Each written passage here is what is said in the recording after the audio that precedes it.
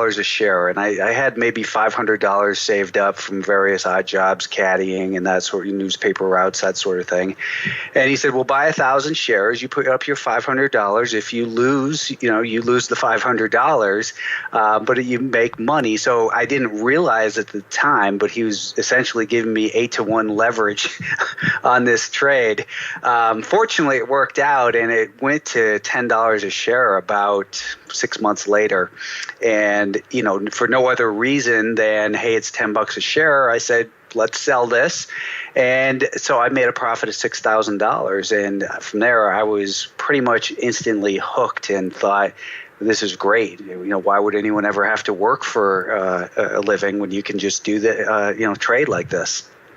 And obviously, it's not that simple. I had some very good beginner luck, and it worked well. But that's what really piqued my curiosity. Yeah, that definitely is some very nice beginner's luck right there. So, what was your sort of motivation to buy that? Like, where did the idea come from to actually put your money into that company when you could have invested in any company that's listed on the market? Yeah, I had seen on television a local news broadcast saying how that this technology was reluctant to be brought on at first because the state police in Massachusetts didn't want to pay for the transponders to track the stolen vehicles down. So the company said, we're going to donate them to the state police department. And the state police were real excited about it. And I remember hearing one of the cops on television say, hey, I think this is great. I even bought stock in it. Found out later that the trooper, basically had inside information when he bought it and had to give his profits back on that. But it didn't prevent me from, coming up with the idea. And I was, probably just a young, impressionable kid who wanted to bond with his dad and thought that this was a great idea and knew that, he was in the market, and we'd been watching Wall Street Week, like I said, and I figured, hey, let's put some of this to work. What do you think, Dad? And he took the initiative to say, okay, let's do it. Okay, excellent. And just quickly, how active was your dad in the markets? Was he an active trader? No, my dad, he's retired now, but he's a physician, and he would, he was pretty active, but not by any measure compared to, like what I do today or where my trading has evolved to. He's been more of a buy and hold for, 6 to 12 month type of investments. Okay, sure. Cool. All right. Well, so from college, moving forward a couple years, you landed a job as a stockbroker. How did that come about, and what sort of tasks were you doing in your role as a stockbroker on sort of a day-to-day basis? Well, the interesting thing was that I really didn't know what a stockbroker did, and maybe that's naive, but I think it's good too, because I probably wouldn't have gotten into it if I realized what a broker's job was. So, after college, I didn't really know exactly what I wanted to do. I knew I liked the market, and I happened to find a brokerage firm that was willing to sponsor me for the Series 7 license. Once that occurred, I went in to the office, and they basically gave us a script and said, start calling off these lists, find phone books, alumni directories, and that sort of thing. And it was after I passed my Series 7 license and was making the calls for a while, I realized that the business was really a glorified telemarketing position, not the trading that I was interested in. So again, probably a little bit naive, but it's it got me in the door. I went to a more established firm, which was Lehman Brothers, and really learned how to sell there more than anything, which was great training. And then just kind of transitioned to trading from there after moving to a couple different brokerage firms. Okay, so you were mostly on the phones there, trying to convince people to buy stock. Is that correct? Yeah, and it's I like to kid around about it and say that it was a great experience because I got to practice with other people's money, and I wasn't cavalier with anyone's money that they entrusted me to. But I did learn a lot of good lessons by not having my money in the market and learning how the market worked a little bit. So I was instantly attracted to technical analysis. It made a lot of sense to me. One of the early influences there, I guess, was there was a newsletter called the Cabot Market Letter, and they had written about, they were interested in buying this stock if it got above a certain level. And I thought, well, isn't that strange? Why would somebody want to buy it at a higher price? That seems kind of counterintuitive. So I looked into it, and I saw the chart, and it instantly made sense that if it got above that level of resistance, I didn't even know that's what it was called at the time, but if it got above there, that it looked like it was clear sailing from there. So I ended up getting involved in that stock, made money, and just started to devour everything I could find about technical analysis. Okay, sure. So you went to the stockbroking firm, and then you went to Lehman Brothers. From there, I believe you ended up trading with a prop firm.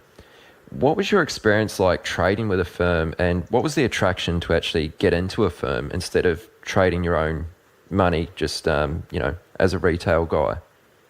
Yeah, I think I was 22 or 23 years old when I did that, and it was basically I had saved up some money in the market, and I had seen in the back of Investors Business Daily there was every single week a advertisement for trade with our capital, or earn 20 to use 20 to 1 leverage is what it was. So I was intrigued with that because I figured that I didn't have enough money to really get involved in the market with the amount of capital that I had. So I was still a broker.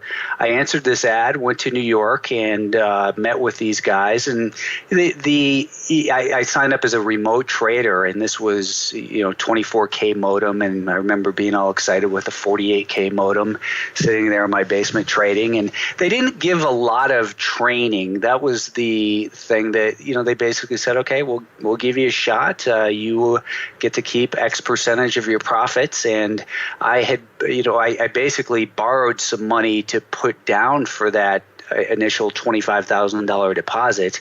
And so therefore I was extremely risk averse. And that really helped me. I mean, they say don't trade with scared money. And I don't think it was necessarily scared money, but I was being smart and really people say they don't like to lose, and I say in the market you have to hate to lose. You really have to.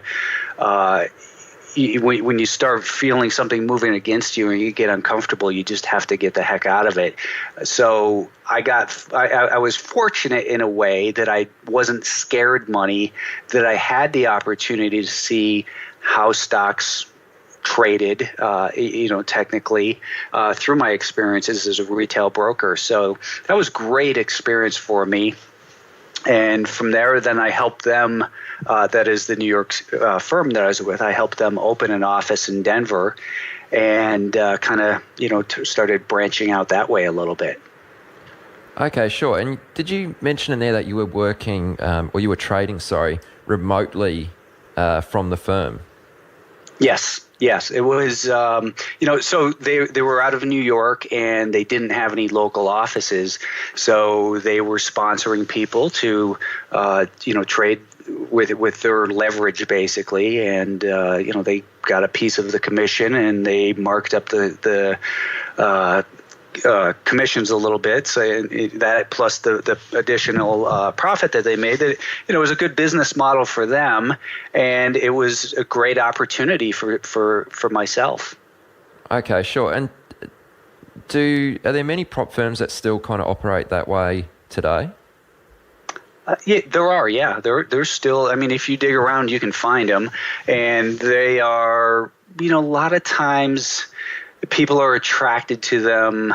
I can't criticize the firms or the people who are attracted to them, because what they typically attract are people with less capital and maybe not a whole lot of education either, but they're willing to give them a shot basically in the market. And I would say that knowing what I know about the markets today, that I took a huge risk that I would not recommend anyone else do when I did do that account with the prop firm, but it worked for me.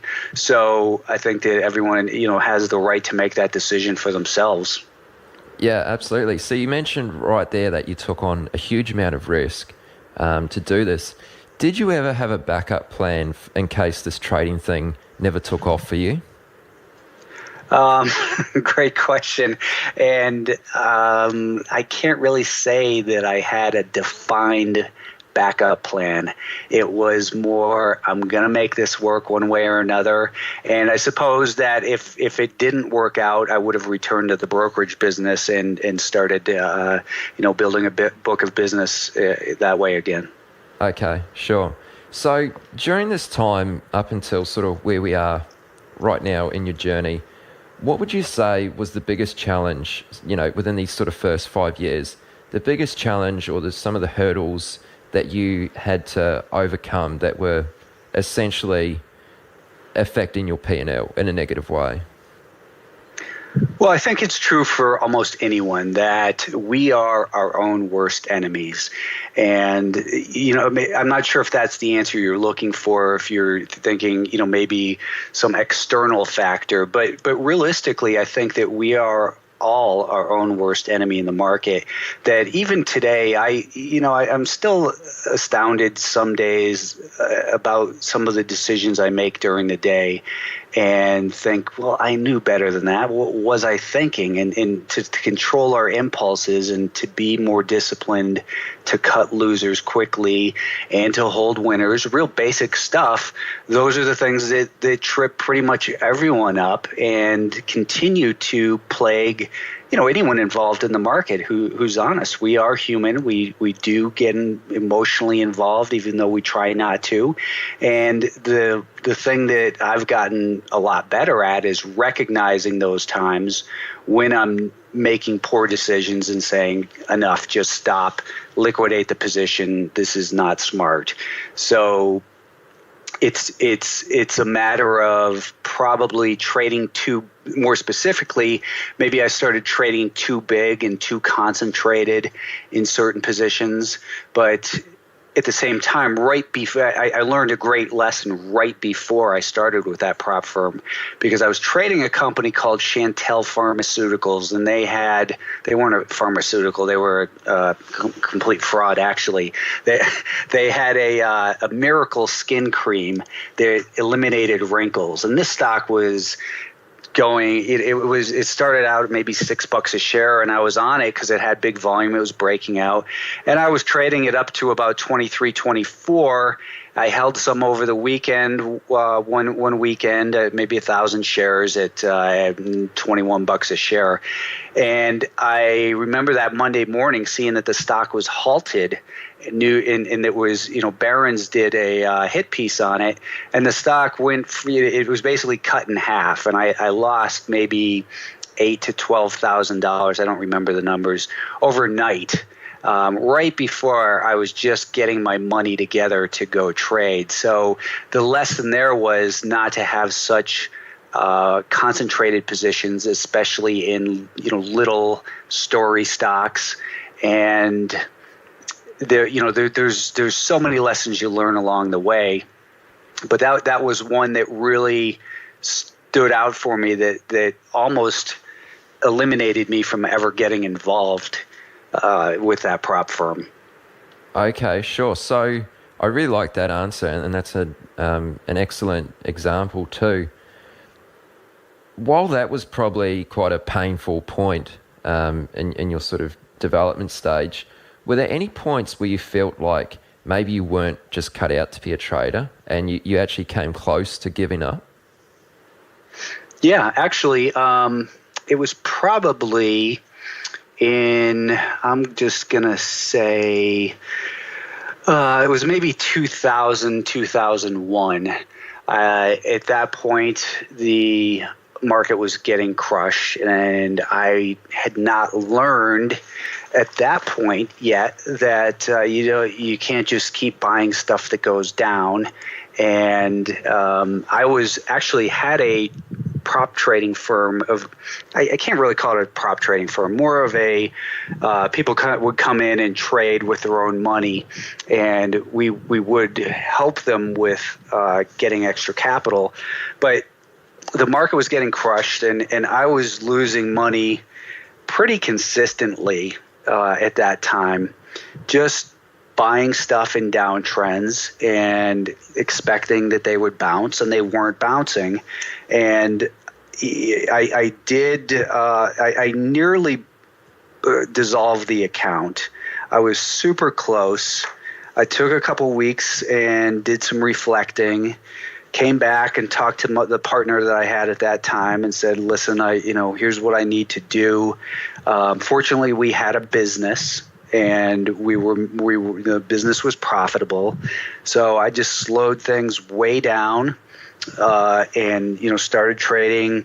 Maybe, I don't even remember, but half of or a third of my normal size, and just started grinding it back and getting back into it in a more disciplined way, and reevaluating and learning. So I was real close, though, to throwing it away.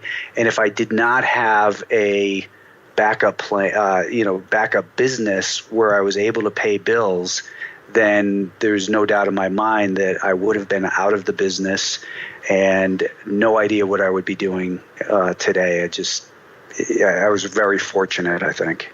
Okay, right. Yeah, that's really interesting.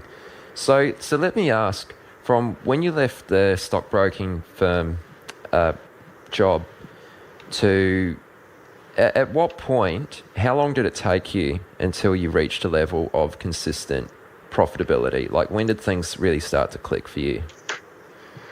Well, I remember my first 6 or 7 months, I was profitable every month, and I was being super disciplined and cutting losses.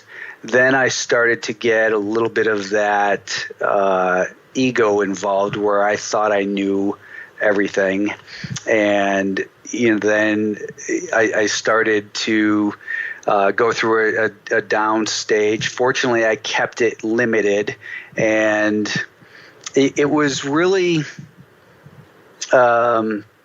just an evolution, really. The whole thing, obviously, trading in general is an evolution, and you come back to the basic principles. So I kind of got lost on that question there for a moment, but the thing that I would say is that my lessons learned are that the basic things that I still preach to this day: only price pays, follow the trend.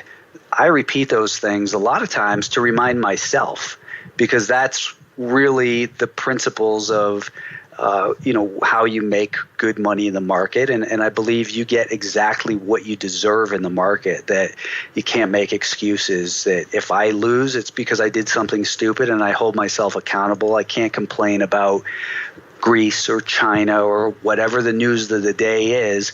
I have to recognize the environment we're in and adapt to it, or stand on the sidelines and wait till things make sense.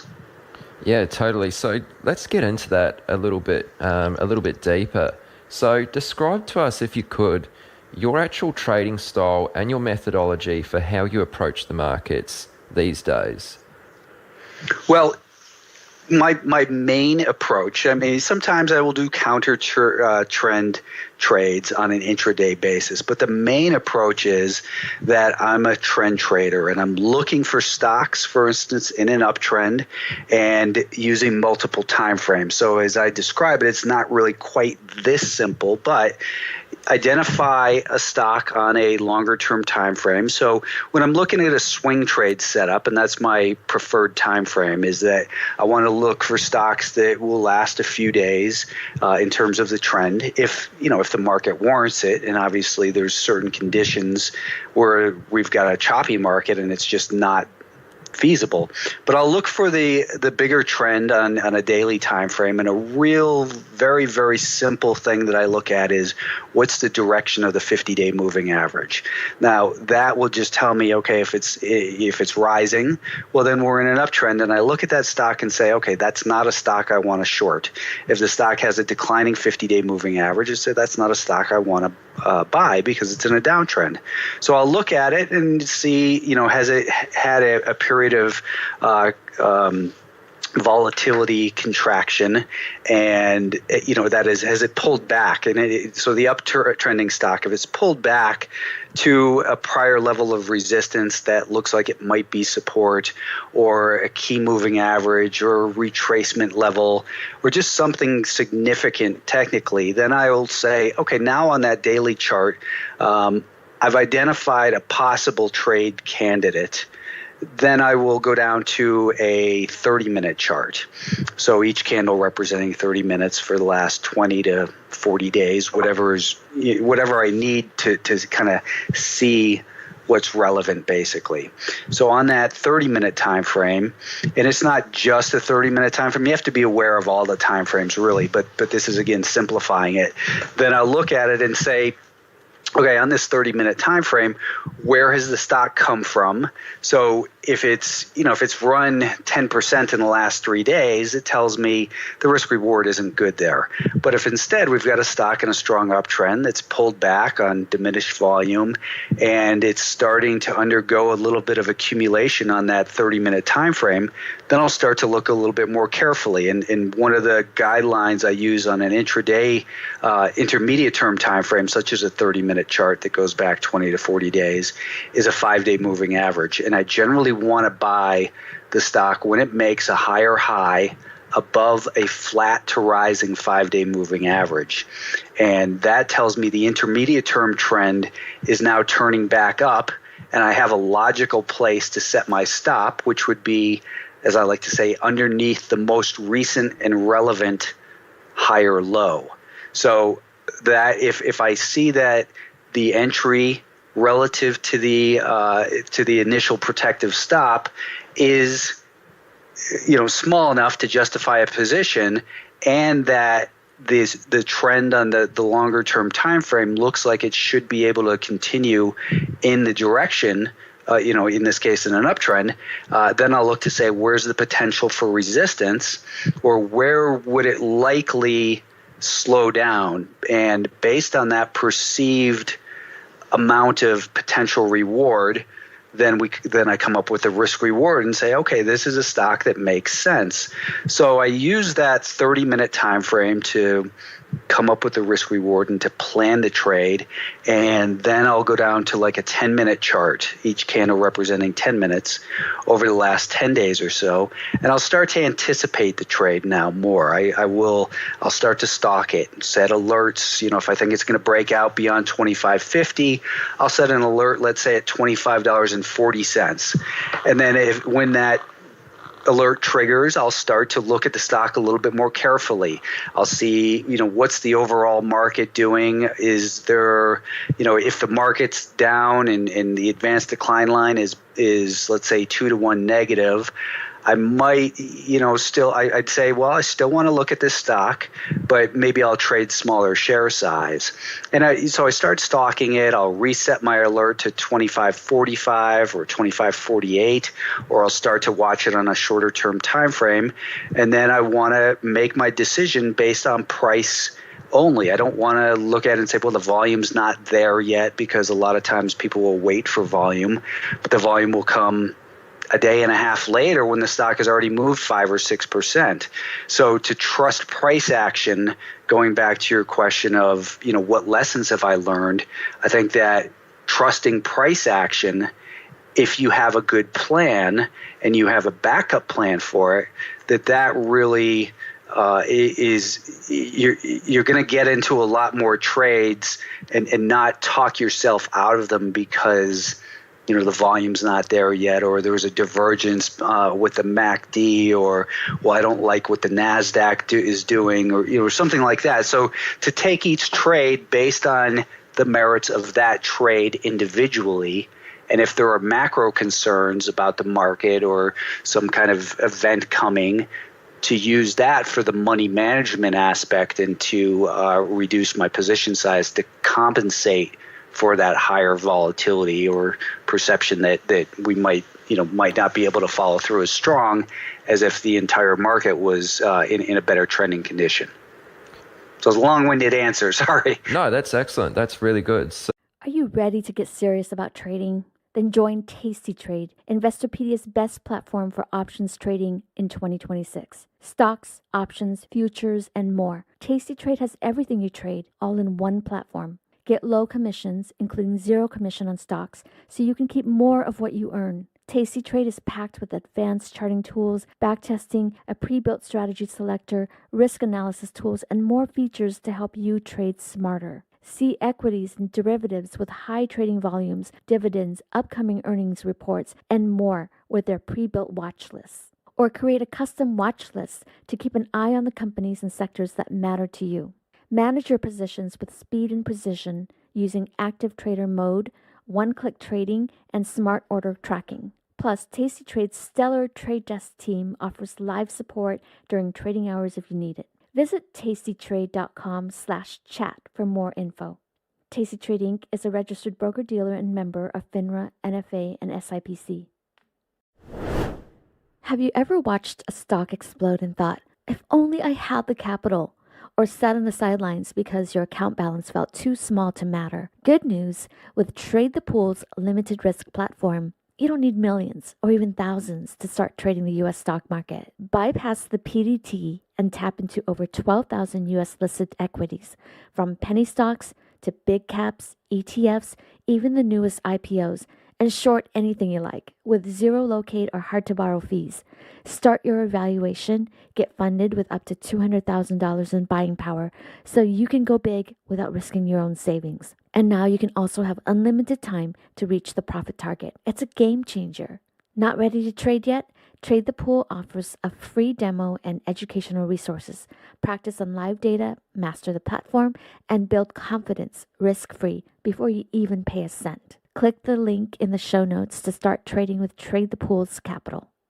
So, just so we're clear, like you spoke there a lot about price action and focusing on the price itself.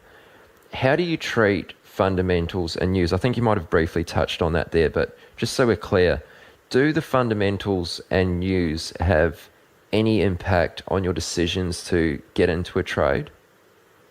I try to not let them. I am generally aware, so I want to know what are the potential catalysts for a stock. So if for instance, I'm looking at this stock and I think it's a buy, but then I see they're due to report earnings after the close, then I'm not going to trade the stock because I don't want to gamble on earnings. That's a lesson I've learned in the past as well.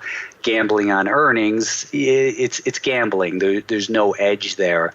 So I will be aware of what the catalysts are potentially. I'll be aware of the news headlines at least to try to determine what are the catalysts, what's shaping the psychology in the market today. But I try not to read into it too much and have an opinion of the news itself, because the news is often, I don't want to say made up, but coincident to the price action. Not leading, or it's, we can't always trust accountants. We can't trust CEOs that the news is actually what's happening.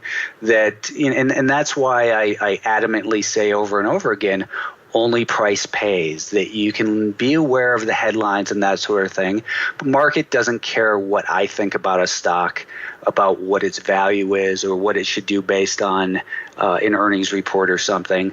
The only thing that's going to pay or hurt is price action. So I would rather lose my opinion than lose my money and move to the sidelines quickly, because you can always reassess the trade and determine to get back in. But there's a tendency to that when we look at the news, we get our egos and our opinions, and we think the need to be right becomes stronger and really, clouds our judgment. Yeah, okay. No, that's excellent to hear about.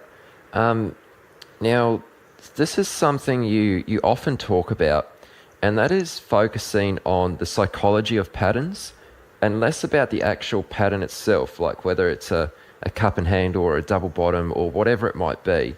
So, could you explain perhaps your reasoning for looking at patterns from this angle? Well, there's nothing wrong with recognizing a pattern, and I often talk about candles, for instance, as well. Some people be looking at a candle and they'll say, "Hey, that's a doji," and on the daily time frame, and I'm more interested in what happened underneath the surface. How did that doji come about that it sold off strong in the morning and might have chopped sideways for a little bit, but then the buyers regain control, and I can see it much better on a shorter term time frame. That is, I can understand the psychology of what's shaping it. And back to the cup and handle, nothing wrong with recognizing these classic technical patterns. And I started like that as well. Looking at recognizing technical patterns, but I saw a lot of them fail. And what is it behind there that makes the sense? So a cup and handle, you could train a monkey to recognize cups and handles. You can program a computer to do it. But there's the art of the science rather of technical analysis versus the art of trading and understanding, hey, things can and often do go wrong. That is, they don't work out as anticipated the way a technical analysis book will tell you it should. So I want to see that, so a cup and handle, a stock comes up to a certain level of at $80 a share. It runs up to that. It pulls back down to 70 and it runs up to 80 again, but there's still supply there that's unable to be taken out at that point. So the stock backs off again, but instead of backing off down to $70 a share, it finds buyers at $76 a share. It finds support and starts rallying up towards that $80 level again. And then it might even dip down to 78 and then hit the 80 and then break out. So the point is, though, that these higher lows that are being established tell me that the buyers are gaining control price-wise. They're not waiting for the pullback to 70. Instead, they take control at 75. Then they take control at 78. So they're getting more aggressive price-wise. And the time distance between those tests of resistance might be, from the first test of 80, it might have been, to the second test, it might have been a month and a half. And then 4 weeks later, we test that 80 level again, and it pulls back to 78. Then 2 weeks later, it comes back up again. So they're getting more aggressive, not only price-wise with the higher bids where they're taking control, but time-wise, that they're coming back more often to test and work through that supply being offered at the $80 level. So so you can understand what's happening rather than just saying, hey, that's a cup and handle. I read about those. Those are bullish. I'm going to buy it. It just gives you that better understanding of what the forces are underneath the market. So you want to look at the market and say you're going to have one of three positions. You could be long, you could be short, or you could be in cash. How do the longs feel? How would you feel if you were long? And where would you be getting more aggressive? How would you feel if you're the seller at that $80 level and your supply gets worked through? Or if you're a short seller and you're trying to hold it back at that $80 level? And if you have the ability to be objective and on the sidelines in cash, where do you get involved at the best risk reward standpoint? So it's not really super complicated to try to put yourself, how would I feel if I was long there, if I was short on that stock, or if I'm in cash, should I just ignore this stock, or is there the potential for opportunity in it? Yeah, you mentioned a lot of great points in that answer, so thanks a lot for sharing that, Brian. Sure. Now, I've noticed in your analysis of reading charts that you pay close attention to two indicators. There might be others, but I noticed that you pay extra close attention to these two. So the first would be moving averages. and the other would be VWAP, volume weighted average price. So, or I'm not sure what it is, but have you noticed this, and why do you think this sort of there's, I don't know if a stereotype's the right word, but there's kind of like a stereotype around moving averages as though they're ineffective? Yeah, I think that a lot of people do misunderstand and misuse moving averages. I look at them as a mathematical trend line, a constant to compare price to over a certain period of time, whether it be 20 days or 50 days or 200. The time is the constant, in other words, in a moving average.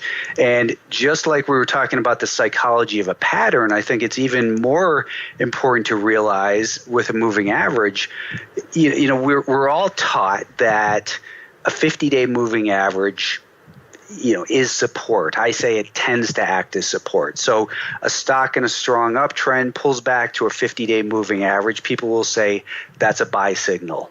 And to me, it's not a buy signal, but it's a reason to look more carefully at the stock on a shorter term time frame, to look under the surface and see what's actually happening there. Because I can show you thousands of examples where a stock pulls back to the 50-day moving average and just keeps going. That is, it just keeps dropping. So it's the psychology behind that 50-day moving average. If you're a long holder and you bought the stock, let's think of a mutual fund or someone, and they've got millions of shares of this stock, and they bought it at 20, and it runs to 28. And it's 4 points above its 50-day moving average. They might say, hey, it's getting a little extended. Let's start paring our position back. Let's sell some while we can. So they sell a couple 100,000 shares. It pulls back down to the 50-day moving average, and they say, all right, let's not sell anymore because the 50-day moving average often acts as support. So what they're doing is they're removing supply from the market at that area only because they've observed, they've learned that the 50-day moving average often acts as support. Let's think about a short seller in the same situation who thought, hey, this stock has gotten overheated. Let's sell short some stock. We'll cover it down near the 50-day moving average. So they put the supply on the stock to bring it down to the 50-day moving average. They start to stick in their bids for the stock, and they not only remove one of the sources of supply that helped get it to that 50-day moving average, but then they're also starting to add some demand in there by putting in bids. So the bids are starting to show up, and the stock is losing supply, and we're starting to see that gradual shift. So I want to look underneath the surface and say, is there actual evidence? Let's go back to that 30-minute time frame. Is there actual evidence on the 30-minute time frame that the stock is starting to at least turn sideways, that the pattern we've seen over the last 2 weeks during this pullback of lower highs and lower lows is starting to show more neutral market? So we see less supply. We're starting to see a little bit of demand. And then think about the people, the big mutual fund might say, okay, we sold 200,000 shares between 25 and 28. Here it's at the 50-day moving average. Let's bid for another 100,000 shares. We'll replace part of our position in there and provide support for the stock as well. So they're putting in bids. That's a source of demand. And then you've got your all of the people who look at moving averages and say, hey, the 50-day moving average usually acts as support, so I'm going to stick in a bid there. I want to get involved in this hot stock because it's pulled back to the 50-day moving average. So we start to see that it becomes a self-fulfilling prophecy, this 50-day moving average or a 10-day moving average or whatever the dominant moving average is for that stock on whatever time frame it is, a 200-day moving average, let's say. So there's the psychology behind why do people look at that level. Now let's take it one step further and say, since that stock rallied from 20 to 28 and it's pulling back to 24, we might have another group of people who trade based on Fibonacci. And they're saying, well, it's pulled back to a 50% retracement. 50% has been a good level to buy this stock. So they kind of go through the same process of let's put in our bids here, let's remove supply. And then let's say there's another factor such as the volume-weighted moving average price since that event is in that area.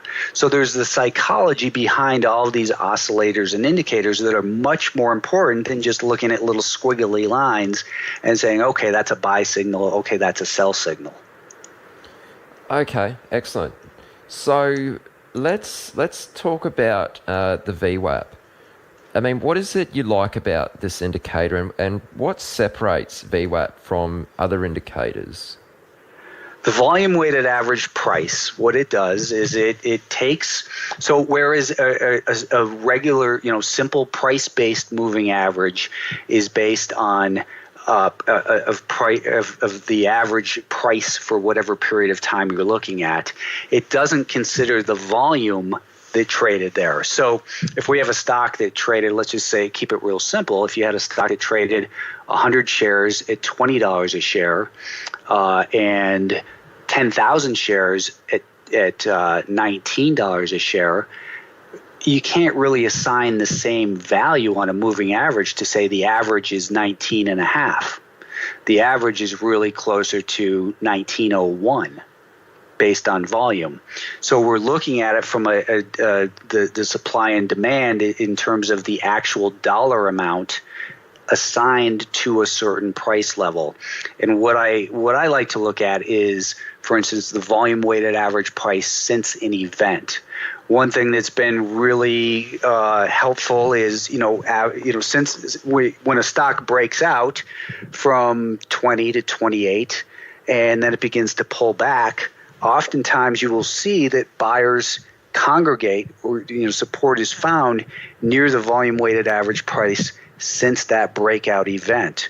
Or more recently, I've been tweeting about, for instance, in Alibaba and in GoPro, the volume weighted average price levels since these companies actually became public, and they've both, within the last couple months, shown that, the stocks had some nice bounces and they rallied almost precisely to the level, the volume weighted average price since the stock came public. So there's a lot of psychology assigned to that level. It's the average price. It says above this level, the average participant is making money.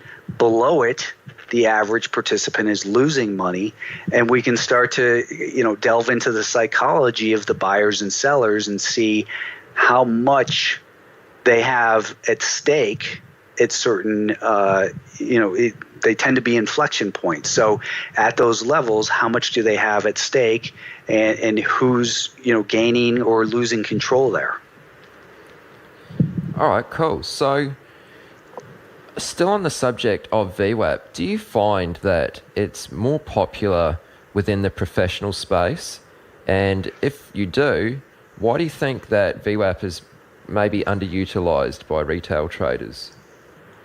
Well, one of the original uses of the volume-weighted average price is for, let's say you work at Fidelity and you want to buy 2 million shares of Alibaba. So you tell your broker, hey, I want to buy 2 million shares over the next 2 weeks, and what I want you to do is to do a good job for me. The way I'm going to measure that is over the next 2 weeks, we're going to see what the volume weighted average price was during that time.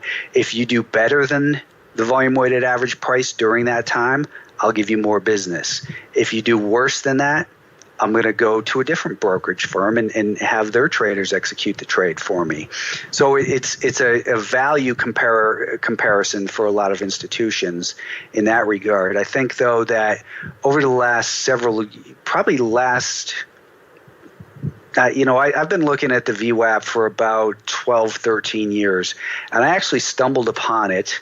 I think that everyone looks at every oscillator and indicator when they first start out looking for that holy grail.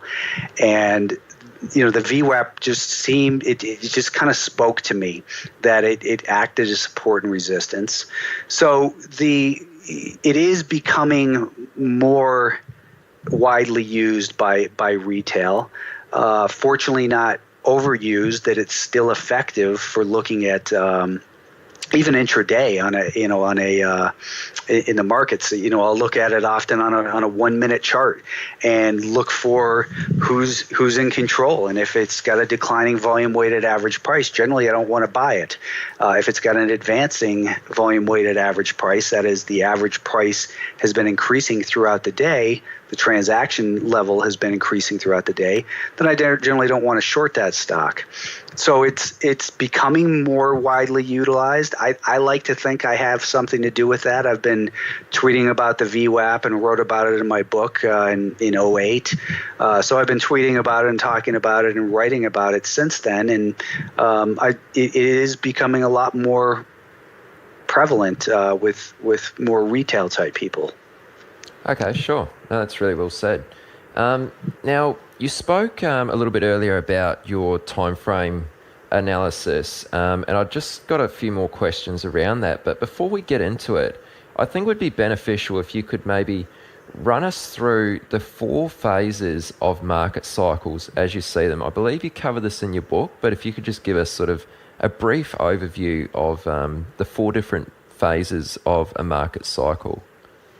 Sure. Actually, you know what I would like to do, Aaron, is to send you a copy of the infographic I had made up for that, because it really explains it a lot more in detail, what I'm going to be able to say, and perhaps you can put a link up to it with this podcast. But essentially, it's as I mentioned, when I first started trading, I wanted to I got my hands on as much technical analysis information as I could. And what's always been attractive to me is the simpler analysis. And Stan Weinstein's book from 1986, I believe, or something like that, Secrets for Profiting in Bull and Bear Markets. If any of your readers have, or listeners have read that, they'll see it's been a huge influence on my career. I in fact sent a copy of my book to Stan Weinstein, and he praised me for it, and saw that I said, "Hey Stan, this is I've been hugely influenced by your work. I learned this from you, and I want to give you credit." And anyways, the 4 stages, it's goes back to the business cycle. The business cycle being, we have periods of expansion, then we have a peak, then we have a decline and a trough. So we have these 4 stages, and in the market, it's been described as stage 1 is accumulation. Accumulation occurs after a decline. So after a long decline, it doesn't even have to be a long decline. Let's say we're talking about a daily chart, and the stock has experienced a significant pullback. As I like to say, if they don't scare you out, they'll wear you out. So during the stage 4 decline that precedes stage 1 accumulation, what you see is that you've got stubborn holders who hold the stock on the way down. They're not being disciplined. They're not cutting losses. They're still believing the press and the hype around a stock. But in that stage 1 accumulation, what's happening is the stock starts to become indecisive as the supply and demand starts to reach a little bit more of an equilibrium, that you don't see there are these fearful sellers anymore. It starts to turn a little bit more neutral. So that accumulation phase, what we see in there is that it can last a long time, and one of the hallmarks of a accumulation is that we see moving averages crossing back and forth above and below each other. So moving average crossovers represent indecision. A lot of people use them as a timing tool, and I think that's incorrect, because moving average crossovers mean there's a conflict in terms of trend So a 20-day moving average crossing up and down, up through and then down below a 50-day moving average says, the intermediate and longer term trends are in conflict here. There's no real trend revealing itself. So it's a good avoid. So during that stage one accumulation, it's a good stock to avoid. As those longer term moving averages flatten out and begin to, start to turn higher, then you see that the buyers are slowly gaining control.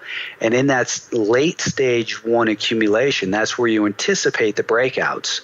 So as the stock makes a higher high above the flat to advancing longer term moving averages, that's when you want to participate in the stock. So you anticipate in stage one, you participate in stage two, and as it makes the higher highs and higher lows, you manage risk and hold on as long as the stock tells you to, based on whatever time frame you're engaged on. So in other words, as long as it makes higher highs and higher lows, you stick with it. And then as it undergoes distribution, we see the opposite of now we see that the stock is not going higher anymore. It's being met with more supply.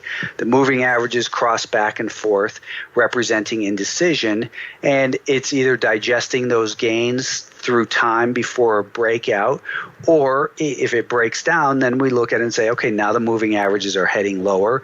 This is a stage 4 decline. That stock is an avoid if you're just a long trader, or it's a short sale candidate. So those 4 stages allow you to just kind of very simply look at the market or an individual stock and say who's in control, buyers or sellers, or is it unclear? And if it's unclear, the beauty of that is that's just an avoid. There's no reason to go near that stock and give it some time, keep it on your watch list, come back to it, but there's no reason to be involved in a stock that's just going sideways. Yeah, well, I mean, there's always plenty of others to choose from, isn't there? Exactly. If you can send through that infographic, I'll post it with the show notes underneath this episode. Yeah, of course. At Chat with Traders on the site. So I have a question in regards to time frames, and how did you discover the time frame which was the best fit for your personality to trade? Like past guests on the show have mentioned quite a few times that many traders often spend a long time working with a time frame that isn't necessarily the best fit for them. So how did you discover a time frame that worked well for you? Well, and that's a great point. And going back to your, what lessons have been important, understanding your time frame is hugely important. And, if you have the patience of someone like Warren Buffett, then you've got no business looking at an intraday, chart for what happened for one day.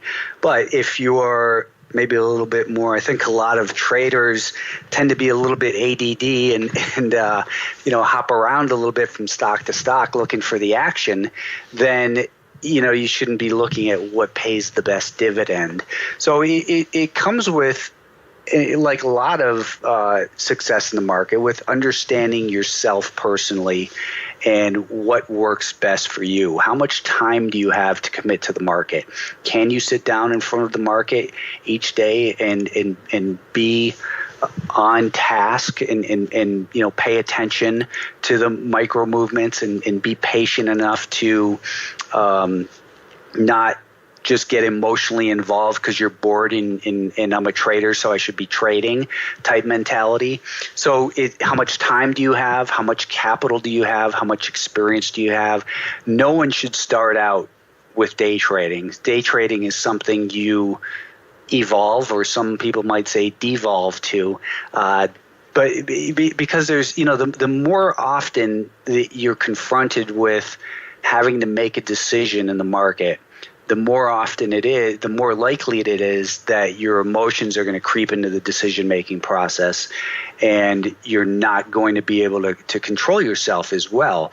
So you start out, everyone should start out with a longer-term horizon, whether it's a couple months, or swing trading is really an ideal type of time frame because it gives you the opportunity to get feedback on your trades within a couple weeks, generally, and you can learn and hone in on things a little bit better. You don't have to be watching tick by tick. But if you are the type of person who, can sit in front of the machine and pay attention, control your impulses, and you've been successful on the couple month horizon, then down to a successful swing trader, if you can do that successfully, then you start to experiment with day trading. It's a great skill to have. It's not appropriate all the times when you've got a choppy market environment. It's a great skill to have because it allows you to put some money in your account without exposing yourself to overnight risk where we might have a market that's gapping on a frequent basis. So it's a great tool. It's a skill. It's certainly not appropriate for everyone. And to start out just trying to day trade is something I would tell anyone that you're a fool if you try to just start by day trading. Yeah, okay. So I think a lot of people who are probably quite new to trading are often attracted to the idea of day trading with the mindset that you're taking more trades, you can make more money than whether if you're swing trading, you might only take a few trades a week. Do you believe that you can make just as much money as a swing trader as someone who's a day trader? Like, is there any time frame that makes more money? I think swing traders make more money than strictly day trades. All of the trades that I look for, I'm looking for a swing trade opportunity. I would ideally like to hold all of my stocks on for a few days to weeks. However, the market gives me new information throughout the day, and I have an opportunity to maybe lock in some profits or avoid a loss.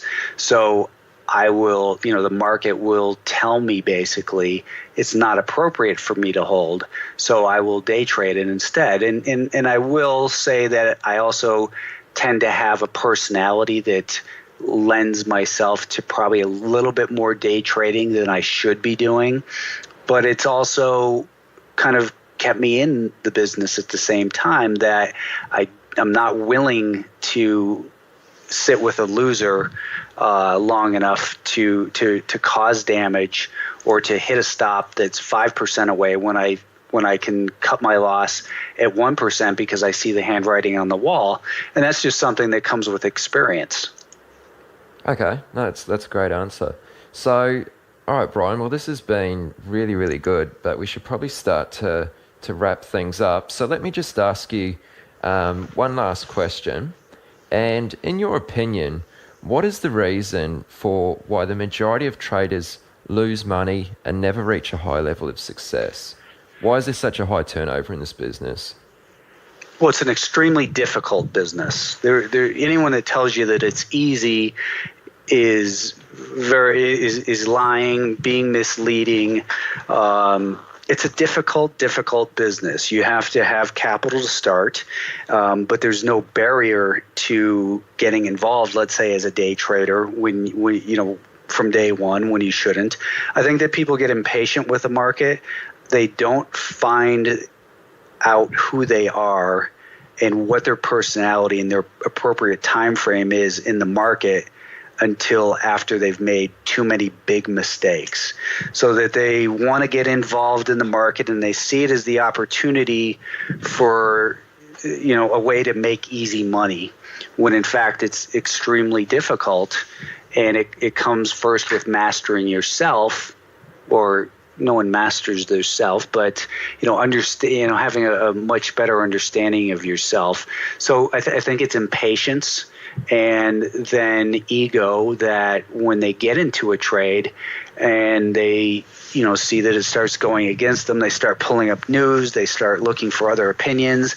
Their ego doesn't allow them to take that quick loser when they meant to, when they went in with a plan and said, I'm going to cut my loss here, but then their ego gets in the way and says, no, just buy a little bit more. It's definitely going to bounce, and they compound their problems. So not understanding their time frame and being impatient and not learning the mechanics of how the market actually trades, and understanding the psychology of the flows of money without before they start sizing up their positions and getting involved with too big a share size, or just saying, hey, I like Apple, so I'm going to buy Apple. Well, Apple's not always a buy. All stocks go through that cyclical phase where they go through a stage 4 decline. Yeah, what a great answer. Okay, Brian, well, we've hit on a ton of great points during this interview, and again, thanks so much for coming on and sharing a whole lot of knowledge with us. This has been really good. Before you go, can you share with listeners where they can go to find out more about you? Yeah, alphatrends.net, and StockTwits, it's at AlphaTrends. So you can find my book also on Amazon or technicalanalysisbook.com. And I'm pretty easy to find on the web. Okay, great. And your book title is Technical Analysis Using Multiple Timeframes. So we'll put a link to that in the show notes at chatwithtraders.com/29. This will be episode 29. And you're also congrats on that too. Thank you. On 29 episodes, yeah. Nicely done. Yeah, one a week. We're not slowing down. So you're also on Twitter as well, aren't you? Yes, at AlphaTrends. Okay. ALPHATRENDS. Great. All right. Well, all those links, of course, will be in the show notes at chatwithtraders.com/29. So you can go there to, get a recap on this episode and all the links mentioned to find out more about Brian. All right, Brian. Well, again, thanks so much for doing this, man. Take care, and let's talk soon.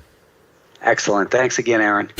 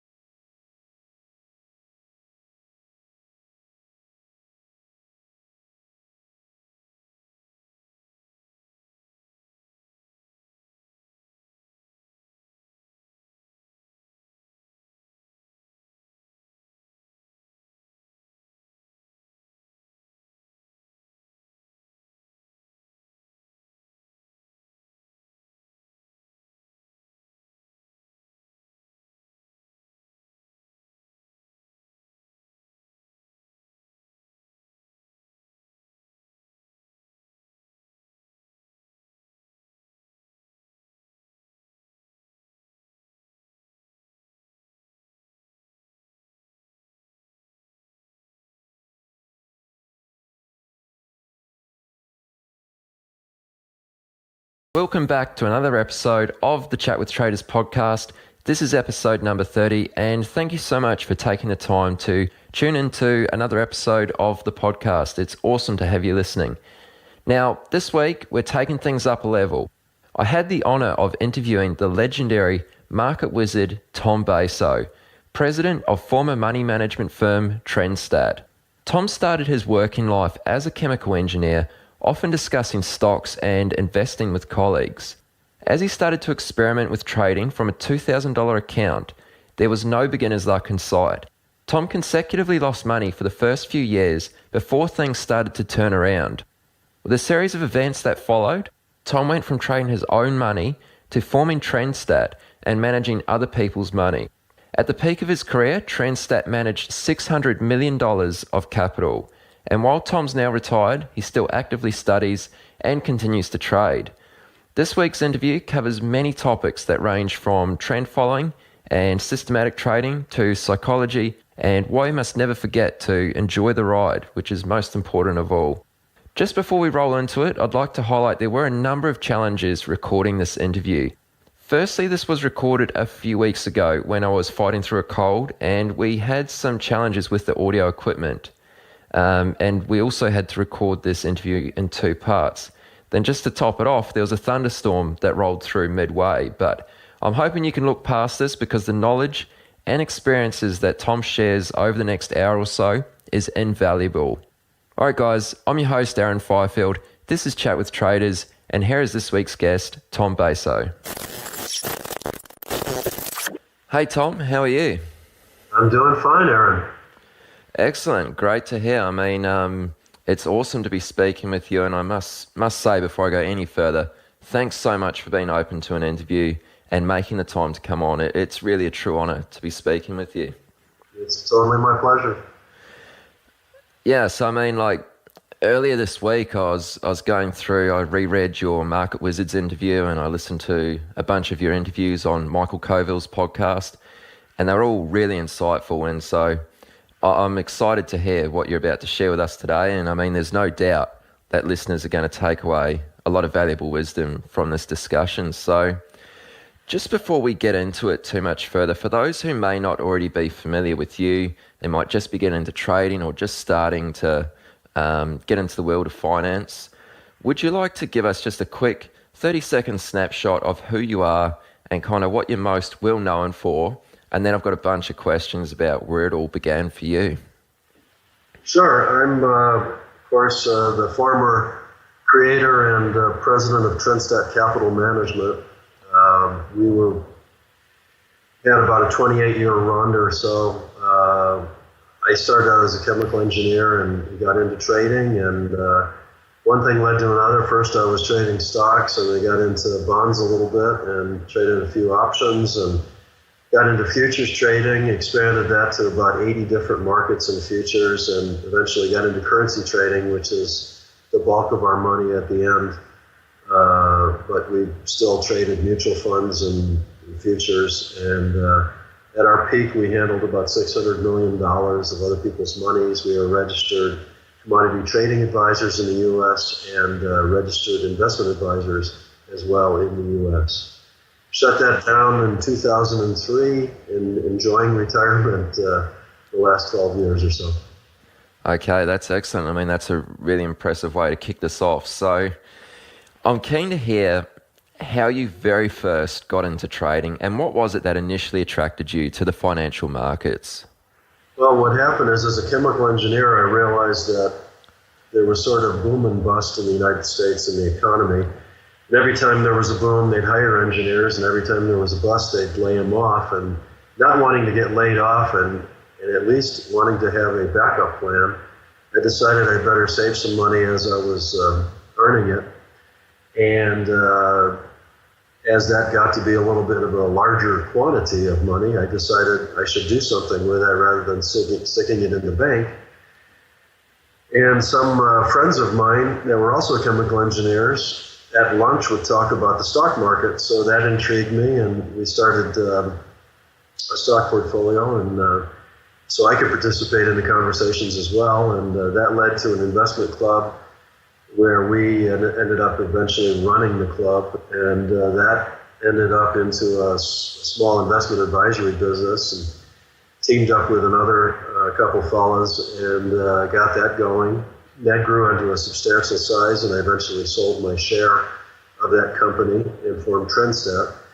And Trendstat then was my way of trying to not only manage my own money, but manage my client monies as well.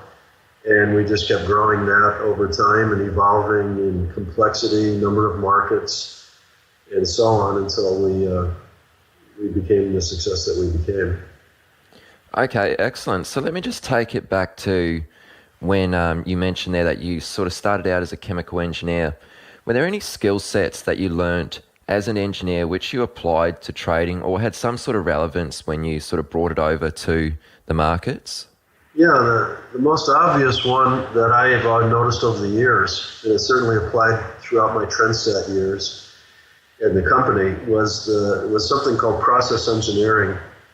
And what I refer to that as is one of the first lessons you learn as a chemical engineer is the old pipeline comes into a tank, the tank is full of water, and there's a pipeline going out of the tank. And you learn how different flows coming into the tank will fill the tank over certain amounts of time. And you'll learn that flows going out take water out over time. And when you have them coming in and going out at different rates, then you need to be able to calculate how much water is going to go up or down in the tank. And so process engineering in my mind always becomes stuff coming in, stuff being processed, and stuff shipping out. And Trendstat Capital Management was a perfect example of that. We had all sorts of downlinks and internet connections and everything bringing in data continuously, in some cases tick by tick. Then we were an operation that did nothing but process that information. So we had 40 computers and 10 people at our max that were just doing nothing but crunching a lot of data. And then there's the flow out, the orders, the communiques, the updates to websites, and all that. So to me, that was just process engineering. Bring in the information, process the information, ship information out. And the faster and better and more efficient you can do that, the better off you're going to be. Yeah, okay, that's really interesting. So just still sort of sticking with that journey as you were starting out, if we were to zoom in on your first few years, what do you recall your experience being like? Well, the first thing that comes to mind brings a smile, because the first few years, I would say, were pretty much losses and me making mistakes and just sort of wandering and trying to find my way. I looked at things like fundamentals, and I took several newsletters, and I read opinion after opinion to the point where I was totally confused.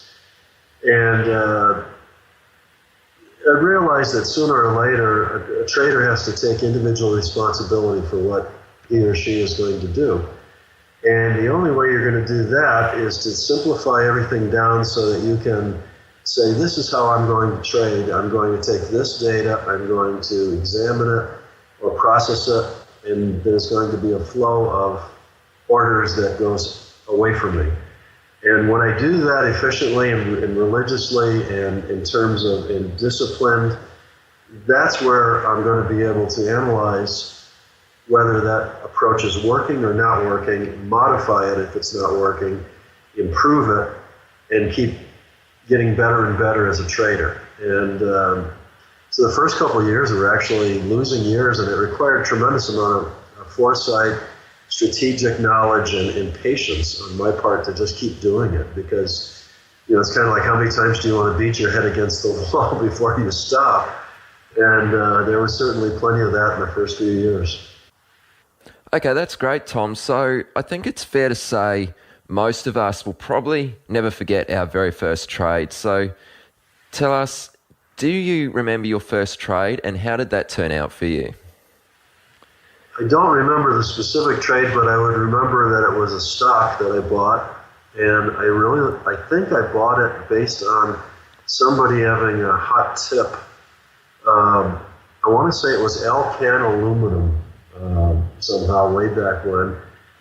And I realized well into the trade that I had no idea how this particular tip that I was given had anything to do with the financial well-being of Alcan aluminum, and that I had no idea how to get out of the thing once I got into it. I didn't even have the ability to chart it or do anything. So I just really felt like completely a fish out of water. I had no idea what I was doing. I realized it fairly quickly, and thankfully did not lose too much money on that one. I did lose, I believe, but I thought it was an interesting educational experience. Okay, sure. And I mean, you touched on this sort of a little bit earlier, and I think I read this in your Market Wizards interview, but is it true that when you very first started, you actually lost money for 5 years consecutively, sort of one after another? That would be referring, Aaron, to my commodities trading. I took about, I think it was the fourth year, perhaps, where I at least broke even. So I traded for, first year lost money, next year lost less money, next year lost less money, finally broke even, and it probably took me to about 4 or 5 years roughly to where I was actually producing a reasonable profit. Okay, so I think there's a couple really valuable sort of notes we can touch on there. The first one would be, how were you able to lose money for 4 or 5 years, yet continue trading? And secondly, what was it that motivated you to keep pushing on and not to give up? Okay, the first question is, in terms of how was I able to keep doing it, is I was a chemical engineer. I was actually at a day job. I was making good money. We were in great demand back in the oil embargo days in the 70s and 80s. And I ended up with a nice job, lots of promotions. I was highly ranked in my daytime job. I always got the best raise, the best promotion, and eventually had moved over into the business side of the chemical industry, and was still trying to advance down that road while I was trying to become a better trader at the same time. And because of that, I had cash flow, and because I always kept my trading very small, and as I was trading and losing small amounts of money, I was easily able to not only replace the losses, but to increase the size of my account, to improve diversification, to improve the numbers of volatility and risk controls and things that I was learning how to do at the early stages. Some of that just requires more capital, and I just worked real hard and tried to save as much as I could and keep adding to the account. And why I was able to keep going was that I saw that every year, when I looked back at the year and tried to decide what was going to, which direction am I taking in the future for the coming year, I could always see that I had made progress, that I had made less mistakes, that I lost less money, that I had captured more of the types of moves that I was trying to capture. And it kept me thinking that I'm on the right path, and I just need to keep refining it and getting better and getting more diversified and keep my costs down. And little by little, I finally got there. It took a long time. Okay, good one. And just looking back on that time, of course, with the power of hindsight, is there any way that you feel as though you could have potentially shortened that learning curve from the point of first starting out to where you've reached a level of profitability? Well, yeah, in today's world, I probably could a little bit, in that there's all sorts of, some of the brokers will give you free practice trading types of softwares and on the websites and things that would allow you to run tests that for very little or no money as an inducement to get you to trade your account through them. Interactive Brokers comes to mind, interactivebrokers.com, and but there's others too. And there's lots of software that you can either buy or use in various levels of sophistication that would allow you to test certain ideas out and cover a variety of data. In my days, I literally had Wall Street journals. I saved everyone religiously.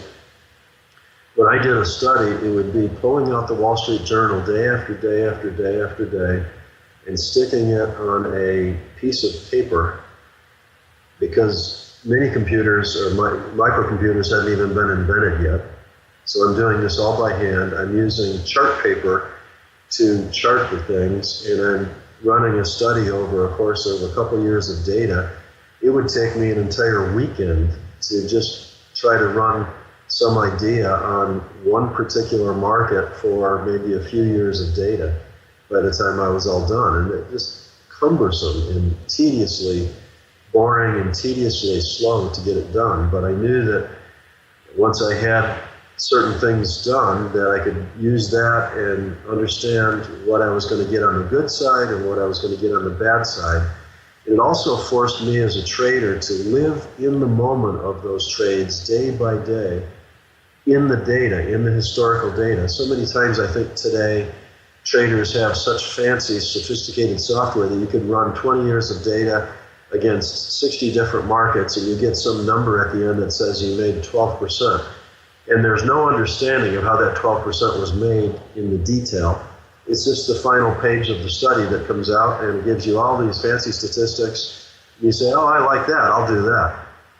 But you don't live with the trades day by day and realize the types of things that could have happened intra-trade that you have to be able to psychologically live with. Well, because I was doing everything by hand, I guess good or bad, it was good that I ended up being able to really understand how a trade evolved day by day, because I was doing it all by hand. There wasn't any computer program back in those days.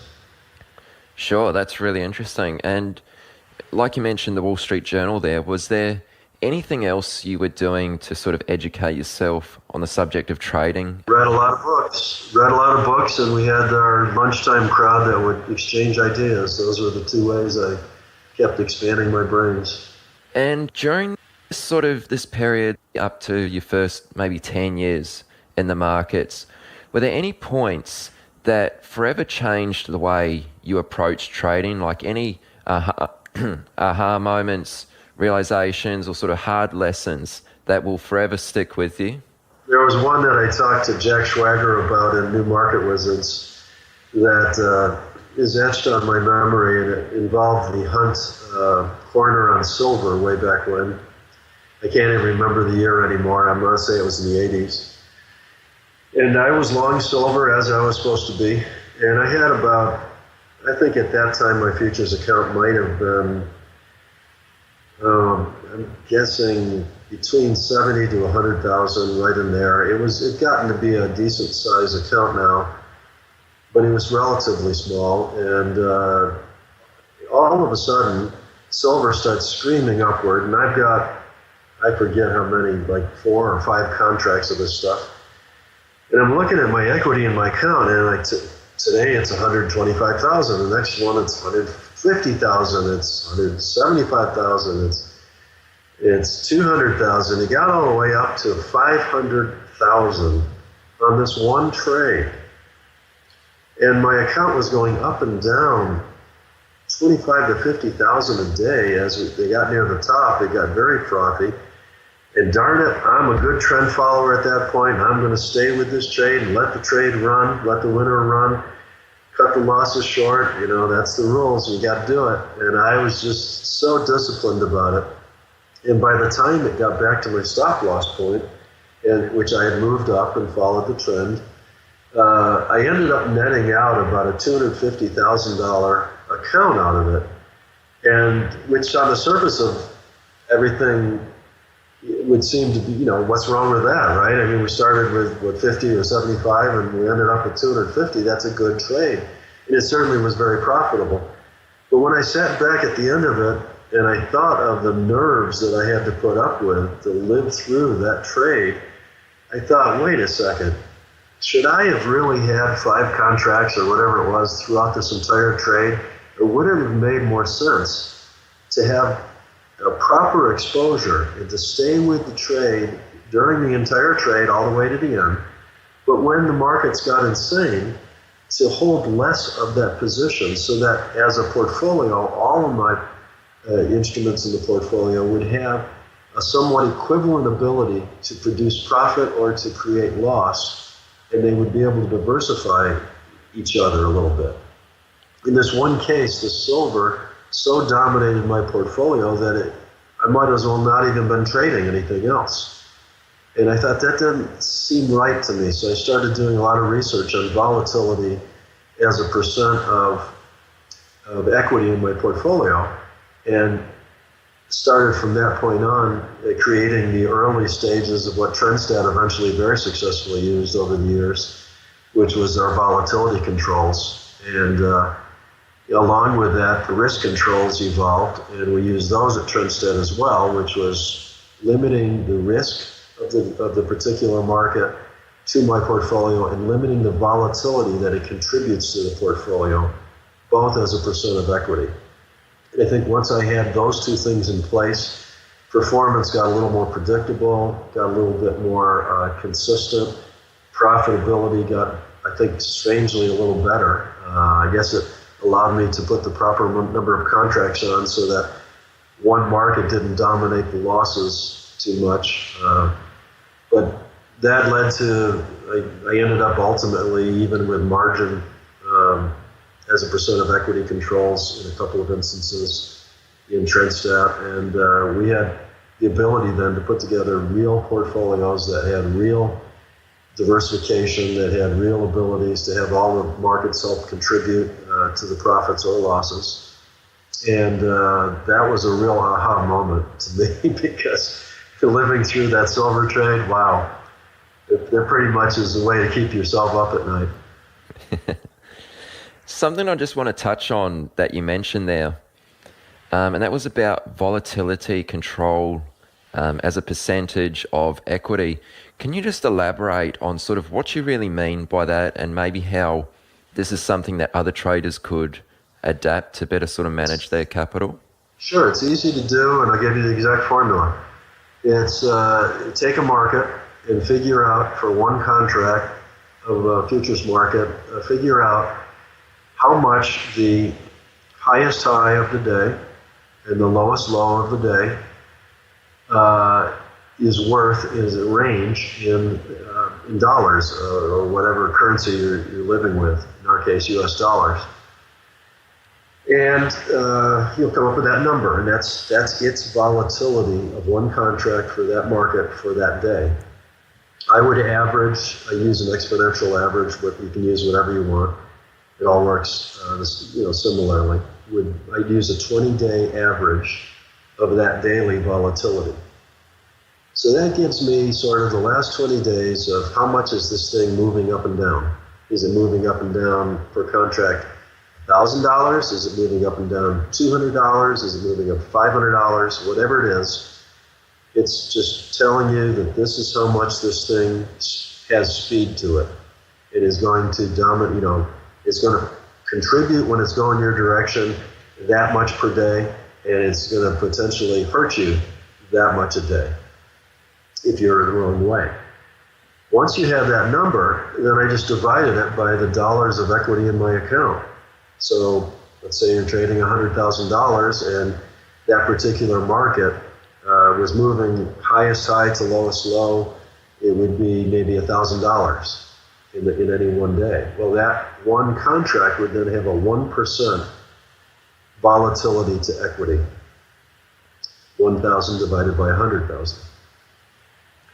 Now, what I used to do, and I can't even remember the numbers now, it's been so long, but we used to set at Trendstat for some 80 different markets we ultimately traded.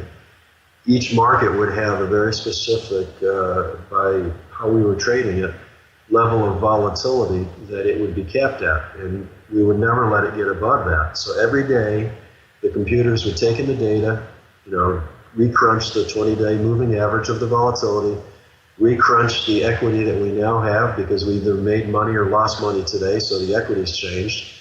Come up with a new percent equity for percent volatility to equity of every single of the 80 markets. It would compare them to the allowed limit of each of those markets, and it would give us a set of orders to peel off markets if we ever had any that got over the volatility level. And we would just sell them off at market the next day. Okay, excellent. Thanks for sharing that with us, Tom. That's really good. Mm-hmm. Are you ready to get serious about trading? Then join Tasty Trade, Investorpedia's best platform for options trading in 2026. Stocks, options, futures, and more. Tasty Trade has everything you trade, all in one platform. Get low commissions, including 0 commission on stocks, so you can keep more of what you earn. Tasty Trade is packed with advanced charting tools, backtesting, a pre-built strategy selector, risk analysis tools, and more features to help you trade smarter. See equities and derivatives with high trading volumes, dividends, upcoming earnings reports, and more with their pre-built watch lists. Or create a custom watch list to keep an eye on the companies and sectors that matter to you. Manage your positions with speed and precision using active trader mode, one-click trading, and smart order tracking. Plus, Tasty Trade's stellar trade desk team offers live support during trading hours if you need it. Visit tastytrade.com/chat for more info. Tasty Trade Inc. is a registered broker-dealer and member of FINRA, NFA, and SIPC. Have you ever watched a stock explode and thought, if only I had the capital?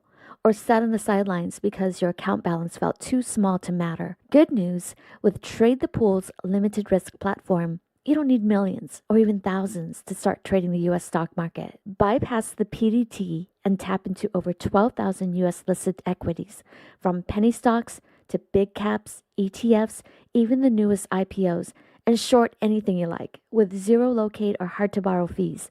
Start your evaluation, get funded with up to $200,000 in buying power so you can go big without risking your own savings. And now you can also have unlimited time to reach the profit target. It's a game changer.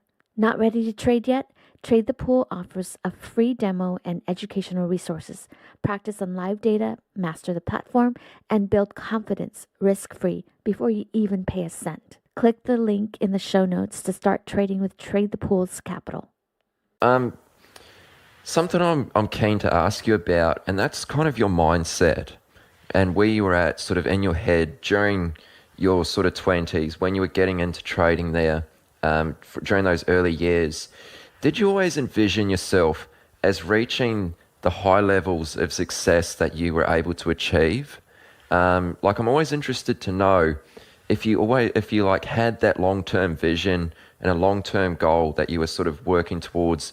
You knew where you wanted to get it. You knew where you wanted to get. It was just a matter of how you were going to get there. Like, did you always picture you would reach the massive success that you reached later in life?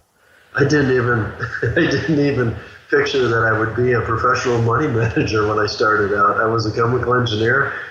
I was simply looking for a way of trying to manage some money on the side, and I assumed that if I was successful at running my own portfolio, I perhaps could retire a few years early from being a chemical engineer.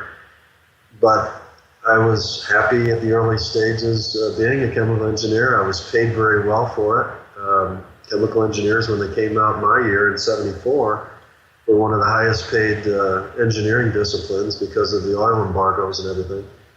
So life was pretty good for a young single 20-something that's making more money than he's spending, and it's piling up in his account, and he is learning how to trade, and I just assumed it would be a side portfolio and that I would somehow be able to increase my net worth, and I'd have the backup in case I was ever laid off, and life was good.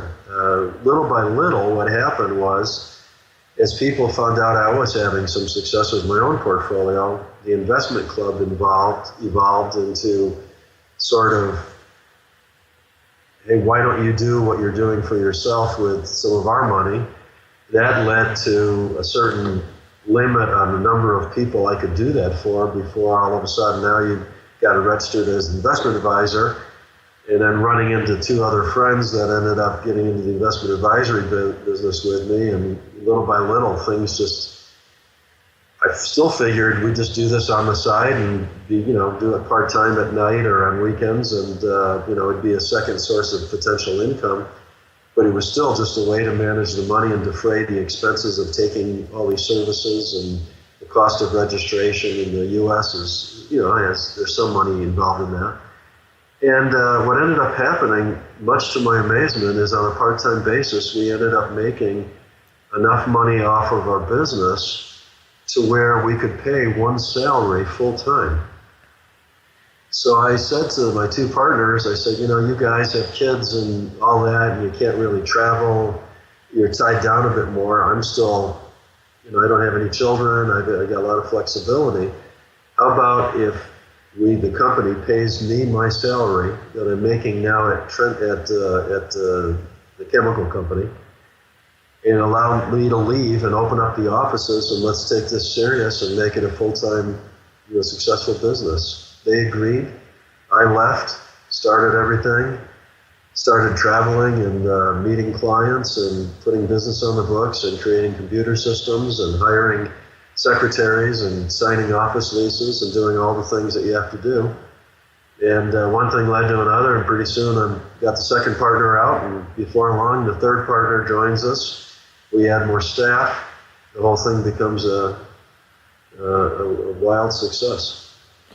That's excellent. So let's get into that a little bit deeper about once TrendStat was formed, and talk to us about how you were trading at TrendStat. I believe that it was a totally systematic sort of operation. So can you just sort of shed some light on that topic? Yeah, TrendStat really, the name of the company was coined by myself, and just the trend following statistics. Abbreviated to TrendStat. STAT is statistics, and trend is the trend following or trend of the markets. And I felt like if you could just take and collect lots of data on lots of different markets, determine the trend, and then always position the portfolios in line with whatever that trend was, that over time there were going to be large movements, large trends that ended up paying your way for the most part. A good statistic that I would cite was in the first year at TrendStat, I did an analysis of where we made money and where we lost money, and I actually ranked the trades from the most profitable trade during the year to all the way down to the largest loser of the year. And we were running about 30-something% reliable in terms of our trading. That is to say, 30% of our trades would be profitable and 70% of them would be losers. But it turns out that one year, 2 trades that were so largely profitable that if you had not gotten those 2 trades in your portfolio, you would have broken even for the year. That's how lopsided it was to the 2 trades that ended up being so blockbuster and so unbelievable that you had to have them in your portfolio. If you didn't, you were just going to break even that year. That got me thinking, I've got to make sure, with no excuses, that I always get every one of those 2 or 3 large trades every year that are going to be there for the most part over time, and those are going to be what's going to pay the way. And the rest of it is a whole bunch of hard work to get nowhere. And that was really what led me to the kind of just expanding the number of markets that I traded, because it put bets, if you will, in more markets, giving you that many more opportunities to catch that 1 or 2 in those particular markets. And I never knew which market ahead of time or which trade I was making was going to be that big winner, but I wanted to make sure that I had as many chances of catching them as possible. And so I just kept buying more and more computers, and we had at the peak, including myself as an engineer, we had 3 full-time computer experts that were doing everything from programming to hardware to keeping the networks running to backing things up to backup facilities off-site, all sorts of things. And it just became a data processing facility, really.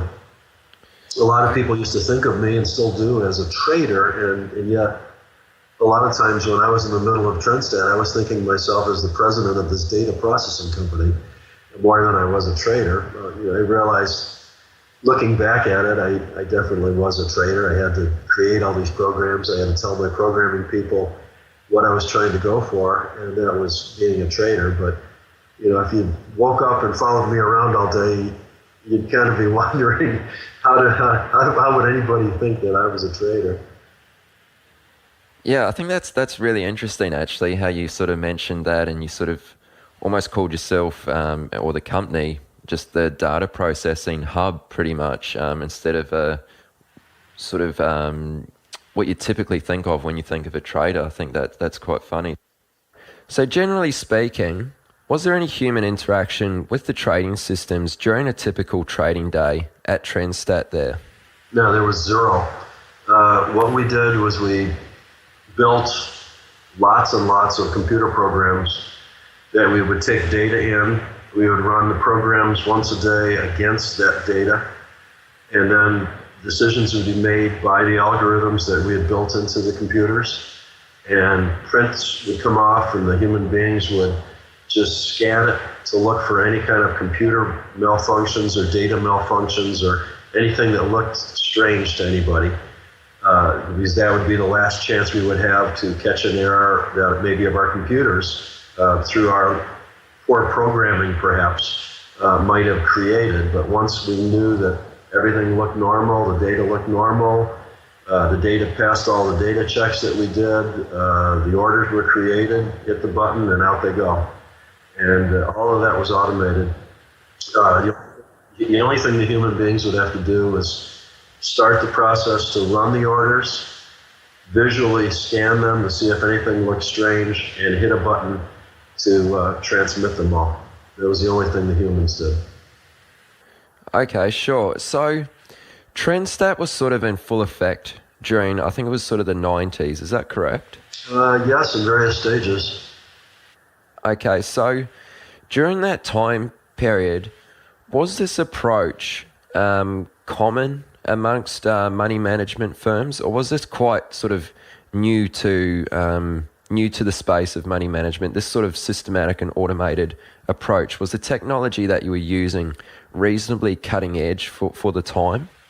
I would put it this way. I would say that cutting edge would mean very different things to different people, I think. If it was at all cutting edge, it would be sort of us trying to take a longer-term trading strategy across a lot of markets and automate that process. I do believe that during the 90s there were automated traders out there, but they were probably doing more intraday trading and what would you call straddle trading, pairs trading, those types of things. It seemed like a lot of the automation was concentrating more on the very short term, and we were just the opposite, concentrating on fairly long term, but doing it in a systematic way. So we were probably unusual in that regard.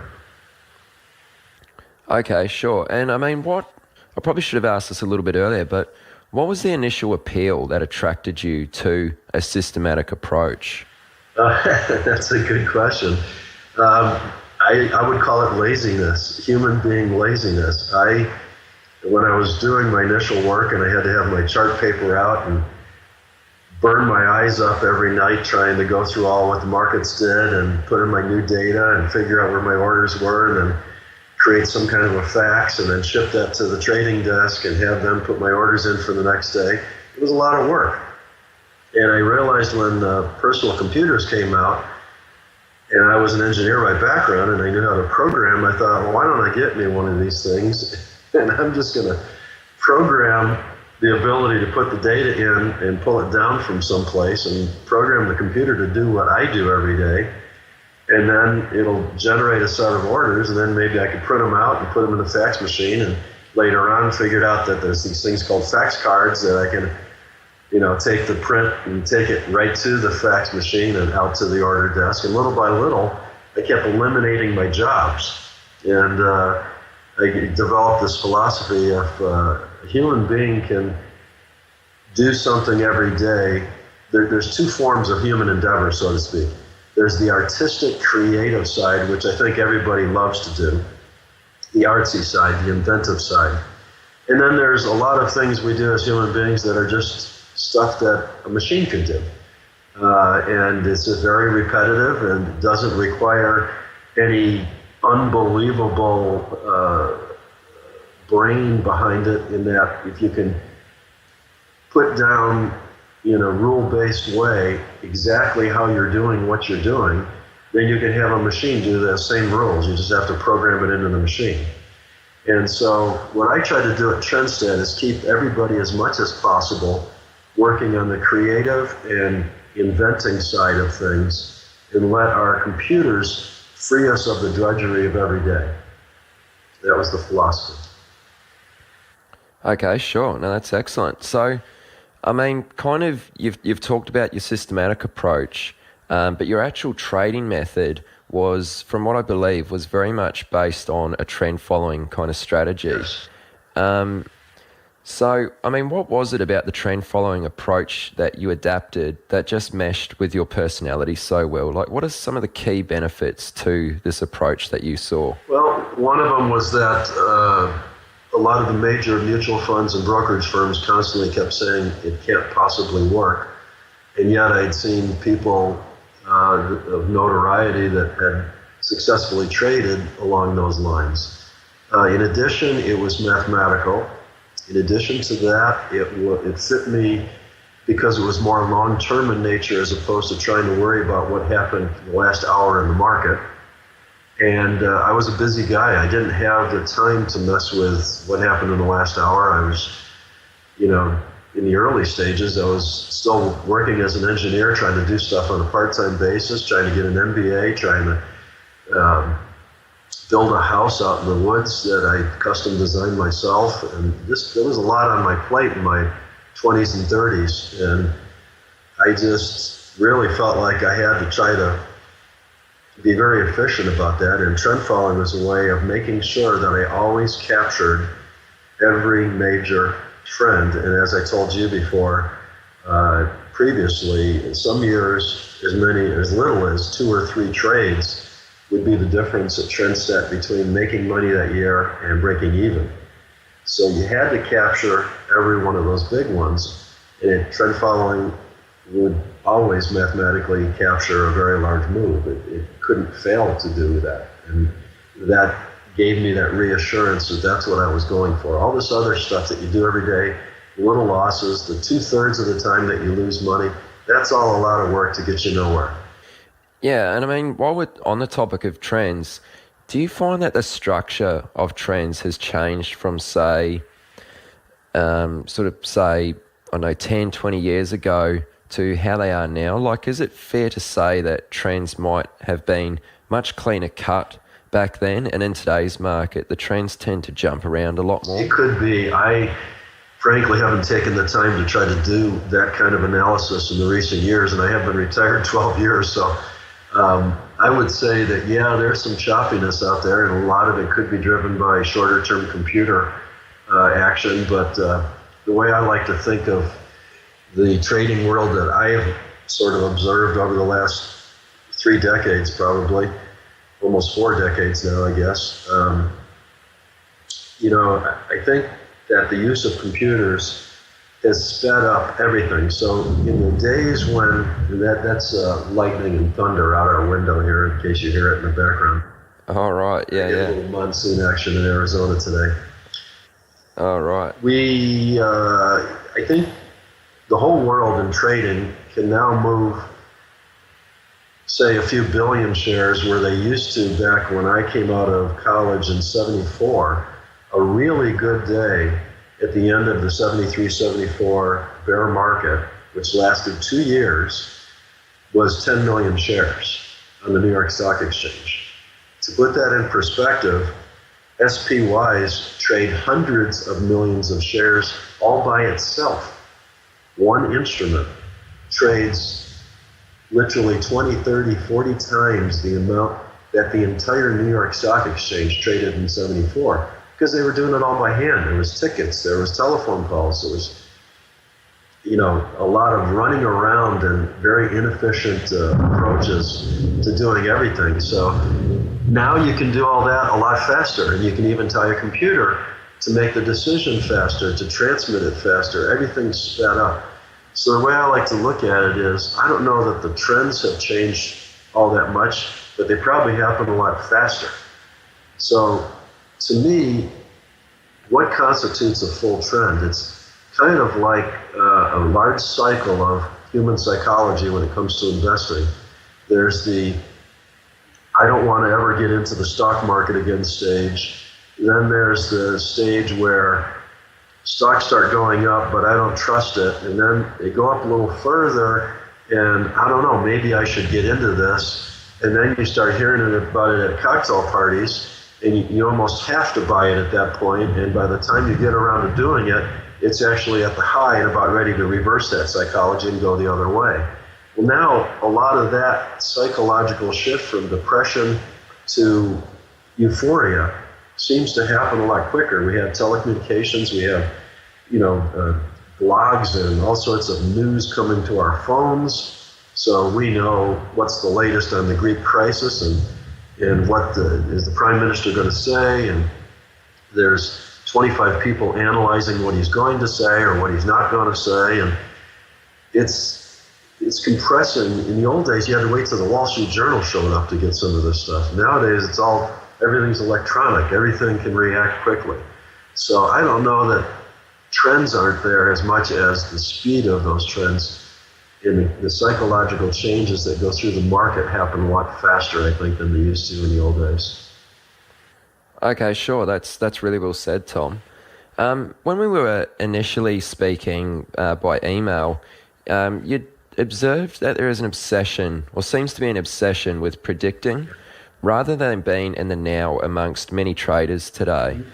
Would you like to expand on this? I mean, I feel like you've got some interesting insights to share on this topic. Well, yeah. To me, I get asked a lot, even at friends, parties, whatever, that people find out I used to be a trader. We start talking about investing. It's something that affects almost everybody. And you'll get on conversations about, well, what do you think is going to happen to the dollar? What do you think is going to happen here? What do you think the government is going to do here? And I can carry on an intelligent conversation on economics. I used to have to pretty much know what countries were doing with their currencies, and I'd be fairly well read on that, if for no other reason than during a client interview where some major bank is trying to hire me to manage their currencies, that I can speak intelligently about various economies and at least appear, even though it has nothing to do whatsoever with my trading, to be intelligent and knowledgeable about various economic things that are going around the world. And I've continued to do that. I followed this whole Euro thing and the Greece thing with fascination, because in 1997, when people were interviewing me, I absolutely 100%, with no punches pulled at all, said that the Euro is a dumb idea and it will never last long term. It cannot. You can't base all sorts of different political systems into a single currency that's based on a whole bunch of different balance sheets. It won't happen. Somebody's going to cheat. Somebody's not going to pull, their weight. Other people are going to be getting the shaft on it and having to pay for the people who aren't doing it right. And that's what you're seeing now. Germany, some of the German people got to be getting fed up with the attitude of places like Greece and Italy and Portugal, Spain, and other places that seem to be, socialist and debt-ridden and don't seem to be able to get their act together at all, financially speaking. And how long are you going to run that until you just say, I've got enough? And then you break it apart again. So I've always thought it was a dumb idea. Well, the prediction of that is all good and fine, but in reality, to trade, all I care about in trading is what should my portfolio be positioned this moment right now, period. Nothing more than that. You don't know what tomorrow's going to bring. You don't care a whole lot about what yesterday brought, because that's already gone and never coming back. You really need to concentrate on looking at your portfolio And I've heard Paul Tudor Jones say this on occasion, where he likes to start each day assuming that all his positions are wrong. Like he's starting all over again, and he's reanalyzing where does he want to be right now. And if he assumes that everything's wrong, he's critical then about every position. He tries to decide, no, I do like that position. I want to hold it on again for another day. I think that's trying to force himself to be in the now, and that's a good thing. It's the only thing you have the control as a trader of doing is buying or selling right now. You can't buy 3 weeks from now. That's not going to, there's no point to that. Yeah, that's a really good point. I'm glad you brought that up, Tom. That's excellent. So something else I've heard you talking about in sort of past interviews, maybe this was on Michael Coville's podcast, but you were talking about a coin flip concept. And what you were referring to was sort of how entries are less important than sort of money management and good risk management and exits. Yeah, I did the random study. I just took the computers and I had them create a random number generator. And at the end of every day, if I didn't have a position in any one of, like, I forget how many markets, I think I did 8 markets. Somebody else in Austria replicated it with 20 markets. It came out the same. In fact, they might have even made more money than I did. But we were all slightly positive, not robustly positive, just slightly. But what it came down to is the same concept I mentioned already. If you trade all year long, and 2 or 3 trades are the difference between making a very nice profit versus breaking even, then you must be in on those trades someplace. And then once you get in on those trades, you need to let them run and mature and bring you those very large profits that you seek. A random number generator that just simply says, okay, I don't care which way I go. Markets could go down a lot, they could go up a lot. I'm just going to flip a coin. Whatever it says, the next morning I'm going to buy the open or sell the open, as the case may be. But once I get that new position, I have to try to assume it's the next really, really big winner that I've got. So I need to trail my stops at a logical level, give it enough room to move, to be safely restricting the risk, but at the same time giving it room for normal movement. So things like average true range, things like breakouts on charts, all of those types of things, depending on how sophisticated you want to be about it, could come into play to give the market normal movement, but to allow that profit to keep building and building and building over the long run for that one trade. As soon as it hits that stop, that tells you, well, that trend was not the one you were looking for that major, that major trade that would pay its way, pay the way for the portfolio to be successful for the year. So what you'd end up with is you'd be out of the market and flip it again. Well, random number is going to give you 50% of them are going to be buys and 50% are going to be sells. It isn't going to be long until you're going to match up with that trend. When you are on that big trend, that's going to make all the money for you. And that's how you're going to make the slight amounts of profit for the year. You're going to have lots of losers, you're going to have some gainers, and you're going to have 1 or 2 or 3 very, very large gainers. And those are the ones you have to be in on, and a random number generator will give you those.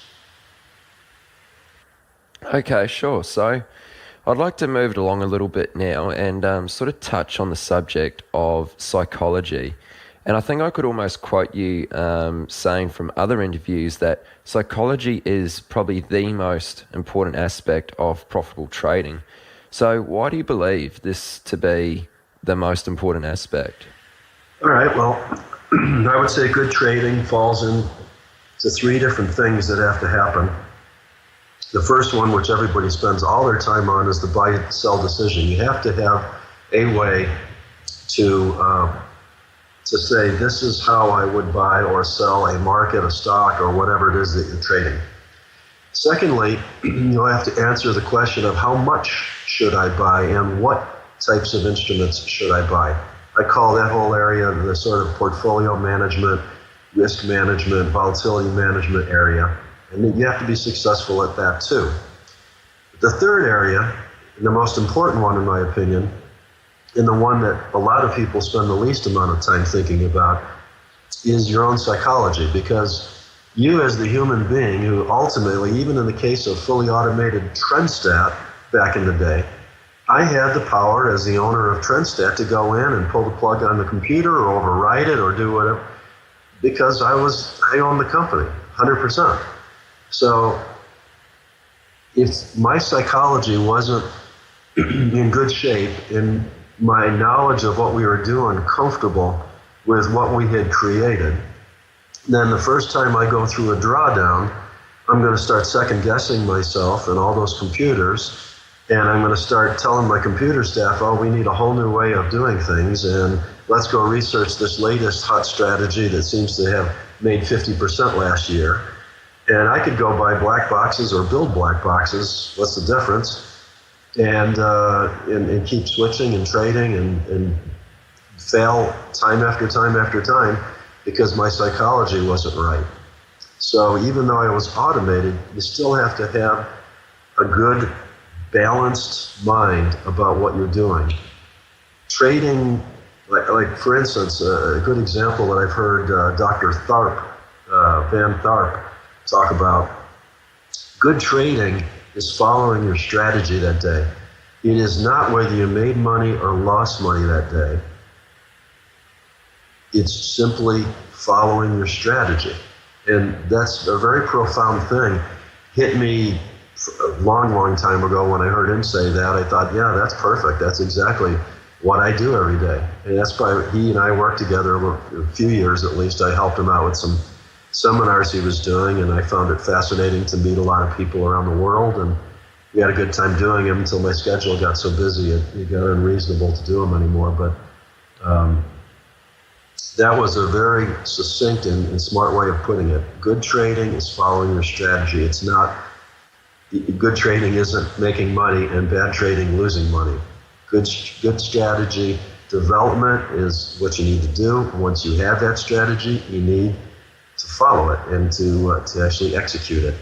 And the time to change your strategy isn't at the heat of the moment, halfway through the trading session when your particular position is going against you by 3% and you aren't sure whether you should pull the plug on it or not. You should have already figured that out, and it should be just blindly done. And when you're out of the position and the markets are closed, if you want to sit back and think about what just went on and try to come up with a better way, all good and fine. I'm not saying anybody shouldn't be constantly striving. I was sitting here, one of the reasons I called you a little bit late today was I got completely mesmerized by some stock research that I was doing. So I still am doing it here at 62 years old, retired. And I think you have to keep working and getting better, but you have to stick to whatever it is that you're coming up with unless you can figure out a better way.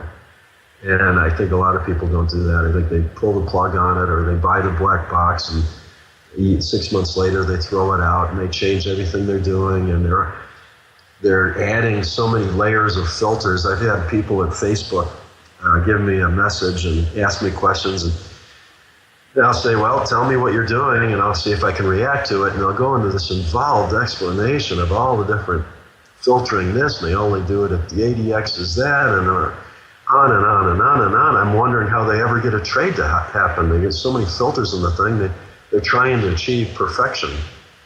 And it's so complicated, it's probably not workable, and they're likely to miss those 2 or 3 very large trades that are going to pay the way. And because they filtered those trades out somehow. So I encourage people to really understand their own mind. I think some people are a little more cut out for trading than others. I think that sometimes extremely cerebral, highly intellectual, they view themselves as smarter than everybody else. They're brilliant. They sometimes have a hard time with trading because they just know too much. And some of the best traders, if you look at some of the floor traders, the people that have come off the streets that really didn't know a whole lot about investing at all, certainly don't have the MBA or anything, but they're successful traders because they find something that works and they stick to it, and they don't let the markets beat them up, because they don't really have that mental side of them that wants to analyze and theoretically understand everything out there. They just want to make some money and go home, and so that's what they do. And so it's something to think about. Everybody needs to study their own psychology and try to ask themselves, what could they be doing to balance themselves out more, so that when they're doing actual trading functions, that they can stay in the now, they can analyze where they want to be fairly unemotional about it, and react quickly. That's really what good trading is. And that's psychology. And the first two, you can do all the work you want, but if you don't have the psychology, you'll never execute those first two. Yeah, that's an excellent answer, Tom. Very, very well said. And when Jack Schwager interviewed you for the Newmarket Wizards, he actually dubbed you as Mr. Serenity because of your cool, calm, and collected style of trading. So, I mean, how were you able to actually achieve this and maintain this evenly keeled mindset, even through times of drawdown? I've asked myself that question a number of times, and the only thing I can think of that seems to play in my mind about history and my life looking back is that I was so darn busy doing so many things that didn't involve sitting by a phone or in front of a quote machine. And I had so many varied interests that were outside the markets. I've run into people that in the middle of the night wake up and they want to see a quote machine down by their bed and to know what the euro's doing tonight, or weird. That's obsessive to me. I like golf. I'm going to cook dinner tonight. I like helping other traders. I yesterday was pruning my front yard. I love to do sort of an Italian landscape scheme with everything's flowering. I hand prune all my bushes and trees and do it myself. And there's so many things for me to fill up my day that trading just becomes sort of one of the many, many things. And by doing that, it sort of removes the attention to my conscious brain of all the different pre-crisis is doing this, and oh my God, gold's up $10, and all these different things that go on that could capture your mind and all of a sudden pull you down some kind of a psychological hole. Because I was so busy, because I allowed the computers to do their things, because I spent time programming those computers to do what I wanted them to do, and I knew they were doing that, it sort of gave me that peace of mind to, wonder what I was going to cook for dinner that night, or something else, or concentrate on my golf game, or have fun vacationing someplace. I didn't have to be obsessed with every day, read the paper, read the quote machines, look at the charts, agonize over everything. That's where I think a lot of traders, including Jack, I believe, back in the day when he interviewed me, he was very caffeinated. He New York, fast, go-go personality, constantly, driving, and a lot of the market wizards that he interviewed, some of which aren't around anymore, were pretty fast, high-risk guys in the end, and some of them blew up and didn't make it over the long run.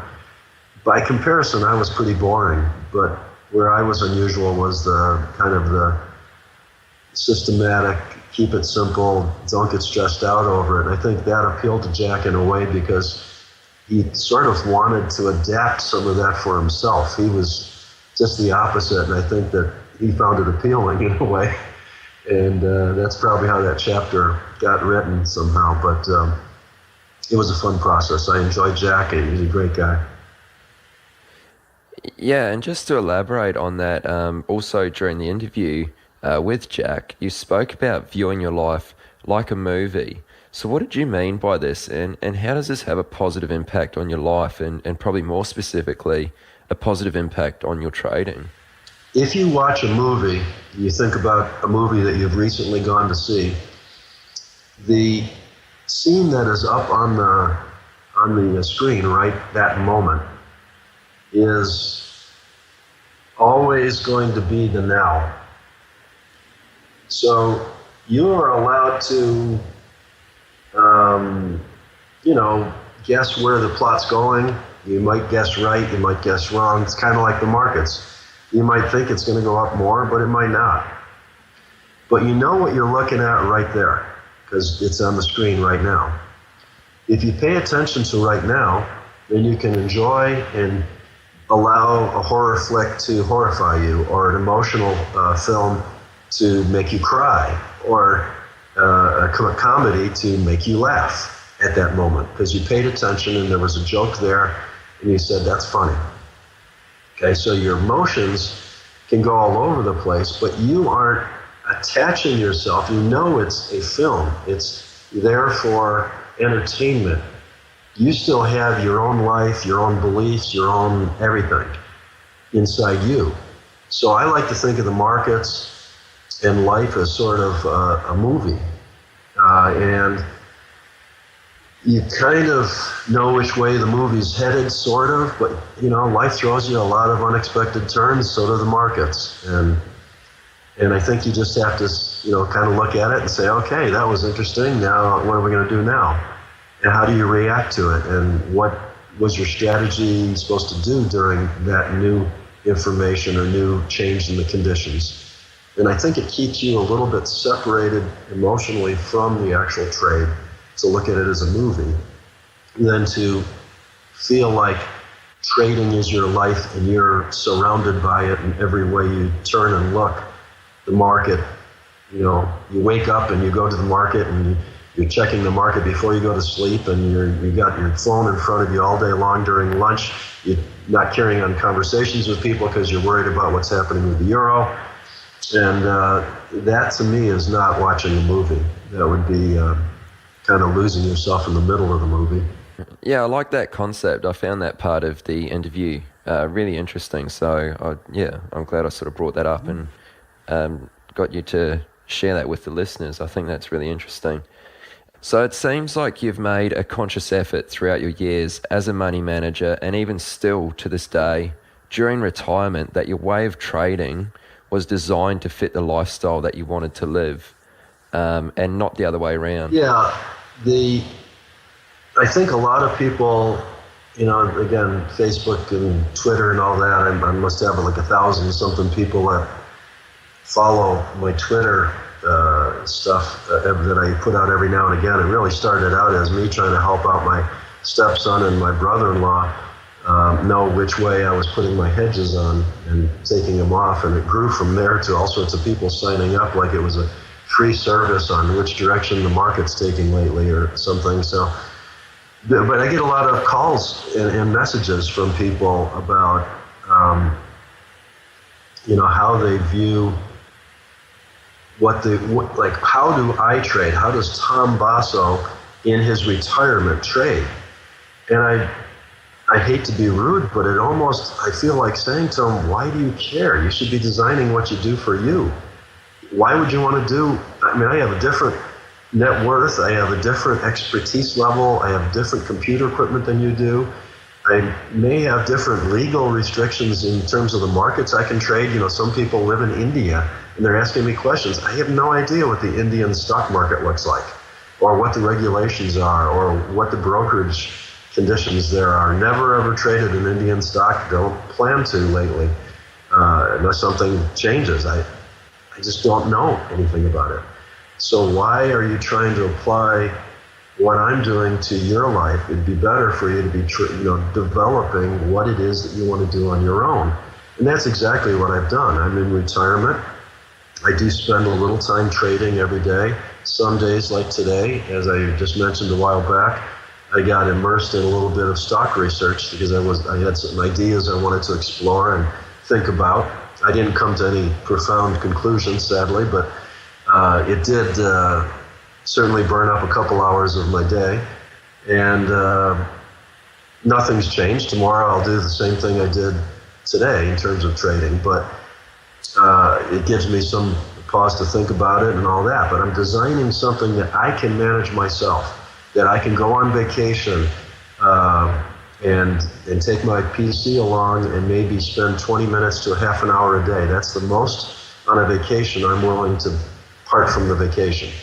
If I can get it all done in a short amount of time they have an internet connection on a cruise ship, let's say, or wherever. I can get my job done every day, continue to trade my strategy, and it's designed around having me be able to do that. And I find so many people looking at systems and strategies that, man, they have full-time jobs, and I'm thinking, how are you going to do that with a full-time job? You're supposed to be out there talking to customers or building widgets, and how are you going to be able to focus and pull it off? You're going to miss trades. You don't have enough capital to diversify it. There's lots and lots of problems you see right out of the gate. The biggest thing I find with a lot of people is capital. They want to start from nothing, and they'll tell me they've got $2,000, and how do I start trading futures contracts? And I kind of scratch my head on that one, because I have to admit, I started with about a $2,000 or $3,000 account, had no clue what I was doing, and I'm sure glad that I figured it out, because I ended up losing money for 4 years, and it took a long while to get to where break-even occurred. But as I got larger in size, more diversified, and got better risk control, volatility control, it all came together. I think trying to do all that with $2,000 is just mathematically impossible. So people are undercapitalized, they don't have a knowledge of what they're facing, and I think it's sad that they aren't thinking through what should they be doing to design something for them. If everybody listens to this broadcast and could just sit back and say, how could I make my own trading strategy my own? Make it exclusively mine, make it fit my lifestyle, my capital, my resources, my expertise levels. They're going to be so much more capable of hitting that psychological sweet spot of being able to stay in the now and do what they need to do because it's theirs. They don't have to worry about what Tom's doing with his stuff, or what Michael Covell's doing with his stuff, or Jack Schwager with his stuff. It doesn't make any difference. It's only important what I should be doing with my stuff. And I think that's what, if everybody could get that one thing out of this interview, I will have done great service to mankind. Yeah, absolutely. No, 100% agree with that. And from listening to you in various other interviews, it's clear that you're a big believer in taking full responsibility for all aspects of your life. So I'd love to hear your thoughts on why you feel so strongly about this.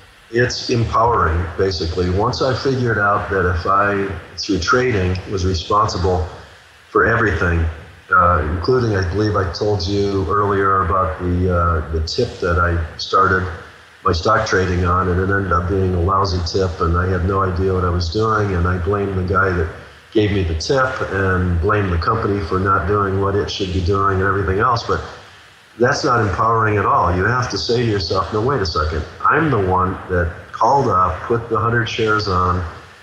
I'm the one that's responsible. I'm responsible for figuring out what went wrong there and what would I do to make it better next time, and developing trading strategies. It's all on me. Nobody else is going to do it. Nobody else is responsible. The market is going to go through large ups, abrupt downs. It's going to have a lot of noise at times. It's going to be dull and boring at other times. That's what markets do. You can't blame the market for your problems. You got to take it on yourself and say, what can I do to deal with all of what mankind's going to throw at me over my lifetime? And when you answer that question, you'll be developing a pretty good trading strategy that'll suit you. And I think, sadly, around the world today, and Greece is in the news, there's a good example. Greece is not taking responsibility for their own mismanagement. So there's this tendency amongst a lot of various factions of society today to either blame somebody else or to expect somebody else to take care of some of their problems. There's less and less self-responsibility in society today. And I don't think that's leading us in the right direction at all. It seems to me that we're getting lots of governments around the world in trouble financially, more and more defaults. Argentina's not looking too good. Venezuela's a disaster. The United States is spending way beyond its means. We're just a little bigger and stronger, and so far so good. But this whole thing starts caving in, I don't know how the world reacts to that. It's going to end up being pretty messy because there's a lot of governments around the world that are going to be in trouble financially. And when people just stop giving them money through government bonds and loans and things, or they deflate or inflate their currency by just printing too much of it, the people are going to suffer in that country. And it's going to get nasty if people don't take responsibility and get the job done. So I think that's the whole thing about self-responsibility to me, is it gives you a little bit of that peace of mind, and that you have the ability to do something about it instead of having life kind of throw things at you and you kind of react to them and feel like life is throwing you hard turns, and it's this guy's fault for not giving me that promotion. It's that guy or that woman who cut me off today that caused me to veer off the road or whatever. I mean, if you try to take responsibility for everything that happens, then you're going to be a little bit better at reacting and doing what's necessary to lead your life in a good way and make positive contributions to society, make positive contributions to your trading strategy. All of those things are going to be enhanced by self-responsibility. Yeah, for sure. I mean, you touched on so many great points there, but Tom, we should probably start to wrap things up here, but let me ask you one more question. And you like to say, enjoy the ride. You often end tweets with this and these three words. And while they're very simple, I feel like there's a deeper message here. Would you mind sharing that with us? And what's the significance of this phrase? Well, the significance of it is sort of a philosophical one. Life is like a ride. You get your ups and downs and unexpected surprises and all that, and in the end, you're dead. So you might as well enjoy the ride. I think people make too much of some things. I know all sorts of traders that can't quit because they're so addicted to it. They identify themselves as traders.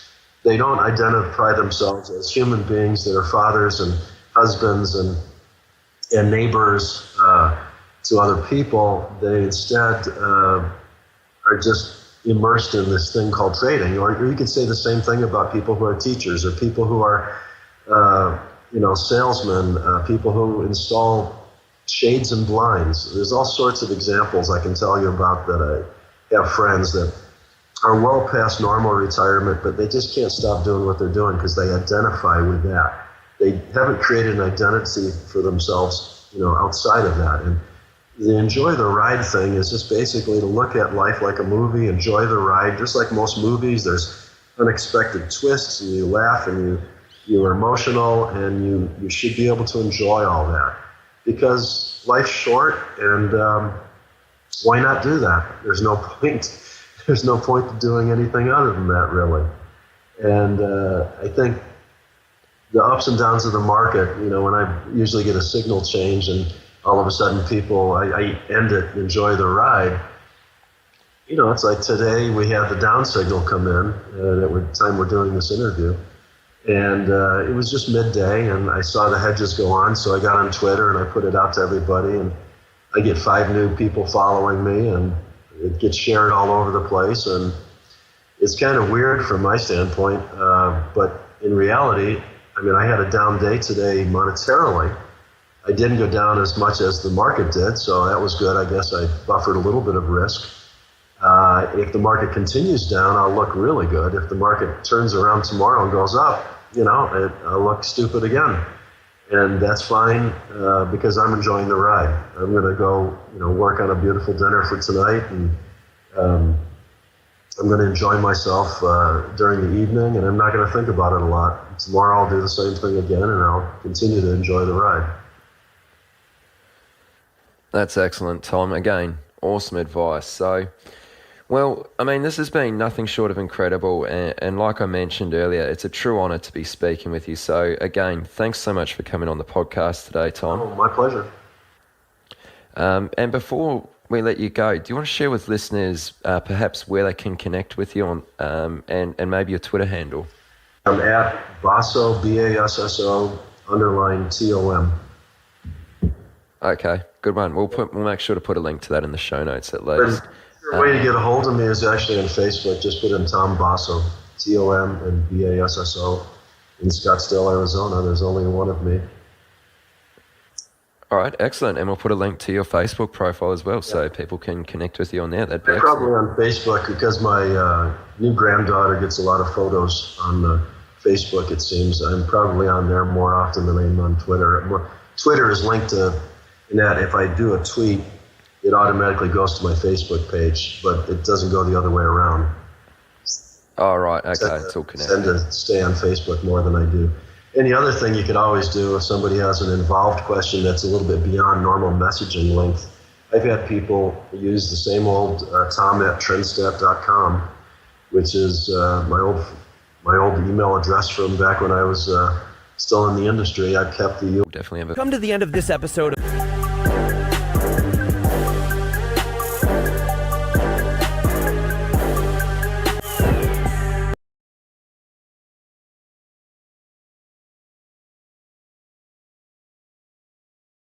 Just at Luke Cummings 81, and our unlimited time to reach the profit target. led him to becoming a stockbroker, which then led him to becoming a trader. Now years of... Hey there, what's up team? Welcome back to another episode of the Chat with Traders podcast, and you're listening to episode number 31. Now this week I spoke with Luke Cummings. He's an Australian equities trader with 14 plus years of experience on his side. After making a last-minute decision that journalism wasn't going to be a good fit for him, Luke went into a finance degree which led him to becoming a stockbroker, which then led him to becoming a trader. Nowadays, Luke remains an active trader, of course, and also operates a hedge fund based in Sydney. As well as this, he also runs a model portfolio service and trading blog, which goes by the name of The Long and Short of It. And we keep things fresh in this interview by discussing trading methods and strategies that haven't really been spoken about in previous episodes. Additionally, Luke shares some of the common traps that often catch entry-level traders and how you may be able to avoid the avoidable with some insight. For all the links and resources mentioned in this interview, all you need to do is go to chatwithtraders.com/31 and you'll be able to see all the show notes there. Alright guys, well I hope you enjoy this interview. I'm Aaron Fifield, your host of Chat with Traders, and here is this week's guest, Luke Cummings. Hey Luke, what's going on, man? How's your day been? Hi Aaron, very well, thank you. Day's going well. Looking forward to chatting. No doubt, that's good to hear, man. Thanks a lot for making the time to come on the show. It's really good to have you here. And there's a number of things I'm keen to speak with you about today. Of course, we all want to know about your development as a trader, sort of from day one to where you are right now. And I'm also interested to get into some details about a strategy which you regularly trade, which is a takeover strategy.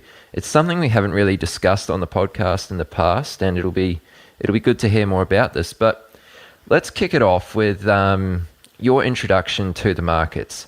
So where did this journey as a trader begin for you? Sure. Look, to be honest, I guess I kind of stumbled into trading somewhat. I'd had no real exposure to the share market in my younger years. Grew up in country New South Wales, which is the state of Australia for your American listeners, and moved to Sydney when I finished school, started studying at night, working in the daytime. And one of the first jobs I had just happened to be working for an international fund manager.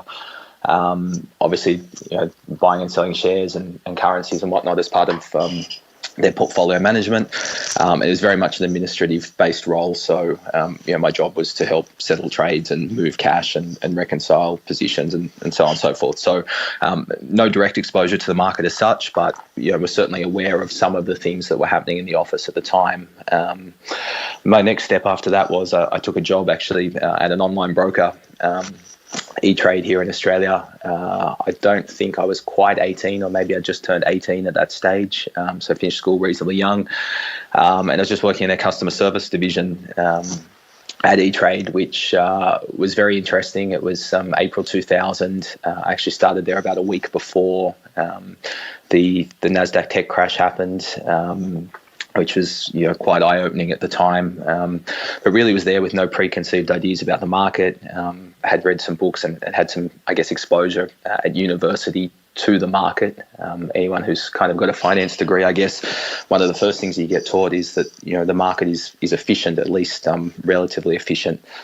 And at that stage, I really had no reason to think otherwise or to believe otherwise. Of course, having exposure to people who are trading online and they're calling in and they're asking questions about the website and their positions and different things, to, I guess, sense their emotions through that period of the tech crash was very interesting, because they sort of say you can tell a lot about a person when they're under pressure, when money's involved, and that was certainly an eye-opening experience. But a colleague who I worked with there took a job at a broking firm probably about 3 years after we'd been working there.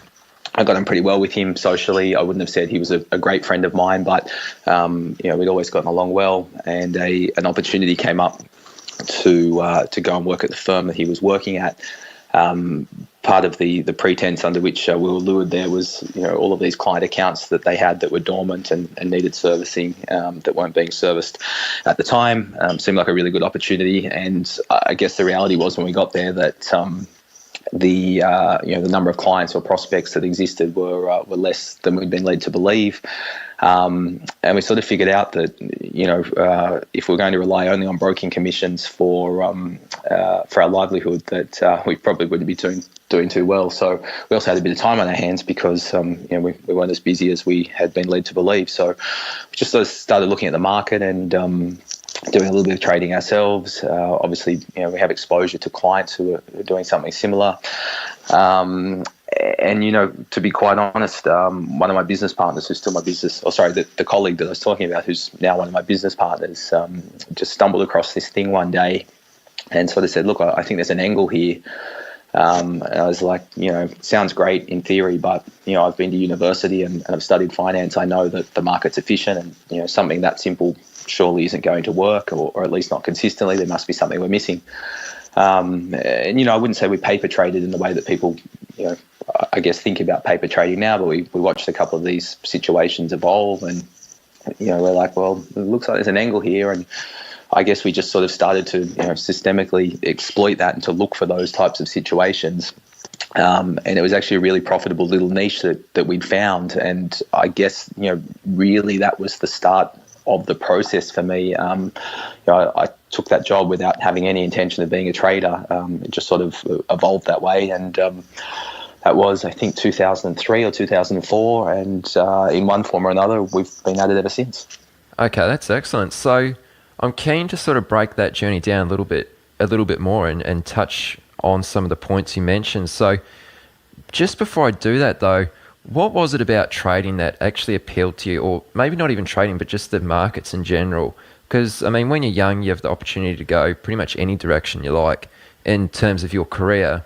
What was it about the markets and trading that really got your attention?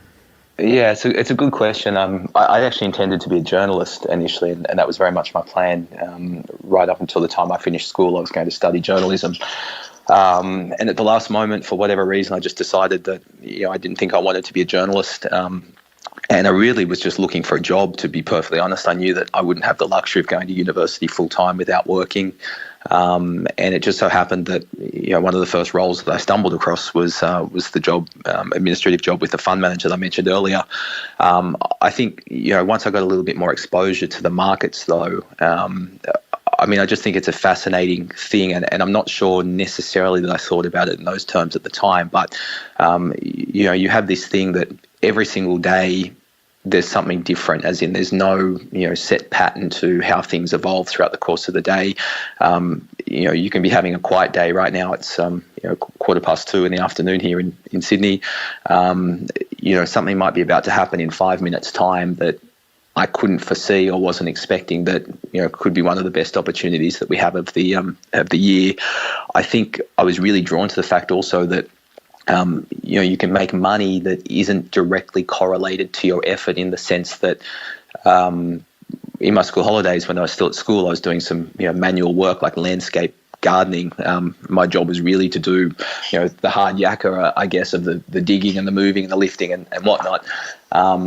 and you come home at the end of every day and you're exhausted and you've earned, whatever, $15, $20 an hour, but you can only earn more money by working more, and it's hard work. And then you have, trading, which, of course, you need to put effort into that. And as time's evolved, we've developed systems and whatever else. But the idea that a little bit of effort can make you a little bit of money or can make you a lot of money, and that you don't necessarily know in advance which it's going to be, was certainly appealing to me. I think all traders probably at some level, are driven by a desire to have a better life or a better lifestyle, to have money. I think somewhere along the way, the money becomes less important, actually, probably once you start to, consistently make it. But I think definitely for me, I didn't grow up in a wealthy household. No one in my house talked about stocks. I'm not even sure that I knew anyone who was trading or investing in stocks, at least not directly. So I think the idea that, you could build a better life for yourself, and that it wasn't through manual labor as such, was probably, at least at the time, what appealed to me. Yeah, I really like that answer. And I think a lot of people listening, including myself, can, really relate to that. So you mentioned there that you were at university, and was it an economics degree? It was a finance degree, which I guess had an economics component, a finance component, accounting component, so on and so forth. Okay, so you mentioned that they sort of taught that the markets were efficient, but when you sort of started trading with your partner, like you mentioned there, you were sort of saying that the markets weren't efficient. What do you mean by efficient and inefficient sort of markets? Sure. So I guess, if you sort of think about university and finance or economics, we have this concept of the efficient market hypothesis. And really, in a nutshell, what that tells you is that in its most purest form, everything that should impact the price of a security, so whether it be a stock or otherwise, at any point in time is priced into that security. So the idea is that, by knowing information about the PE multiple or the company's earnings, or by looking at the chart or whatever, that there shouldn't be any discernible ongoing advantage by knowing that information, because it's already in the price. Now, in its purest form, they teach you at university that it includes all known information and all unknown information, and that's, I think, called pure form efficient. And then they have this concept of semi-form efficient, which is that all public information is in the price, but information, inside information, I guess, is not in the price at that point in time. And I think, sort of logically that makes sense. Certainly if you've had no reason up until that point to think otherwise, at a fundamental level, to me at least, it sort of made sense. It's like, well, okay, if everyone knows that, the current earnings are this, or that this company's released a new product, or, that the economy is doing this, or whatever else, it makes sense that these things are priced efficiently. Now, I think as things evolve and as you learn, you realize that, that's an efficiency at a point in time, is probably the argument that, that is making, or that concept is making. And of course, prices can move as new things develop. So, maybe an existing product's more successful than the company and the market had anticipated. Maybe it's less successful. Maybe, there's a currency impact for one of its earnings of one of its divisions. But I actually realized, very early on, or my partner and I realized that even that couldn't account for what we were seeing, because every day stocks are moving really with no discernible reason for them to move. So, you can make an argument that maybe information is evolving, or that someone who, has an incentive to buy or sell a security has learned something new that maybe they were previously not aware of. But I think that, in a lot of stocks, if they're liquid enough, that's probably not enough to account for the reason that you see some of these securities move in the range that they move on a daily basis. And I think, that combined with the fact that we'd sort of found this, little niche that we were exploiting quite profitably, it was really telling us that, well, the market's not efficient at all, at least certainly in some respects. So I think that, there are some instruments probably where you can make an argument that the market is reasonably efficient because there are so many people looking at them and information about what drives prices is very readily available. But there's a bunch of stocks and I'm sure other instruments as well. And stocks, I guess, is our area of expertise that people just aren't looking at or paying attention to, or there are angles that they haven't thought of. And one thing for us, I guess, is that I've listened to some of your previous podcasts on the site, and I'm slowly working through the rest of them. But Tim Sykes was saying that you were talking to him about his edge and why he chooses small caps or penny stocks, and he sort of used the example of if you're going to play basketball, do you want to play against Michael Jordan, or I'm not sure it's politically correct, but do you want to play against a midget? And it's a funny analogy because I kind of agree with him in that I think there are areas of the market that are harder to compete in. I mean, if someone like Goldman Sachs is throwing all of their resources at an area that I'm trying to compete with them in, I think that's very difficult. I think, where we try to play a lot of the time is in areas that, Goldman Sachs probably isn't paying attention to because it's too small in terms of, what it can add to their bottom line, or it's an area that, these guys go to the same universities and colleges that I went to that teach you that certain things are efficient or can't exist or aren't possible.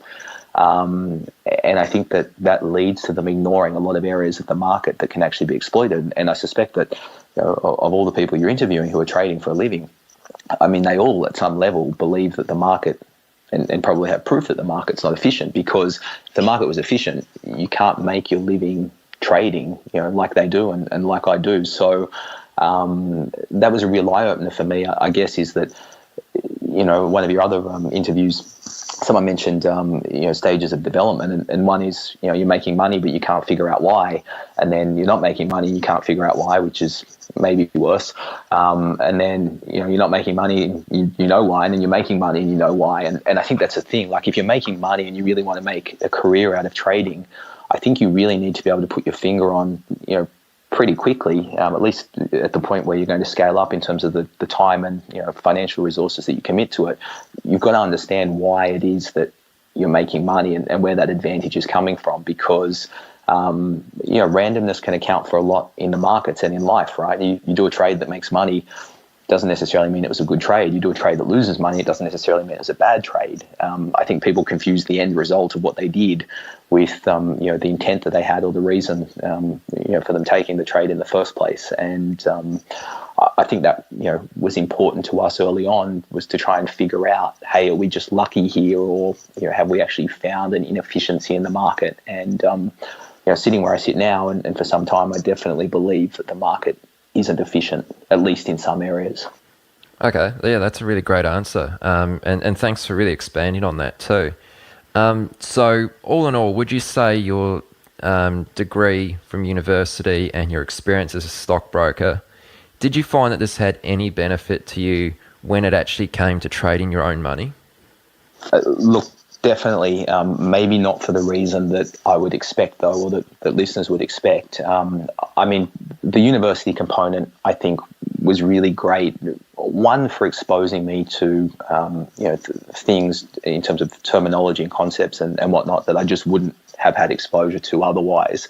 But once you get past that initial fundamental knowledge base, I think it's really great, looking at it in hindsight, to know or understand what everybody else in the market, at least who are finance professionals who are working as portfolio managers or prop traders or whatever they're doing at all these firms.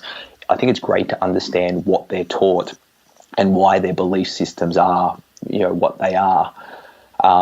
So from a university perspective, I think that was really great. From a broking perspective, I mean, I think outside looking in, you think about a customer service role at an online broker. It actually sounds like a pretty terrible job. But I have to be honest, that the two business partners that I have, we all came through, E-Trade at similar times. We didn't necessarily work together, but we all had that grounding or that base coming through E-Trade. And the cool thing about that was that you're not getting paid very much, but you're going to work every single day and you're learning about the market. So you're learning about how the market actually physically operates and some of the rules and regulations that govern it, and some of the idiosyncrasies of the market. in terms of the market itself, but then you also have the benefit of seeing human emotion in operation more or less in real time, because you're talking to these people over the phone who are having problems, have questions about whatever, but you can't help but figure out I guess what their emotional headspace is, and you get some exposure to the types of trades and things that they're doing. So I actually can't imagine being in the position that we're in right now had we not had that education, in online broking, because it's basically like getting paid for 3 or 4 years to do an apprenticeship or an internship where you get to learn everything about the market. And I think, the alternative to that would have been trying to learn all of that stuff at night or on weekends or before work, or, in addition to having other jobs. I think would have been really difficult. Moving on to when I became an actual broker and was giving advice to people and looking after accounts. Also very interesting, I think, the way people react to making profits, the way people react to making losses, the amount of opportunities you would call people with and say, hey, look, here's a really great trade. Here's the downside. Here's why I think you should do it. And, their reasons for not doing it or whatever, I think is very interesting. So, yeah, if I had my time again, I think the path that all three of us took to get to where we are now was really perfect. And the other cool thing was that, in the year 2000, online trading hadn't existed in this country for very long. It hadn't existed in any country for very long. A lot of the customers at E-Trade were still using dial-up internet and couldn't talk on the phone at the same time they're using their internet. And it was sort of just, a crazy time. And it was kind of nice because it's not like coming into an industry where there are people with 30 or 40 years worth of experience that you don't have. At most, there's probably people with a couple of extra years experience trading online than what, I had at that time. So I think timing was beneficial in that regard. Yeah, right. That's really interesting. You kind of mentioned a little bit earlier, you talked about once you did start trading, you and the partner who you were trading with came across sort of a niche or a little area, a type of trade or strategy that you could exploit, and you were making decent money from this strategy you discovered. Can you talk to us a little bit about maybe how you discovered that strategy, and are you still running with that strategy today? Yeah, sure. Look, this credit for finding the strategy definitely goes to my partner at the time. I've actually never really discussed it with him in detail. I presume he just sort of stumbled across it by accident. We sort of found a way to exploit a loophole around capital raising in typically smaller cap stocks. To get access to discounted securities. That some of these companies were offering. Of course, depending on the company, sometimes no discount, frankly, is big enough to want to give them money. Other times, the opportunities are attractive. So, sadly, the loophole we were exploiting no longer exists. The rules were changed such that the way we were obtaining access to them at the time no longer exists, which is a shame. But we basically went through the process of doing this ourselves. And because we were somewhat capital constrained at the time, there were really two forms of leverage for us. One was to share those opportunities with our clients, which we certainly endeavored to do as much as we possibly could, and had a lot of clients who made a lot of money from that at the time. And the second way was for us to get our hands on more capital ourselves. And I mentioned to you when we were chatting earlier that the way that we did that at the time, which I definitely do not advocate to anyone under any circumstances, is we actually use credit cards because we're young guys. Like I was only probably 20 or 21 at that stage. And I didn't have any money. I probably still had a little bit of consumer debt from university and buying a car and all these things that you sort of do. So we sometimes are making 5, 10, 15% a month from some of these trades pretty consistently. So even if you're having to pay a bank 15, 16% a year in interest, which sort of sounds crazy saying it now, but it was a smart thing for us to do. And we'll probably get to this later on in terms of how our trading strategy has evolved through time. But one thing that, or a couple of things about that was, one, we needed to be pretty damn sure that we could make money consistently, given that we were using someone else's money. But it also made us, I think, very mindful of risk, and sometimes that it's just better to take the fat, easy part of profit out of a trade without a lot of risk, rather than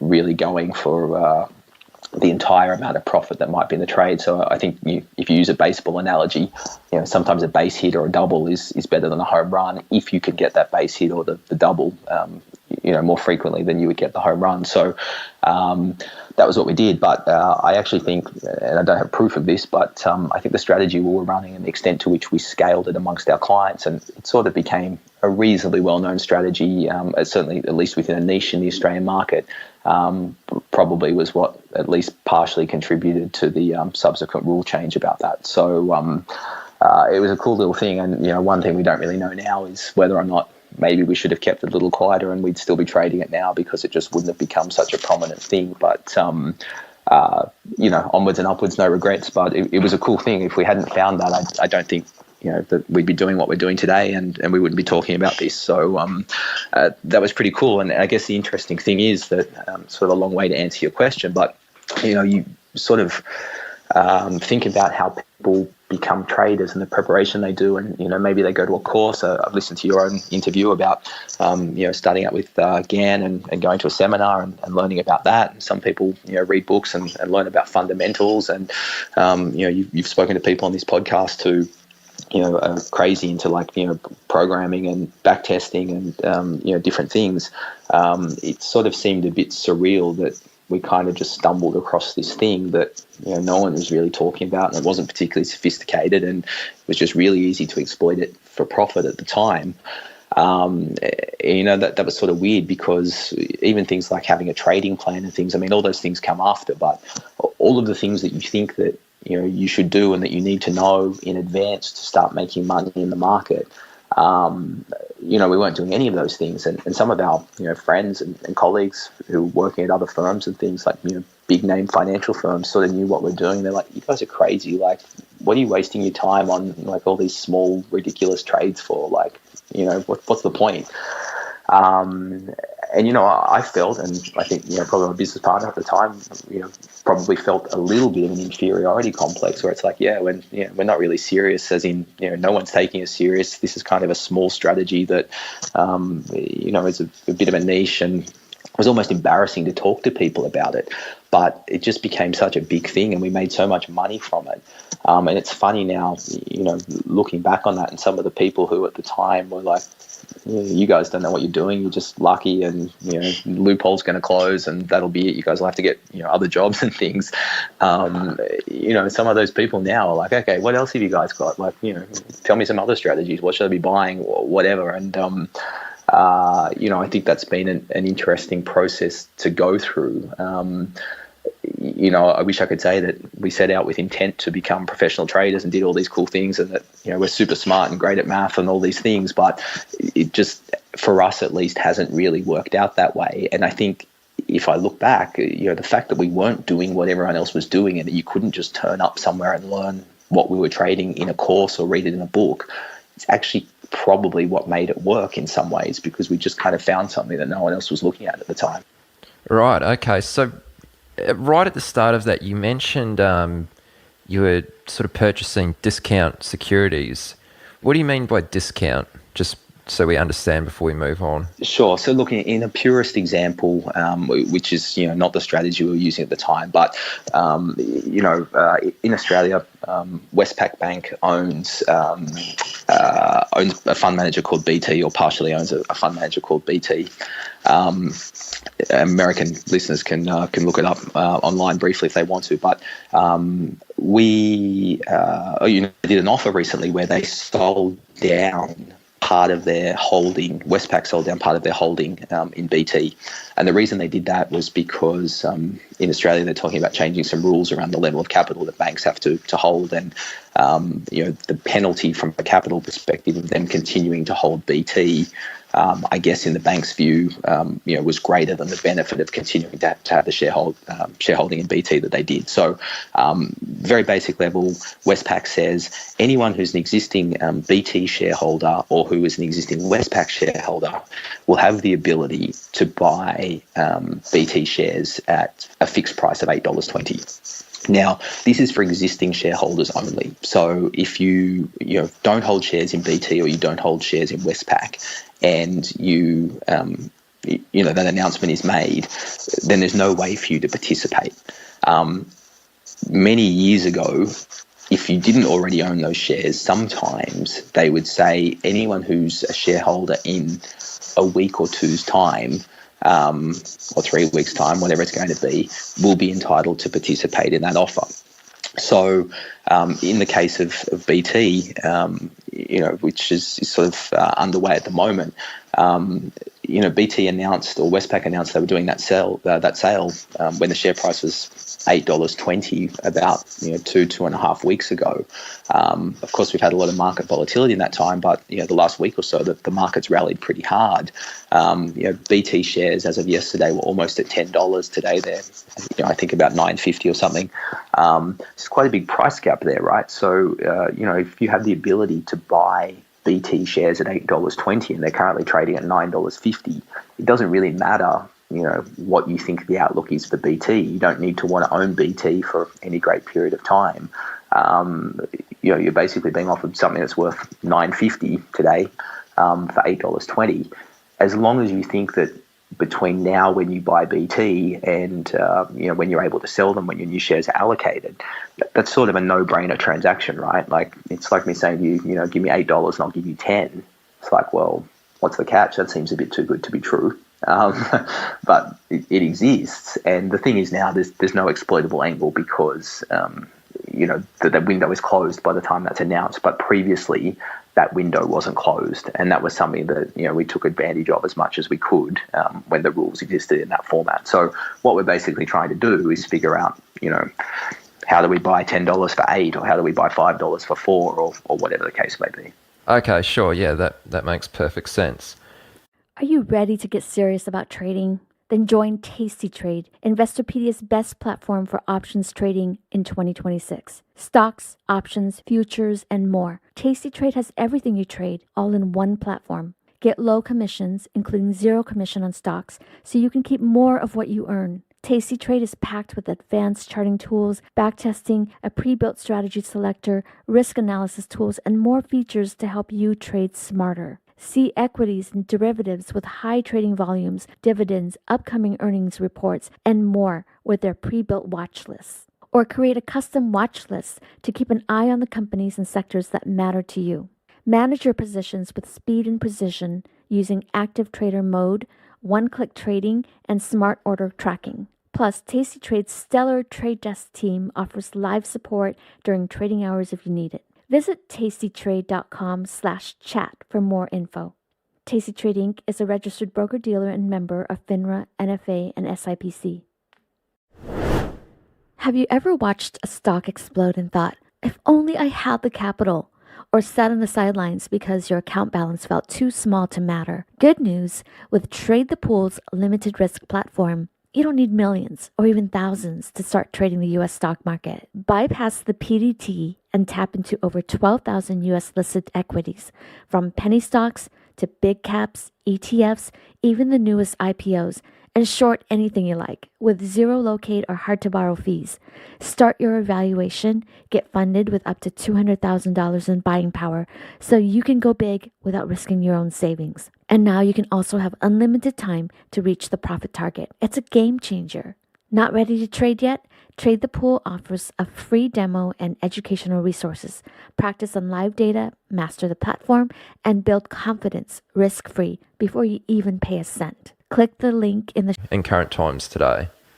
Sure. So I think at a fundamental level, the premise hasn't changed for us in that we're not trading the same strategy that we were back then. But one great thing about that strategy was that the reward on offer was outsized relative to the risk that we were taking. So I think you're always taught, and we talked about that, my university degree earlier. The idea is that to get more reward, in theory, you have to take on more risk, and I think fundamentally that's pretty well accepted.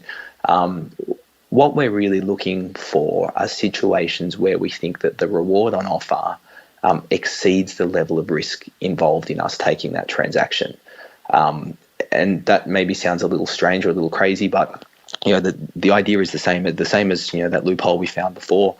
There are other things in the market that where that exists, I think, and we really have a couple of different components to our business now. So the original business partner or colleague at the time that I mentioned, they started working with more than 10 years ago, is still one of my business partners today. I have a second business partner as well who joined along the way. And the two of them primarily are focused on really short-term stuff. So non-client facing stuff, typically day trading. We try and be pretty flat at the end of every day. And it's time intensive. Every day, at least while the market's open, sitting glued to their screens, looking for opportunities and trading. So there's that element of our business, and I'm not really actively involved in that these days, just because it's so time intensive, and in order to do some other things within the business, it's difficult to do that if you're glued to a screen all day. So that's one part of what we're doing. The second part is we have a managed fund or a hedge fund which trades longer term type strategy. So day trading isn't really appropriate for that vehicle.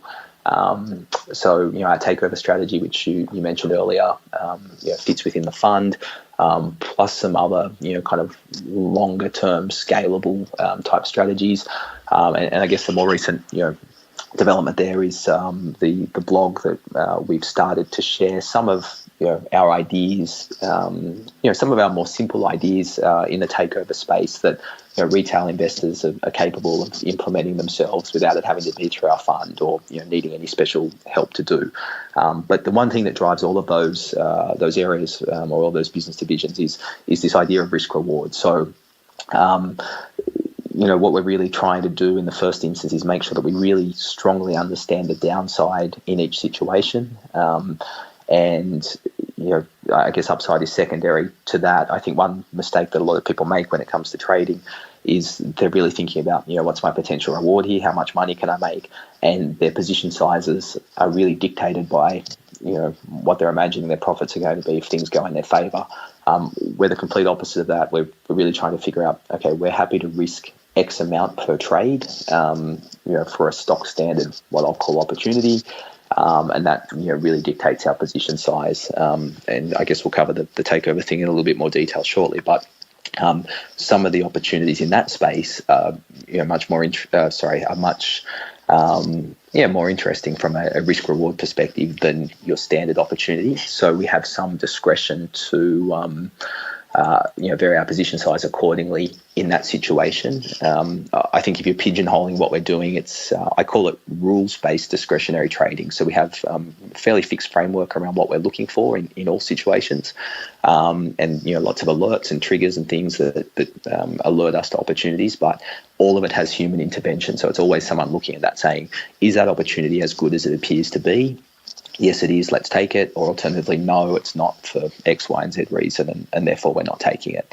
And look, probably the best example I can give of a trade where I think that the reward is outsized relative to the risk. It's one we did recently for our fund and through our newsletter, or through our blog. And that was in a stock called Panos. Australia PNA was the ASX code. And the history of Panos, very briefly, was that they had a copper mine or several copper mines. Major shareholder was a Chinese company, had made a couple of approaches to Panos previously about taking them over at higher prices than where the takeover subsequently happened. At the time, Panos board said, no, we're not interested. The price isn't high enough. We really went through that period of 6 months or so of commodity price corrections. And the major shareholder, Chinese shareholder, comes back and says, we're making another takeover offer. takeover offers can vary quite considerably in terms of how they're structured. But the cool thing about this most recent offer for Panos was that the price at which the takeover was being made was guaranteed. So it's basically called an unconditional takeover. And I think $1.71 from memory was the takeover price. We trade so many of these, I can't remember exactly, but let's call it $1.71 for argument's sake. As soon as that takeover is announced, Panos is trading at $1.72. So you can basically buy Panos as much as you like, more or less, for a number of days at $1.72 or thereabouts, knowing fine well that no matter what happens, so if there's no improved bid, even if the market tanks during that time, you're going to be able to sell that stock at $1.71. So that's really your hard stop loss that you've got in place, at least for the period that the bid exists. But it wasn't a crazy thought to think that Panos might get an improved bid, maybe not a competing bid from a different shareholder or a different company, given the reasonable shareholding that the Chinese company already had. But the bid that they'd pitched most recently was about 20 or 30% below where the bid had been pitched previously. So it wasn't ridiculous to think that the bid could be improved by 10 or 15% above its current level. In order to get board acceptance and get shareholder acceptance. So, the way that looks is that if the takeover price is $1.71 and it gets a 10% bump, the new price becomes $1.88. If you look at that, what you were risking in that situation, you're really only risking that 1 cent per share because you can get that $1.71, yet you have the potential to get $1.85 or 88 or more, potentially $2. So for us, I love that trade because I know exactly at the outset what my downside is. I've got that locked in. I can position size accordingly. And if the trade works out, then the multiple of reward relative to risk that you get is very, very great. The headline percentage, it might only be a 10% return on the capital invested. But if you look at your return on risk, if you get a bump in the share price or in the offer price, it's almost unheard of. So that's not to say that Panos was definitely going to get that better offer. It's very possible that the Chinese company just says, look, that's our best and final offer, too bad, and we lose a cent a share. But at the outset, that's a nice trade for us to take. And as it turned out, they got a bump of almost 10%. I think $1.85 ended up being the price that it was taken out on. So we made 8 or 9% headline return on the trade, but had a very big position size because we had that downside built in, and we really got about 14 or 15 times what we'd risked as a return on the trade. So that, in a nutshell, is probably the best example I can give you of what our holy grail trade looks like. Okay, yeah, that's really interesting. So, I mean, you obviously sort of talked a lot about an example there of sort of the takeover strategy, but if we could just sort of take it back to step one. What's the general objective of this type of strategy? So let's focus in on your actual takeover strategy. What's the general objective of this? Look, so the general objective really is, which applies across our whole business, is to try and take lowish risk trades with good payoffs.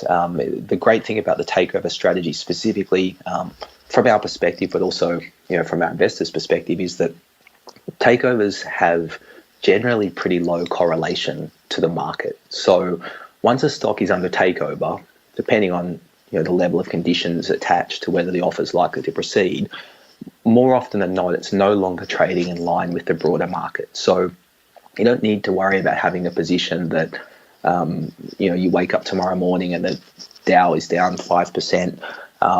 Your takeover positions just aren't going to get sold off, or if they do, they shouldn't be, and it corrects itself pretty quickly. So it's a really low volatility strategy for us in terms of it has low market beta. And that's part of the reason that we actually decided to put it in a fund, and that we've rolled it out through the blog because I think there are a lot of people out there, certainly in Australia this is evident, maybe less so in the US, but I presume it's a similar issue. Lots of investors who have had share market risk previously or have it now, and they really don't want the volatility that goes with that. The share market's great in terms of being a trader or being an investor holding managed funds, whatever, when it's going up. But people don't want those massive drawdowns that you get in the GFC in an extreme example, even the hit that our market took, and that I guess a lot of global markets took last week when we had the dual issues of China's market falling over, and also these issues in Greece. I think people don't like that as much as in advance they may think that their risk profile is that they're happy to take some risk in order to get the upside. I don't really think that fundamentally that's the case. But at the moment, these people don't really have the choice to not be in the share market because the returns on deposits in bank accounts are so low at the moment that, especially if you're a retiree or you're getting towards retirement and you need that income to live, it's just not on offer. So what we do or aim to do with the takeover strategy is show people how to get share market like returns with much lower volatility or downside risk than what that would usually entail. So we definitely have strategies that we can make more money with, but the returns are more volatile. You're going to experience larger drawdowns and probably more frequent drawdowns. The cool thing about the takeover strategy is you don't really tend to get those drawdowns or big drawdowns because you're not linked to the market as such. There are other factors at play, and if you're pretty good at figuring out what those factors are and only taking those trades where you're comfortable that the risks are minimal, you should have pretty low market beta using this strategy. Okay, right. So how do you find out if a company is about to be taken over, and how do you sort of know how true that is? Like, is it possible that it could be a false rumor? Yeah, well, the great thing about the strategy, at least as we run it, is that it doesn't require knowing in advance. So our strategy actually is that we wait until the takeover has been announced and it's formal, and then we buy the shares. And that might seem counterintuitive because, what you think about is you want to buy a share today that gets a takeover bid tomorrow at 40% above its current price and you make money. The thing about that is it's very hard to predict. So, of course, there are rumors. If it's a genuine rumor and you really know the information, then you have it illegally at that point, and so that kind of rules out that option. If it's a rumor, you're undoubtedly not the only person who knows that rumor and who knows how true it is. And if you're just buying stocks purely because they're perhaps going to be subject to takeovers, you don't get that smoothness of return or that lack of volatility that I was talking about earlier. And there are definitely funds out there who buy stocks that they think could become subject to takeover. What we're really interested in is buying stocks that are already under takeover that may get an improved bid and or a counter bid from another party. So if you think about it like an option, I guess, anyone who kind of has basic knowledge of options knows that there are various factors that go into pricing an option.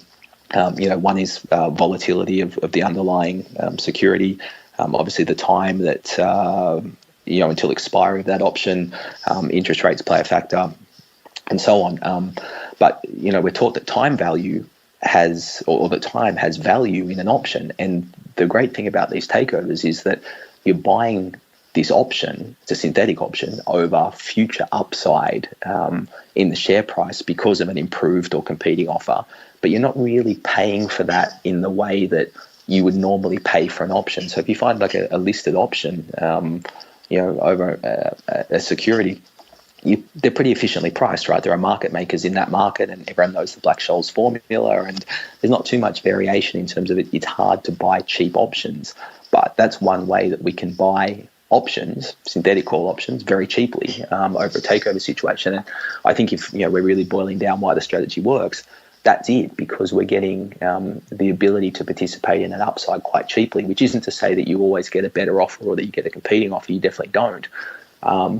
But you get enough of them, and in some instances the offers or the subsequent offers are so good that you only need 2 or 3 great trades like that a year, a bunch of okay trades, and you make more than enough money every year from that strategy. So at a fundamental level, that's what we're doing. So we're not trying to anticipate who's going to be taken over. We just wait for the announcements that someone is being taken over, make sure that we think it's a credible target, a credible bidder, that the downside is known and limited, and then position accordingly in the hope that something else is going to happen. Right. Okay. And with this particular strategy, what's sort of the time frame we're looking at from when we get into a position and when we exit completely? What's the sort of holding time of one of these trades, generally speaking? Sure. Look, I'd say probably minimum a month, and 6 months. Get 6 to 9 months would sort of be the maximum time period typically, and I'd say about 3 to 4 months on average. So if a bid is made today for a company and there are no further developments, meaning that there's no improved bid, there's no competing bid, usually they take about 3 months to come to a natural conclusion. If the share price improves in the interim, we may look to exit the position early if we think that the risk reward is no longer in our favour, or that the additional benefit by waiting those extra months is now not sufficient.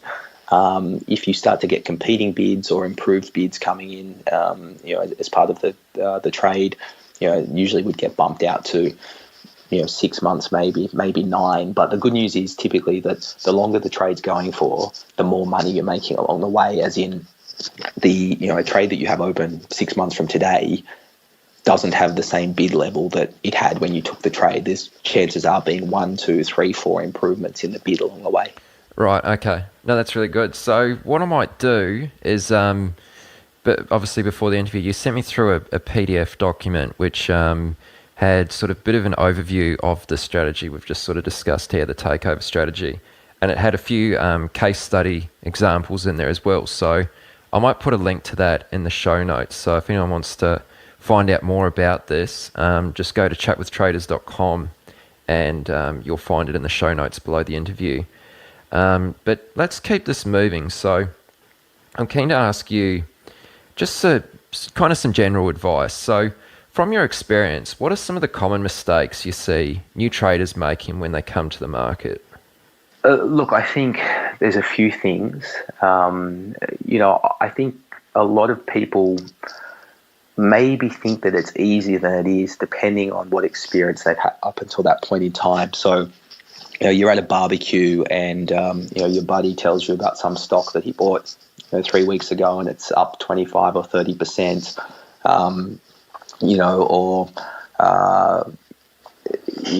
someone else who's in your family who, has been day trading. I guess this was a big thing around 2000, who's, making $3,000 a day and they've quit their job or whatever. And I think you're looking at those people going, wow, this is, pretty easy. Maybe you've bought a stock or two yourself, same thing, you're making money. And then all of a sudden you're not. And usually that's because, people are making money without necessarily knowing why they're making money. Luck is definitely a factor, right place, right time.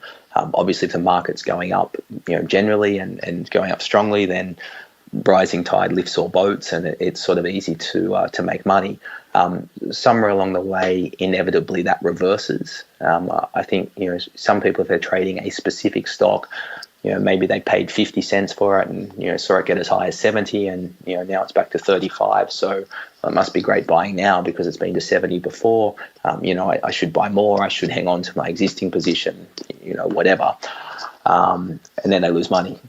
So I think, that's sort of one thing is that, and I think in life generally, it's easy to look around at other people and assume they're having more success than you are, or that, they've got something that you don't. And, I think it's, as they say this about gamblers, right? You always hear about gamblers' winnings, but you never hear about their, the times that they lose.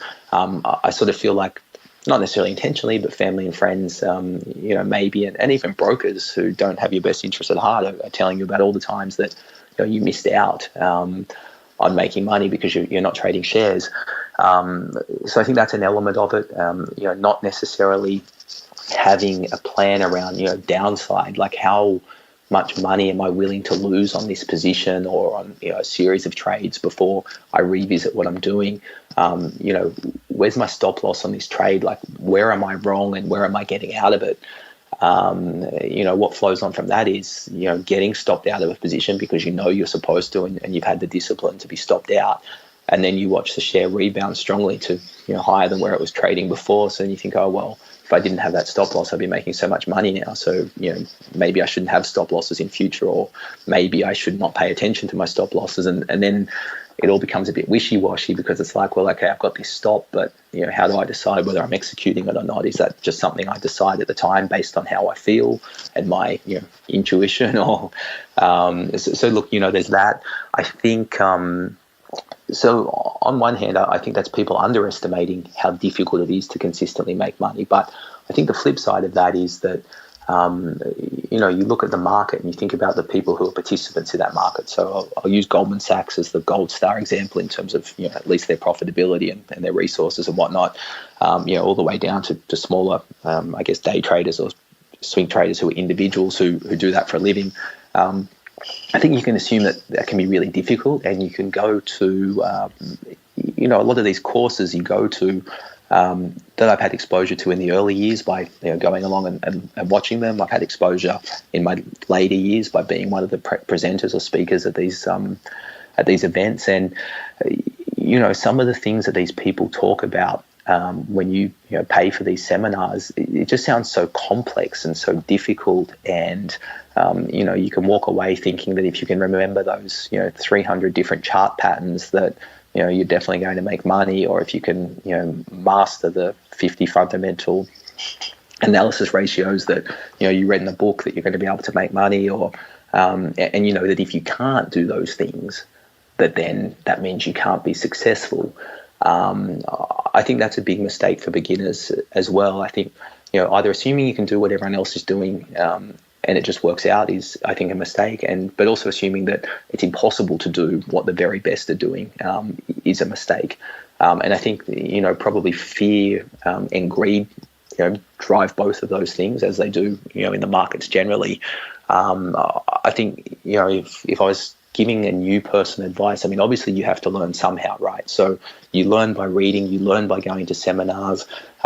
Sometimes you learn by doing and maybe losing a little bit of money. But I think it's all part of the journey to try and understand. I listened to the interview that you did where you talk about GAN and how much time you spent kind of studying that in the early days and reading the books, and you've been to the seminars and whatever. And then somewhere along the way, you just kind of figured out that maybe it wasn't all that you thought it was, or maybe it wasn't for you.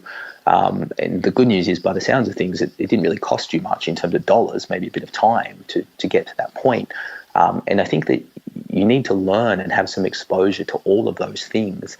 But I think you just need to understand that nothing is as great as it seems from the outside looking in, as in there is no perfect thing in the markets that is always going to make you money, that you can master and then that's it. It just doesn't work like that. And unfortunately, I think that in our industry there are some people who are holding themselves out as experts who are anything but. They're experts at presenting courses and providing education and really know the ins and outs of the 300 chart patterns and systems that they referred to earlier, who either haven't really traded a share a day in their life, or they have but not particularly successfully, and they figured out that it's better for them to be educators. And I have no problem with that if it's on a disclosed basis, that you're not holding yourself out to be something that you're not.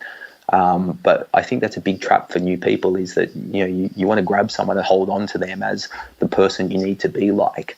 And it's definitely important to have role models and mentors and whatever else.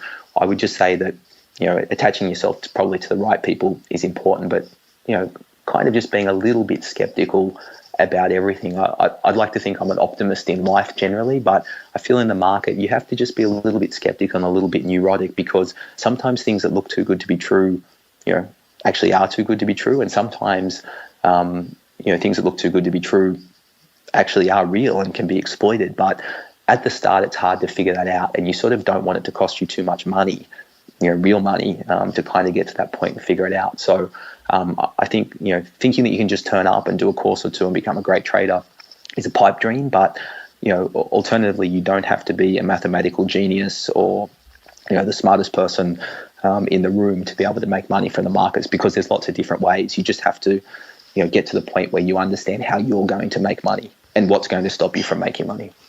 Yeah, absolutely. I mean, that's such a good answer, Luke. Really, really good points you hit on there. Let's just do one more question, and then we should probably wrap this up. So, I'm interested to know. This is a little bit different. Besides your blog, of course, the long and the short of it, are there any blogs or resources that you yourself frequently visit or use to stay in tune with the market?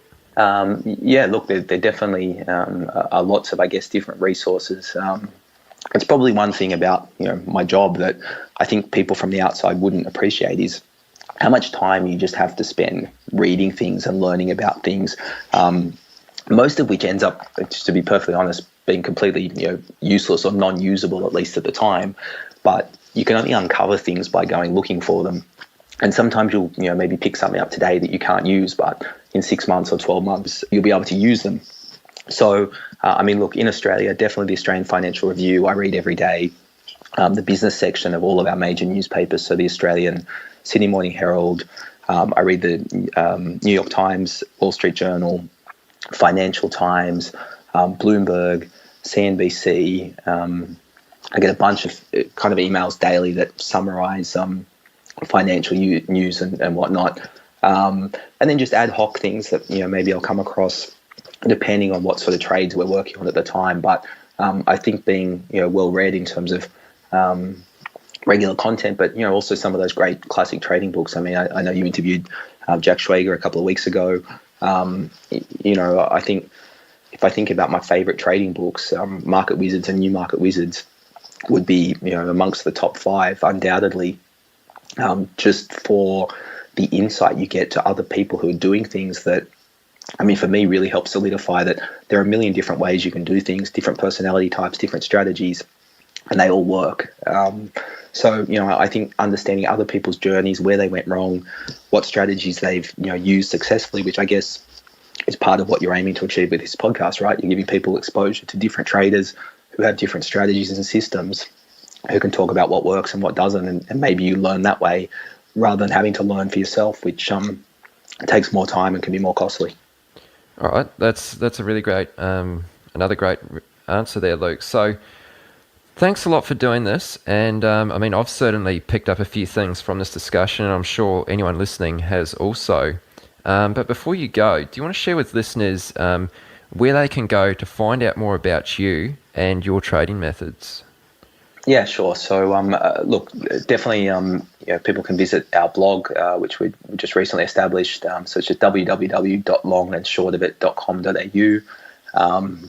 I'll get you to put that in the show notes, perhaps, so people can easily find it. Also, we have a managed or hedge fund that I mentioned earlier. So that's just www.789assetmanagement.com.au. Just getting back to the blog, actually, we'll set up a promo code so that anyone who's listening today who thinks that maybe they'd like to trade the takeover strategy, have a bit more information sent to them. We'll do a discount there, 20% off our usual subscription, so that anyone who's interested can take advantage of that. It's actually a 14-day free trial anyway for people to have a look around before they commit any money. And then anyone who uses the promo code can get an ongoing discount on their subscription. Good one. So what's the promo code? It's a good question, actually. We'll put that in the show notes if that's okay. We've got one set up. I just don't have the details of it at hand. Okay, sure. Yeah. Well, of course, the promo code will be in the show notes. All the links will be also in the show notes. And are you on Twitter or anything like that? Yeah, I am. So on Twitter, personally, I'm just at Luke Cummings 81. And our blog, we're set up at Long Short of It as well. So anyone can reach out to me that way. Obviously, get in contact via either of those websites if they'd like to do so. That's really good. All right. Well, thanks a lot for doing this, Luke. And until next time, take care, and we'll talk soon. Thanks, Aaron. Appreciate it. Really good to chat to you. You've come to the end of this episode of Chat with Traders, but don't worry, more great episodes are on the way. To stay updated with each great new episode,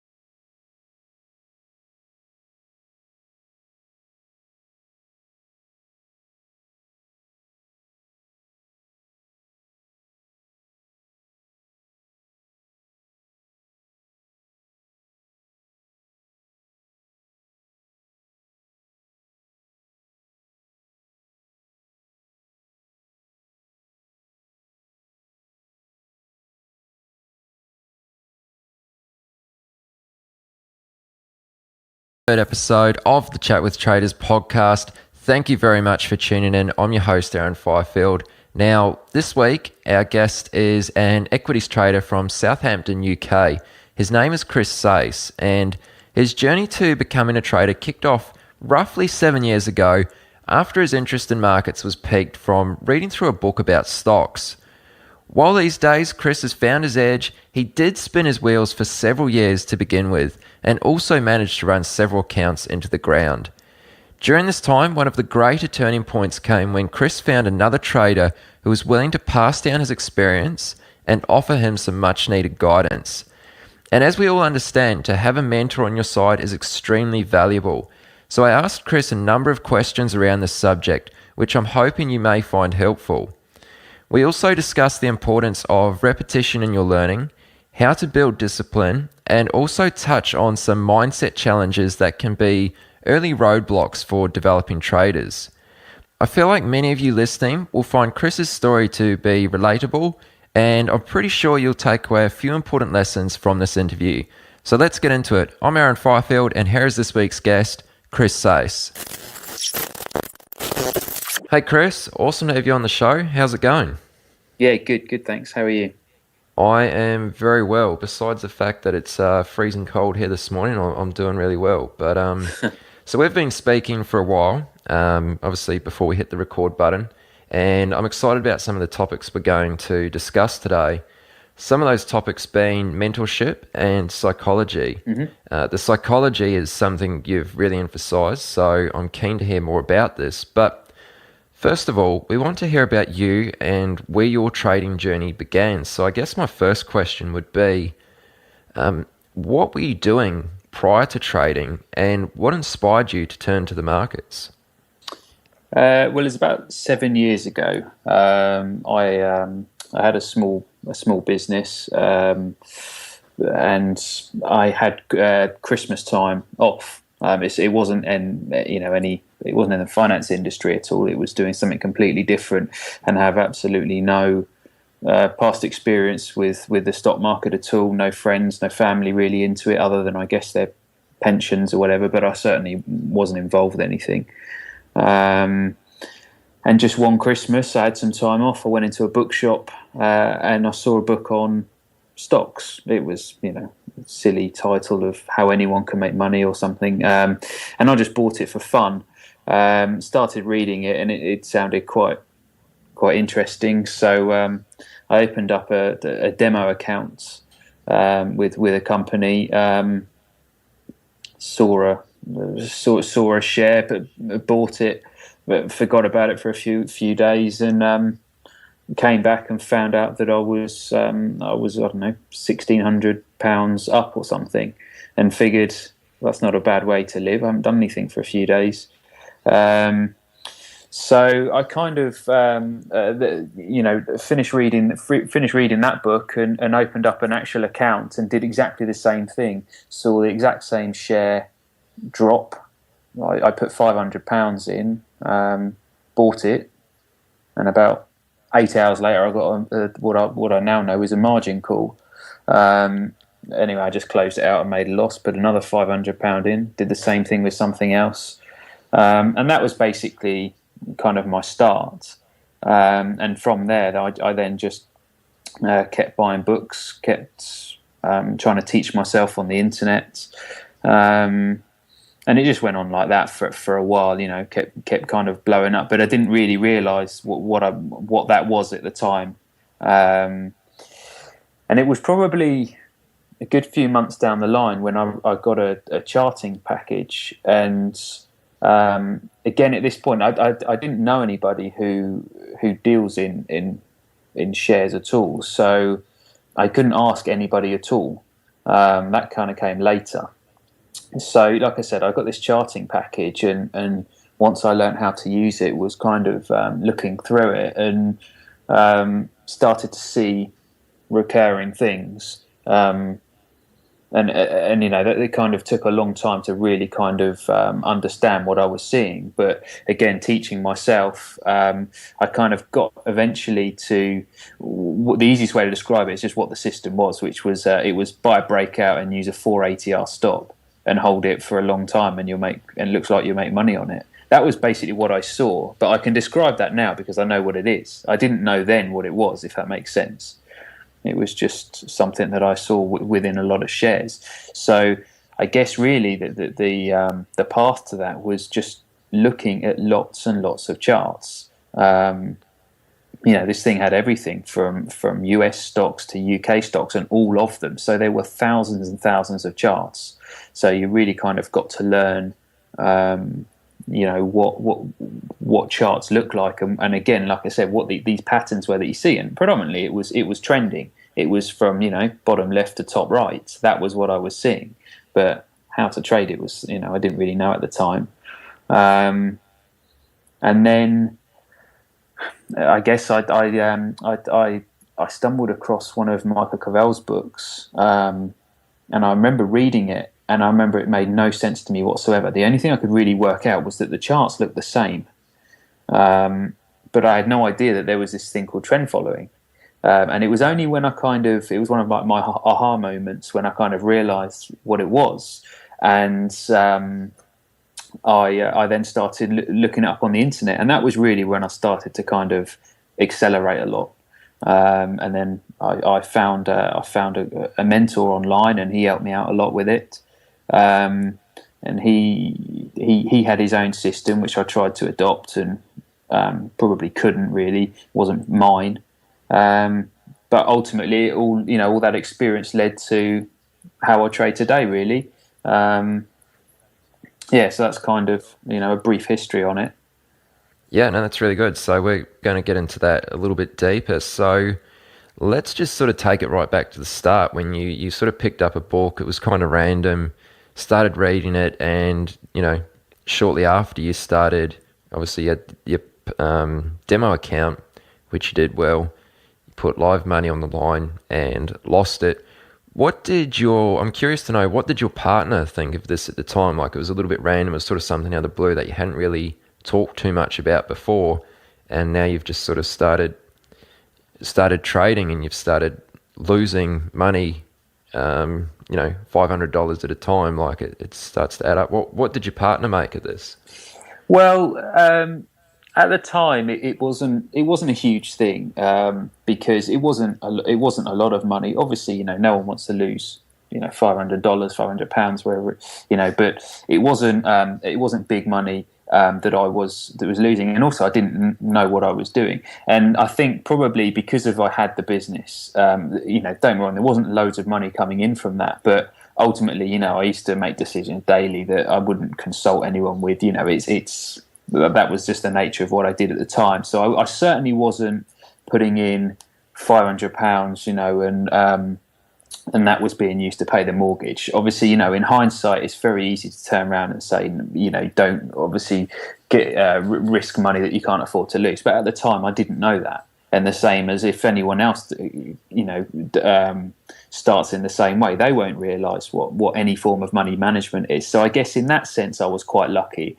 I'm quite lucky that I didn't go and put thousands and thousands of pounds in, thinking that I could have traded it up like I did with that just one trade at the beginning. That was kind of fortunate. Yeah, I mean, that's a good point. So even then, when you did sort of run a few accounts into the ground, even though they weren't, big accounts, like you mentioned, that you were just sort of starting out small, what was it that sort of motivated you to keep pushing on? Like, why did you not go, this doesn't work, or this is too hard? What was it about it that sort of motivated you to keep going? Probably stubbornness. I'm quite competitive anyway, and I think it was that when you first start, I think you kind of start off with this idea that you can make a lot of money doing it. Now I made thousands on that first trade, the demo account, which, like I said, it wasn't real money, but it was, wow, I made money there, and I didn't do anything. I didn't physically have to go to work and kind of, do X, Y, Z. I literally sat at home for a few days over the Christmas period and made money. So I think it was that drove me. Then it was the game. I've always enjoyed strategy games, and it was the market to me is like the ultimate strategy game, and you kind of realize that when you first start, and then of course you couple that with the fact that you can make you make some money out of it. It probably is what kept me going. But I must admit, I've never thought at any point about this isn't right. I think it was just something that I first started and kind of clicked with straight away. So I guess I was fortunate there as well. Okay, sure. So you mentioned that you, of course, read this book right at the start. Mm-hmm. Later on, you sort of read one of Michael Coville's books. Was there anything else in between there that you were really getting stuck into and studying, besides just looking at charts? Was there any other sort of resources, or did you do any courses or books? Like, was there anything else that you were learning how to trade from? So I've got a ton of books, probably 100 trading books now, and I did used to buy quite a lot of them, but it was that none of them really made any sense at the start. One book that really did, and actually this was probably just before I read Cavell's book, was one of Van Tharp's books. Now, they are a bit deep to start with if you don't kind of understand it, but it kind of brought into play a few elements of a strategy, risk management, psychology, and that was what then kind of, it probably started me on the track of, okay, there must be some sort of formula to this. And I guess ultimately then that might have been the start of, looking for a holy grail. Obviously, I know that doesn't exist now, but back then it was probably those little things that kind of started me getting more interested. And that was where I, thought about getting the charting package. And then ultimately, I guess it was throughout the time, there's been lots and lots of books that I've owned that I've read and picked out little bits from. I've never done any courses, and the internet was obviously helpful because of that. You can type in anything. You type in trend following, you type in day trading, whatever, online, and a whole host of things come up. But I certainly didn't do a course. I didn't subscribe to anything then. It was all just self-taught, and I'd hear something or read something, pivot point or moving average or whatever option, I don't know, something, and I would Google it, watch YouTube videos on it, and just really try and teach myself everything that I could. And it's just kind of built up from there, really. Sure, yeah, no, that's really good. So if you had to pinpoint just a couple of your biggest challenges or hurdles between the point where you were starting out to becoming a profitable trader, what would you say these were? First of all, entering the beginner's cycle and then exiting the beginner's cycle. So what I mean is so I've spoken there about how I've heard a few things, risk management, strategy, psychology, etc., etc. Those are kind of the beginning of where you realize, okay, so there's something in this. So, before a strategy might be buy this because it looks nice. I don't know, whatever people do when they first start trading. But then you realise actually that there is some sort of strategy in this. And as I mentioned before, what I was actually doing it to start with was buying a breakout. That was my first kind of strategy I ever put together. And it was basically putting that bit together, and then after a while trying something different. So, let's say the entry point was a breakout, the exit point was a 4 ATR. I then might try a 2 ATR. I then might try, I don't know, something else. Selling when the price has gone up for 3 days, and it was all that tinkering around that then leads to reading more books, which have then, of course, got more strategies in. The internet is full of strategies as well, not to mention all the ones you can pay for. So you're kind of going around in this circle where you're really not focusing on your strategy at all. You're tinkering constantly, and that's just not a way to trade. And when you realize that I think is when you exit the beginner's cycle. That's when you really then start to focus on yourself. You start to focus on your strategy, and that's really, I think, that was when I started to become consistently profitable. Okay, good one. And at what point did you? Well, first of all, let me ask, from when you started to when you became somewhat consistently profitable, how long was that time there? Ooh, maybe 4 years, 5 years, 4 years, I think.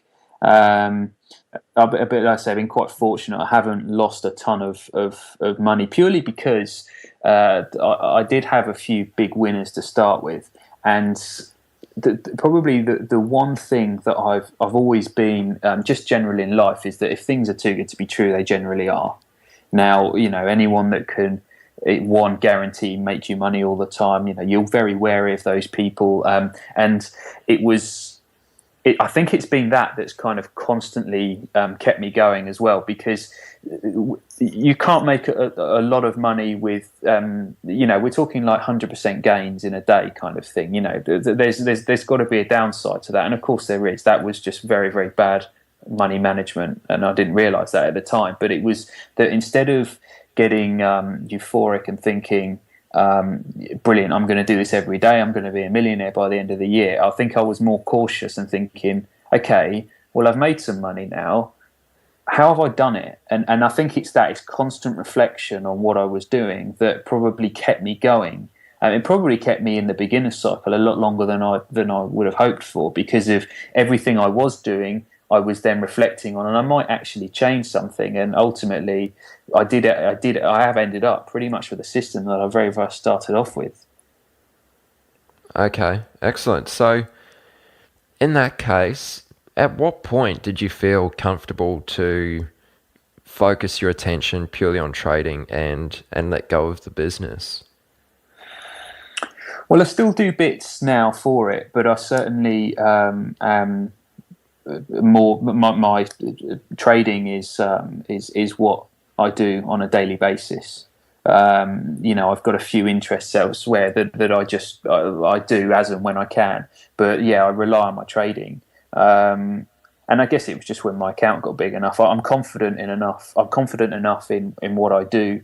I know it works, and now it really is just a case of continuing to do the process that I know works, if that makes sense. So I don't trade into intraday or anything. I use end of day charts predominantly, and the daytime I spend either working on myself and how I think about the market, and reviewing what I've done, particularly reviewing trades. That was always something that I've been quite big on. I've always had two portfolios, and one is the real one, and the second one is one that I call discipline, and that is my make-believe one. That is, if I had done the trades like I was supposed to have done and didn't do anything wrong, that is where all the gains are in there. And that one, incidentally, is about 400% above the one, my real one. But that's what keeps me going. By looking in there, it was okay. That I can show you trades from several years, or really 3 or 4 years ago, where I might have sold on a dark day. When I really shouldn't have done, got scared out of a position, and it ultimately went on to be a huge winner. I've got lots of charts like that, and again with the word discipline written in the middle of them. So that kind of keeps me focused. Okay, I really like that. So you've got obviously your live account, which has funded real money in it, and then you've got, how does that other portfolio work? That's a demo account, is that right? Well, you can. So I've got several accounts with different brokers, and the chart package that I use, you can keep tracks of your portfolio in there. So I've just got two portfolios in there, and like I said, one is the real account, and the second is the discipline account. And like I said, I really wish it was the discipline one that was the real one, but it keeps me, like I said, keeps me focused, and keeps me, every time I go to make an exit, I do kind of have a look through that chart and make sure that it is a valid exit. I'm not just doing it because of it's going down and I want that money. It needs to be the right exit. It needs to be part of my strategy. Otherwise, I've got to keep hold of it. That's what the plan says. the plan makes money. It's not me, it's the plan. So, I've just got to stick to it. Got it. Okay, so it's a feature of the software. I really like that. That's such a really good idea. I appreciate you sharing that with us. Now, from the few things you've mentioned to me offline, I get the impression that repetition is a key ingredient to your development as a trader. So would you be able to shine some light on the importance of repetition to you and how you continually go over and revisit material that you study over and over again? Well, see, I think with the internet being how it is, Twitter in particular, there is so much on Twitter that is really good. There's also so much on there that's utter nonsense. So you really need to kind of have a kind of very, very good noise filter. But I went into trading many years ago with a set of beliefs, whatever they were aren't important now. And the same as you will, and anyone else who's listening has got their beliefs about the markets, about however they trade. And when you read a book, when you talk to someone, whatever it is, you're ultimately you're obviously you're gaining more information, and your beliefs might change. And I think that the repetition part is just kind of going back over everything that you've done. And whilst today you might, whoever you've been chatting to or whatever you might read or watch on YouTube or whatever might be conflicting to those beliefs, sometimes you need to just go back and look at everything you've done in the past and either discount what you've been told or does it add any value to your portfolio? And this is where, like I said, my discipline portfolio comes in, because every day I look through it, every morning I just go through it when I'm, like I said, I don't trade throughout the day. So I'm quite fortunate that I get a lot of hours to really just work on my psychology and work on my, my strategy really. I'll just look through that portfolio and see what does a good entry look like? What does a good exit look like? And deeper than that, what does a pullback look like? When it's quite easy, of course, when your portfolio sits at all-time highs. But what does it look like when you've had a 10% drawdown or something? How does that look on? Let's say on this software package, it graphs your profits. So I like to go back and say, what does my chart look like when I'm in a drawdown, and see it. And then, of course, I fast forward it and I go, okay, so it looks like this now. And when it picks up again, it will look like this. And so it kind of reassures me that the drawdown isn't anything, to worry about. It's just part of the trading plan, or, part of the trading process, should I say. And I think that really helps, or it helps me anyway. Okay, sure. That's really good. So let's move this along and get into some discussion about mentorship and the impact it's had on your trading. So if you could start by telling us how you met your mentor and what actually motivated you in the first place to seek out a mentor. So to start with, it was that I knew I was onto something with the charting software, and like I said, seeing what I was seeing, reading a few books, and I just didn't know how to put it all together. And that was when I was really just looking for it sounds quite sad actually, but I was looking for someone to talk to, because I don't know any traders. I do now, but back then I didn't. I just had a ton of books, some information, some charting software, and it was so much chaos that I was kind of, I didn't know if what I knew was the right thing to know, if that makes any sense. I just, if someone was there going, yeah, no, you're spot on there, but you should have a think about this and this, or whatever, it would have made things a lot easier instead of having to try and figure it out myself. So I knew that what I was interested in was trend following, so I Googled it and found my mentor online, and I sent him an email. I think we spoke on the phone actually for a long time, and he agreed to mentor me. He came down to see me, and he showed me his style. And this is probably where I'd say I made a mistake and probably extended my learning period by a good 6, 7, or 8 months or whatever, because I immediately kind of threw out the window what I'd been working on and adopted and tried to adopt his system.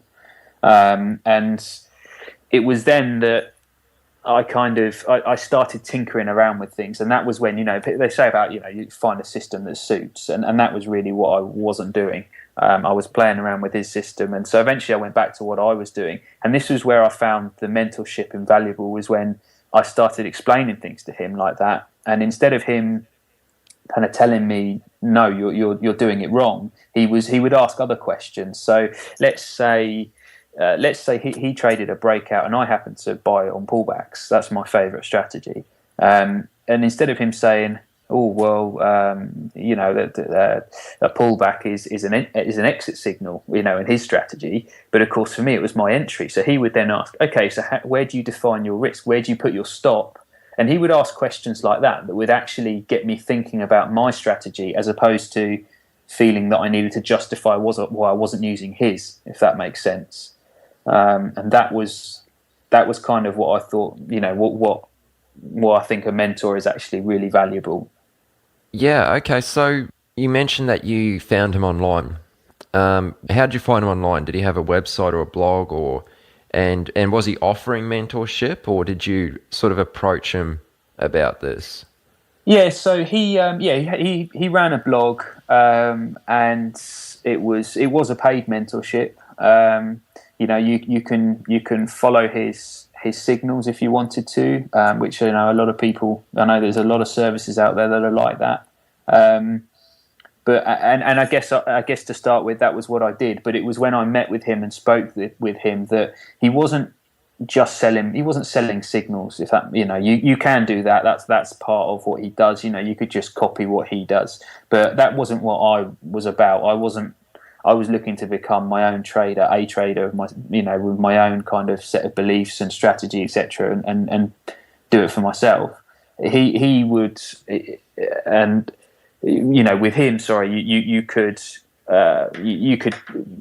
trade your own pension fund and just copy his trades entry when he said, he has a Twitter feed as well that you can enter. And that's what I think, there's quite a lot of services on the internet that do. But it was when it came to the mentorship, he really, really did go in, help me out and help me understand what I was trying to achieve with my system. And that was when he kind of put his system aside and helped me develop mine and ask me questions about it. And then also, tell me things to consider. So, maybe consider the risk part of it and, that kind of thing, really. What's the kind of level of interaction between yourself and your mentor?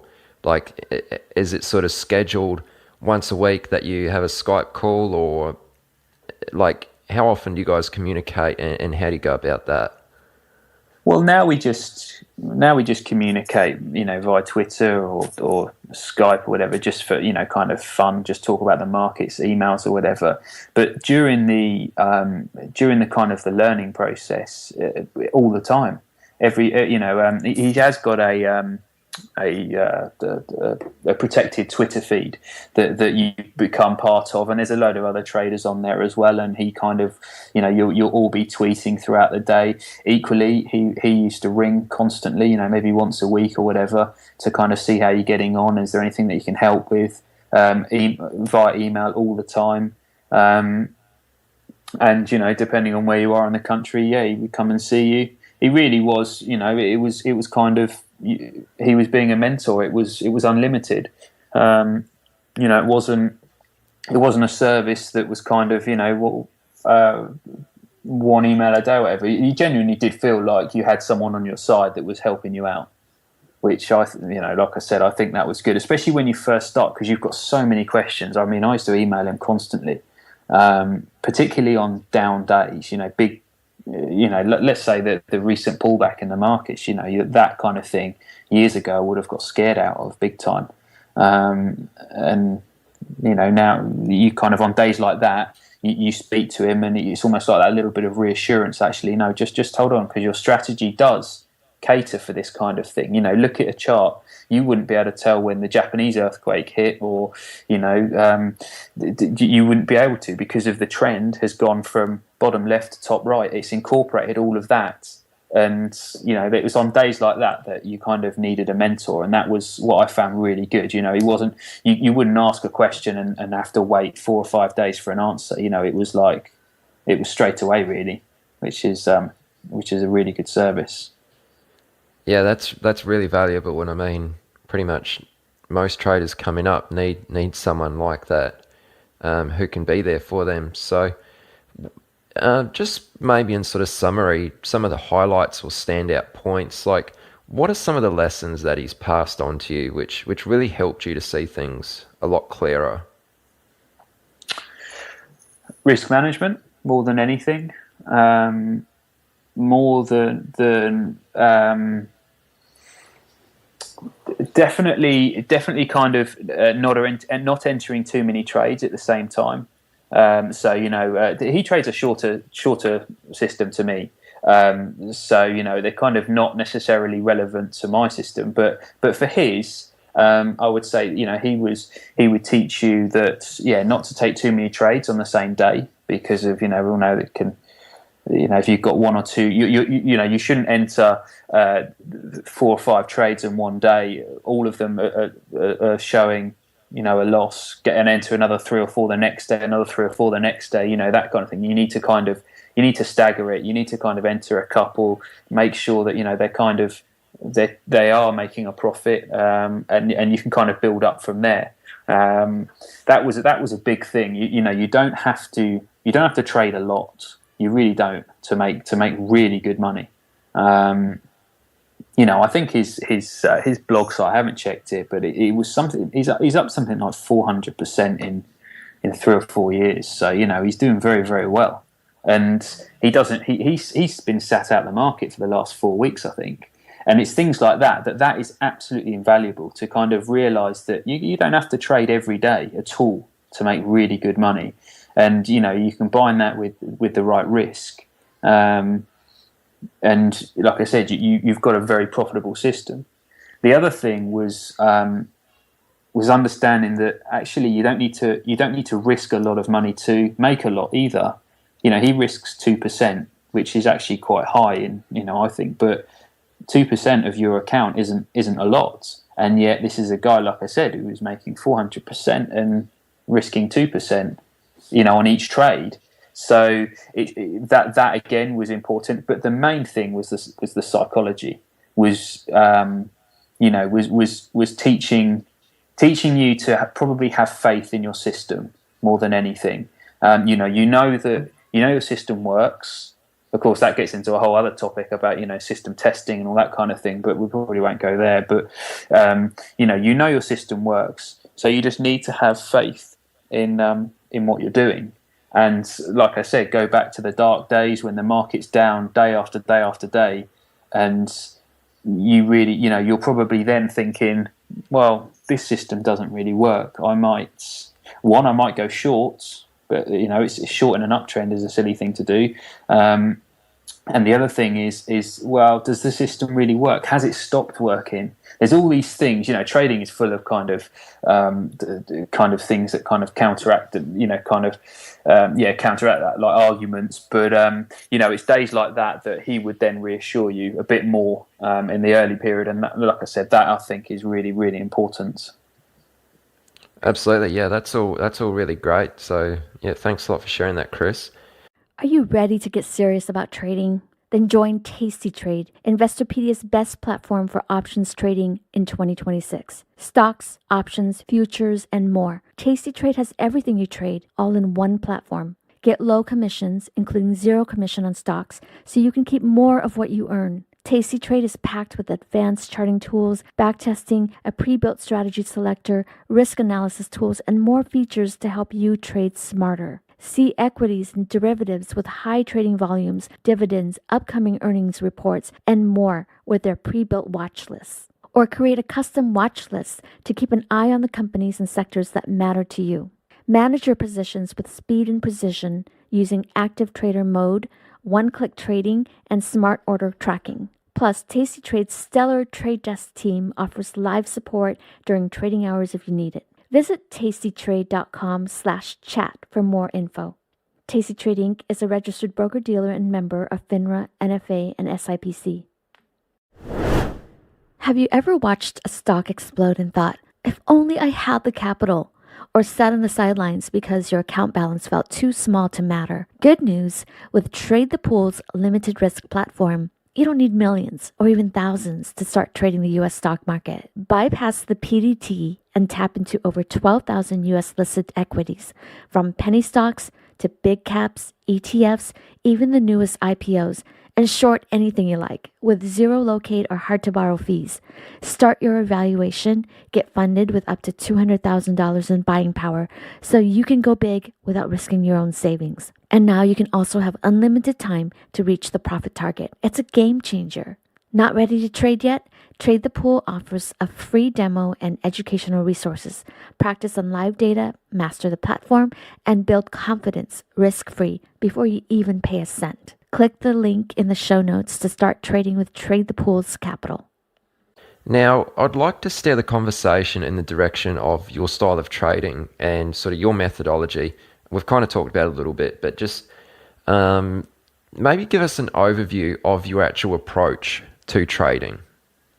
Okay, so probably my routine is the easiest thing to describe. Is that I don't use scans. I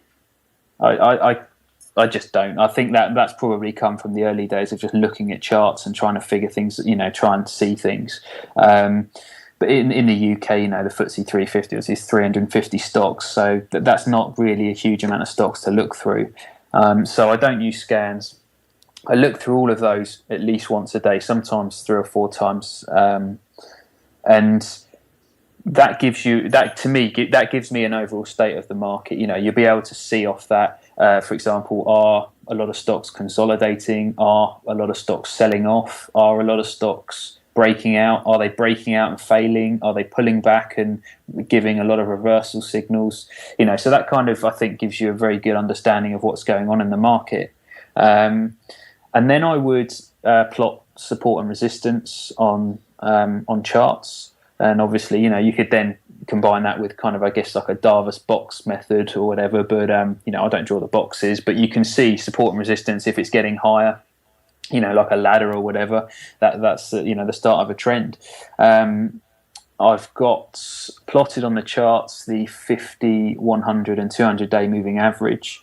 And I wouldn't use those for an entry, but obviously you can then, that gives you a feel for the stock. And every stock, I think, is different. They have a different buying and selling pattern. Some stocks don't pay any attention to moving averages at all, but they do pay attention to support and resistance. So therefore, that gives you a good place to either enter, also gives you a good place to exit. Some stocks do absolutely hug the 50-day moving average. And as soon as it closes below that, and maybe 2 days in a row, the kind of character of that stock has changed, and that then would be an exit signal.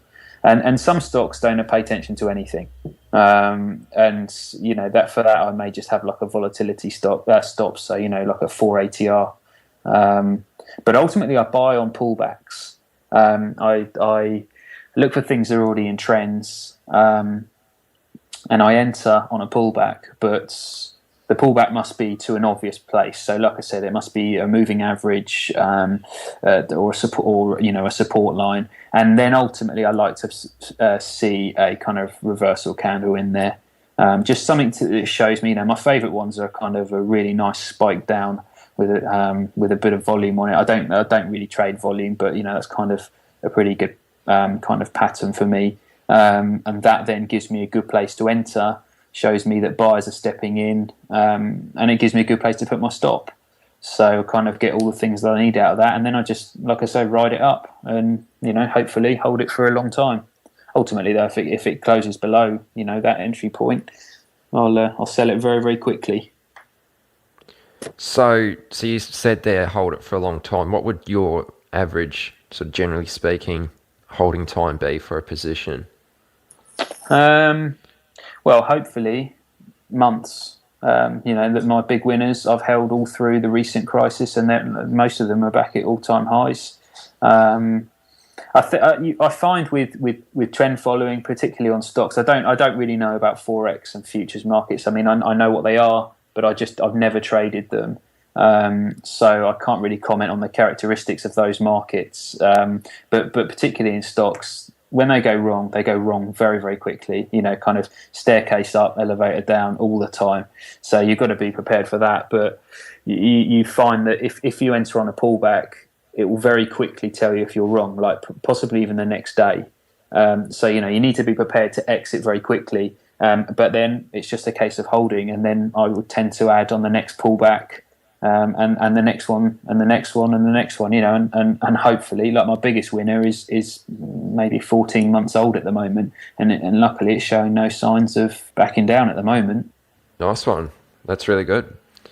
So before sort of adapting this, I don't know if you'd call it a swing trading sort of methodology, or it's sort of borderline position trading if you're holding for a number of months, I guess you could say. But did you ever attempt to trade intraday, like day trading?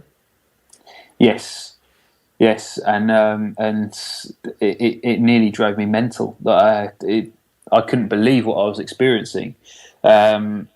I certainly believe that you've got a mental capacity, an emotional capacity, and whatever you want to call it, 100% or whatever. And I just couldn't make that many decisions in that day, and let alone do it 5 days a week.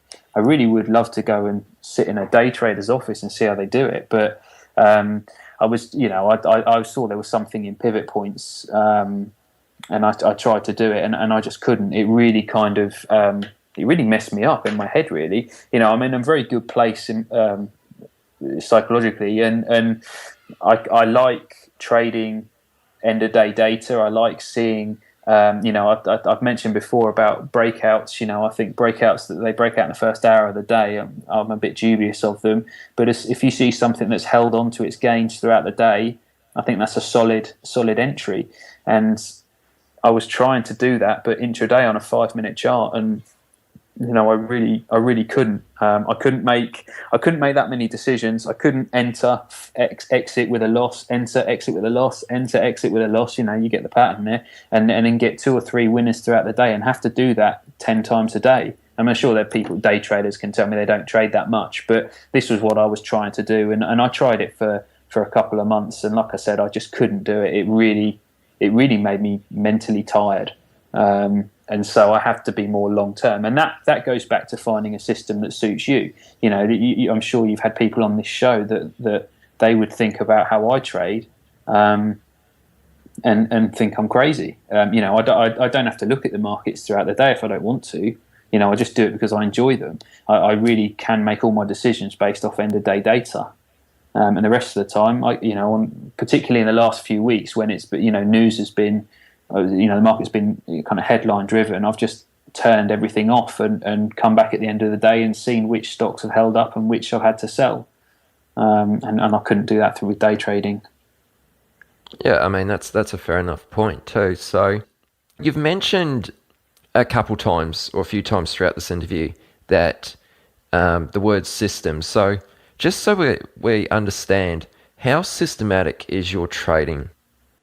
Okay. Yeah. So, system is in nothing is let's say robotic. It's certainly not every stock that does this I must enter here. Every stock that does this I must exit here. It's completely discretionary. So I do I stalk a number of stocks that are in uptrends. Some of them are sloppy uptrends. But I look for those periods of kind of exhaustion with on a pullback. I do trade breakouts occasionally, but I'm more successful trading pullbacks.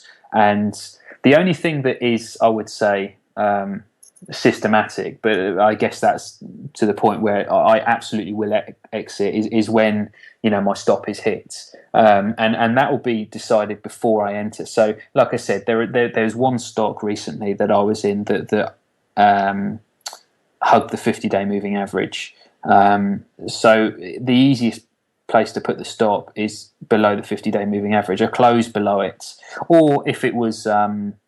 This is where the discretion comes in. So if it closes below it and it closes on a pretty big candle, or it closes on it closes at the bottom of the range for the day, then I would just exit straight away. If, for example, during the day it's put in, there was kind of a wick on the end, I might say, okay, well, I'm going to exit as soon as it goes below that wick. So that kind of, in case a market maker's been pushing it around for whatever reason, because of course I'm not the only person looking at this stock. There is a lot of people that would notice that the 50-day moving average doesn't get breached a lot. So it's a very easy way to put your stop, and then just try to make sure that I'm not one of the weak ones that gets pushed out, and then obviously it motors on ahead, which has happened before. Equally, like I said, if it's support and resistance, then that's my exit. I'll know when. I'll decide that before I get in. So that's probably the part that is, let's say, if there is systematic. But like I said, ultimately it is discretion. But there is one thing that I would point out on that is that as much as it's discretion, and I have just commented then about sometimes I might look at my exit. There's no way I don't hold a losing trade. So I wouldn't, there is kind of scope there to interpret that as, he might, a stock might have dropped to whatever price level, and he might be in denial about it. That's absolutely not what I'm saying at all. I'm just saying that occasionally, they go back to follow your rules, know when to break your rules, that kind of thing. It's just a process that I know works for me, but there is no way that I would hold a losing stock if it's gone past my exit.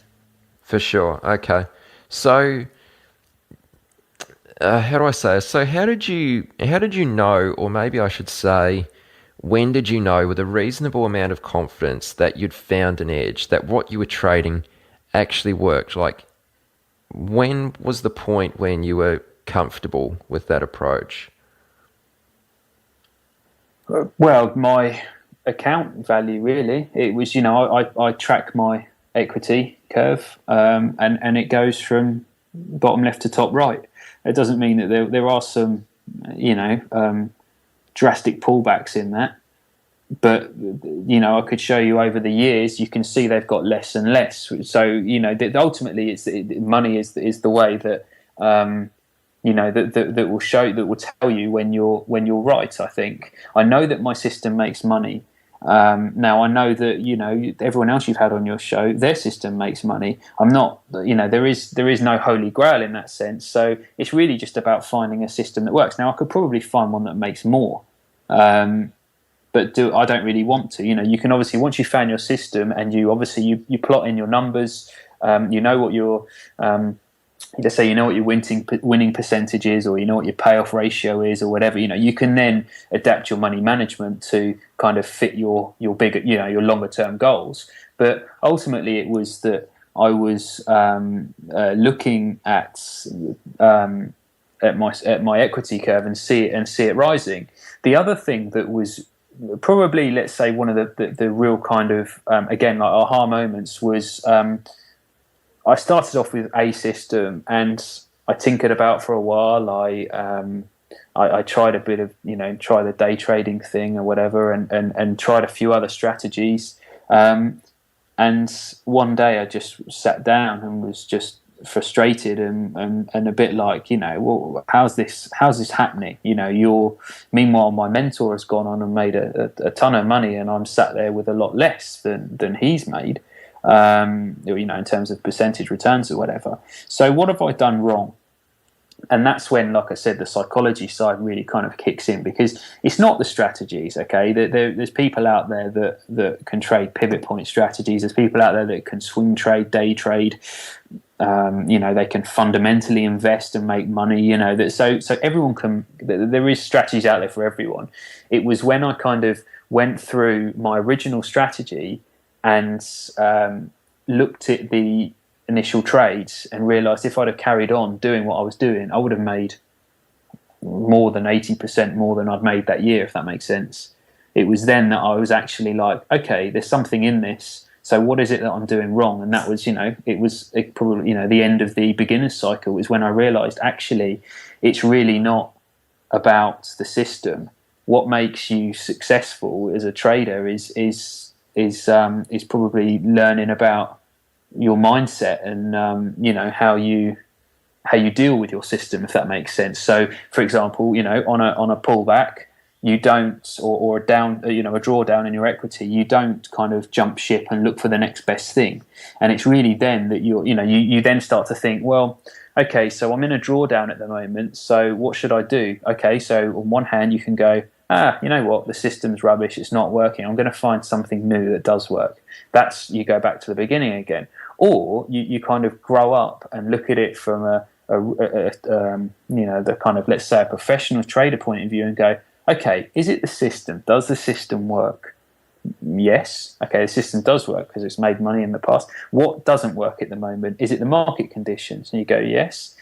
Or is it maybe I'm taking on too many trades, and you start looking at that. And that, I think, is when you make a jump from kind of beginner to, let's say, more professional style of trading. You're just working on that constantly instead of going back and thinking about a whole new strategy. So what were the certain aspects of your sort of psychology issues that you had to work through that were preventing you from sort of making potentially 80% more that year? Like, how did you, like, psychology, I guess it's kind of quite a broad topic, but how were you able to sort of pinpoint what it was and then sort of focus your attention on that to be able to resolve those psychology issues that were preventing you from making a lot less money? To start with, it was driven by frustration. I'm sure that everyone must get to a point. There's one of the guys in Market Wizards' book, and you have to forgive me, I can't remember his name, said there was a day when he lost a ton of money and turned around and said something along the lines of, "What, am I this stupid?" And he says, "No, you just got to keep going." And that really is kind of part of it. I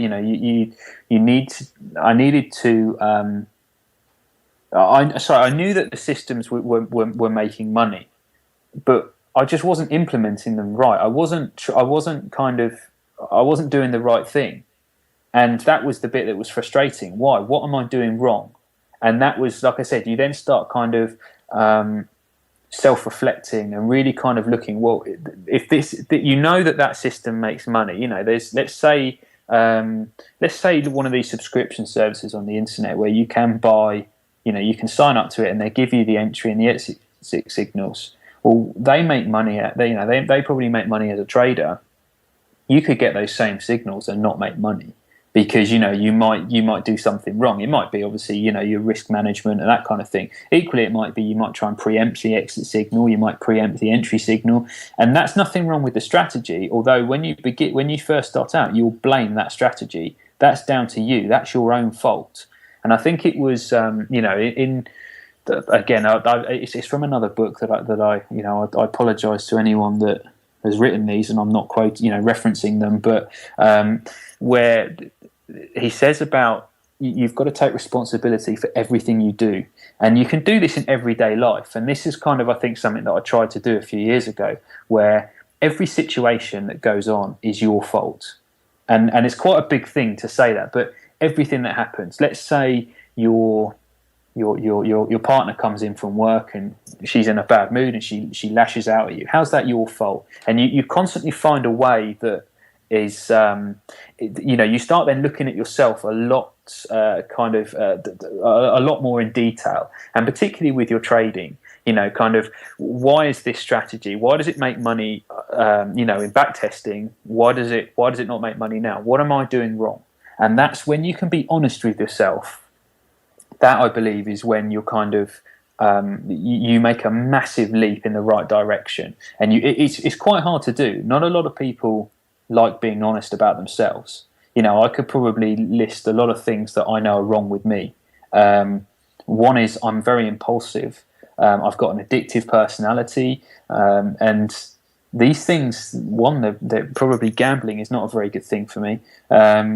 Day trading. This is when I realised actually this isn't good, because I get impulsive. I make the wrong decisions. I jump into trades quickly and realise I've done the wrong thing, and that goes totally against my the way that I am. So therefore, I need to adapt my system to fit me, which is why I don't like looking at the markets throughout the day, because if I get I might get a rush, or I might, I might lose discipline. Whereas it's much easier for me to sit down in the evenings, look through thousands of, let's say 500 charts a night, and just make a decision whilst the markets are shut.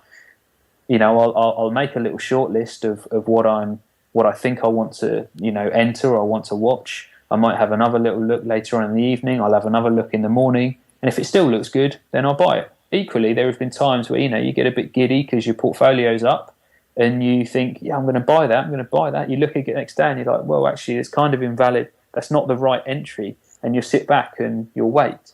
But it's only understanding that I've got that side to me that I'm able to then adapt my strategy to fit, kind of my the bits that I would consider pretty crap about my personality. Sure, yeah. No, that's a lot of great points in there that you touched on, so I really appreciate that. We should probably start to wind things down, Chris, but let me ask you, is there a resource or a book or a video or anything you'd like to recommend to listeners to check out if they'd like to dive deeper into sort of understanding the psychology of professional trading?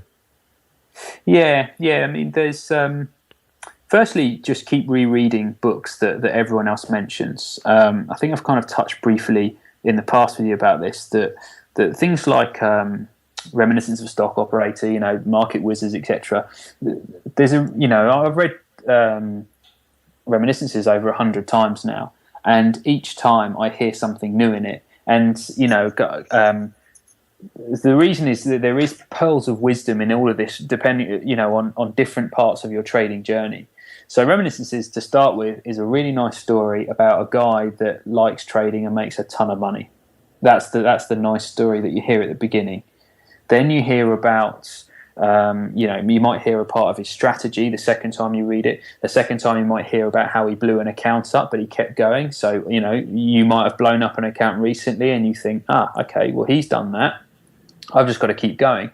And ultimately, you just keep kind of, every time you hear it, depending on what part of your journey you're on, you'll hear something new and relevant to what you're experiencing at that time, which is why I think those books are absolutely fantastic. The second was a YouTube video that Nick Raj put up called "What Makes a Successful Trader." I think it was a presentation he gave, and he talks about the two kind of facets of trading, kind of quantitative, it's easy for me to say, and qualitative, which is basically your strategy. He gives the best thing is he gives an analogy of a car. So the quantitative side would be driving the car. Put your foot on the gas, put your foot on the brake to stop, turn left, turn right, that kind of thing. But the qualitative side is learning about the roads, learning about, you get those idiot drivers that are indicating to go left. When you get that feeling, actually, they're going a bit fast to do that. So you don't pull out, you just hold back. And ultimately, they weren't going left. They just left their indicator on. And that's what I think is kind of what trading is about. You kind of learn those two parts. You learn, how to trade, and then you learn about everyone else around you in the markets. And that video is very, very good at describing it. But you have to watch it a lot to really kind of get all the points out of it.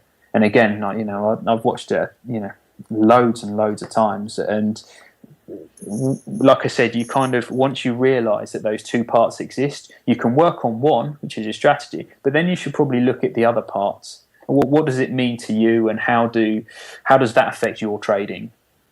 And like I said, that was kind of a big thing for me. Yeah, that's a really good video, that one. I've watched that myself, and obviously Nick Raj was on this podcast in the past, so if anyone wants to hear an interview with Nick, check out episode number 4. But all right, Chris, well, this has been really, really good, and I appreciate you making the time today to come on and speak to me and share with myself and also the listeners just a lot of really valuable information. It's been awesome, so thank you very much.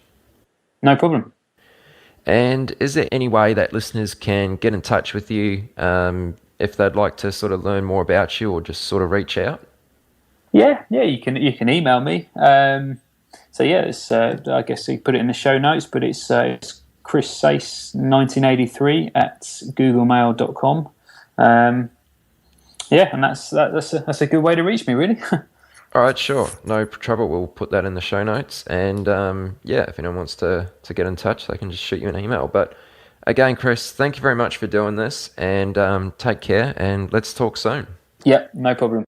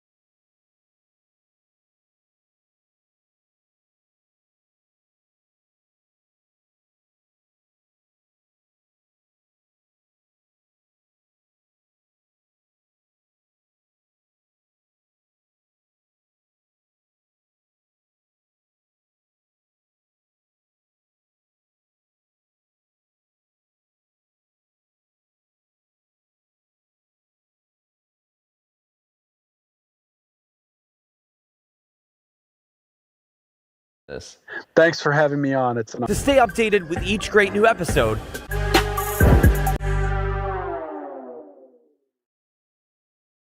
Chat with Traders is brought to you by Trade the Pool. Did you know that every decade the market a book which has been well received by the trading community and has plenty of 5-star ratings and reviews on Amazon. During this interview, we cover the great focus Kevin places on trading multiple strategies in multiple markets to achieve a smoother equity curve. So we kind of hit on a little bit of diversification. It's very interesting. And he also walks us through his development process for taking an algorithmic trading strategy from objectives and initial idea through to total automation. Plus, we cover plenty more as well. And even if you're not familiar with this side of trading or this particular style of trading, you shouldn't have too much trouble keeping up because Kevin does an excellent job of explaining everything.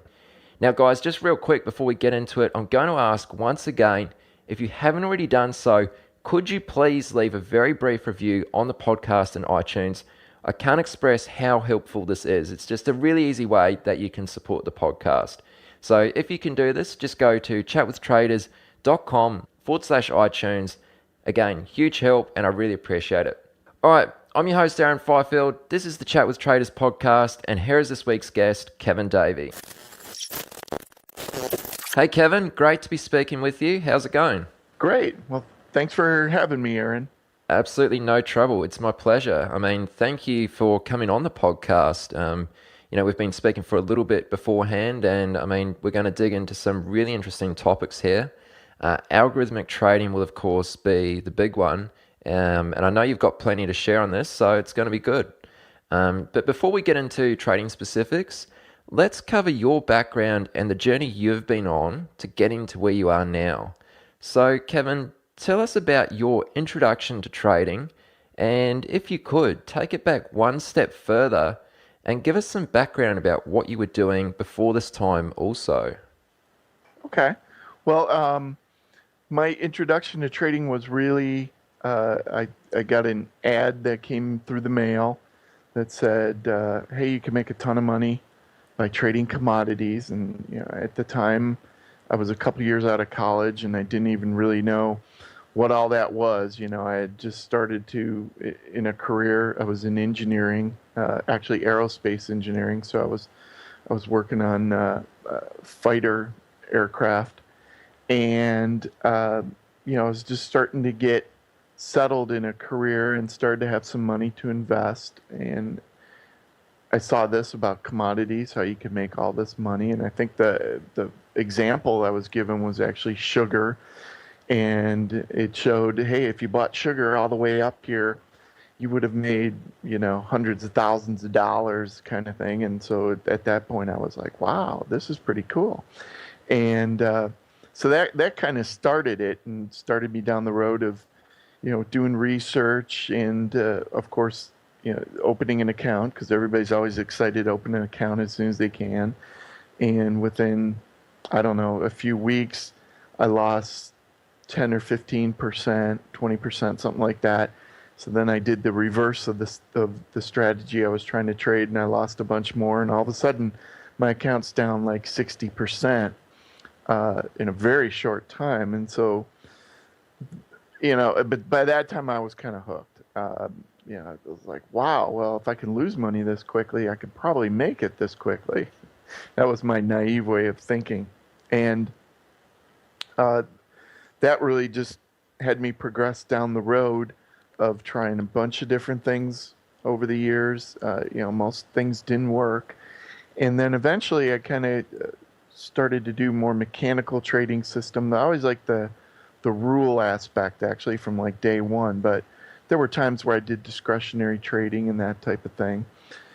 And eventually I just kind of settled on, hey, these mechanical algorithmic trading strategies that you just follow the rules and just execute them. And if you've evaluated them right and tested them right, they should produce, some kind of profit over time. And that's kind of where my journey's led. And that's what I do today, is just create strategies and trade a lot of the ones that I have. And I always have new strategies waiting to go in case something happens to some of my existing ones, and I just continue on that journey. Excellent. Yeah, that's really good. So let's not brush over those first couple years, and I'm keen to hear more about what was going through your head when you lost sort of around about 60% of your initial capital, and you decided to, take a step aside and reassess things. Like, I mean, most people, I presume, would probably do that once they've run out of capital to actually trade with. They'd step back and then rethink things. But you sort of noticed that this isn't going right. I need to do something here. So what was your next step from there? Like, what were you learning? What were you studying? And how did you go about this? Okay. Well, really, what happened after, I almost blew out that first account, I kind of took a step back and I just started reading as much as I possibly could. So at the time, this is about 25 years ago, the internet didn't exist, so there weren't all these trading websites and forums where you could get information. So a lot of it was just books and magazines, some of the trading magazines, and I was just kind of devouring all that. As much as I could possibly get information-wise, I did. And it didn't really matter what style of trading was discussed. It was just talking about trading, and that's what really interested me is, I was just kind of on a fact-finding mission.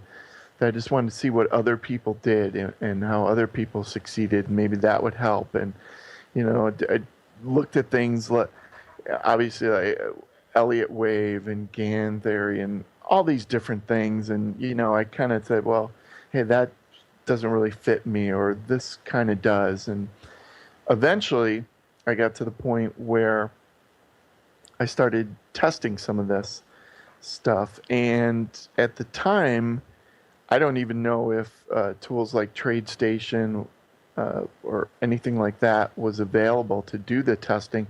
So I was doing a lot of the testing by hand. I had done some computer programming before.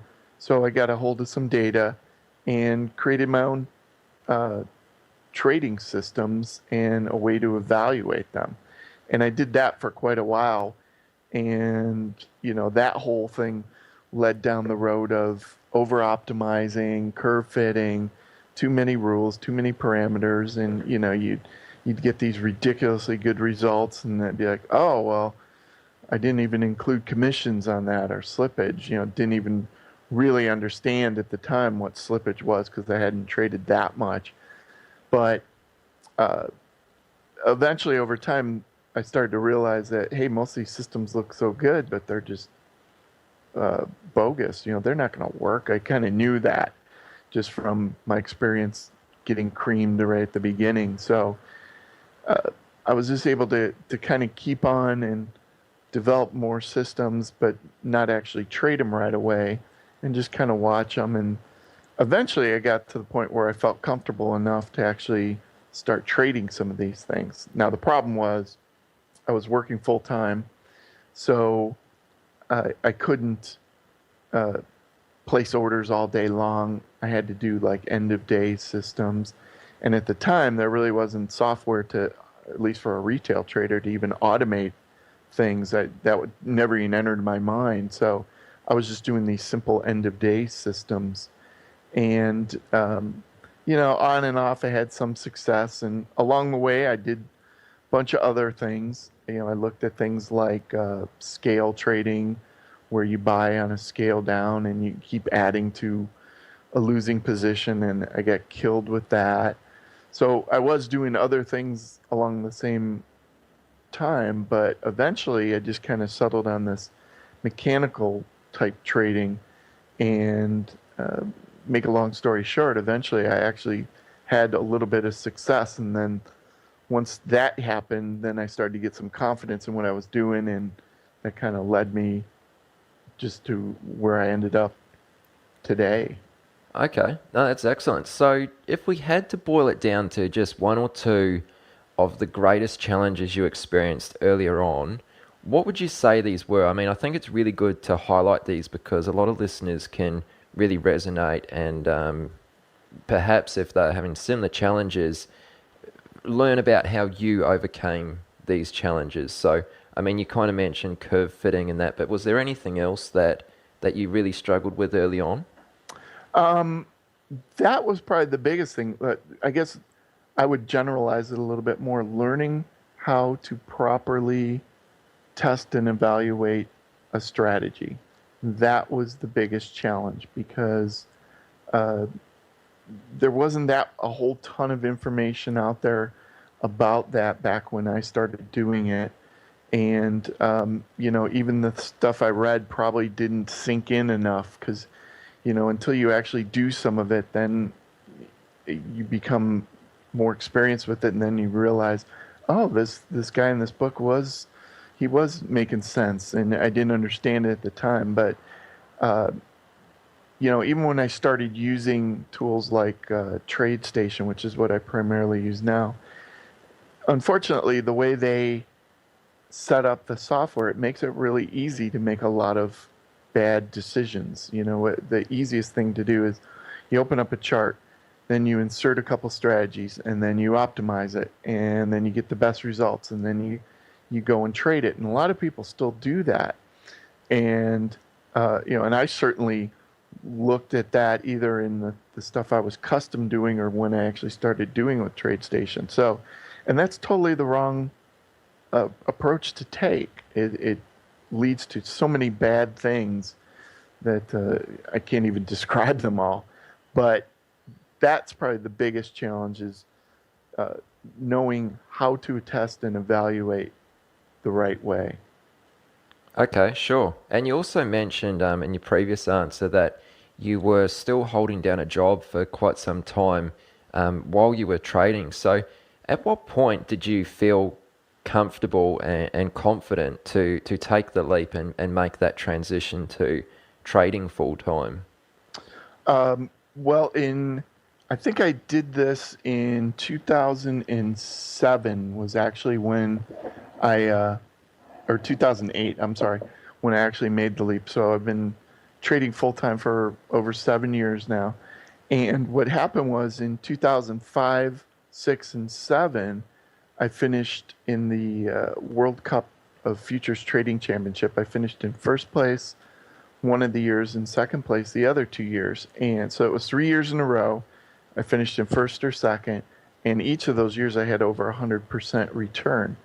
So that gave me quite a bit of confidence that, hey, I kind of know what I'm doing.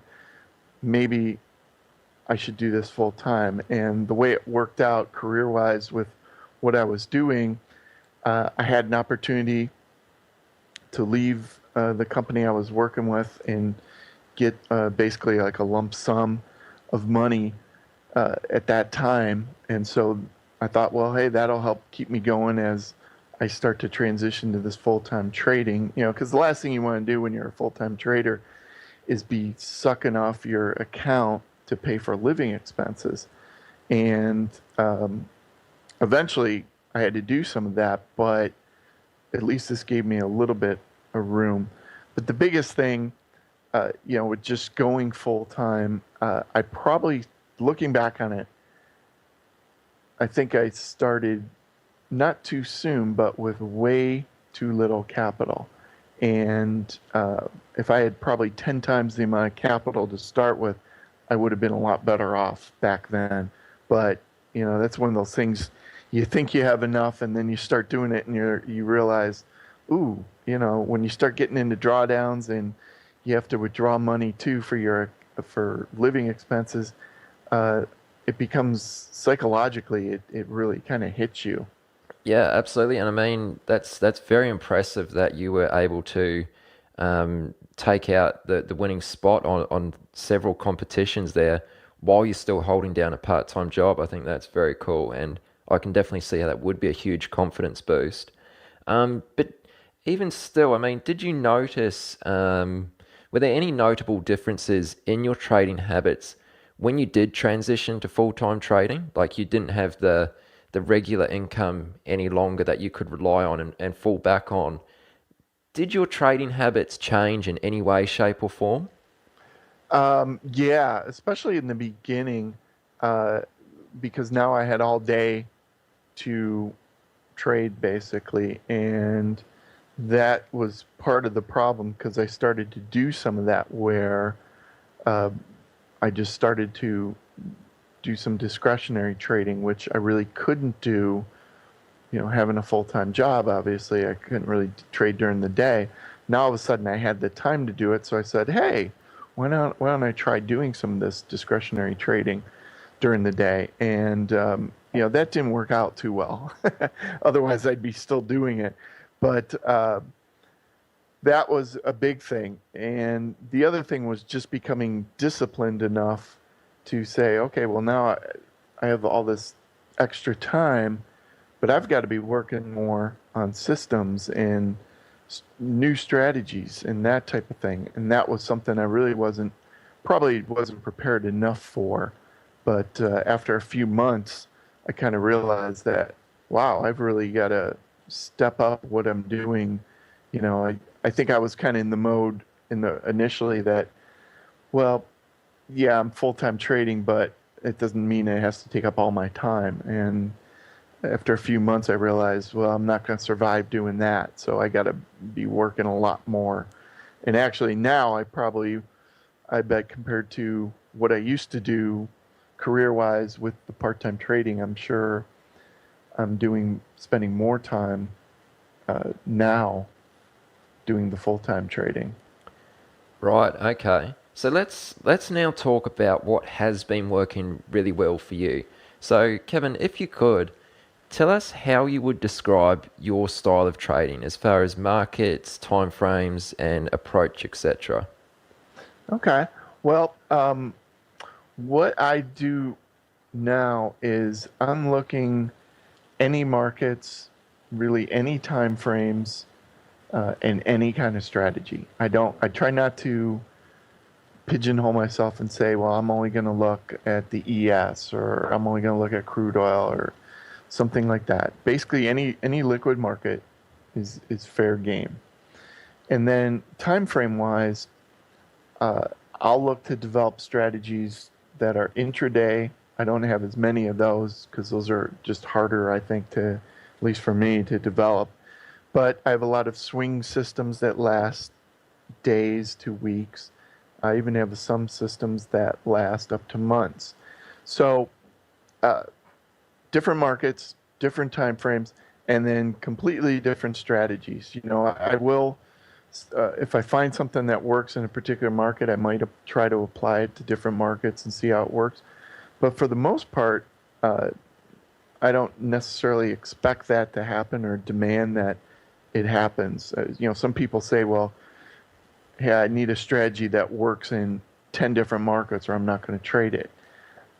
I think that, I understand why they're saying that, but my experience is you don't really need that. You can find, have some strategies that only work in one particular market, but they work pretty well. And so I will trade them. So that's kind of where I've gone. So I just develop systems for any market, any time frame, and any kind of strategy. And as long as it meets certain goals, and it was also developed using the development process I normally use, then I'm good to trade it. And so right now, for example, I think I'm just over 80 different strategies that I'm trading, either automated, some are manual, but all different kinds of markets and that type of thing. So, for example, when the ES crashed, and then it went back up a week and a half ago, I was short quite a few ES put options. And my options, because I do option selling as part of how I trade, and those options accounts got really nailed where they lost probably just over 15% of their account value in 1 month. But I was also trading all these other strategies that, aren't option strategies. There's plain future strategies, and those made up for it. So overall, I was able to make money for the month of August, but that really speaks to, I think, some of the diversification I was doing. And that's kind of just probably where my trading will be going from here, is just developing more systems and just trying to diversify more. Okay, and I know you're obviously very big on diversifying and having multiple systems, trading multiple markets simultaneously. What's like, you've mentioned some of the advantages there, but like I think there's additional advantages as well. Like, does it also help smooth out your overall equity curve? And is there any other benefits that make this such a important piece of your trading success? Yeah, absolutely. I mean, the equity curve smoothing has always been one of my goals, and one way I measure that is just my monthly returns, percentage returns, measuring the standard deviation of those returns, and it's gone down by a factor of, I think, 3 or 4 in the last 4 or 5 years, as I've gone from probably trading 5 strategies or so to getting up to where I'm at now. So that's one of the huge benefits of it. The other thing, there's a couple other things that are kind of interesting that people probably don't think about initially, but let's just say you're trading 20 strategies, for example. If you allocate capital to each one is 5% of your account, roughly. And if one of those strategies breaks, it's not going to kill your account. Yeah, it's going to hurt, but you've only allocated so much to it that it's not going to wipe you out. Where people trading one strategy, if that strategy does bad, it just wipes them out. The flip side to that is trading one strategy, if it does really well, then you'll have higher returns. But as a full-time trader, I'm not really aiming for those super huge returns anymore. I'm aiming for something that's a little more consistent and that will tend, what I hope is, last longer. So I'm willing to give up some of that upside so I don't have that downside. And the other big thing with trading a lot of strategies that probably not a lot of people realize is it becomes really hard to, what I would say, cheat on a system. And by cheating, I mean, you'll see a signal, even if it's automated, and you'll say, oh, it shouldn't be doing that. There's a Fed announcement in a few minutes, so I'm going to turn that strategy off and exit that position. That's what a lot of people do with their automated systems, or even mechanical systems that are manual. They'll override them and turn them off. That's not good, because now you're going against what your historical testing said. It said to do something, now you're doing something else. Are you going to make it better or worse? I don't know. Probably you'll make it worse, but the point is it's different. But yet when you have 20 systems, it becomes really hard to cheat on those systems, because you're going to be overwhelmed. Oh, system A, am I following it or not? I don't know. Well, system B, I know I'm doing the exact opposite of what I should be. And you're trying to keep track of all this. It's much easier just to let the systems run and then deal with the consequences of that, which means, you put things in place to quit those systems that are bad, but you don't overrule them with what you're doing. So that's one of a big benefit of trading a lot of strategies. Okay, sure. Yeah, now you hit on a lot of really great points there. Thank you for sharing those, Kevin. Are you ready to get serious about trading? Then join Tasty Trade, Investorpedia's best platform for options trading in 2026. Stocks, options, futures, and more. Tasty Trade has everything you trade, all in one platform. Get low commissions, including 0 commission on stocks, so you can keep more of what you earn. Tasty Trade is packed with advanced charting tools, backtesting, a pre-built strategy selector, risk analysis tools, and more features to help you trade smarter. See equities and derivatives with high trading volumes, dividends, upcoming earnings reports, and more with their pre-built watch lists. Or create a custom watch list to keep an eye on the companies and sectors that matter to you. Manage your positions with speed and precision using active trader mode, one-click trading, and smart order tracking. Plus, Tasty Trade's stellar trade desk team offers live support during trading hours if you need it. Visit tastytrade.com/chat for more info. Tasty Trade Inc. is a registered broker-dealer and member of FINRA, NFA, and SIPC. Have you ever watched a stock explode and thought, if only I had the capital? Or sat on the sidelines because your account balance felt too small to matter? Good news, with Trade the Pool's limited risk platform, you don't need millions or even thousands to start trading the U.S. stock market. Bypass the PDT and tap into over 12,000 U.S. listed equities, from penny stocks to big caps, ETFs, even the newest IPOs, and short anything you like with zero locate or hard to borrow fees.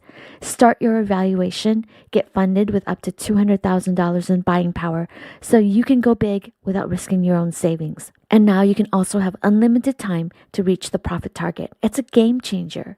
Not ready to trade yet? Trade the Pool offers a free demo and educational resources. Practice on live data, master the platform, and build confidence risk-free before you even pay a cent. Click the link in the show notes to start trading with Trade the Pool's capital.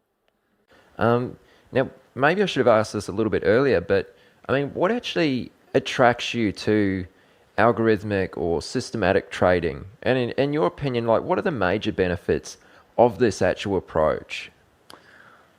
Well, I think the biggest thing is you can evaluate it before you start trading it. And that to me is huge when you start thinking about your confidence in something. You know, I know a lot of people will look at a chart that'll be of 2 weeks and they'll see a certain pattern and they'll see 5 instances of it and, 4 of them worked, and they'll say, hey, that's good, I'm going to go. Well, to me, that's just awful. It's an awful habit to do. So I want to evaluate something, and I want 100 trades, 200 trades, 500 trades. I have some back tests going back that have like 2,000 or 3,000 trades. That's the biggest benefit, I think, because I know over history that it's worked. Now, does it mean it's going to work going forward? Well, absolutely not. But all things being equal, would you rather trade a system that you knew worked in the past and you were hoping it would keep working in the future, or would you want to trade one that either you didn't know how it did in the past or you knew it lost money in the past? In that case, I think the answer is pretty clear. You want to go with what's worked and take your chances with that. And that's probably the biggest thing I get out of mechanical trading. I can look at history and said, well, yeah, this has made money in the past, and therefore I'm willing to take a chance with it working in the future. Sure. Okay.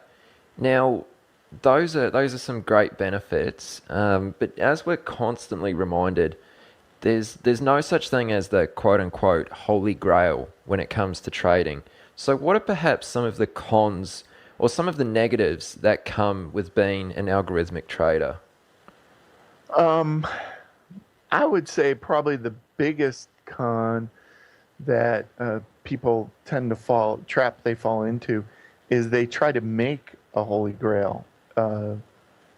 And the way they do that is they will go through and they'll run a test of 5 years, 10 years, and they'll get some results, and the results will look pretty good. The equity curve kind of goes up and it looks decent, but they'll say, oh, I can do better.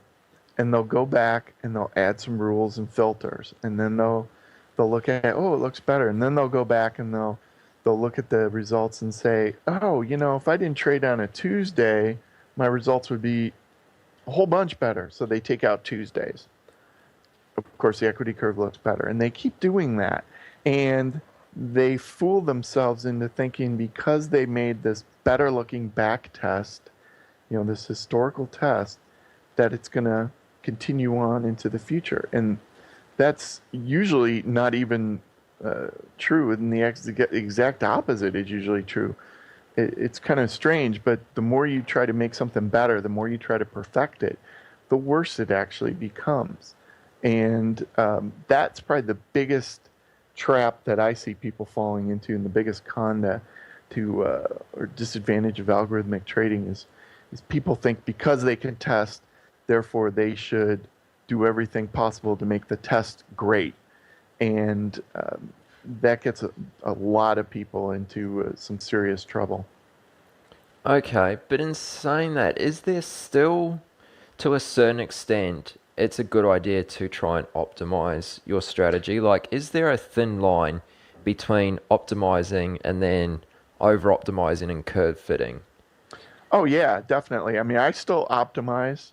I use what's called walk forward analysis, which keeps data out of sample, and so I'll optimize over a certain period, but then I'll apply those parameters to brand new data and see how it's done. And I'll do that approach, and that works a lot better than just traditional optimizing. But even that, where people get messed up, is they'll get results that are walk forward results, but then they'll go back and change their system 5-10 times, and then all of a sudden what they think is out of sample data isn't really out of sample, because they've run it so many times. So yeah, there's definitely a fine line. And I always tell the story that I have some systems where I have 2 or 3 lines of code almost. I have a line for entry and a line for exit, and maybe I'll optimize. There'll be something to optimize on each line, so maybe 2 variables to optimize. And if that looks decent, I will stop there. And some people think that's crazy.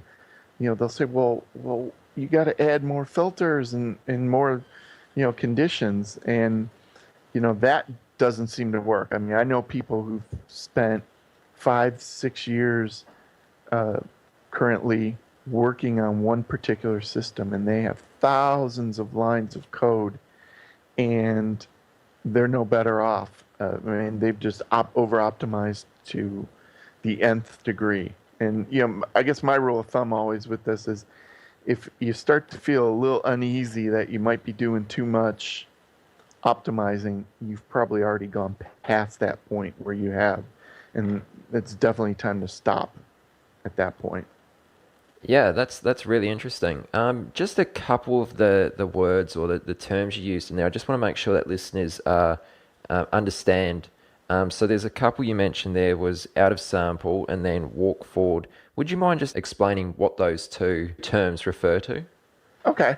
Well, if you're doing any kind of back testing, normally what most people do is they will test up until today and optimize, and then take those parameters and start trading them.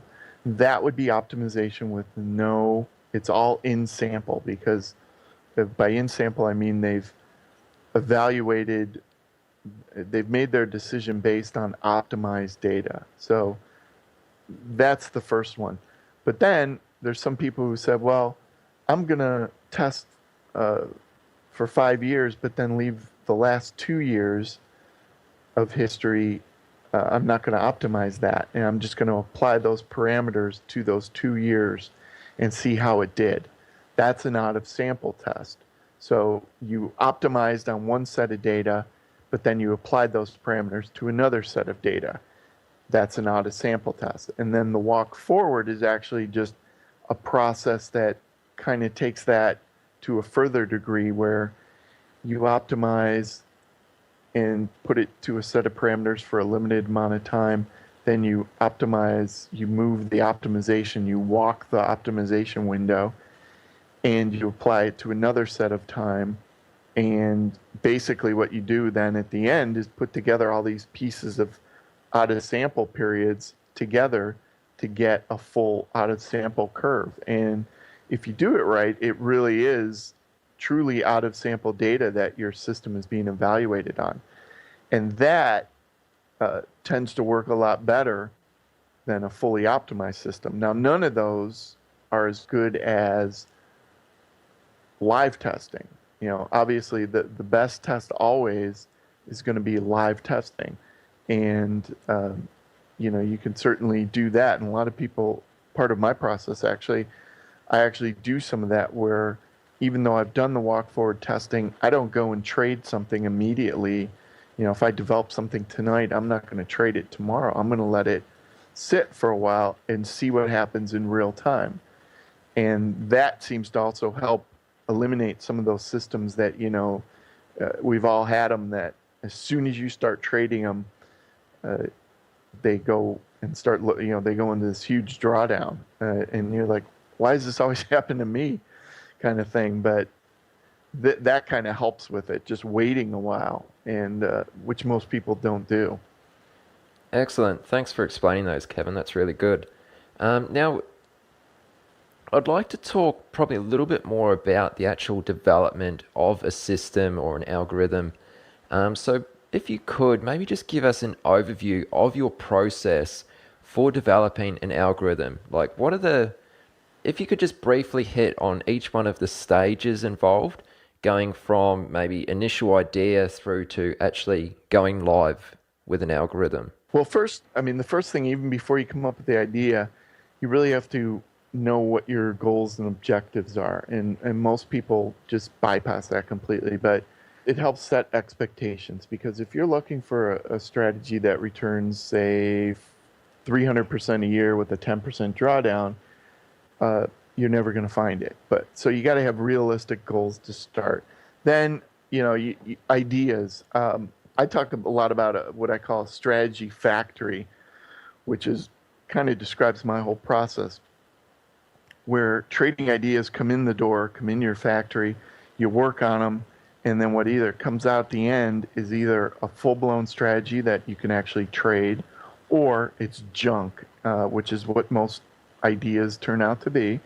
And, it just goes in the scrap heap. But it all starts with ideas. Ideas are your raw material. And if you run out of ideas, well, you have nothing to test, right? And part of running a factory is having lots of ideas to go through the factory to test. And so I make sure I probably have at one point in time 50 or 60 ideas of things I want to test. And honestly, I just don't have enough time to test them all.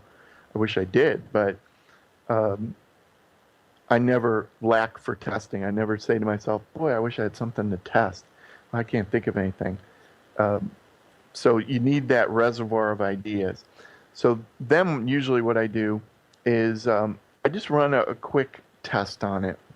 You don't need to go through the whole process of running these detailed tests. A lot of times just a limited period testing, a simple test will tell you if your idea holds any water, if it has any merit to it at all.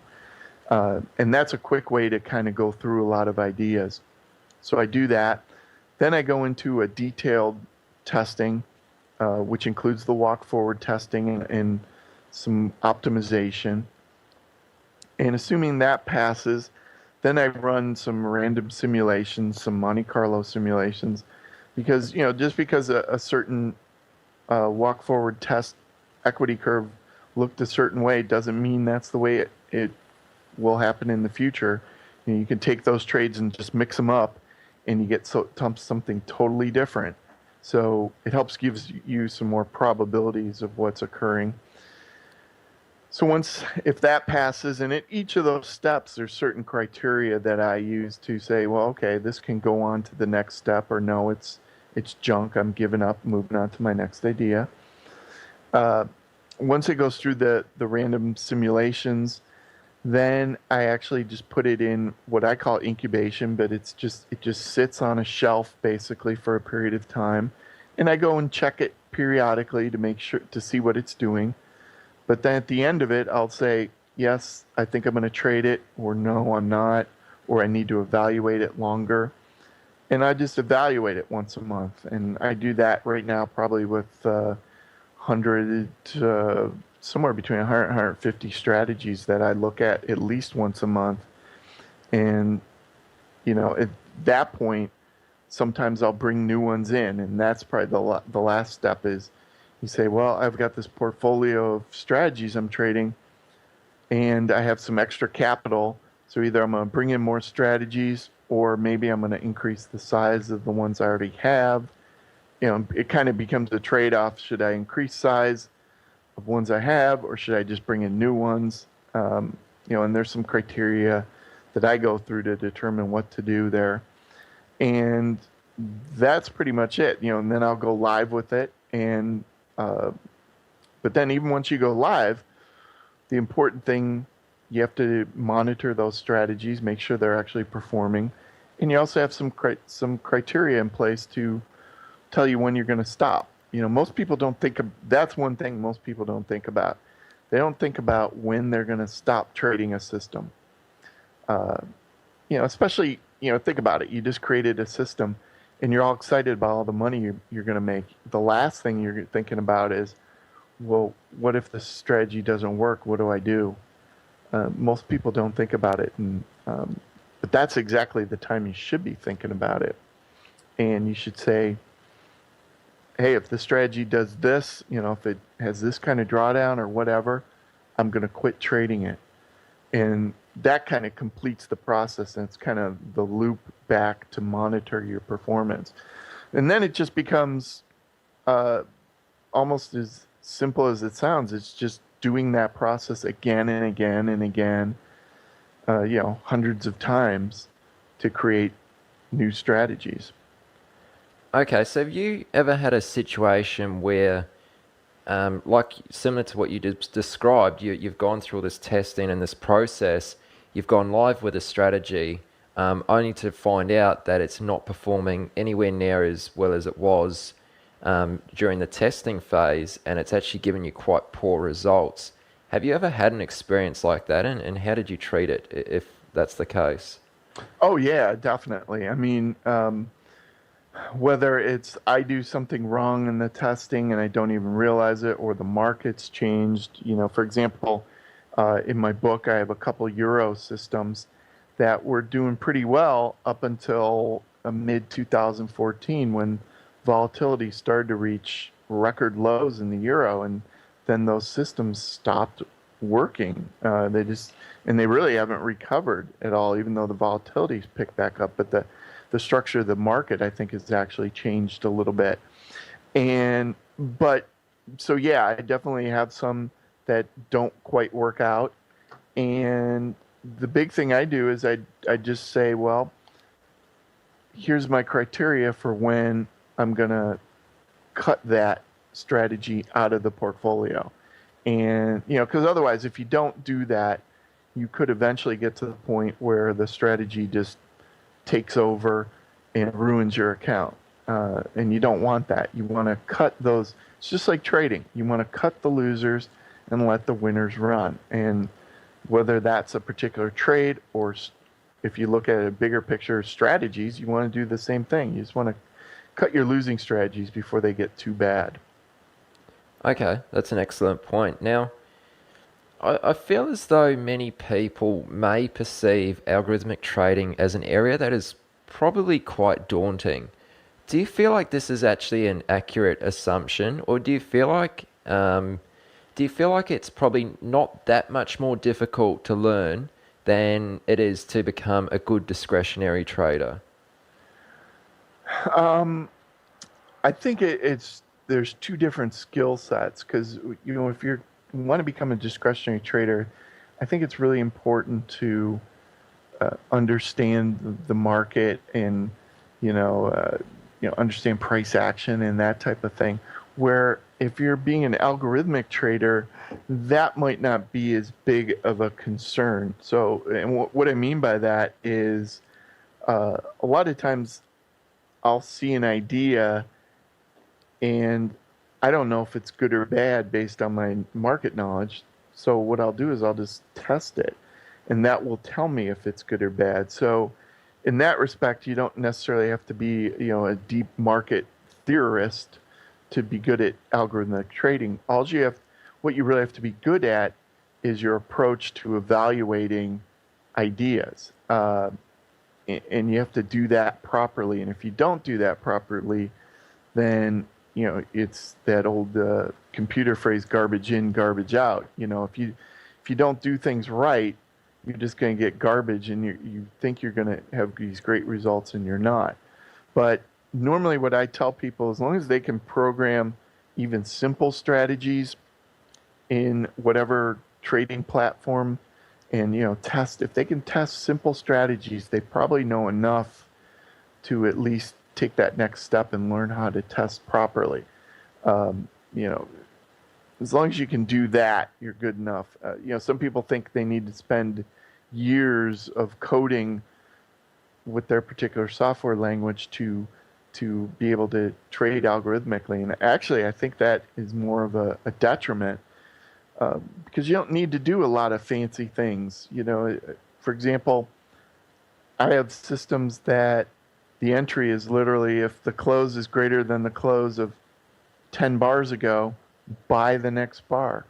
I mean, that can be a simple entry like that, and that can work. And, you know, you can put an exit or two with it, and those kind of things can actually work pretty good. And my philosophy always is, well, the simplest things usually tend to work the best going forward because what you're doing, you're not putting a lot of demands on the market for the future. You know, you're just saying, hey, if this little thing is true, buy.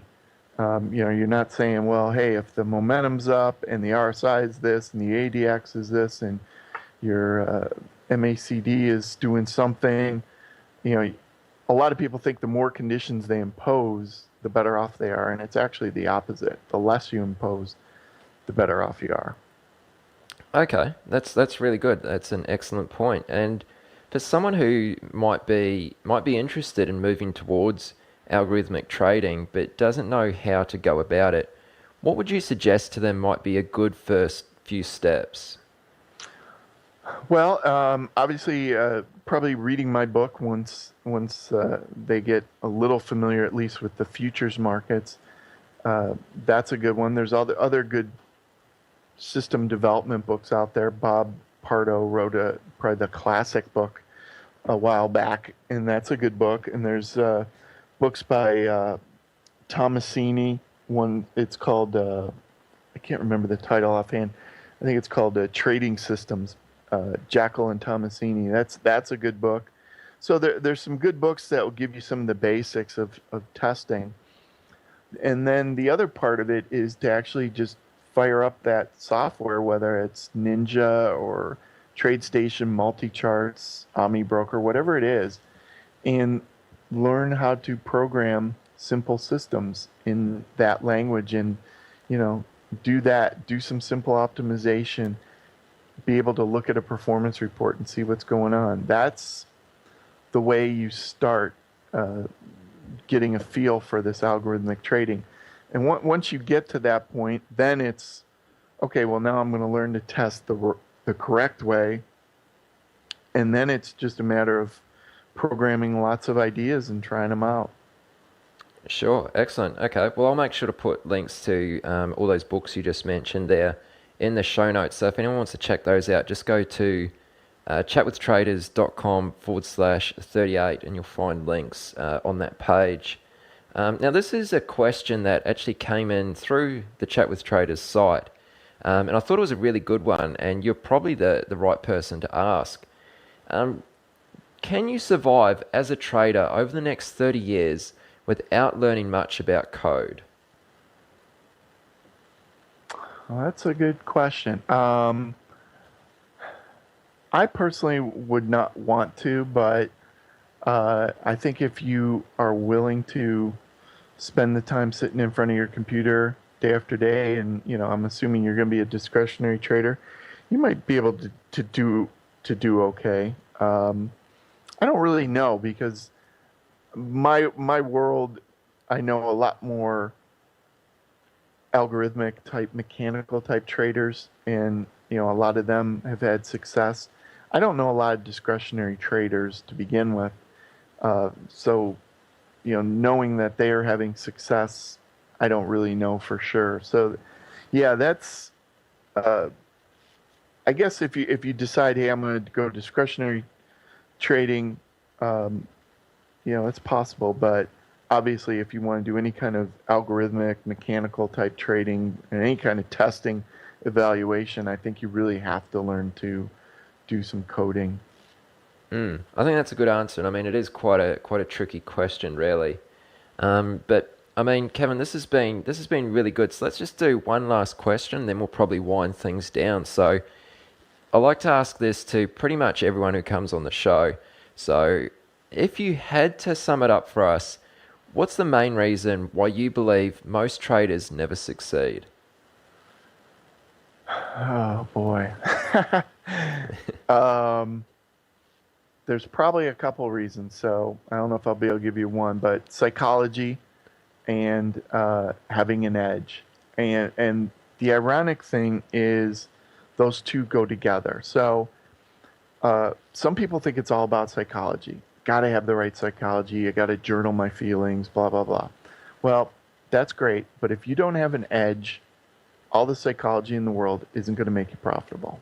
Okay.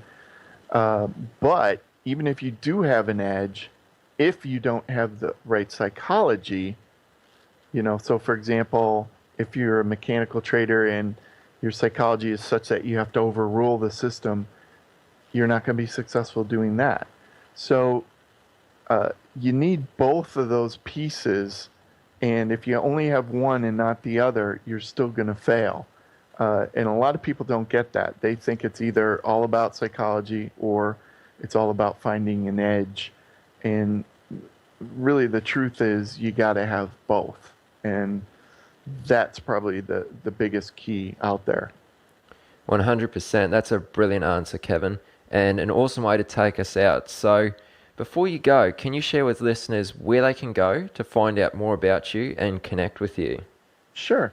My website's www.kjtradingsystems.com, and you can go there and read a bunch of stuff. And you can also, most of the pages have contact forms at the bottom where you can contact me, or you can just send me an email at it's kdavey, KDAVEY, at kjtradingsystems.com. Just send me an email. I'm just here trading pretty much full time, so I see all the emails. No one else answers any of my emails or anything like that, so they can reach me that way too. Really good. And do you want to share the title of your book? Sure. It's called Building Winning Algorithmic Trading Systems. It's kind of a big title, and then there's a nice subtitle. It's a trader's journey from data mining to Monte Carlo simulation to live trading. And in that book, I talk more about the process we kind of talked about today, Aaron. And in the beginning of the book, I kind of lay out my trading history. So it's more of a narrative in the beginning. And what a lot of people have told me is they kind of identify with a lot of the struggles I went through. But I think it's kind of important to see the struggles before you see, the ultimate success. Because a lot of people think trading's just all, hey, I'm going to start trading, it's going to be easy. And it's really anything but. I always tell people it's the hardest way to make easy money that's out there. I like that. I like it. That's a book I'm really keen to check out for myself. So anyone who wants links, of course, everything will be at chatwithtraders.com/38, including a link to Kevin's book. And last of all, you're on Twitter as well, aren't you? Yeah, it's my Twitter is KJ Trading, and people can reach me that way too. Awesome. All right, very good. So go follow Kevin on Twitter, and Kevin, take care, and let's speak very soon. All right. Well, hey, thanks for having me here today, Aaron. My pleasure. Thank you very much. All right. You've come to the end of this episode of Chat with Traders, but don't worry, more great episodes are on the way. To stay updated with each great new episode, be sure to subscribe to the podcast in iTunes.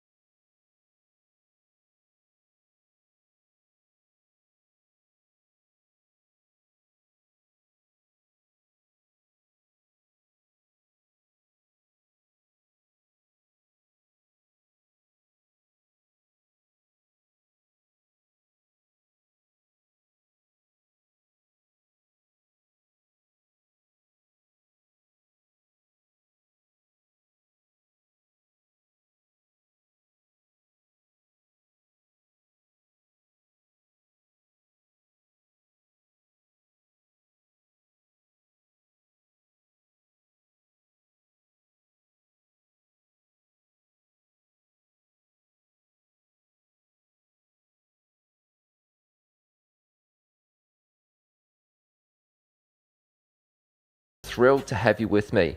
Now, before I even introduce my guest for this week's interview, I just want to say I've been receiving a bunch of great feedback on the show lately, which is really cool. So I'd like to give a big thanks and a shout out to anyone who has either emailed me, commented on the site, hit me up on Twitter, or even left a review on iTunes. I really appreciate it. The support is incredible, so thank you very much. All right, so my guest on the podcast this week is Jack Little of mercenarytrader.com. Jack is a global macro trader who originally started out as an international commodity broker. Today, he now has more than 17 years of skin in the game and is a very competitive trader. He's also a keen poker player and believes there are many crossovers between poker and trading, which of course makes for some interesting conversation during this episode. Also during this episode, we speak about how Jack thinks of trading in terms of probabilistic outcomes instead of attempting to quote-unquote predict the future. We spend quite some time on the subject, and I myself found his views on this particularly interesting. Another highlight would be mastering the art of the big bet, where Jack shares insight to the times when you should press harder on a trade to make profits that have a real impact. Now guys, just a final reminder for the mentoring giveaway. Entries close this Friday, 6th of November at midnight Eastern Standard Time. So just in case you haven't already heard, this is your chance to win a free 90-minute one-on-one mentoring session with a seasoned pro trader. Who are these traders? Well, they are Chris Sace, Zach Hurwitz, and Brad Jelinek. Each have plenty of real market experience, very genuine, and most importantly, active traders who've previously featured on this podcast. Now, seeing as there are 3 mentors, there will be 3 winners also. So to enter, just go to chatwithtraders.com/win, that's WIN, and enter your email address. That's it. It's very simple. And I'd just like to add in here, this level of access is generally very difficult to come by. We have an experienced trader who is willing to block out their time to sit down with you and do what they can to help you see better results. So please make the most of this opportunity and go to chatwithtraders.com/win to enter now. All right, now time for this week's interview. I'm your host, Aaron Fifield. This is the Chat with Traders podcast, and please welcome my guest for episode 45, Jack Little of Mercenary Trader. Hey, Jack, welcome to the podcast, man. How's it going? Good. Thanks for having me. Going really well. Awesome. Good to hear. And no trouble whatsoever. It's awesome to be speaking with you, and thanks so much for taking the time to do this. I've been keen to speak with you for quite a while now, and I think this will be quite an interesting discussion because you've got some strong opinions and a slightly unique way of looking at things, which of course we're going to really dive into. Plus, I'm hoping there will be plenty of poker analogies thrown in the mix too, so I'm looking forward to it. I'll work on that, yeah. Awesome. So first things first, take us back in time to when you first got involved with trading. How were you introduced to markets, and also share with us what were you doing before this time also? Okay, so I was introduced to markets in college, and basically, so I majored in English and philosophy. I was very much a left-handed, right-brained creative arts guy. And I originally thought that I was going to wind up as a professor. And I had this vision of being an academic, one of those cool professors, kind of like Robin Williams in Dead Poets Society, you know, wearing the tweed jacket and writing books in summers and all this. And I just thought I would be this cool English professor who wrote books. But then I had my dream completely shattered by one of my philosophy professors who basically said, look, going into academia is terrible. Your life's going to be terrible for like the first 5 years. It's awful. There's all these petty fights. And he just convinced me that academia would be a terrible idea. So I was completely set adrift, and I had no idea what I was going to do with my life because my cushy dream of being an English PhD was shattered because I thought it would be awful. And I didn't know what I was going to do. And then I came across this book on my buddy's dorm room floor, this guy who lived on my hall. And that book was The Investment Biker by Jim Rogers. And this was around 1995 or 1996. And so I picked up this book, Investment Biker, which was all about this guy, you know, this ex-hedge fund manager who takes a motorcycle trip around the world with his girlfriend and decides whether or not to invest in the countries that he passes through. And I had never really been exposed to markets, but I immediately thought, okay, making money by traveling around and thinking is the coolest job on the planet. So I decided immediately from there I have to get into markets, and I pretty immediately fell in love with macro because of the whole top-down sweeping perspective of looking at countries and currencies and things like that. And so I stayed an English and philosophy major because I was already halfway through college, but then I just started interning at stock brokerages and read a couple hundred books and just jumped in with both feet. And then when I got out of school, I decided that I wanted to go into commodities. I thought that was the best route in. I didn't really want to do stocks. I was already bitten by the macro bug and had read Market Wizards and stuff. And everybody was in Chicago for commodities, except there was this one little boutique firm that had clients all over the country and the world that was run out of Lake Tahoe. And the boss had moved it to Lake Tahoe just because he liked to ski. So I wound up, my first job out of school was becoming an institutional commodity broker. And I had a whole bunch of hedge clients and worked with farmers and cattle ranchers and currency hedgers and scrap metal dealers and things like that. And I also worked with a bunch of speculators, and my largest client was a Russian hedge fund. And a bunch of these guys would put in orders over ICQ, this old instant message system. And that's sort of how I got started.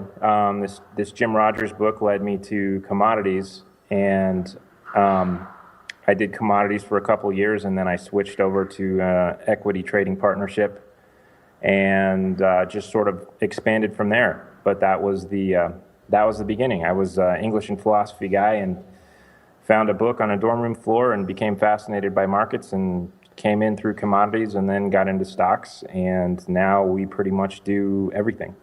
And here we are now. So yeah, what a great story. Okay, so let's take it back to the beginning there. You said when you jumped in with both feet. So I take it that you had a little bit of experience trading independently before you went to work with the firm. Is that correct? Well, a little bit, but not a whole lot. I jumped in just in terms of reading everything I could get my hands on, and then I had this friend of mine who had introduced me to markets, introduced me to his broker, and he got us into some penny stocks that wound up doing terribly. And so I learned pretty early on, don't invest in penny stocks. And I did some dumb things early on, but mainly I had a mental education of just reading a whole lot of stuff and then watching a lot of people before I went into the commodity brokerage business. I spent a couple of years, 2 or 3 summers as an intern at Raymond James Financial, which was really interesting. I was working for a really successful stockbroker who sold, his big thing was biotech stocks, and he loved these crazy stories about, this drug that's going to do X or this technology that's going to do Y.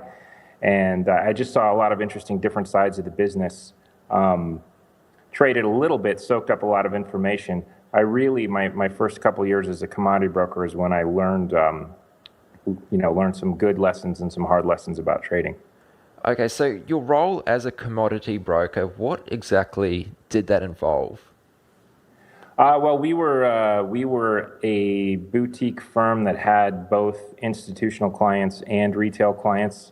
So I worked with, I played support to my boss, who had a bunch of clients, and he's been in markets for a couple decades.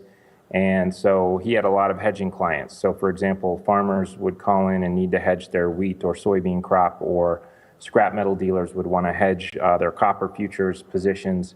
And so I would get on the phone and take orders from people and give reports to people and things like that. And then I started, I'm sorry about that, there's a little construction going on in the building here. And then I started helping clients construct hedge positions. So I started working with people saying, I want to hedge this risk. And I said, okay, let's figure out a plan. You can do X and Y and Z. And then we put the positions on. And then we also had a bunch of people who were just straight up speculators and just trading futures, because they wanted to trade aggressively, and everything from some really smart traders to just flat out gamblers. So I took a whole bunch of orders back in the days when you still had to write orders on paper tickets and use a timestamp, and then call into the trading floor and yell at brokers for bad fills, and also constructed hedges for people, and just ran the gamut of different types of clients in futures markets. Okay, excellent. So how long were you with this firm before you decided to move on, and walk us through your next step from there? Sure, I was with the commodity firm for about 3 years, and it was a great education because I started in the fall of 1998, and I proceeded to observe the worst secular commodity bear market in history up to that point.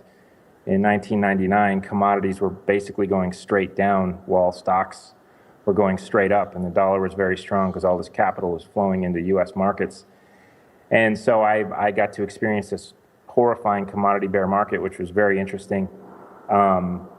And I was at that, like I say, I was at that firm about 3 years.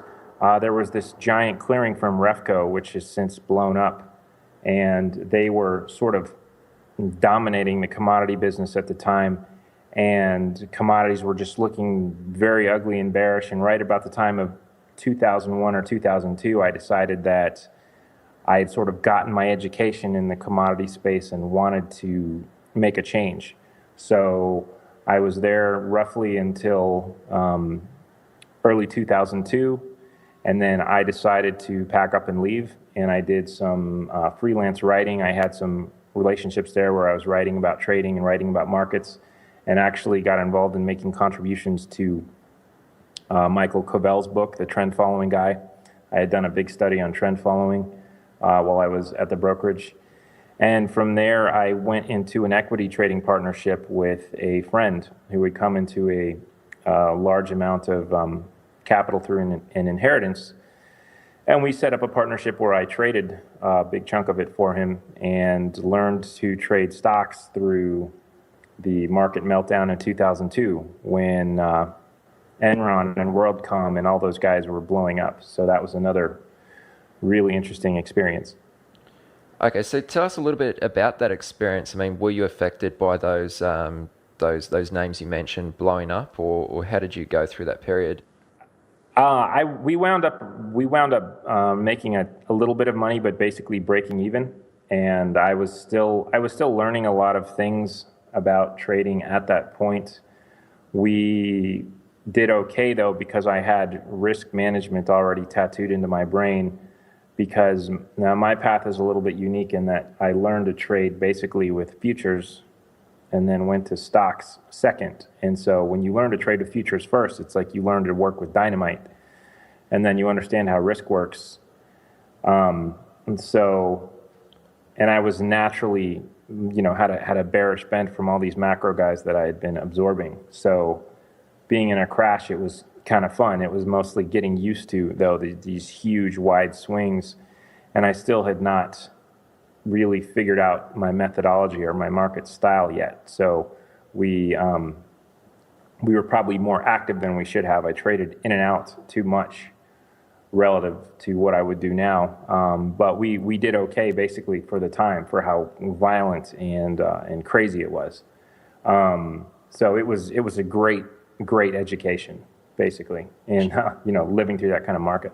Sure. Okay. So would you be able to share with us some of the obstacles you had to overcome, during your earlier years, kind of up to the point where we're at right now? And what areas of trading were particularly difficult for you when starting out? Sure. I would say obstacles and areas of discipline. I think one of the biggest things that I had to do was learn to develop a total picture of market awareness. In the beginning, it was funny because I had learned so much I had read Market Wizards and read all these books, but I didn't really understand the impact of macro. And the guy I was working for didn't either. And so a funny story in retrospect was in 99, all these commodities were going straight down, and my boss, the boss of the commodity brokerage, was a longtime bull on commodities, and he kept trying to buy things, thinking, well, this is the bottom. And meanwhile, the US dollar was just going straight up. I mean, the US dollar was just being powered by all this capital flowing into US equity markets, and it was just going vertical. And now my attitude would have obviously been, duh, of course commodities are going to do terrible because the dollar is so strong. But he wasn't aware of that relationship. He didn't even pay any attention to it. And so I didn't think to pay attention to it because I was looking at so many other things. And so I guess you could say in the beginning, I had so many things I was trying to pay attention to that I missed some really important things just because there's so much stuff. So if somebody says to you, listen, there are 15 things about trading that you really need to understand, and you're trying to absorb them all at once, you'll be lucky if you get 10 of them, and then you'll forget about 5, and those 5 that you forget about will come around and kick your butt. And then you cycle around and you remember those, and you forget about some different ones. And there's this gradual iterative process where eventually you absorb everything, but you sort of have to run around and put out fires until you have this total picture of knowledge.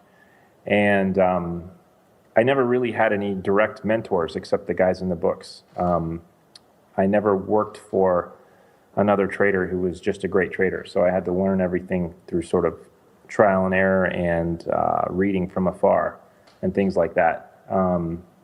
And that was challenging. And then I guess just really putting a sort of worldview and style together and figuring out who I was in markets and how I wanted to approach them and what the important things were. Yeah, that's great. I really like how you summarized that. So let's change gears now and focus in more on your style of trading that you've adapted and you're trading, in current times. So Jack, speak to us about how you would define your methodology for trading. Okay, how would we define our methodology? Well, let's see. We're top-down. We're global macro in terms of we pay attention to the whole world and capital flows and the big things that are going on. But we're also bottom-up in that we're willing to trade anything. So we will trade commodities and currencies from the top-level view, but we will also drill all the way down and invest in individual stocks and hold individual companies for long-term positions if they look good. We have what we call sort of a combination of a systematic discretionary hybrid. And by that I mean, traditionally when you think of systematic traders versus discretionary, on the systematic side, mechanical traders hand all the rules over to a computer, whereas discretionary traders make all the decisions themselves. But we are a hybrid in the sense of we have a lot of things that we do systematically, like, for example, our position management will follow a lot of systematic rules, but we're discretionary in our decision making. So we're sort of like a cyborg in that we're like a human who puts on a mech suit. We're enabled with a computer jetpack, where we use computers, but we also use human decisions. And as I say, we're able to trade anything, commodities, currencies, stocks, anything liquid. And we're typically looking for swing trades or longer term trades where our favorite holding period is weeks to months. A really great trade. We'll hold a really great trade for many months, 10 months, a year, longer. And we're also looking for very big bets. We're strong believers in the philosophy that most of the time you trade small, and every once in a while things really come together and you see an excellent opportunity, and that's when you really scale up. And that's how real profits are made, because of the way the market distributes profits in a very fat tail kind of process. Now, I think it was Peter Brandt, who just on a side note is a legendary trader, and I also believe he's a good friend of yours. And he was featured on this podcast for episode 36, if anyone wants to check that out. He described you as having an unconventional macroeconomic perspective. And you've kind of just spoke about it there. But could you speak a little bit more on the subject, especially if someone is maybe completely unfamiliar with the whole idea of macroeconomic perspective? Like, what are some of the things you take into consideration when analyzing the market from a 10,000 foot view?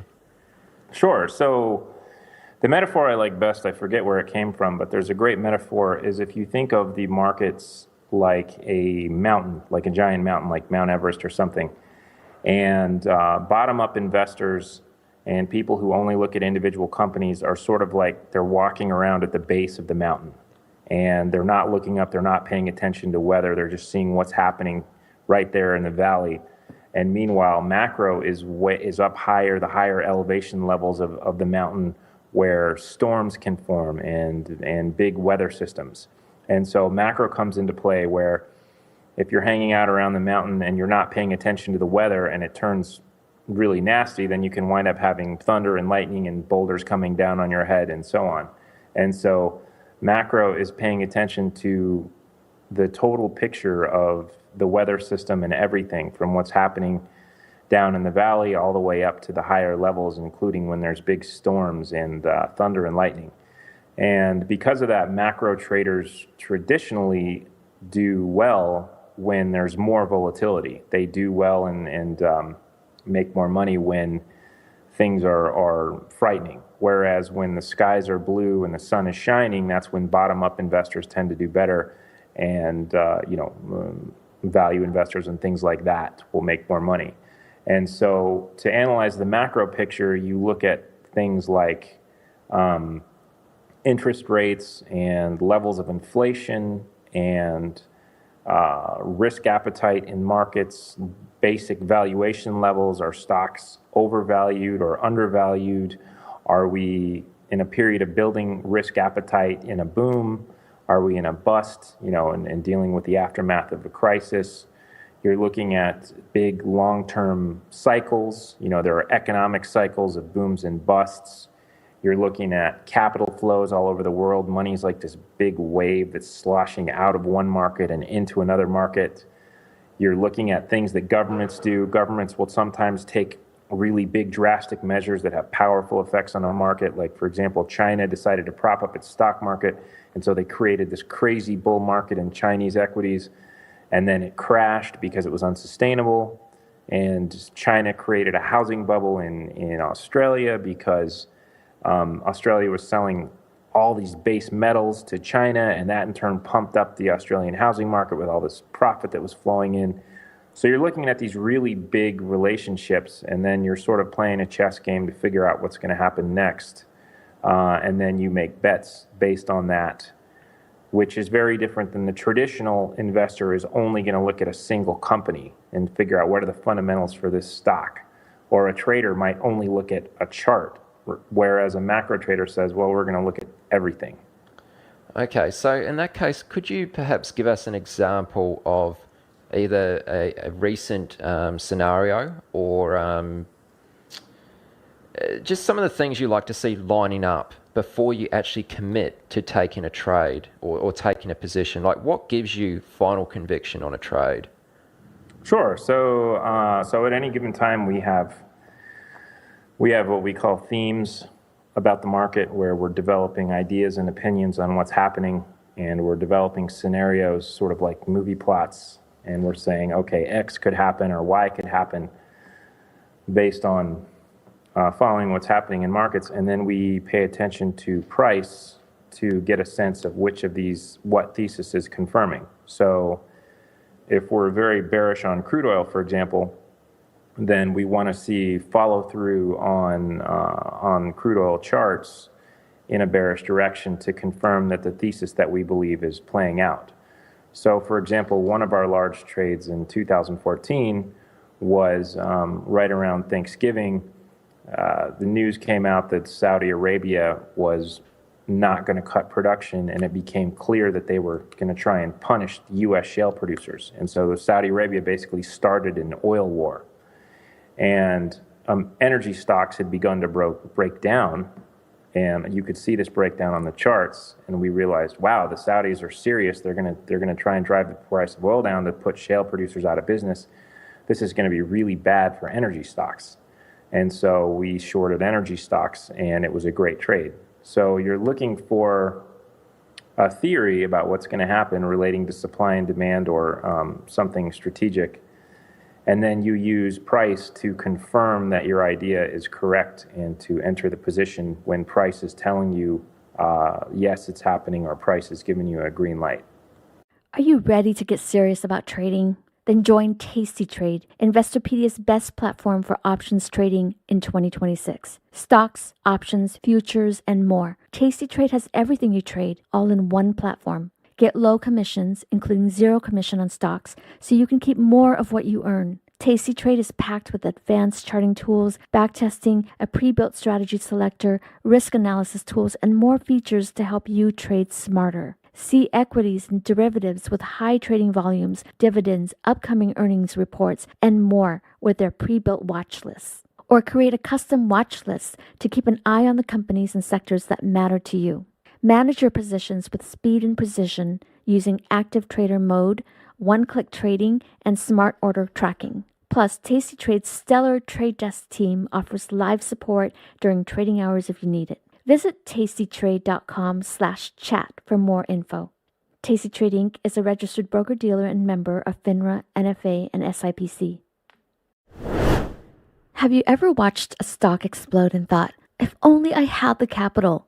Or sat on the sidelines because your account balance felt too small to matter? Good news, with Trade the Pool's limited risk platform, you don't need millions or even thousands to start trading the U.S. stock market. Bypass the PDT and tap into over 12,000 U.S. listed equities, from penny stocks to big caps, ETFs, even the newest IPOs, and short anything you like with 0 locate or hard to borrow fees.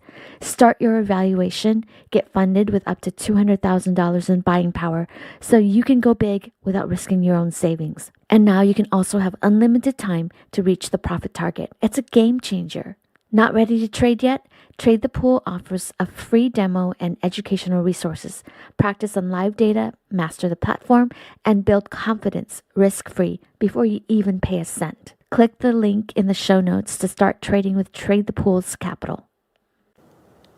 So I'd like to dig into a topic and spend some time on this.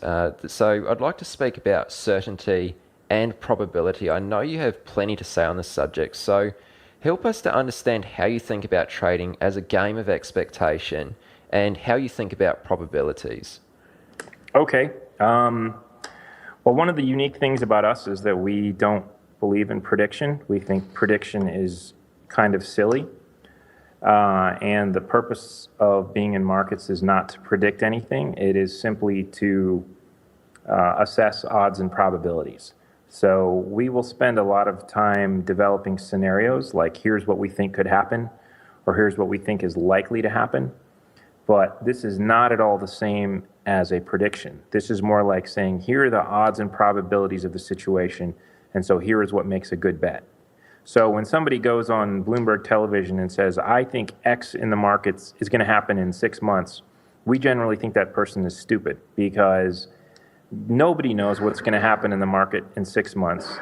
And making money in markets is not about making successful predictions. It's about making positive expectation wagers. So an analogy for this, at the poker table, you never have perfect information and you never actually know what's going to happen next unless you're cheating. So in poker, you'll have a certain situation where you can use the information from how your opponent has acted and what the cards say to say, okay, I'm going to do X because there's a very high probability this is the right move. And then you have a positive expectation. If you ran that scenario 1,000 times, you would make money on it.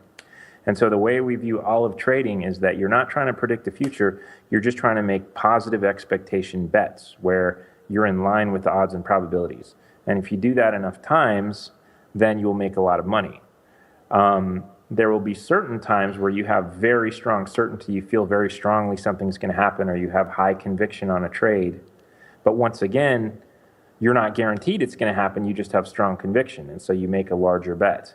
But this attitude of gearing everything to odds and probabilities while not actually predicting anything is very different than what most people are used to. Most people crave some kind of false certainty without recognizing that the type of certainty people typically crave or want is impossible to have. Nobody can have it. And so We don't think trading is about certainty at all. It's just about odds, basically.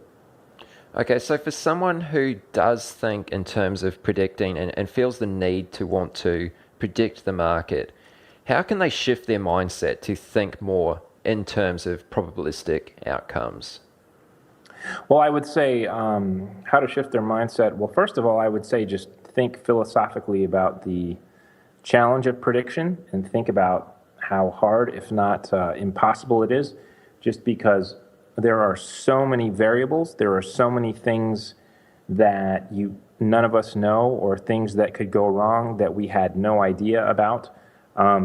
If you just take a small number of variables in any situation and then you magnify those towards all the variables happening in the market, we basically, something could come out of left field at any time, anywhere, and render any prediction useless. So first I would say recognize sort of the folly of it, and then recognize all of the success that traders and value investors and trend followers and business people and others have had simply aligning themselves with probabilities. So a really successful value investor will look at a company and he'll say, I don't know what's going to happen in the future, but I know that this company is really undervalued relative to its assets and the stock is really cheap. So if I buy it, good things will probably happen. Or an entrepreneur will say, this is a great market to expand into. I don't know what's going to happen, but I know it's probably good to make a bet here. A venture capitalist will say, I don't know if this startup is going to succeed or not, but it looks like it could be a 10x or a 100x, so I'll make a bet on it, and I can be wrong 9 times out of 10, and I'll still make a lot of money.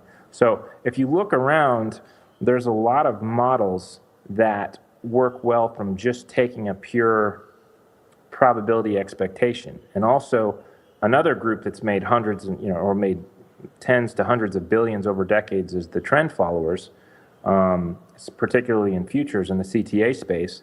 And these guys don't predict anything at all. They just run algorithms where they expect trends to persist. So I would say the first thing is sort of do a study of markets and see what works for people, and then just shift this mindset where you don't care about predicting the future.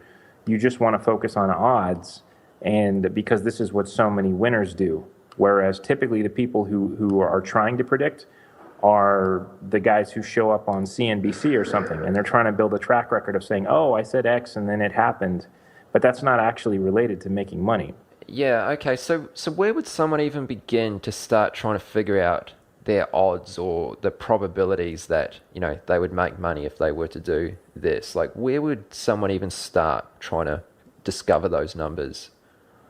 Where would, I guess that's a really good question. I haven't really thought about an optimal introductory book to probability and statistics. I guess if somebody wanted to start philosophically, they might, Taleb's books might be good. Nassim Taleb, in terms of The Black Swan, I believe, and his other one, I forget the name of his first book, just talking about, the philosophy of uncertainty. And then I would say just getting into a basic understanding of probability and statistics. Poker could be a great training ground for learning to think probabilistically, because almost every decision in poker is just simply a pure probability decision, where you say, if I repeated this situation 1,000 times, would my action make money?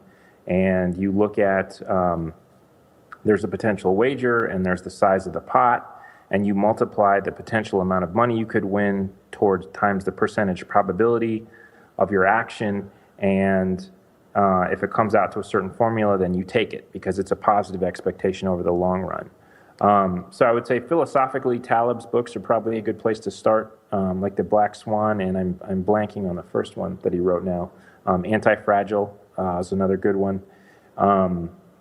And for actually just learning the math, I would say check out poker and read some good poker books and figure out how professional poker players make money, and that'll give you a sense of that world of moving towards probability.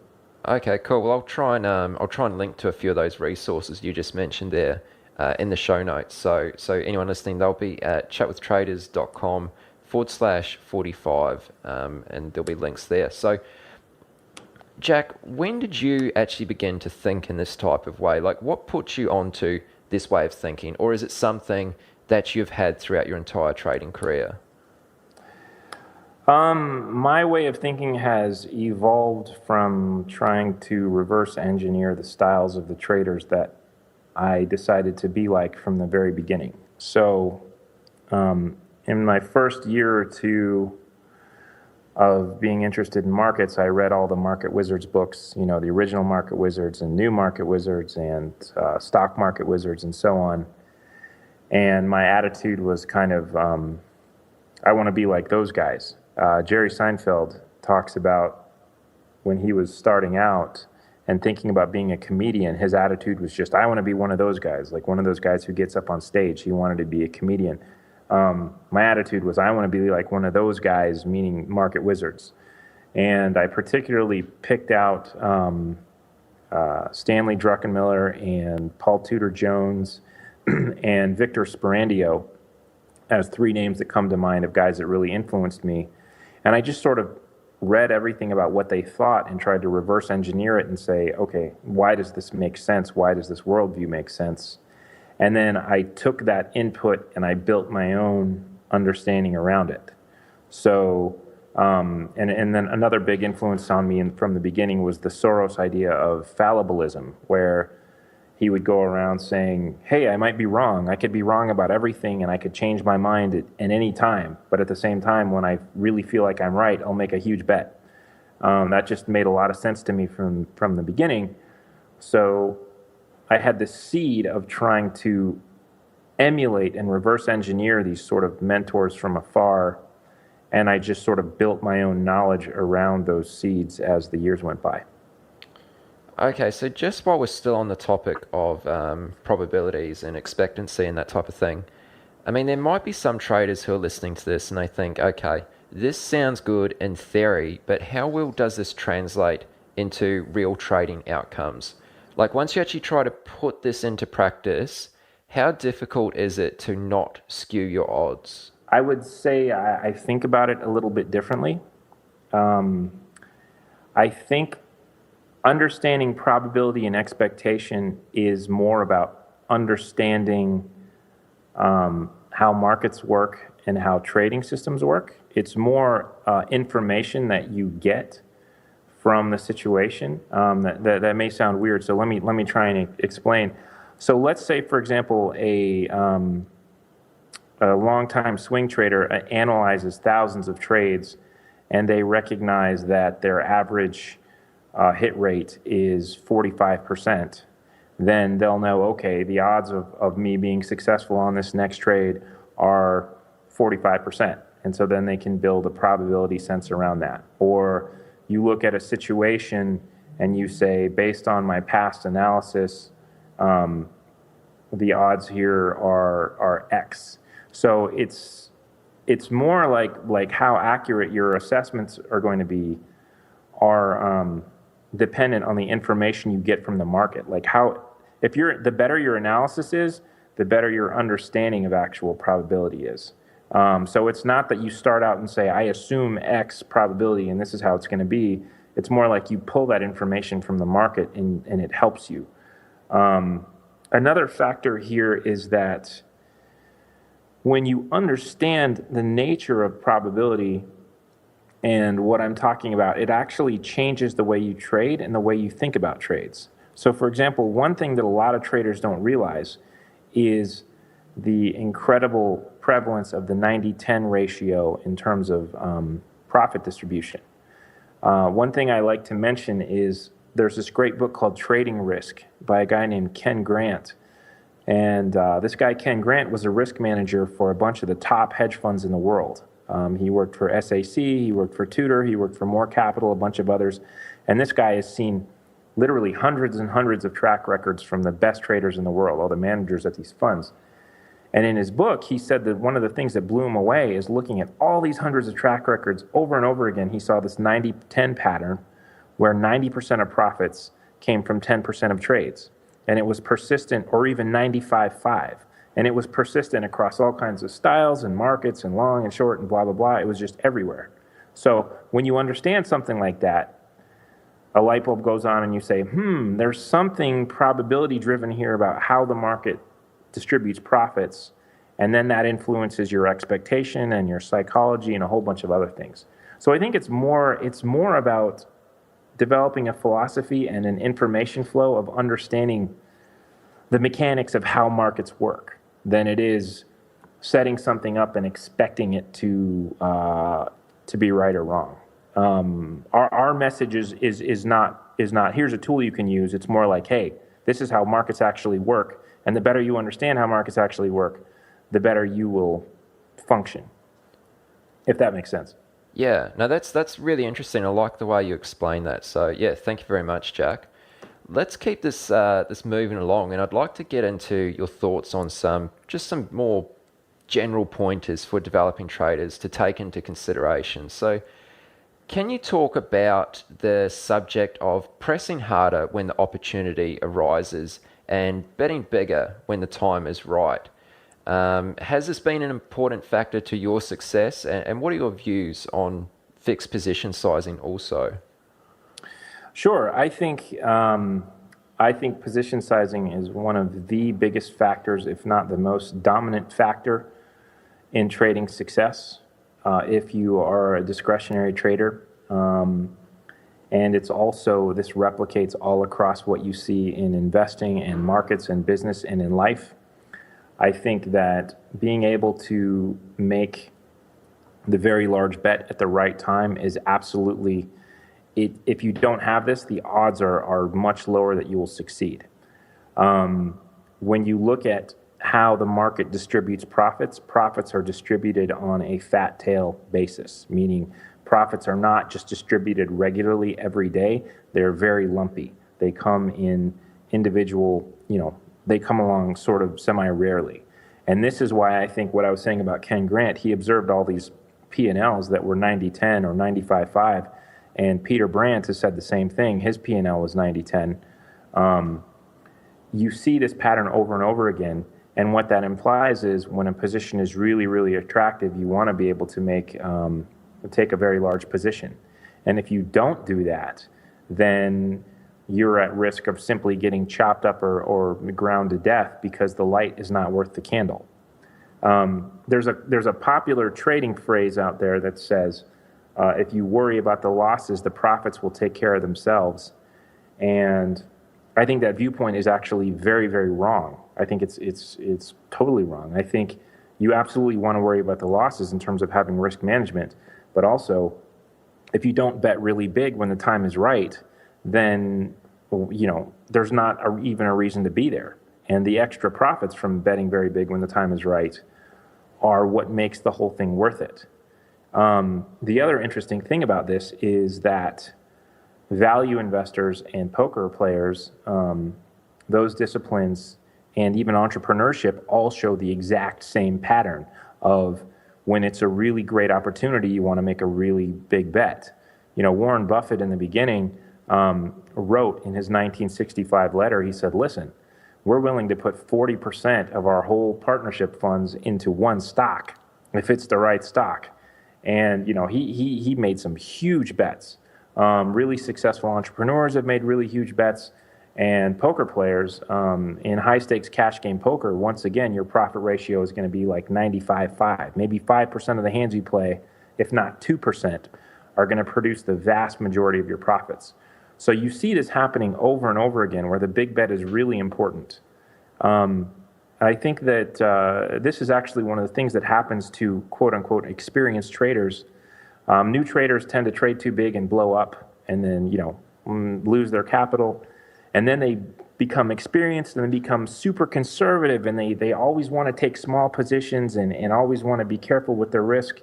And then their accounts stay small and dinky forever and they never really make any money and they wound up, it's like they're eating stale bread and drinking watery soup. And they never actually make the profits to justify trading. And that's because they haven't mastered the art of making the big bet, which is so, so important. It's the reason why you're there. Okay, so just to add on that, how do you yourself sense when the time is right to take a larger position or bet larger? Sure. So I recently wrote about this. There are a number of factors that just sort of all come together, and I used four words to describe this recently, and they were alignment, resonance, clarity, and flow. So by alignment, meaning if you're looking at this trade, are things above and below the trade in alignment with your idea? So like if you're bullish on semiconductors, does the whole tech space look bullish? Do other semiconductors stocks look bullish? Is there alignment there? Clarity, do you really see the situation clearly? Do you really see why this is an excellent trading idea? Is it powerful in your mind's eye? And then resonance, are all the parts and pieces of the puzzle pointing in the same direction? Is there good risk appetite? Are the trends flowing well? Other things, and then flow is, is this a flowing market where you've got a nice counter trend and you're about to resume a nice trend, or is it choppy and gross? And there's these different factors that you look at, and when all those factors line up together and they just all come together, that's when you get this instinct based on all these factors that are shining green lights to just really press harder than normal situations when you're trading smaller. Okay, and just in line with your style of trading, when you do take a larger position, is it sort of likely that you're going to jump all in right at the beginning, or do you tend to pyramid as the trade evolves?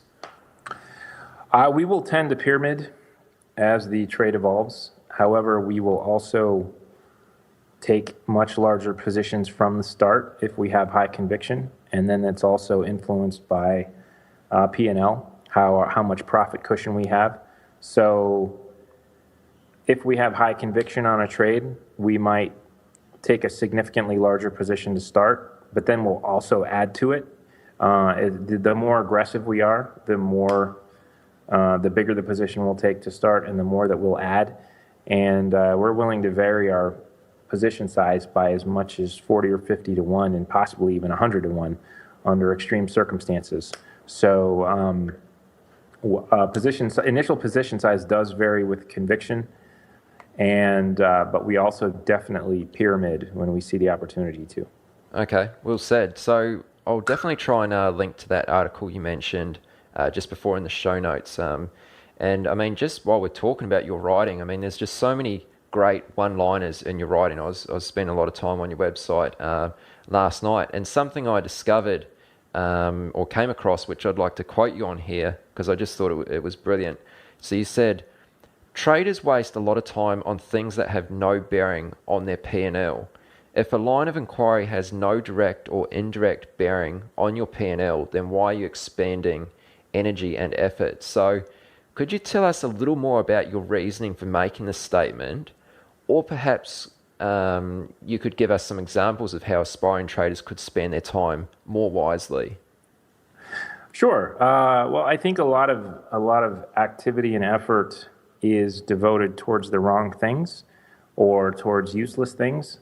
So a classic example is, let's say you have a chart that has 5 or 6 different indicators on it, and all those indicators are based on oscillators or momentum. So if you're looking at MACD and then you're looking at something else and you're layering something else on top of that, this is like looking at the same thing 5 different times, and it's all saying the same thing. So you really didn't need all that extra. You're seeking false confirmation by finding yes men to agree with the first thing, which is a waste of time. Or if let's say somebody has a strongly bullish view on oil, they think oil is going to go up, and then they read a bunch more articles all saying the same thing, but they don't get any new information. It's like, well, why did you need to spend all that time reconfirming an opinion that you already had? So there's just a whole lot of inefficiency, and sometimes that inefficiency is aimed at ego, or reconfirming a bias that you already have, or repeating information in a way that's not useful. And so I think there there are a lot of behaviors in trading where if you really look at them and you examine them and say, what's the return on investment from behavior, you'll realize, you know what, I could just stop doing that. I could just cut that out. And I think a lot of traders they're not thinking about the habits they have, that they would be better off if they just stopped doing those things.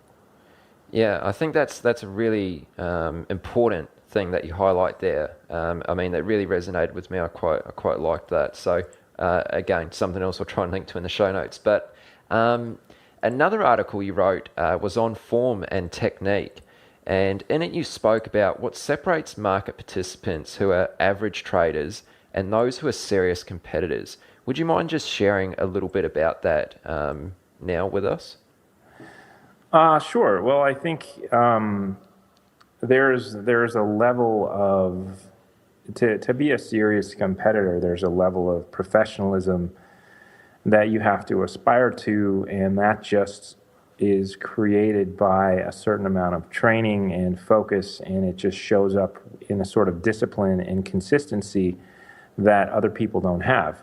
So say, for example, that you are serious about being a martial arts competitor, and you wanted to win martial arts competitions and other things, then you would practice and show extreme discipline and rigor, and your form would be very good. You would be able to move through the kata and the different disciplinary movements, and you would know them very well as a function of your desire to succeed, and that would help you.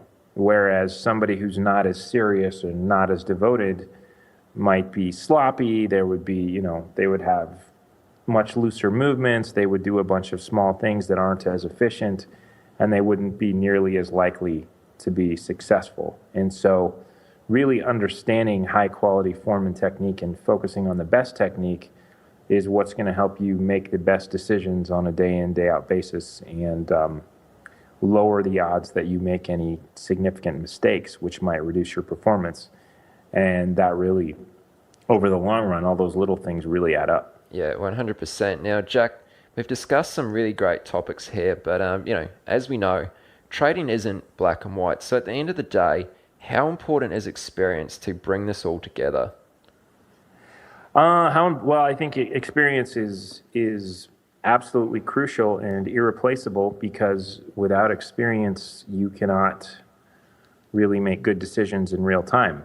And the reason I say that is because if you had a whole bunch of books from, master traders, and it was the best education in the world, but then you had to go out and actually make decisions from those books, the flow of market data coming at you and the amount of decisions you have to make in the analysis and the time window that you have, you wouldn't be able to make decisions fast enough. You can't go look up a book every time you get confused about something.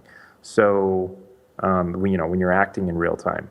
So part of what experience does is experience is the process of downloading and assimilating all these various nuances and subtleties of information and knitting them together in your head. And another thing that experience does is when you have experience, you run into weird or odd situations that come up very infrequently. And the only way to come across these situations is to get experience in the first place. So you kind of need to build that experience or work with someone who has it in order to really be at the place where you can trade comfortably with large size and have a lot of exposure at the right times, which is sort of what it's all about. So I would say, you have to have it, and you have to build it. There's no real way around that. Yeah, well said, Jack. Now, just a few more questions before we bring this to a close. So one thing I'd like to ask you is, markets and trading aside, how do you spend your time when you're not in front of the screen and need to shut off? Okay, that's a good question. Let's see. I really enjoy outdoor activities. I really enjoy snowboarding and hiking. My fiance and I have a 5-month-old Rottweiler puppy named George Soros. We named him after the famous speculator. Very cool. And yeah, he's a blast to play with. Really enjoy traveling and spending time with friends and colleagues, poker, of course. But really, I guess I would say it centers around outdoor activities and travel and, great food and great culture. Really enjoy visiting world-class cities and then, coming home again. So yeah, outdoors, travel and culture, and spending time with friends and family. Excellent. So one more question. If you weren't trading, what do you think you would be doing? I would be a professional poker player, no question. There's just it's amazing the amount of profit that is still in that game, and it's for similar reasons to what you see in trading. It's just because 9 out of 10 people at that table, or even 9 out of 10 people who think they're professional, don't actually have the requisite discipline or even the requisite mathematical training to really be serious, and that just creates a whole lot of profit opportunity. So yeah. So what came first? Were you into poker before you got into trading, or was it the other way around? I was into trading long before poker. I came across poker about 10 years into my trading journey, in that I had a friend and client who I was having lunch with 2 or 3 times a week. And he was this brilliant software entrepreneur who was also had Asperger's. And so he would just super focus on these things. And he had become obsessed with poker. And he just kept talking about it. And it was all he would talk about when we had lunch. And after about 6 or 7 of these lunches, I realized, you know what, poker sounds a lot like trading. So I took it up as a hobby because of the similarities to trading.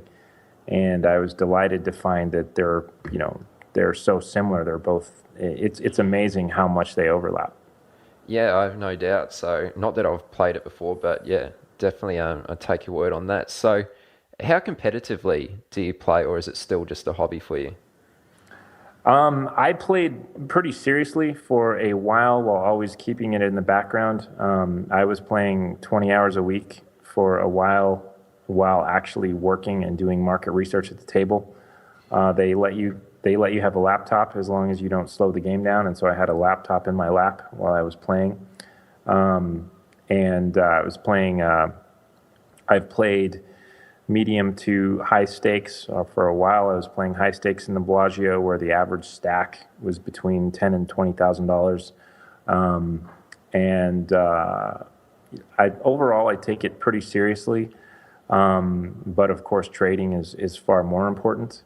I think in the future, one of the things that we'd like to do, we plan to actually start a poker team, in part because we can teach people the methodology that I created around poker, and also in part because poker is just an excellent training ground for trading. To become good at poker, you have to really learn math and statistics and probability on your feet, and you also have to control emotional swings and understand extreme probability cycles and fat tails. So poker is one of the best training grounds you could have for becoming a top-level macro trader. So I've sort of backburnered it a little bit right now because we've got so many other big projects, but we're going to bring it back around and probably start a poker team in the next year or two.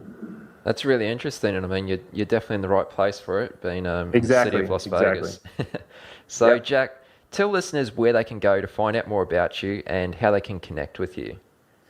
Sure. Our website is mercenarytrader.com, and we post a bunch of stuff up there. We're about to do a complete overhaul and website relaunch. I'm excited about that. We write daily, and we have an e-letter that goes out. You can get our stuff in our inbox. You can also find me on Twitter. My Twitter handle is mercenaryjack, and I'm pretty active on there. And you'll get some of my sarcastic humor and pieces of news, and I also tweet our articles up there. So really, yeah, visit mercenarytrader.com or check out Mercenary Jack on Twitter, and you'll be plugged into our stream. Awesome. Really good. So yeah, guys, definitely check out mercenarytrader.com. There's a ton of great articles there which have been written by Jack. So plenty of great reading. Jack, thanks so much for doing this. It's been an absolute pleasure speaking with you, and hope to catch up again soon. Sure. It was excellent. Thanks again. Thank you. Hey guys, hope you enjoyed the interview with Jack here. He was a really interesting guest, and it was great to learn more about how he views markets and trading. Now, just a final reminder to take us out here. The giveaway to win a free one-on-one 90-minute mentoring session is coming to a close this Friday, 6th of November at midnight Eastern Standard Time. So if you haven't already entered, go to chatwithtraders.com/win, WIN, to enter now. This is your last chance to be one of 3 winners. So, I mean, this is just an awesome opportunity to get access to a seasoned pro trader who is genuinely keen to help you improve and become a better trader. So, time is ticking, guys. Go to chatwithtraders.com/win, WIN. Go there now, enter your email address. That's it. It's very simple. Best of luck to you. And if we don't speak in the meantime, I'll catch you again next week. You've come to the end of this episode of Chat with Traders, but don't worry, more great episodes are on the way. To stay updated with each great new episode, be sure to subscribe to the podcast in iTunes, and we'd love it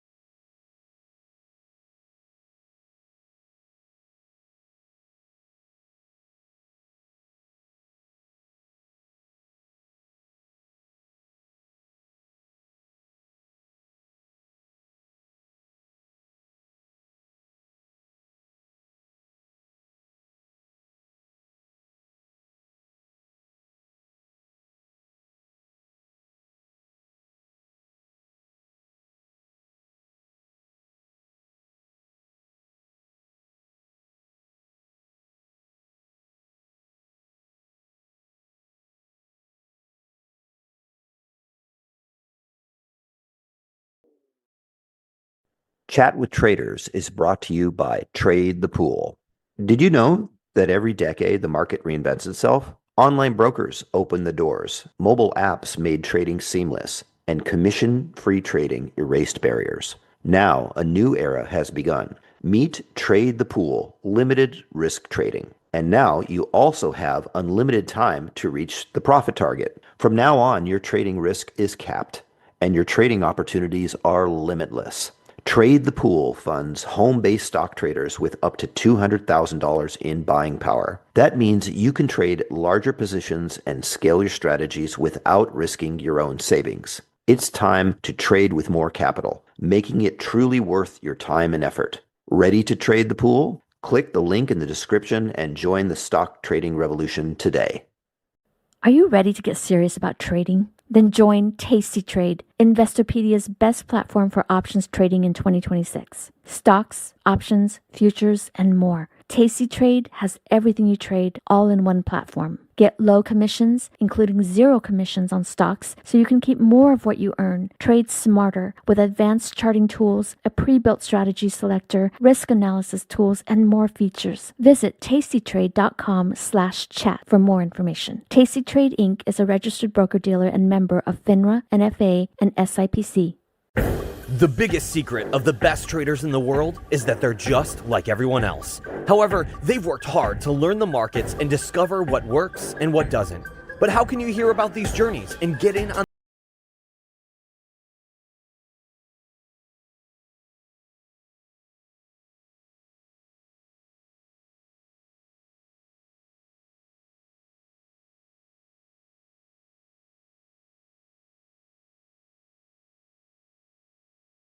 tuning in. Now, I have a very special guest on the podcast this week who I'm excited to introduce you to. His name is Haim Bodek, although some refer to him as the Algo Arms Dealer, and I totally understand why. Haim began his trading career at Hull Trading, a prestigious firm well known for driving forward innovation in the domain of automated trading. Following Hull, Haim then went into significant roles at Goldman Sachs and UBS, which are all discussed during the interview. But to further set the scene, in 2007, Haim founded Trading Machines, a high-frequency trading operation, and at the peak, Trading Machines accounted for 0.5% of all options trading volume with a team of 25, one of who was Brian Weiner from episode 40. All was well for a couple years until the beginning of 2009, when Trading Machines ran into issues and began to bleed money for unknown reasons. Until Haim later discovered at the root of the problem was secretive order types being used by a select few firms, giving them an unfair advantage to front-run the orders of other participants. With this discovery, Haim went to the SEC to raise his concern about such order types, and little did he know at the time that this would be the beginning for one of the most sophisticated and complex investigations carried out by the SEC in US history. So, of course, we speak about all of this in much more detail during the interview. And we also speak about another fascinating topic, which is the payment for order flow. Haim shares with us what is really happening to your orders after you click the button to buy or sell. And you might even be surprised to find out that a large majority of retail orders never even make it to an exchange. So just from listening to this interview, you'll quickly realize Haim has an incredible knowledge of market microstructure. And in case you find that some parts are a little technical, then this may be one episode worth a second run. Just while you're listening, I'd love it if you could please leave a brief review on the podcast in iTunes. It's a very quick and easy way to support Chat with Traders. All you need to do is go to chatwithtraders.com/iTunes and follow the prompts. That will be a huge help, so thank you. All right, it's time. I'm your host, Darren Fifield. This is the Chat with Traders podcast, and please welcome my guest for this week's interview, Haim Bodek. Haim, welcome to the podcast, man. How's it going? Doing well. How you doing? I am excellent, thank you. And thank you very much for doing this. It's great to be speaking with you. Now, here's how I picture the interview playing out. So we'll have 3 major talking points, right? They'll be walking through the roles you've had over the years, so working at Hull, Goldman, UBS, and of course, Trading Machines. And secondly, really keen to get into the topic of blowing the whistle on HFT's secretive order types, and then what's happening to retail order flow. So if that sounds good to you, let's dig into it. Okay. Awesome. So Haim, share with us how you got started in finance and what was it like to work at Hull Trading? Because, I mean, just quickly, from my understanding, they were a very prestigious firm regarded by many as pioneers in the realm of automated trading. So what was that like? Yeah, well, I'm still pretty nostalgic about the experience, and I know a lot of my former colleagues also are. I got into Hull. I guess most people who joined the firm probably had unusual backgrounds that were relevant. I started out working under a entrepreneurial professor named Bob Grossman, doing credit card fraud detection using machine learning algorithms. So I was really kind of oriented around large data, detecting patterns, and had some good successes with that project with Visa. And at the time, there was a lot of hype about using those methods in finance, and it was kind of funny. But there was actually an advertisement that said, wanted individual who to use machine learning algorithms to forecast markets. So I applied and got the job. Excellent. So what was your role at Hull Trading there? Like, what were you doing on a day-to-day basis? Well, the role changed. I mean, I was still very green, and Hull was a good environment for.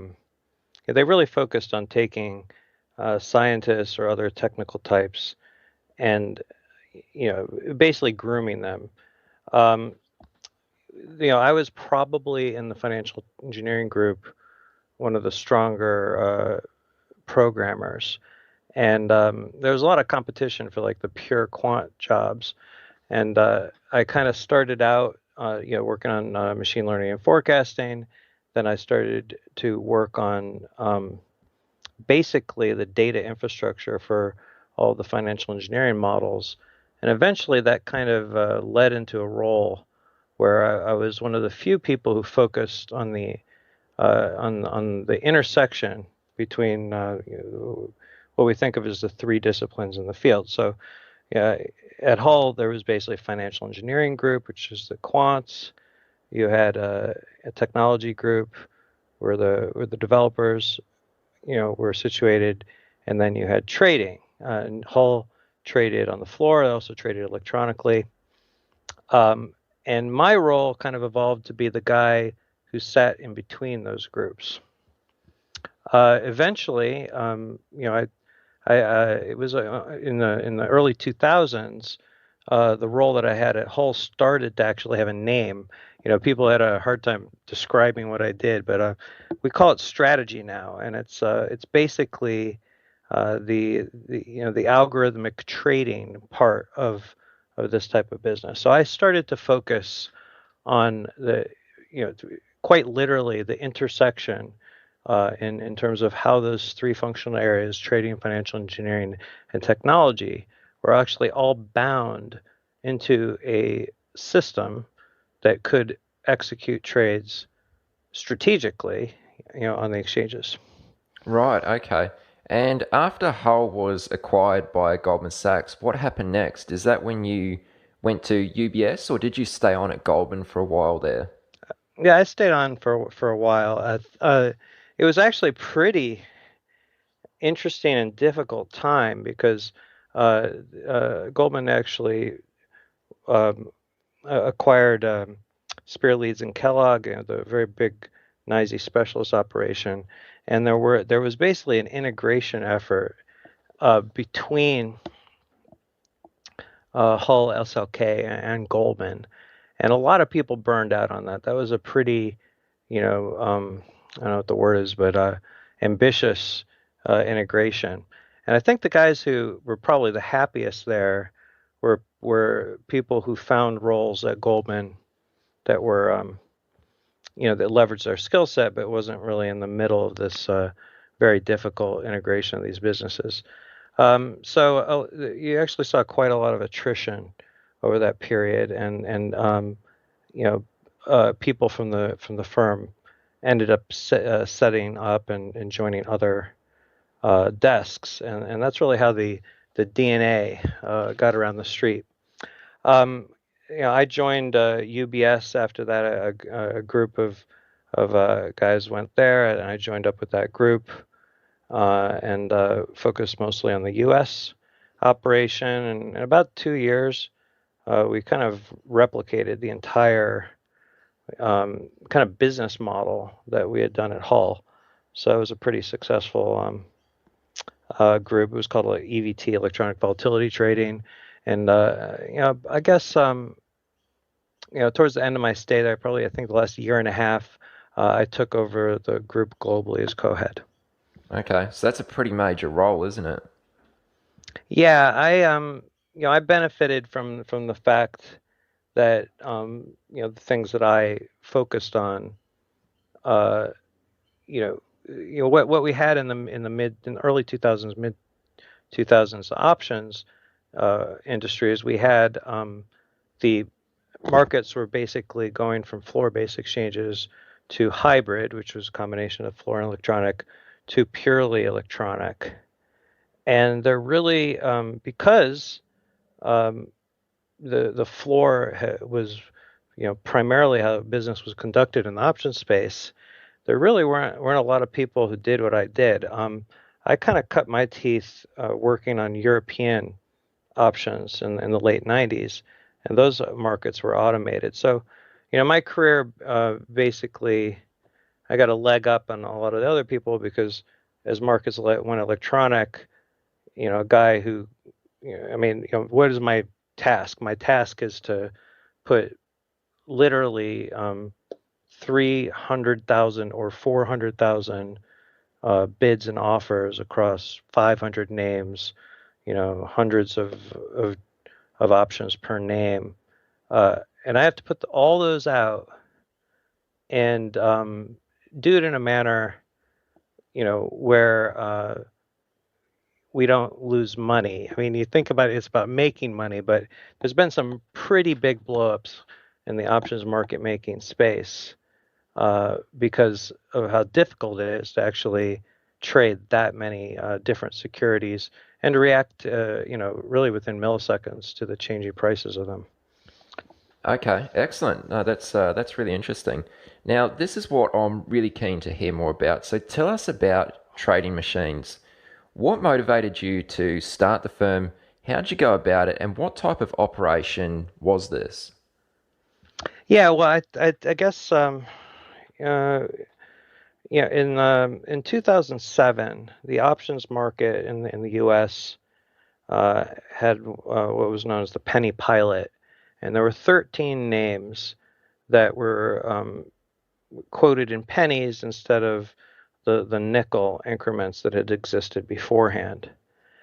And when I looked at how those names were trading, I thought to myself that these products were actually quite similar to maybe how the Korean market traded, and I came to the conclusion that the way that market making would operate in the U.S. would necessarily have to change. So basically, the margins would be so thin that option market makers wouldn't be able to do traditional bid offer capture, or spread capture is what we call it sometimes. So I kind of came to the conclusion that I was going to have to rebuild, and that it was going to have to be a we were fast at the time, but I kind of felt we needed to really pursue the low latency game harder than maybe what was possible at a bank. And at that time there were many high frequency trading firms in the equities universe that were really pushing the arms race there. And to just kind of give you some more color, it's a very complicated decision I made, to leave and go do my own firm. But We also had the integration of stock exchanges and option exchanges. The stock exchanges purchased the option exchanges, and then they cut the option exchanges over onto the stock technology platforms. And then over that time, they started to roll out, the stock market has certain business models. One's called the maker-taker system, which is a system of where two individuals trade and one gets a rebate. We'll talk about that maybe later in the interview, but the other guy pays a fee, and you start getting all this. I thought of it as cross-contamination.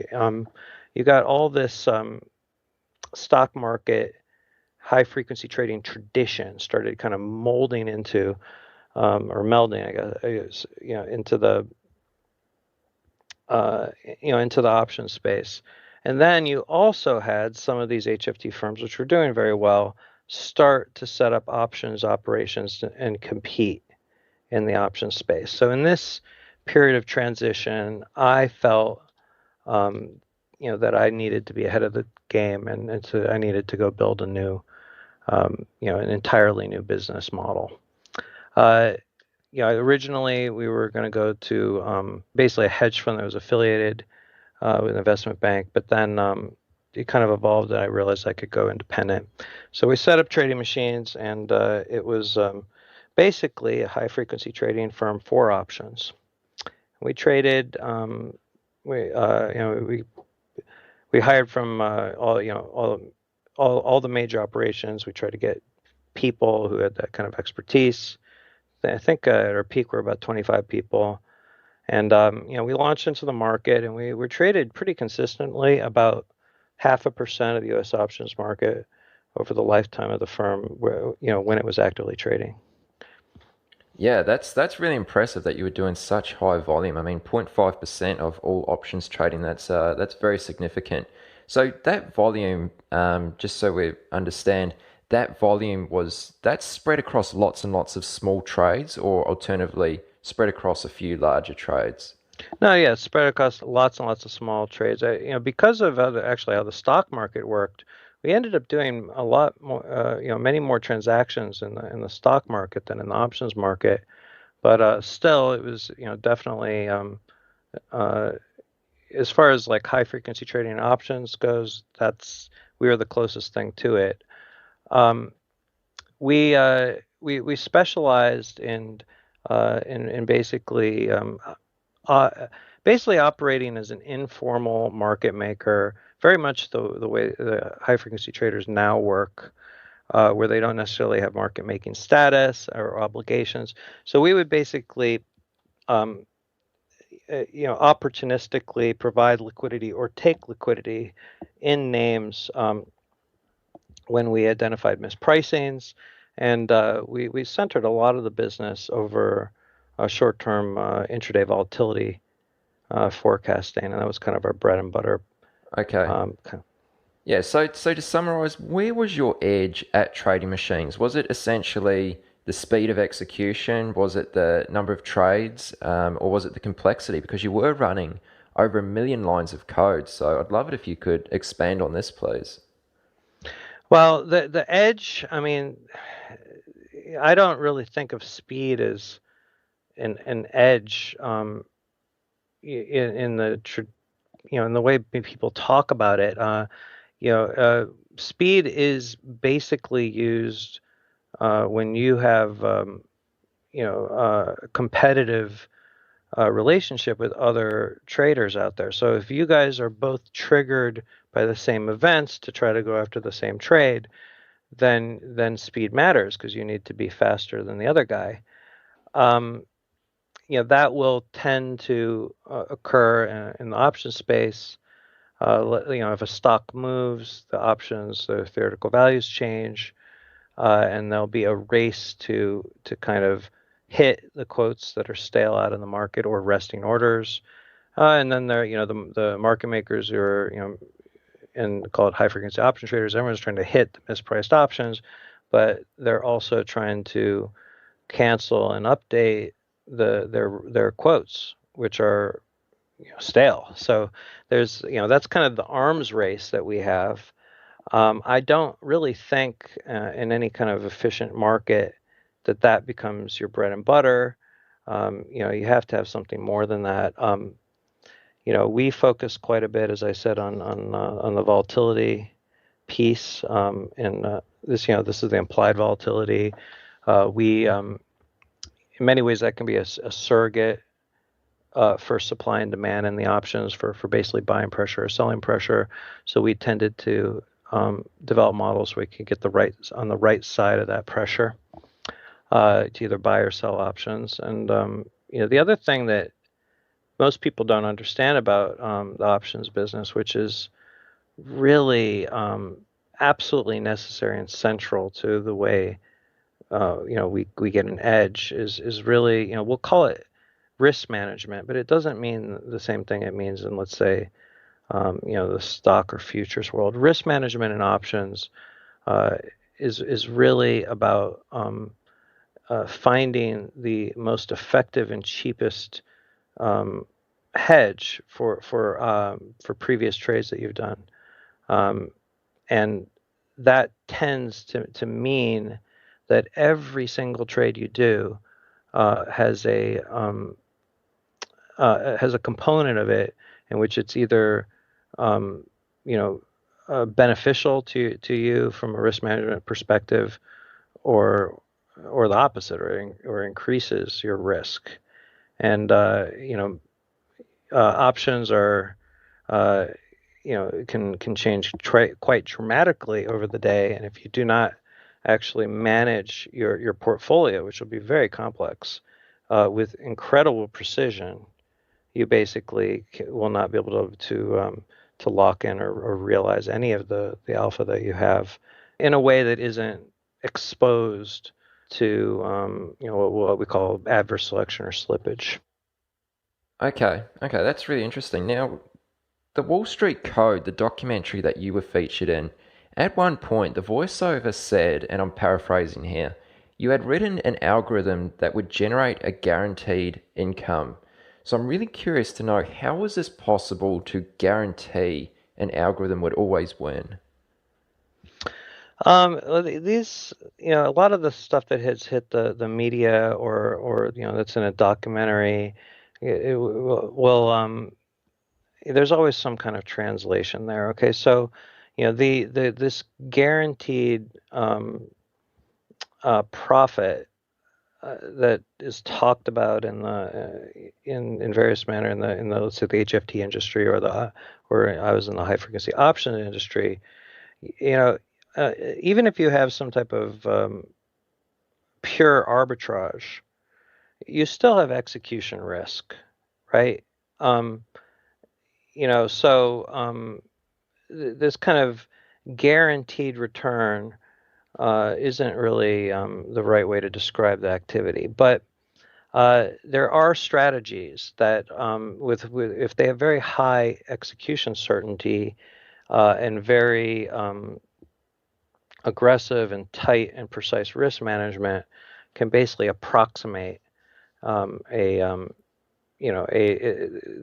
will appear to have a very stable return, and the positions that they create are, in our case, we did actually try to target positions that were approximations of what would be riskless portfolios.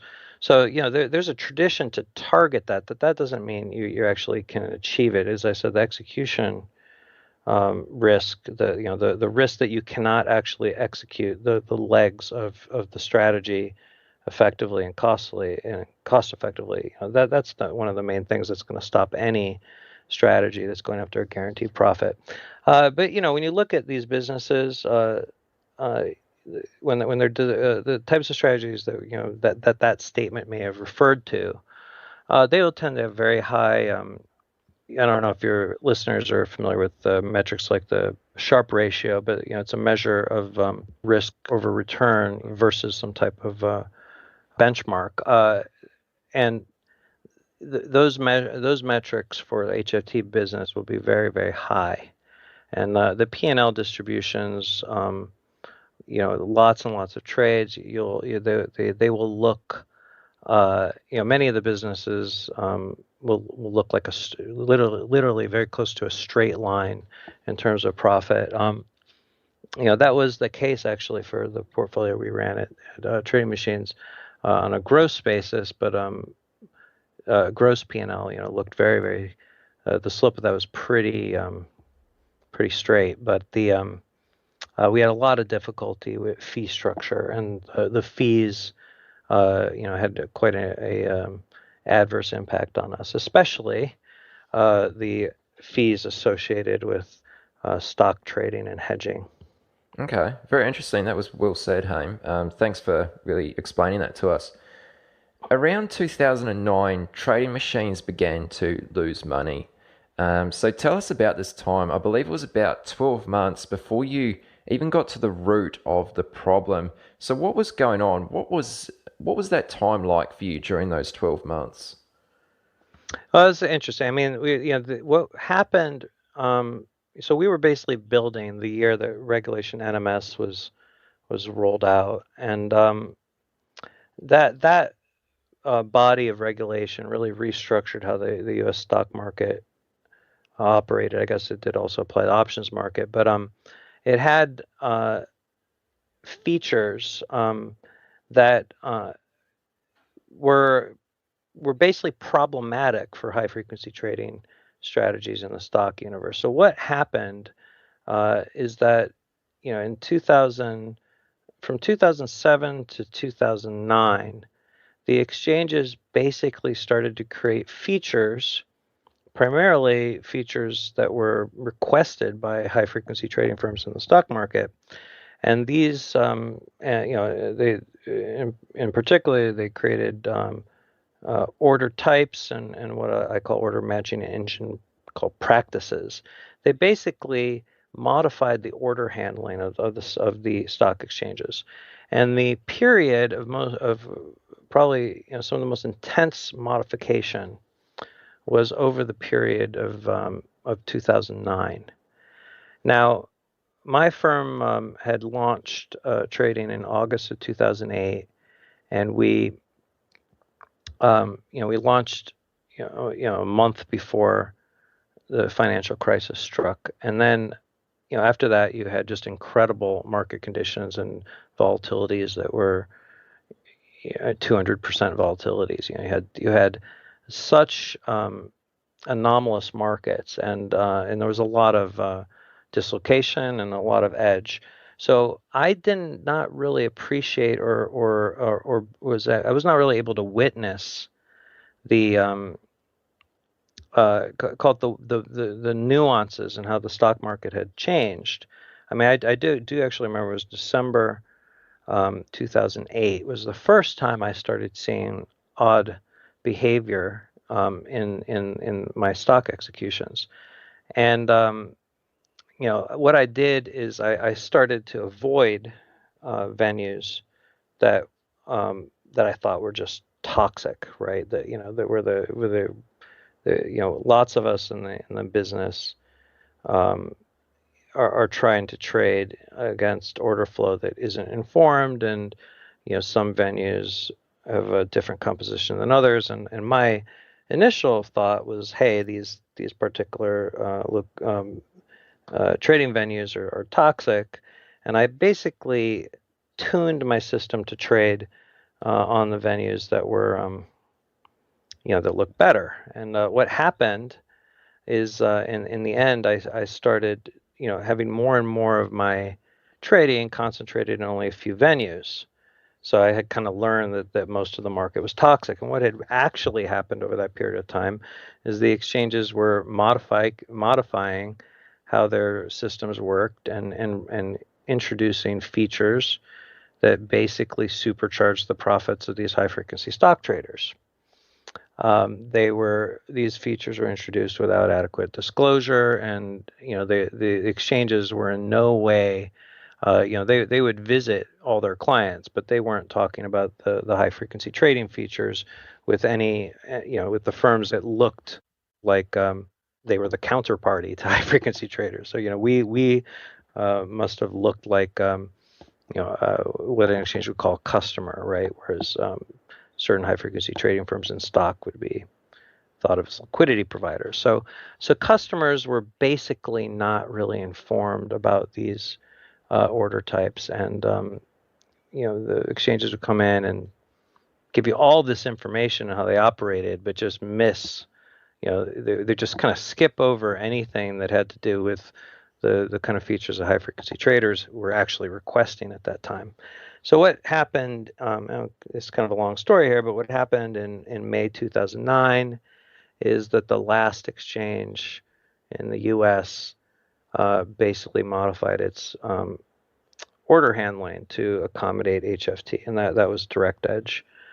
They introduced an order type called hide not slide, and what I try to explain to people is when you introduce a particular order type, it doesn't just have features in its intrinsic to itself and how it operates, but the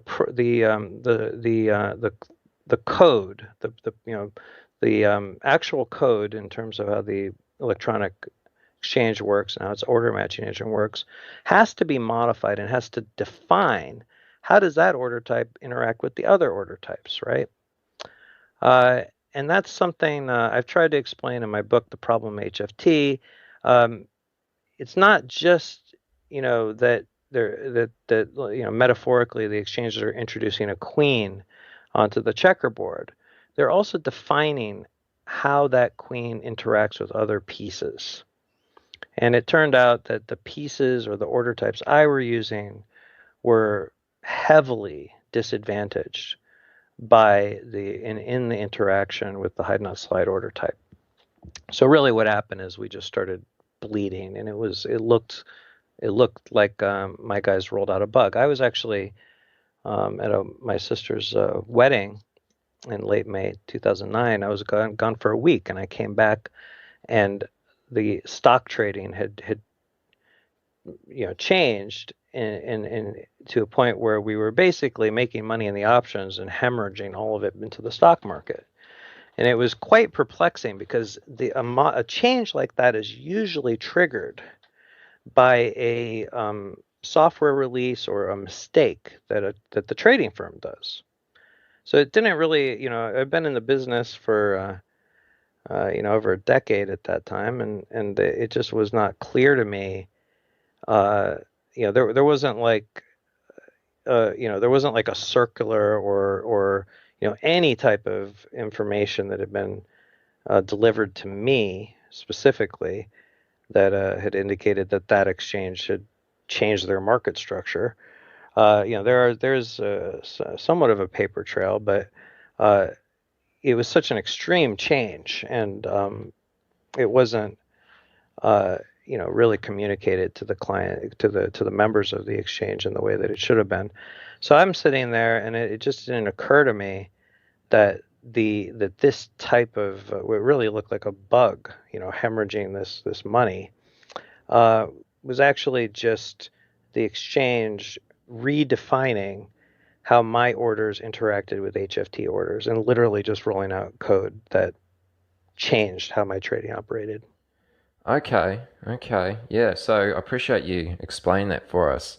That's really insightful. And shortly after you spoke out about this and revealed your concern to the SEC, why did you decide to blow the whistle on these secretive HFT order types? That's a long story. I didn't really know what I was getting into. First of all, I'll just say there's a tradition. Blair Hull, founder of Hull Trading, he went on the record and called out the NASDAQ market maker collusion and what was known as the Christie Schultz scandal. That was an episode in kind of stock market history where NASDAQ market makers were colluding and keeping spreads artificially wide. And a pair of academic researchers discovered this and wrote a paper, why do these market makers avoid odd prices. Really, is what they had discovered, and where they skipping every other price and keeping the spreads are artificially wide because of that. And turned out that they were colluding, and the industry was actually fined, I think, close to $1 billion in penalties because of this activity. And Blair was one of the first insiders to actually go on the record, and I think it was in the LA Times, and actually note a particular name, and that he basically got a phone call from the market maker telling him to get out of his game, and he went on the record on it. Another example is one of the great kind of leaders in the options industry, Tom Petterfee, for 5 years was lobbying heavily and very vocal about eliminating a loophole that allowed queue jumping, the same kind of stuff I turned in a stock market. There was actually a kind of a queue jumping loophole in the options market where we call them customer market makers or barnacles, but basically professional traders learned that they could masquerade as retail customers and get customer priority and leap ahead of the other market makers. And he was very, very, as I said, vocal, and I think deserves a lot of the credit for what eventually happened. Was 2010, the options market basically created a solution for this problem and eliminated it by creating what's known as the professional customer designation. So basically, if you trade too much and you try to take advantage of that loophole too much, the loophole still does exist, you actually have to change your status, and then you no longer can exploit the loophole. So here, the two names, big names in my industry, are both associated with significant market reform. Of course, both of them, were able to do that because they had very, very successful, operations. And I think, what was different about me is I decided to call out these issues, maybe in the same style, I thought, as these other great leaders did, but I called them out after my firm failed. So I wasn't in the same kind of position that they were, and I didn't realize how important it was to, to be. I mean, this has taken up 5 years of my life now, and no way did I think that was going to happen. Yeah, so I mean, it was a very bold move, and I really want everyone listening to understand how bold of a move that was. I mean, were you at all concerned about your reputation or what the repercussions might have been? I mean, even on a personal safety level, because I imagine there were many people who were upset by you doing this. Yeah, it's funny. It was bold. I mean, I think, again, I was kind of insulated. I didn't realize how insulated I was from other parts of the industry by getting, that experience in the ivory tower. I didn't really understand, and you've probably seen, the last few years been quite a number of major penalties and fines. I didn't realize how prevalent it was across the industry to exploit the gray and to often cross into the black lines, between unethical behavior and, let's say, illegal behavior. It was not, whole trading was all about being smarter than the other guy. And I kind of grew up on that. There was a former colleague of mine who said to me, he says, "It ruined us. We weren't ready for the real world where it's shadier." So, I guess I didn't actually realize what I was going up against until I, had already disclosed this stuff to Scott Patterson, who started reporting on it in the Wall Street Journal. The information I gave resulted in extensive investigations.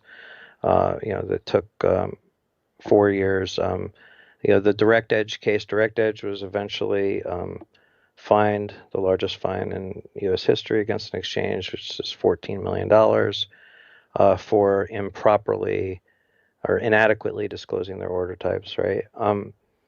And this long path, which was successsul in the end. That case, for example, the direct edge case, it was. I was informed that was the most sophisticated case that the SEC had ever done in terms of complexity and sophistication of the abuses. So this whole process and my opponents, it started out as I thought I was going against a small segment of the industry that was taking advantage of the system, and I was convinced at the time that it would have been discovered, by the regulators. And halfway in, I realized that I didn't go against a small part of the industry. I went against the dominant practices in the industry. So, again, when you do something like this, you take a shot out, and you throw, metaphorically, you're just throwing a fist out there. You don't actually know who you're hitting, and you're right that as you get feedback, and in my case, I went against some very, very powerful, entrenched people. You look at this and you're like, did I make the right move? Am I doing the right thing? And you get a little bit nervous and anxious, especially when the industry. I mean, you get more heat and more negative feedback. The more significant the issue is, and the more if you're right, you're going to get trapped for 5 years. I didn't realize that, but that's a very common experience for whistleblowers. If you're wrong or it doesn't matter that much, then it just goes, you might report it, but no, it doesn't result in any big action. In my case, there must have been somewhere between 40 and 50 regulatory filings that exchanges were forced to provide to accurately describe how all of the HFT features operated. It was a war. It was so anyway, I don't recommend it, but I got it's not something I'd recommend other people to do. But I guess how did I get through it? I just have a property. I guess it helped me out here. It's when I started to get nervous about what I was doing, I kind of doubled down on the trying to prove I was right.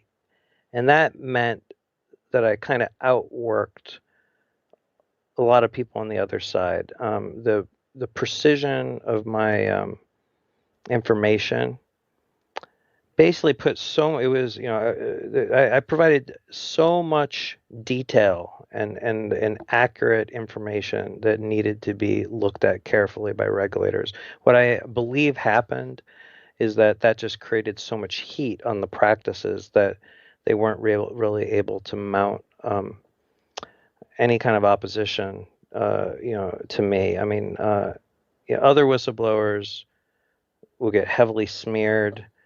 That didn't really happen with me, and it was definitely done, privately. But I didn't have to go through a big, public battle where exchanges were saying statements to kind of disprove me publicly. And I'll give you an example. Let me think. I'm forgetting actually who there's a Nobel laureate. I'm just forgetting his name. But in the Christie Schultz case, NASDAQ hired very, very reputable people to basically attack the opposition. With and it was complete. They were completely wrong, but these people that were hired, these experts, but they really made it very painful for people who were trying to turn in those practices. And in my case, yeah, I mean, it was very public. There was, let's say, a debate, but you know, I mean, Yeah. yeah, sorry. I mean, yeah, it's a long, it was a long process, but I survived it. Oh, that's awesome. So to summarize the investigation, I mean, because this was a huge investigation, what was the outcome? Like, just to summarize it for us, what was the outcome and what's been achieved or changed since? Well, the main thing that was achieved, was you can really think of the investigations, and there were multiple ones because there were multiple targets. Um, when the enforcement division looks at these issues, they need to come to a place where they determine, first of all, they have to look at the accuracy of the allegations, right? But then after that, they have to look at, is this unethical behavior or is it illegal behavior, right? And they have to, lots of things I work on, with regard to, call it regulation of high frequency trading. It's not actually clear, where that line is between unethical and illegal, and that takes a lot of very talented people with securities law background to determine. And the thing is, the SEC Enforcement Division is only going to be pursuing violations of securities law. So if the law is not violated, or then or maybe the law is not defined, is not defined well enough to address the issue, then it basically becomes a policy issue. So a lot of the things that I turned in ended up becoming, a policy issue, and everything really kind of revolved around disclosure. So you had the Office of Compliance Inspections and Examinations did an order type audit where they had all the exchanges submit very extensive information on how they made order types, how they disclosed them, the whole process, which ones existed, and that was actually completely a separate initiative from the enforcement investigations. And then about a year ago, Chairman Mary Jo White, she mandated that all of the exchanges use last year, this is 2014, she basically said that the exchanges needed to reassess all their regulatory filings and determine if their order types were accurately disclosed, and also to assess if the order types were operating as intended, and if there weren't unintended consequences. It was a very kind of also very significant initiative, and most of the exchanges were extremely responsive and put out a lot of revisions and clarified how the order types worked, changed certain features. There was many of the issues that I was concerned about were addressed through disclosure. I thought some of them would be ripped out that were approved. I was kind of shocked that, I've been very critical of queue jumping behavior and those that was actually approved. But, what I learned through the process is that the SEC is actually pretty liberal in terms of allowing different types of call it functionality on exchanges. They just demand that there's adequate disclosure, right? Okay. So that's, so in the case of Direct Edge, that's a case where um, that exchange um, basically was not responsive enough and had significant lapses in their disclosure, and then, I think if they had been had addressed the issues earlier and had been more cooperative, maybe you wouldn't have seen the same result. Sure. Okay. Are you ready to get serious about trading? Then join Tasty Trade, Investorpedia's best platform for options trading in 2026. Stocks, options, futures, and more. Tasty Trade has everything you trade, all in one platform. Get low commissions, including zero commission on stocks, so you can keep more of what you earn. Tasty Trade is packed with advanced charting tools, backtesting, a pre-built strategy selector, risk analysis tools, and more features to help you trade smarter. See equities and derivatives with high trading volumes, dividends, upcoming earnings reports, and more with their pre-built watch lists. Or create a custom watch list to keep an eye on the companies and sectors that matter to you. Manage your positions with speed and precision using active trader mode, one-click trading, and smart order tracking. Plus, Tasty Trade's stellar trade desk team offers live support during trading hours if you need it. Visit tastytrade.com/chat for more info. Tasty Trade Inc. is a registered broker-dealer and member of FINRA, NFA, and SIPC. Have you ever watched a stock explode and thought, if only I had the capital? Or sat on the sidelines because your account balance felt too small to matter? Good news, with Trade the Pool's limited risk platform, you don't need millions or even thousands to start trading the U.S. stock market. Bypass the PDT and tap into over 12,000 U.S. listed equities, from penny stocks to big caps, ETFs, even the newest IPOs, and short anything you like with zero locate or hard to borrow fees. Start your evaluation, get funded with up to $200,000 in buying power so you can go big without risking your own savings. And now you can also have unlimited time to reach the profit target. It's a game changer. Not ready to trade yet? Trade the Pool offers a free demo and educational resources. Practice on live data, master the platform, and build confidence risk-free before you even pay a cent. Click the link in the show notes to start trading with Trade the Pool's capital.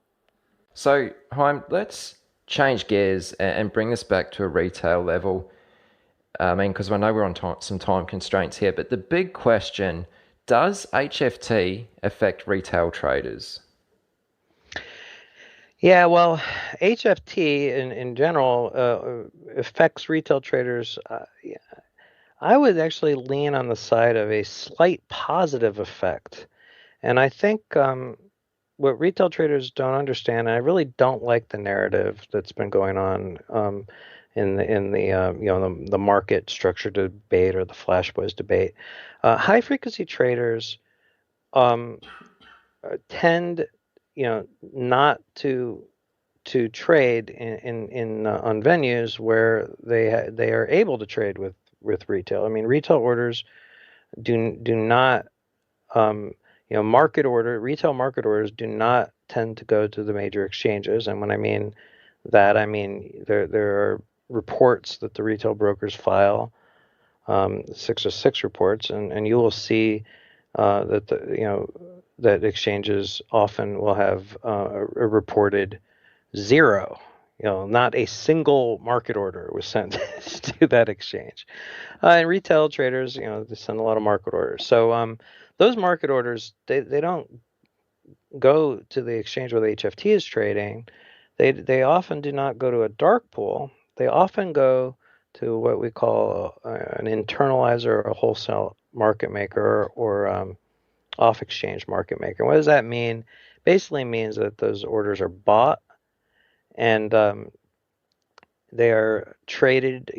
These off-exchange market makers will trade against those orders, those retail market orders, really without competition. So how does HFT affect that type of trading? Well, the upstairs market makers have to match the best price on the exchange, right? that's, they're basically sitting on the sidelines, and they get to trade at the prices they see that really the high frequency traders are posting. So the more aggressive and the tighter that high frequency traders trade, the more that they tighten markets, they're actually squeezing the margins of the upstairs market makers. So that's why I say there's a little bit of a positive impact. And I know this from experience that when the high frequency traders came in, the upstairs market makers had actually quite a difficult time, and continue to do so, because the high frequency traders tighten the markets, and often would tighten them to a point where the upstairs market maker couldn't make that much money if he matched the high frequency trader's price. So that's probably not what you would expect, right? I mean, I've been extremely critical of HFT, but I will say that part of the reason they can trade so tight is they've got all those super advantages that cause me grief, right? So in a way, retail's benefiting from the fact that firms like mine were basically abused. Okay, so something you mentioned in there, which I just want to dive into a little bit deeper and not skim over it too much, is the how does the payment for order flow works? Could you just explain that to us in a little more detail? Yeah, it's a very old practice. It's getting a lot of attention now. We actually are seeing some class action lawsuits targeting it. Before I explain how it operates, I'll say that one of the major innovators of payment for order flow is Bernie Madoff. So that's kind of the origin. What he did, and other firms in that space, is they basically buy retail order, literally buy, through a kickback, payment for order flow, we call it, and from retail brokers. So they say, look, don't send your order to the exchange, send it to me. I'll match the exchange's price, and I'll pay you for it. And if you think about that payment, it's kind of like a profit sharing, if you think about it, right? The market maker's giving up part of the profit he would make on the spread and giving it back to the broker as a kickback. Why would a off exchange market maker do that? Why do they do that? Well, it all has to do with this concept of what we call adverse selection. But basically, when you trade out in the market and you're posting your quotes, you basically are giving all of the sharks in the market, all of the other fast firms, the option to trade you against you when you're wrong. Maybe you're not fast enough updating your quotes. Maybe you're providing liquidity to a huge, let's say a large pension that their order is gonna move the market, and market makers don't want to trade against order flow that moves the price against them, because then they just lose money.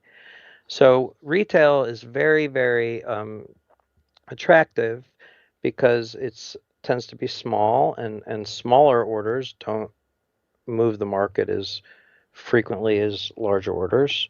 But the other thing about it, and I know retail guys probably don't like this, but statistically, it looks uninformed. I mean, you can look at large volume of trades of retail traders, and you can see, what is the, what is the kind of average alpha, or average information, kind of edge information, edge, let's call it, right? That these orders have, and the answer is zero. It's near zero. So when you trade against a retail guy, you make very close to the actual spread. When you trade against a pension or a mutual fund, you actually get a lot of adverse selection or bleed, and that will look like, that's basically price movement that erodes your profit. You don't make the full spread when you trade against other types of counterparties. So it's actually quite simple. It's been it sounds complicated, but it's just, I'm going to say it again in a very simple way. It's like, the way I'm actually look kind of down on these guys. It's like there's an upstairs market maker. He can't compete in the regular market that well. So he basically buys orders from, buys dummies. He wants dummies to trade with, and he basically pays brokers to send them the dummies. These firms that have been engaged in this have had, many of them have gone under in the last 15 years, and Madoff's obviously was one of the biggest, and that whole entire business collapsed. It actually was rebranded as surge trading, I think, and still went under. These firms, were really unable to develop market making operations that could compete in the regular exchanges. The HFTs basically were more sophisticated compared to these kind of upstairs market makers. So, I do give credit to the HFTs for, being able to trade, even though I'm very, really against the cheats and the unlevel playing field. They are able to make markets in the exchanges aggressively, and that's good. Otherwise, we just have these other guys just cherry picking off exchange, and then we'd have wide spreads. It'd be worse. Okay, so just to wrap this up for us, is the retail trader disadvantaged in any way by the way that the payment for order flow works? Well, disadvantaged. There's definitely arguments to be made that that the order handling is not optimal, and that is really there's certain firms that are now have lawsuits against them because they handled orders to basically maximize the kickbacks, right? Well, the problem with maximizing the kickbacks, I'll give you a very clear actually example here. If I go to if I'm a retail broker and I go to market maker says he's gonna pay me a quarter penny per share for my orders, right? He could actually give me a kickback, or if I was looking to get my customers the best execution, I might say, hey, don't give me the kickback. Just give me a quarter penny price improvement. Give me a better price for every single share you trade, right? So these brokers actually have a choice. They can actually negotiate to get you a better price, or they can just, take the kickback and pocket it. And what they do is they know that the regulators are concerned about the level, the amount of price improvement.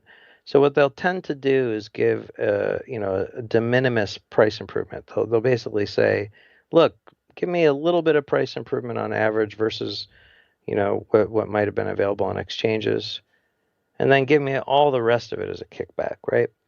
On top of that, they will basically, as I said, send orders to either trading venues, and it's complicated. I don't want to get to all of it, but basically, trading venues also have rebates or kind of a payment for order flow arrangement.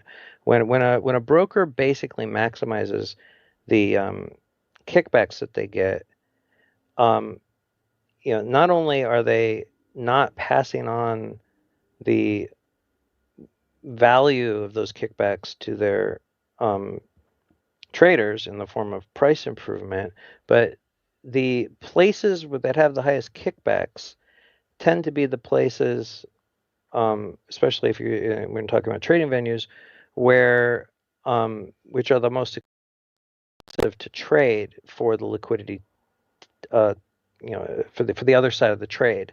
So what that basically means is you don't get filled as frequently if you try to maximize rebates and kickbacks. So very simply here, retail traders should be getting, significant price improvement. They're not getting it. They, the way things are routed now are probably dramatically reducing their fill rates for orders that they post. So if you're a retail trader and you post orders and you don't get filled frequently, what you should know is that your broker has a lot of options for trying to get that order done. And if you're not getting filled, maybe your broker is not sending those orders to places where they're likely to get filled because he's trying to maximize kickback. So these are all the details about it. But the other thing I'll point out is the all these payments and kickbacks I'm talking about. They are very significant. Some brokers will get close to like 50% of their net income from these types of payments. But these brokers are basically charging commissions that are ridiculously high when compared to the kickbacks. So, I guess I would say that the commissions are even more egregious for many of the retail brokers than all of the funny business I just spoke about. And there's a deep irony there because the reason why the SEC permits all the kickbacks is the argument is it's supposed to reduce the commission rates. That's the whole reason they're permitted. And so for a trader to pay high commissions, retail trader, get very little price improvement, and have their their orders have lower fill rates because they're routed incorrectly, and for their broker to be getting 50% of their net income by monetizing that trader's order is basically, from my perspective, the retail broker is basically just stealing money from the trader. And what should he do? There's the answer. The trader should move to there's certain firms that will, some firms charge $8 or $9 for a 100-share order, and others charge $1 or less. And retail traders, I'm just shocked why anybody would go to the traditional retail brokers when there are firms that cater to semi-pro kind of people. If I'm going to open up a retail account, I'm going to open it up at a broker that caters to high volume active traders who are demanding that their costs are less than $1 for every 100 shares. Absolutely, yeah. Well, Hank, this is a fascinating subject, and I mean, this whole conversation has been really fascinating. I know we could keep going on for much longer yet, but I know you've got to run, so I mean, thank you very much for doing this. I really appreciate you coming on. Before you do go, can you share with listeners where they can go to find out more about you, and where can they connect with you? Oh yeah, well, the first thing you should do if you're interested in any of this stuff, I tend to tweet quite frequently. I usually tweet about the regulatory developments, firms that are getting hit, and some of the things that are being argued about in the market structure community. But HAIM BODEK, Chaim Bodek. That's my handle on Twitter. I have a website, chaimbodek.com. There are a lot of resources there. There's also a link there to a research site that I have that has lots of videos, and it's called decimuscapitalmarkets.com, but it's best to just get to it by going to chaimbodek.com and then clicking the link. But the Decimus site has videos and white papers, probably 20 videos on there or something. You can sign up for free. There's a little, and I just approve anybody who signs up, so there shouldn't be any issue. And Let me do another plug also. Just other things, if you want to hear my story, Scott Patterson wrote, or you want to read about it, Scott Patterson wrote a book called Dark Pools. I'm about a quarter of that book. It tells the whole trading machine story. There's the documentary The Wall Street Code, which I'm featured in, and that's on YouTube. There's also a documentary, the New Wolves of Wall Street, which I've got my story is also told in that. And lastly, I've got two market structure books. One, The Problem of HFT. That's what a lot of people go to after they read Dark Pools. And then we recently released a new book called The Market Structure Crisis, which really talks about all the issues, not just the high frequency trading issue. Excellent. Yeah, very cool. And I'll make sure to add links to all of those at chatwithtraders.com. Definitely, guys, read Dark Pools. Awesome book. I've read it. And The Wall Street Code, also highly recommend that. I mean, I've watched that probably 4 or 5 times. Such a great documentary, and you'll really enjoy it. So, Haim, thank you very much for doing this.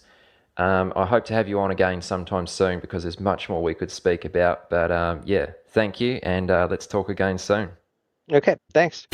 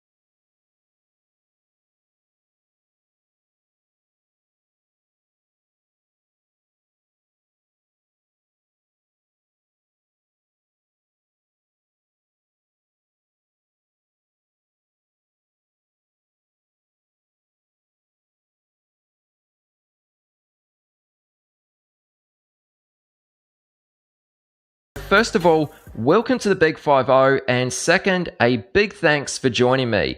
Now, you may recall for episode 25, which was almost 6 months ago now, I invited Zach Hurwitz back onto the podcast to grill me about my own trading progress. Well, we're obviously another 25 episodes on now, so I thought it'd be a good point to check in with you and give another update on how I'm tracking. So, Zach joins me again for this week's episode. Just a quick intro. Zach originally appeared on the podcast for episode 11, where he shared a great deal of insight into how he uses VWAP, being the volume weighted average price, at the core of his trading strategy. He's also become a very good friend of mine since we first met at the beginning of this year, 2015, and has personally helped me a great deal with my own trading. During this episode, you'll find the first part is mostly Zach asking questions for me to answer. Then we switch it up, and the later part is me asking questions for Zach to answer. Just to add on that, pretty much every question asked during this episode has been crowdsourced. So if you contributed a question last week, then there's a very good chance you'll hear it asked at some point during this episode. As you may have already seen, this is a pretty extensive episode. It runs much longer than normal. So if you make it all the way to the end, then props to you. And I totally understand if you need to break this up and don't listen to it all at once. Two things just quickly before we get into it. I know we have a lot to get through. Zach is again offering a free 30-minute one-on-one coaching session to any trader listening who is, of course, serious and feels as though they could really do with some help. A very generous offer, and if you'd like to take him up on it, then send Zach an email. His address is tradingcoachz@gmail.com. And the second point I'd like to add is if you have any questions or comments for Zach or myself, just go to chatwithtraders.com/50, scroll to the bottom of the page and drop a line in the comments area. Both Zach and I will be keeping a close eye on this to respond to anyone and look forward to interacting with you there. So that's chatwithtraders.com/50. All right, let's get into it. I'm your host, Aaron Fifield. As you already know, this is the Chat with Traders podcast, and please welcome my guest for episode 50, Zach Hurwitz. All right, and we're recording. Zach, what's going on, man? How are you? Doing good, Aaron. Thanks so much for having me back on the podcast, and congratulations on 50 awesome episodes. I should say 49, a little anticipatory that this one's going to be so good. Yeah, I mean, we've just reached 500,000 downloads, 500,000 downloads, so it's a pretty cool milestone to hit. And I mean, thank you to everyone listening. I just want to really put that out there because I, obviously appreciate the support and everyone listening in. Yeah, it's a cool milestone to hit. I love how nonchalant you are that you're like, yeah, 500,000 downloads. It's pretty cool, guys. I have 600 Twitter followers, Aaron. Come on, let's talk. 500,000 is a giant number. You should be really excited about that. I know everybody is thrilled for you, not only the success, but the fact that you've got, where do you go from here? I know we're going to talk about that in a little bit, but in 50 episodes, you've already covered so much ground. Yeah. I've got plenty great guests lined up, especially in the early part of 2016 already. So, we still got a long way to go. But, fill us in on what's been happening since episode 25 when you were last on the podcast. Well, I started using this new website called twitter.com. I don't know if you've heard of it. It's pretty big these days. The kids are using it. And just developing my own site, thevwap.com. And go check it out. We're going to be launching in 2016 with a recorded course and plenty of other great VWAP material, as you might imagine. Just keeping busy. Believe it or not, I'm still receiving like 5 to 10 emails a week from traders from the episode that I did with you back in March of this year. So it's been 9 months. I still get 5 to 10 emails a week. I'm thrilled, though. I'm glad that what I say has resonated with so many people. So I'm sure you feel the same way, right? Yeah, that's awesome. That's really good to hear. So, episode 50, last time we spoke was episode 25, and I sort of gave a bit of an update on where I was at with my trading, some of the goals I was hoping to achieve, and just some of the things I've been learning. And we also, asked you a few questions as well. So this time for episode 50, we're going to do something similar, but we've crowdsourced a lot of the questions. So I sent an email out earlier this week and I've had an overwhelming response of questions. Hopefully I can answer the questions you guys have been asking. So Zach, I know you've got a bunch of questions that are aimed at me over there. What's first on the list? Yeah, well, the question on everyone's mind since episode 25. Last time you were aiming to have an automated strategy within 6 months. Have you reached this goal? The short answer is no, not quite. I have covered steady ground on it. I'm not at a level where I'm trading an algorithm. It's not automated. I don't have a profitable strategy ready to deploy into the market. I'm still quite a way away from that stage. But in saying that, I mean, I have really been digging into the code over the last 6 months and just really building my knowledge up on how to program. I have created a few basic algorithms that do work, and you know, they have all the functionality there. They're not algorithms that would be worthwhile trading though, but they're a good starting point, a good base to kind of build from. Yeah, so that's the short answer. Yeah, I mean, I'm sure, like you're saying, you've learned so much from just creating any system. It doesn't even have to be anything close to your actual thesis about how to trade, but learning even a moving average cross or breakout to new highs. Some basic strategy will teach you so much about coding and identifying a lot of these systems. What do you think has caused you to, like, you know, not quite reach the goal that you set? Was there anything that held you back? Yeah, I mean, probably was slightly naive in thinking I could learn how to program and then use that programming knowledge to code or script and a profitable strategy. Are you separating you're separating that, like, learning the trading and learning the coding are two totally different, like, paths of learning? Essentially, yeah, because I mean, to go in the algorithmic direction, you do need to have a pretty solid understanding of how to program. You also need to then identify a strategy that can be programmed, because the strategy or the type of setups that I was trading kind of earlier this year and later last year are quite difficult to program. I mean, that's one of the things I learned as well, was because those types of strategies were very visual, as you know, things such as like horizontal support and resistance are very hard, well, for me at this level, are quite hard to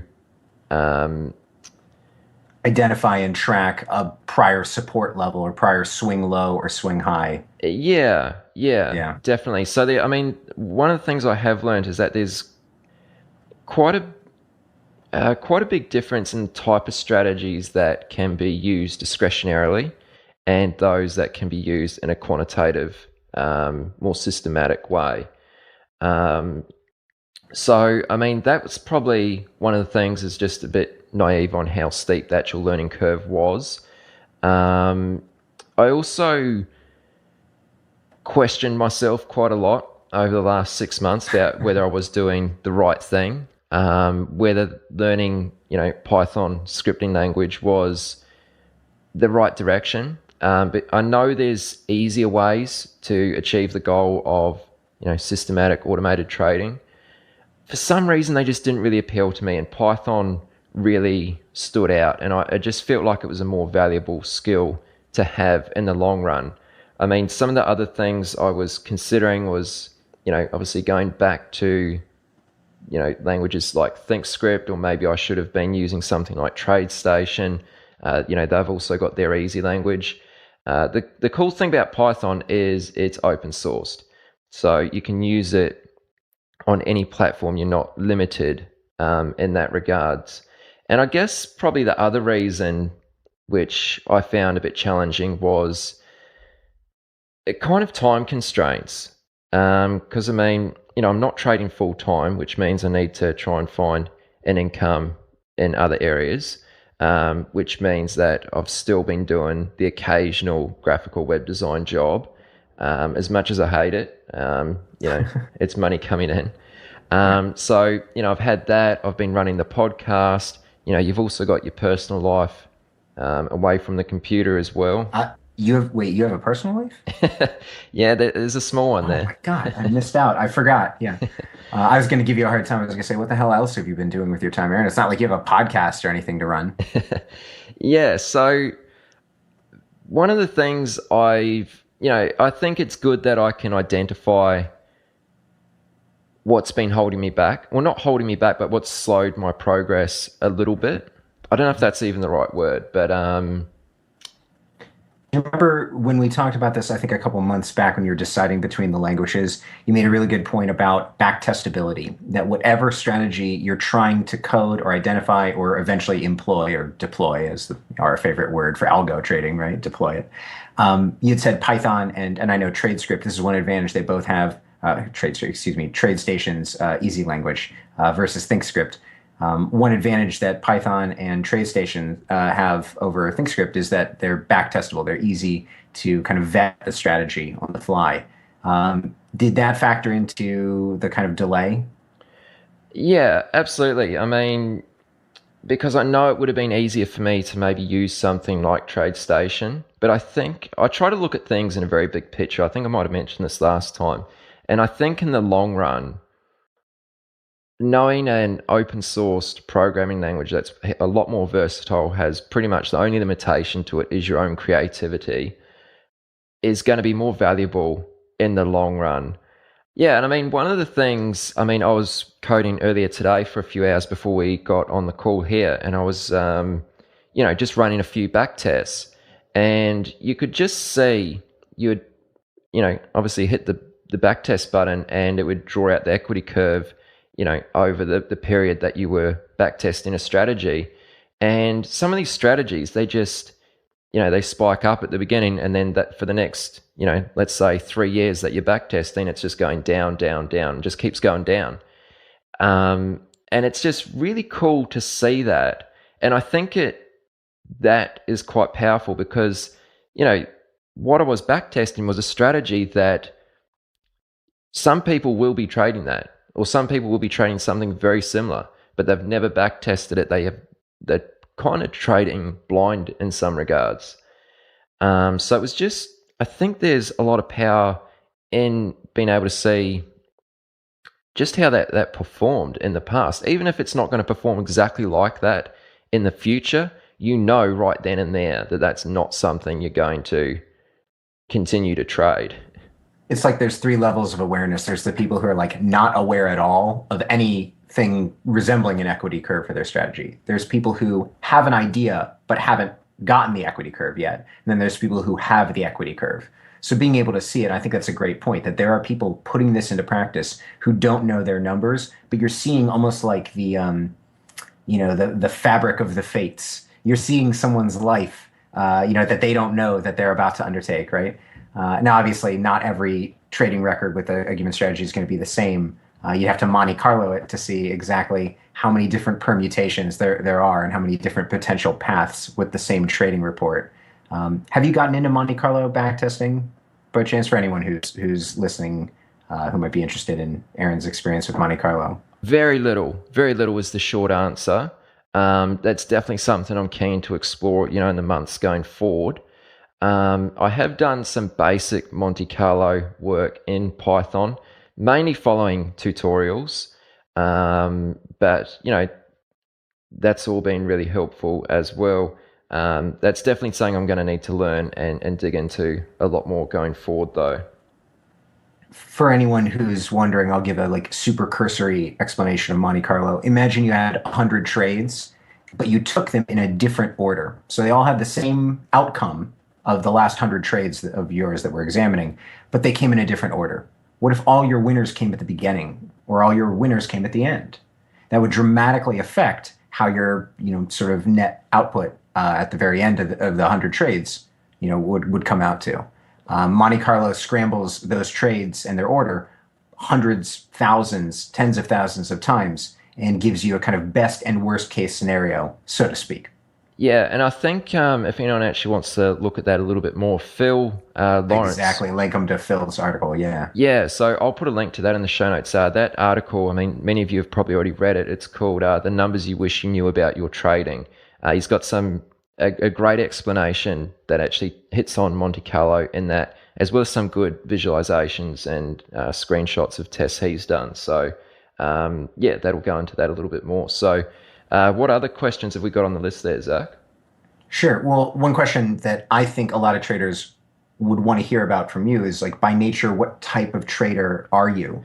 Yes. And, go ahead. Yeah. So the type of trading that I'm naturally attracted to probably just because that's what I was first introduced to when I got into trading, is swing trading. So and when I say swing trading, holding positions anywhere from a couple days to a couple weeks. I don't really like to hold anything beyond that. Talking like, holding for a couple months, that can get a bit boring. Not really a day trader. That doesn't really appeal to me too much. Although in saying that, my goal with, moving in the algorithmic trading direction is to have strategies that operate on a number of time frames, and one of those time frames would most definitely be intraday strategies. So I'd like to layer it with, a couple intraday strategies, a couple swing trading strategies, and then maybe even, a couple longer term strategies as well. And I mean, that's something I picked up from speaking with Kevin Davey. I think that was episode 39. It was around about that time. And he said that having, like a basket of strategies actually helps you smooth out your equity curve over time as well. So, that was a good takeaway from that interview. Well, it's a good point that he's making, that you can't build one strategy to solve every type of market. You need a grouping or kind of cadre, and an armory of strategies to apply to a variety of markets. You don't have to apply to every single one. You don't have to have something in your basket for each type of market. You just try and cover as much ground as you can and produce a smoother equity curve, as you're saying. Yeah, 100%. I think you're also being a little bit modest, not to give too much away to the listeners, but, you and I have done a little bit of day trading together, actually, and Aaron's being modest. He's a pretty talented intraday trader, but what's I think really cool is that you're picking a strategy that fits with your style of kind of your personality, right? You know that you don't want to be impulsive staring at the screen for 8 hours a day. It's not going to fit with all your other obligations. You need something that's automated, more even-keeled, maybe a longer-term strategy, but not quite investing, Exactly, yeah. I think you hit the nail on the head. Sure. Yeah, how do you feel about your progress to date, even though you haven't hit the target you're aiming for? Are you discouraged at all by this? Well, there's definitely been times over the last 6 months where I have been pretty disappointed, but then I sort of stop and think, right? So I think back to where I very first began. So when I very first decided I was going to start learning how to code, right? I didn't even know what an integer was. I didn't know what a float was. I didn't know what a function, a method. I didn't have any idea.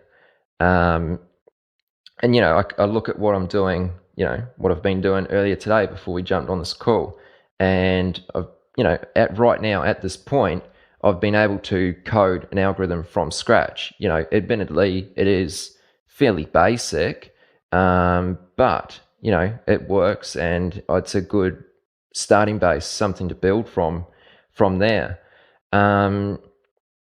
So yeah, I've definitely been disappointed with my progress at times, but I think everything always takes a lot longer than you're going to think, than you anticipate that it will.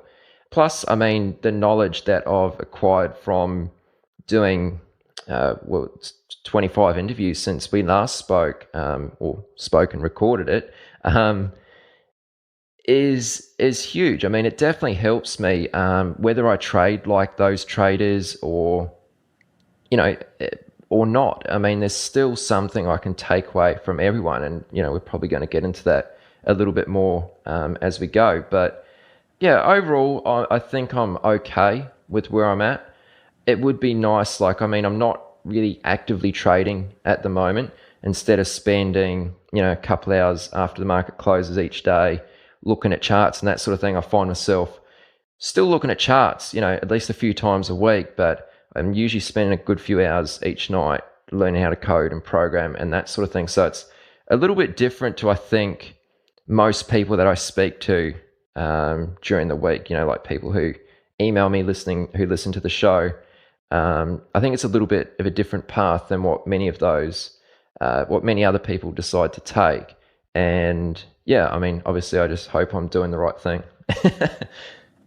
you realize how this relates to like what other traders experience in their own trading career. They expect it to be, I mean, they set the bar so high, right? They say, all right, well, in 6 months, I'm going to have $1 million acquired from my, proprietary strategy of so and so and so and so that I'm going to enact 8 hours a day with no failure, with absolute consistency and total risk management. And on the second day, they screw something up. They go, oh my God, this is way harder than I thought. We experience failure so frequently in trading because we set the bar for success so ungodly high, right? I mean, look, I didn't want to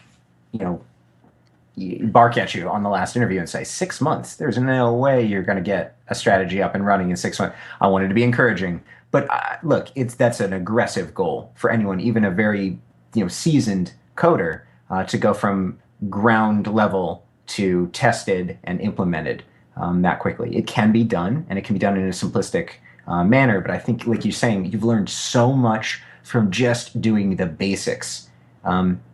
It's like owning your first car. You probably learned quite a bit about how to take care of a car from that first vehicle. God rest its soul. Right? Absolutely. Yeah, totally agree. Yeah. All right. So how are you measuring your progress? I mean, are you journaling? Do you use spreadsheets? Do you document results? How deep are you into the back testing? Or is this more like you're still doing the coursework? Yeah, so one of the things I kind of like about programming is that it's quite easy to measure your progress. Whereas you're a discretionary trader,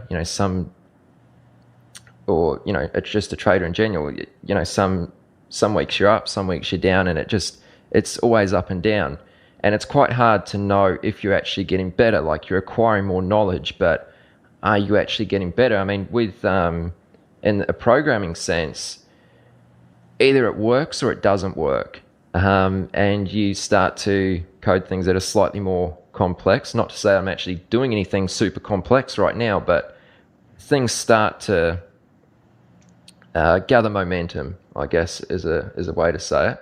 A good phrase, sorry to jump in, a good phrase from Phil that just came to mind, shells. The idea of building a shell that can be used in anyone's script, but then applied to another. I know this is more of a kind of proper programming term that I'm, of course, a non-programmer, like kind of learning myself as I'm learning code, but building a shell that you can use, a construct that you might use somewhere else, whether it's, like I said, a moving average cross or a counter of how many bars since an event has occurred. These things can be useful to systems down the road. So building a subcomponent might be valuable, even if it doesn't turn into a fully fledged, up and running, deployed system. Absolutely. I mean, I've found that even over the last couple of weeks, like if I create something, like a new script, I'm often copying and pasting blocks from past scripts into the new one and just tweaking it a little bit to suit. And then obviously adding to that as well. So yeah, and I mean, just to add on that, I have been I've got like a personal blog. I don't really promote it and put it out there, mainly because there's not really much on it. I've probably been a little bit slack on that. When I was doing a little bit of day trading earlier this year, on demo, I should mention that, I was journaling all my trades on there with screenshots and that type of thing. So I was doing that. It's now sort of turned into a place where I just put important notes that I want to remember about programming. And then also, I'm still obviously looking at charts, quite a few times each week. And I find, the type of setups that I was looking for going back to earlier this year and into last year, I'm still saving those onto what you'd probably call like a watch list. And one of the things which I think is quite beneficial is watching those setups sort of unfold. Okay, so obviously you identify it before the trade signals, but then following it. So following it, it signals whether I take the trade or not. I mean, I've only taken a handful of trades this year. I'll still keep it on my watch list for the next sort of, month or two, just to see how it unfolds, to see how maybe I could have better, just think about how you maybe could have better managed your stops and that sort of thing.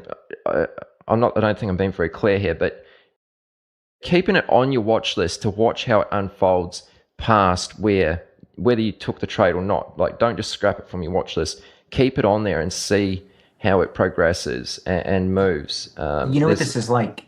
This is like doing homework and flipping to the back of the book and looking at the answers instead of doing the work. When you actually watch the setup, I'm serious, when you watch the setup, you're working through the problem, even if you're going to get the answer anyway. You know you're going to get the answers to the test after the test, but it's kind of like, well, I still need to learn how to think about it. I think that's so cool that you're constantly kind of giving yourself these little mini quizzes of the setups. Did I identify it right? How could I have done this better? Was I early? Was I late? Is my stop too tight? Is it too wide? Etc. Yeah, I mean, that sort of thing, I mean, I keep them saved there, and it's going to be a big help. It continues to be a big help in identifying better setups, better entries, and that sort of thing. Like, there's a lot to be learned from actually following a trade through. Are you ready to get serious about trading? Then join Tasty Trade, Investorpedia's best platform for options trading in 2026. Stocks, options, futures, and more. Tasty Trade has everything you trade, all in one platform. Get low commissions, including 0 commission on stocks, so you can keep more of what you earn. Tasty Trade is packed with advanced charting tools, backtesting, a pre-built strategy selector, risk analysis tools, and more features to help you trade smarter. See equities and derivatives with high trading volumes, dividends, upcoming earnings reports, and more with their pre-built watch lists. Or create a custom watch list to keep an eye on the companies and sectors that matter to you. Manage your positions with speed and precision using active trader mode, one-click trading, and smart order tracking. Plus, Tasty Trade's stellar trade desk team offers live support during trading hours if you need it. Visit tastytrade.com/chat for more info. Tasty Trade Inc. is a registered broker-dealer and member of FINRA, NFA, and SIPC. Have you ever watched a stock explode and thought, if only I had the capital? Or sat on the sidelines because your account balance felt too small to matter? Good news, with Trade the Pool's limited risk platform, you don't need millions or even thousands to start trading the U.S. stock market. Bypass the PDT and tap into over 12,000 U.S. listed equities, from penny stocks to big caps, ETFs, even the newest IPOs, and short anything you like with 0 locate or hard to borrow fees.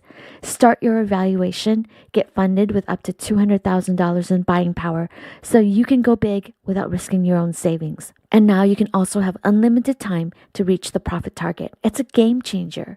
Not ready to trade yet? Trade the Pool offers a free demo and educational resources. Practice on live data, master the platform, and build confidence risk-free before you even pay a cent. Click the link in the show notes to start trading with Trade the Pool's capital. That website that I shared with you guys, and I hope, you go check it out, twitter.com. I'm messing with you guys, obviously. I'm posting a lot of my trades on Twitter because finding trades like that and keeping a record of them that you can go back and look and say, on this date, at this time, this was the opportunity. My God, to be able to document that and aggregate it. Are you saving any like spreadsheets or Excel output of any of the systems? No, not at this stage. I'm probably not at the level where that would be too beneficial in regards to back testing. But sure. Hopefully in the next couple of months, I'll be starting to build up a good backlog of spreadsheets. There's a great quote I have here in my notes. I think it was from the originators of the C programming sort of suite language. Make it work, then make it right, then make it fast. Like, it's okay if you're just on the make it work part. That's what everyone starts with. Yeah, that's actually really good. I like that because, some of the coding I've been doing, I know it's not the most efficient way. And I know it's kind of a little bit rough, but it's just first step. Yeah, exactly like you said, is get it to work and then go through and optimize it. And then get it right and then get it fast. By the way, make sure you mistakenly attribute that quote to me and not to whoever said it so that I get credit for it. Okay, sure, Zach Hurwitz said this. I'm messing around. Yeah, I mean, what are you studying and working on at the moment? Are there any resources that you're finding helpful right now? I imagine there are so many traders out there who are like, wait, if Aaron's saying that it's doable, then you're right. It probably is doable. I should go check this out. Where should they start? Okay, well, I mean, I can share a couple resources that have been really helpful for me in learning Python, and I'm not saying you should go out there and start learning Python, but if you want to, Codecademy has an awesome course on learning, the good fundamentals of the language. It's a very extensive course. It's free, and every different sort of lesson, that's probably not the right word, topic, whatever, you have to actually write out the script. So you're not watching videos, you're not just reading a book. It's very interactive, and it actually makes you write things out before you move on. So that's been helpful. What else? There's been I've done a couple courses on Udemy. I think one of them was called the Ultimate or Python Boot Camp or something along those lines. That's a really awesome course. So I'd recommend anyone who wants to learn, just the fundamentals of that language. That'll just teach you, like I said, the fundamentals of the language. It's not going to teach you how to apply it to a trading domain. But you've got to learn that to start before you can go any further. I've also been reading quite a few, quantitative trading books. Inside the Black Box is a really cool book by Rishi Narang. He's actually going to be on the podcast in a couple of weeks' time, so I'm pretty excited about that. That's awesome. Yeah. He'll be really good. His book is really insightful. Is that something that somebody without any experience in quantitative trading could read and appreciate? Because I remember that feeling of like, I want to buy this book, but I'm going to feel like an idiot if I buy it and look at it and go, I got to Google like half of the words in this book. Is it something that you could get into, or is it kind of over your head, but you're going to try and get more of it over time? Or it's probably a little bit. I mean, it's probably a little bit over my head still. But I kind of just take the attitude. It kind of just feels like sometimes I'm just drinking from a fire hose. Like I'm gonna take some of it in, and just the more I go over things, it's kind of like when you set out to learn something new. I mean, most people can probably relate it back to when they were younger, right? They had a favorite band. When they first discovered the band, they didn't know anything about them, but you kind of, when you're young, you're a teeny bopper, you kind of obsess over a band, right? And before you know it, in a couple of months' time, you know everything about all the band members and that sort of thing. It's very much the same. You know what I mean? You just kind of got to almost obsess over things, and you just start to learn more and more, and it just becomes almost like second nature after a while. Like the more you go over the basics, like I've done, I don't know, probably 3-4 Python courses, probably a few more than that actually, all just going over the fundamentals of the language, not even applying it to a trading sense, just learning the basics of the language. But it's been good to do it from different people because everyone has their own unique way of explaining things. One thing, if I might jump in, you're kind of hitting on the Yoda principle. This is what I call the idea that like Yoda didn't start as Yoda. Like he wasn't a wise old sage when he was born, right? I mean, he started somewhere. He had a teacher. He grew into be this incredible, teacher of other Jedi. But no one, is born with knowledge. Like you say, you start out somewhere and you go at whatever pace you can and you acquire skills, and eventually one day you can become, a 9,000-year-old, 900-year-old little green Muppet teaching Luke Skywalker. Right? Yeah, we all have dreams. Yeah, and I mean that's the thing is like no one's born with the knowledge on how to do anything. You know what I mean? It's just a skill that if you want to learn, you just set your mind to it and you just go out there and learn it. So you just accept that it's going to take time and just be prepared to put in the work. I was going to say, just remember, all traders started out thinking CNBC is where they're going to get like, finger on the pulse market knowledge, like with CNBC. Everybody believes early on, and then they get a little jaded, they get a little experienced, then they grow up a little bit, then they start searching, they go through the struggle, and those that make it through the wandering struggle are the ones who become professional traders. They, persevere. 100%. And Zach, just something I want to ask you, which I probably should have asked a little bit earlier, but you asked me about how I'm keeping track of my progress and am I journaling and that sort of thing. And there was actually a few questions that came in about that subject. So I'd like to put it to you and ask you, what tips or pointers would you give to other traders who need some guidance about journaling? Like, what exactly should be in a journal besides what price you bought and sold at? I think, okay, this is a good question. Every trader journals a different way. I journal like a scrapbook. Like, I put some screen caps, some text notes, maybe an audio recording of like how I feel at the end of the day, and I just throw it all in a folder with that date. That's just me, though, right? Some people want a Word document. Other people make a database or a spreadsheet. It depends on how quantitative or qualitative you are. For me, it's a lot of the visceral that I want to capture. I want to figure out how I felt that day, why I felt that day. Was it internal or external to the sort of trading ecosystem? Meaning, was I upset about something that happened in trading, or did I not get enough sleep the night before? Did I fight with my girlfriend? Did I kind of want to observe the behavioral triggers that might be happening around me too. There are so many other things other than just like what price you buy and sell. What was the market doing when you took the trade? Was it trending or was it a non-trending environment? Was it a big reversal day, that sort of thing? What type of trading day did it appear to be when you took the trade? Something I'm big on, numerically scoring your trades just on your own, your own personal scoring of 1 to 5. How confident were you in that trade? It's not bad if you take a 1 or 2 confidence trade, meaning low confidence. Presumably, your risk is appropriately smaller to reflect that it's like, hey, I don't think this is going to work. But if it does, then great. I'm in a wonderful trade for 8 cents of risk or some modest amount.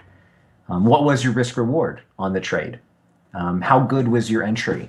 What time of day did you enter? Things like that.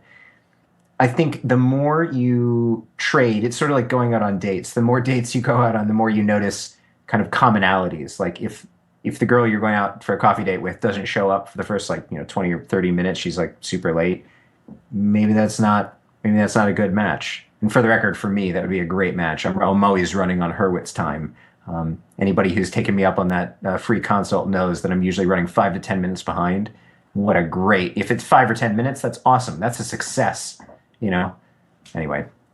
With journaling, I think you have to figure out what appeals to you, because journaling sucks. And we all know it. Nobody enjoys writing, especially about their losses, right? Part of what I talk about, like the circle of good trading, the last point in the circle is to review with clarity. It's your job to keep your head held high, look straight in the eyes of your trading report, and see it for what it is. Because if you're one of those people who and I've had days like that, I know we have all had days like this, it hits like 4:01 p.m. Eastern, and I'm like force quitting Thinkorswim. I'm like, get out of my fucking face. Like, I can't be looking at you right now because the trading report is so bad for the day. Nobody wants to get there. We all want to be able to look at it, and even if we have a losing day, kind of be motivated. Well, you know what I'll do? I'll take some screenshots of the day, and I'll be able to look back at what I saw when I have a clearer head. I can't tell you how transformative that is for traders. It's like holding a mirror up to themselves. They can finally see the struggles that they're experiencing. I used to do that when I was a younger kid in my teenage years. Here's a little bit of my teeny bopper, teen angst therapy. And by the way, we're going to come back to that. I want to know what band you were talking about. But I used to open a TextPad file on my computer, close my eyes, and just type, just sort of like stream of consciousness. After I was done, a couple minutes of writing, I would go back and I'd read it through and just observe my own feelings, like what I'm experiencing, but not saying, my own kind of internal monologue. And that was what helped me in journaling my own kind of thoughts and feelings and applying the same thing, like I was saying, a stream of consciousness rant. So maybe one day after, 250 episodes, we'll do for special subscribers, we'll release the unedited audio notes of Zach Hurwitz cursing at himself after a bad trading day. No, I'm just kidding. All right, now back to the important question, Aaron, because you almost glossed over this. You said you were a teeny bopper and you followed a band obsessively. What band are you talking about? Because I know you're talking about a band. What is it? Uh, You I'd gotta probably tell rather us, not man. say. No, you have to tell us. You can't mention it and then not tell us. Uh, I'll tell you what. I'll tell you. I have a terrible one that I liked too. So go ahead. You give me one, and then I'll give you one. I'm probably going to say Good Charlotte. That was one of them. Oh my I God. know there's a few others. Oh my God, Aaron. I'm trying to think. No, dude. Okay, I'm trying to think well, of a better example. that's a great example. Thank you. That has made my night. The band I liked, prepare yourself. It was Creed. Oh yeah, that's pretty shocking. Did you just hear like 10,000 listeners simultaneously? Here, we're keeping with the Star Wars theme, right? It's like, I sense a disturbance in the Force. Like 1,000 voices cried out at once. You know, it's like, seriously, people are just like, Good Charlotte and Creed. Who am I listening to on this podcast? Yeah, it's a bad combo. So just going back to the journaling, let's quickly move off that. Man, yeah. Come on, I couldn't skip over the band. All right, go ahead. So on the journaling, like it's probably one thing to journal your trades and keep records of, you know, what you've been doing, your activity. How often should someone maybe make a conscious effort to go back and review their journaling? Do a small review every weekend, Saturday or Sunday. You don't want to do it end of Friday. Come on, nobody's got a clear mind at the end of Friday. We're all burned out, right? Small reviews. So we're talking maybe 20 to 30 minutes, and then maybe a larger review of an hour or two to review the weekly kind of notes. And remember, this doesn't have to be a regimented, detailed, multi-page report. Journal the way that you're going to journal. You know what I'm saying? Like, do what fits with your personal style. So make it enjoyable for you. Like I was mentioning, the scrapbooking. That's something I can do kind of on the fly as I think about it, as something strikes me about the day or something that I've written in chat. I can just grab that and copy and paste it. That's easier to me than writing a paragraph about each trade at the end of the day. It is going to take up a lot of time. Obviously, if you do this like every day, if you review the notes, it's something you have to add into your workflow. I don't know if daily review is really that important. I'm not trying to sound lazy here, but it really is. It's more about, I think, the weekly. One data point does not a trend make. So you're going to have terrible days. They are going to happen where everything is wrong. And, you know, nothing's going right. The best setups don't work. You fat finger a trade and maybe buy too much of it, and then it goes against you. And you got to make it through it. It's the prepare yourselves, guys. Cheesy traderism incoming. You know, if you want to be here for the good days, you got to be here for all of the days. You just have to show up and trade. You don't get to just show up on the good trading days. You have to make it through all of the difficult ones as well. But I don't think it's as beneficial to like necessarily spend a ton of time reviewing each day's notes until the end of the week. That's all. Yeah. So, I mean, I guess that kind of just goes back to that trading mantra everyone's heard 1,000 times, is just do what, you know, fits you. Like, you know, find a trading approach that fits you. Find a journaling approach that fits in with your schedule, and just stick to it. You know why people react so negatively to that, though? It's because it sounds like we're talking about our like spirit animal, like our Patronus from Harry Potter. You know what I mean? Like, who is your style of trading that calls to you, Aaron Fifield? And it's not that easy. It's not like you find, oh, I belong in House Gryffindor. Like, I belong as an RSI trader. It's never going to be that simple. I think what we're saying is like figure out what elements of trading really appeal to you. For example, I'm a very visual learner. I like pattern-based trading. That's just fun to me. It's more fun than, reading the tape, right? That doesn't mean that that's a bad strategy or that you shouldn't consider it or that it might appeal directly to you, but to each their own. And you have to find something that is intellectually fulfilling and in the same way, hopefully, obviously, very profitable too. Yeah, no, that's really well said, actually. The trading Patronus part, right? The Harry Potter reference, obviously.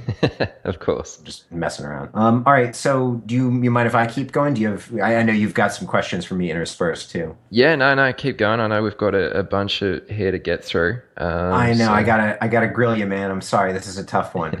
Are you ever worried that your work for Chat with Traders is like somehow spreading you too thin, maybe even like hindering your ability to become the trader you want to be? Yeah, and I'm glad someone actually asked this question because it's been something I've been thinking about a little bit lately. Sometimes I think, yeah, maybe it possibly is because, you know, it does take quite a lot of time to obviously run the podcast. Like, first of all, you've got to actually find people who qualify for an interview. Then you've actually got to get them to agree, and then you've got to lock in a time. Like, there's a lot involved before you even get to recording the interview. And then obviously it needs editing, it needs, show notes, all that sort of stuff. So yeah, there's a lot of work involved, and it does take up quite a lot of time. But I am learning so much from it. And I think whether I trade directly like the traders I interview or not, there's always a few good takeaways in there for me, which I can apply to my own trading. And, they might just be something that just sticks in the back of my mind. But I mean, the time factor is something I'm aware of. And I think that's good that I am mindful of that. And one of the ways I actually plan on tackling that going into 2016 is I have a virtual assistant who I'm actually interviewing for a virtual assistant at the moment to help out with things. That's great. And I'm also probably bringing someone on to help out with research for the traders I interview. So that's definitely going to cut back my time quite a lot, which will allow me to spend more time on my trading. But I mean, in saying that, I am still spending, 2 to 3 hours most nights on my trading, mostly learning coding and programming, quantitative methods and that sort of thing. But I mean, one of the things which I really liked from one of the interviews I've done since episode 25 was Tom Dante. I think it was episode 36, I think. He was awesome. And one of the quotes he said was, "If you're not working on your edge, someone else is." And I really loved it, how he just went into depth, like really went into talking about how trading is such a competitive business. And it kind of gave me a bit of a wake up. I mean, even though I am spending a few hours each day, I always feel like I can be doing more and I should be doing more, because the ultimate goal for me is to become a better trader. And, there's guys who are doing this 8 hours a day plus, focusing on their trading. If I'm only doing a couple of hours at night, is that enough? So short answer is, yeah, it has crossed my mind, but I also think the podcast is hugely beneficial to myself. And also, going off what many listeners have told me, also think it's beneficial to many other people, which I really like. So, I mean, I don't think I'm doing it just for selfish reasons. Yeah, and I mean, like I said, I'm going to be bringing a couple of people on next year to help out, just take the workload off my hands. Not entirely, but, more hands make light work, as they say. When you first answered, when I said, you're worried that it's hindering the ability to become the trader, and you said yes, I got chills. I was like, wait, so is this the end of the podcast? Is it? It's like, all right, guys, that's it. Thanks so much for listening to Chat with Traders. Last episode, we're gone, we're out. We got to go get working on our edge, because if not, someone else will be. I think it's such a great quote from Dante. Like, oh my goodness, that freaked me out the first time I heard it, because it really is true. It's like, while you're watching a football game, someone else is learning how to code in Python. Mm-hmm. That's probably the truth. So, like, stop messing about. Like, you've got better things to be doing. Yeah, I almost want to get that printed out and stick it on my wall. Yeah, I think it's a brilliant quote. That's definitely one of those points that's stuck in the back of my mind. So yeah, I mean, I wouldn't have heard that if it wasn't for the podcast. So there's so many benefits to doing it. And especially some of these perfect little quotable moments, writing them down in your own handwriting or printing them out. I mean, putting them on your wall next to you. I know this is kind of a common traderism. This is a thing that we all do. I remember when I was in college, I would write, never forget to sell this if it breaks below so-and-so, and put it on my monitor and start screaming about something. My buddy would come in the room and he'd look at the Post-it notes and he'd pick one of them off and he'd hand it to me and he'd go, well, it's your handwriting. Like, you wrote this and now you're complaining about it. And like, you should maybe listen to this guy who wrote this Post-it note that is in your handwriting. You know what I'm saying, dude? Kind of pointing out to me like, hey, listen, no one else is in control of this. Like, you're the one who not only fails, but sees the success. All you have to do is take it. Absolutely. And I mean, I think that's something I'll just add in there is one of the things I've kind of been aware of, but it's just kind of really become more obvious is that in trading, no one's there to tell you what to do. Like, it's completely you and the markets. Like, it's not like, okay, so if you're running a business, you've got clients, like you have deadlines, you need to get things to people before certain times. When you're trading, it's just you and the market, and no one's there to tell you to put in the time to, to tell you what you should and shouldn't be doing. Like, you need to really take responsibility. You're only accountable to like the math and the markets. You're not accountable to anyone else. There's no driver of what to do next. Absolutely. And I mean, that's become sort of really obvious to me this year. And I think, I think one of the good things to be is just really mindful about and honest with yourself. Like, are you putting in the time? Are you doing what you can be to, reach your goals and reach the level of trading that you want to be at? Like, if you're not, then you need to, take a step back and think about, well, how can I change things? What should I be doing? That's another interesting point. Like, it's okay to be not serious about trading. It's okay if you're not trying to learn how to trade right now, or you don't have the time, you don't have the capital, you don't have the patience, not the right life arrangement scenario. You know what I mean? It's okay if you're not serious about trading. It's okay if you're serious about trading. You know what's not okay is telling people you're serious about trading and not being serious about it. Now, I mean, we're kind of preaching to the choir, right? If you're listening to this podcast, odds are you're doing the hard work. You're seeking out, further education on these subjects. Like, you're probably doing the right thing. But there are plenty of people out there who claim to be putting in the effort and the time, and they're really not. They're just kind of fluffing themselves up. Yeah. And like we said, you want to be able to look at your report with your head held high. You want to be able to say, I gave it my all. I did absolutely everything that I possibly could. This is a point I was going to make later, but it kind of comes up right now. It's like there are two universes from this day, from this point forward. One in which you do whatever it takes to become a successful trader, whether that's weeks or months or years from now. And then the other universe where trading's so tough. It's a young man's game. Glengarry Glen Ross reference. But people kind of complain and commiserate and I'll get around to it. Maybe I'll learn risk management. But what about this indicator? And they get easily distracted and pulled to the next thing. They never really take stock of where they are or where they want to be.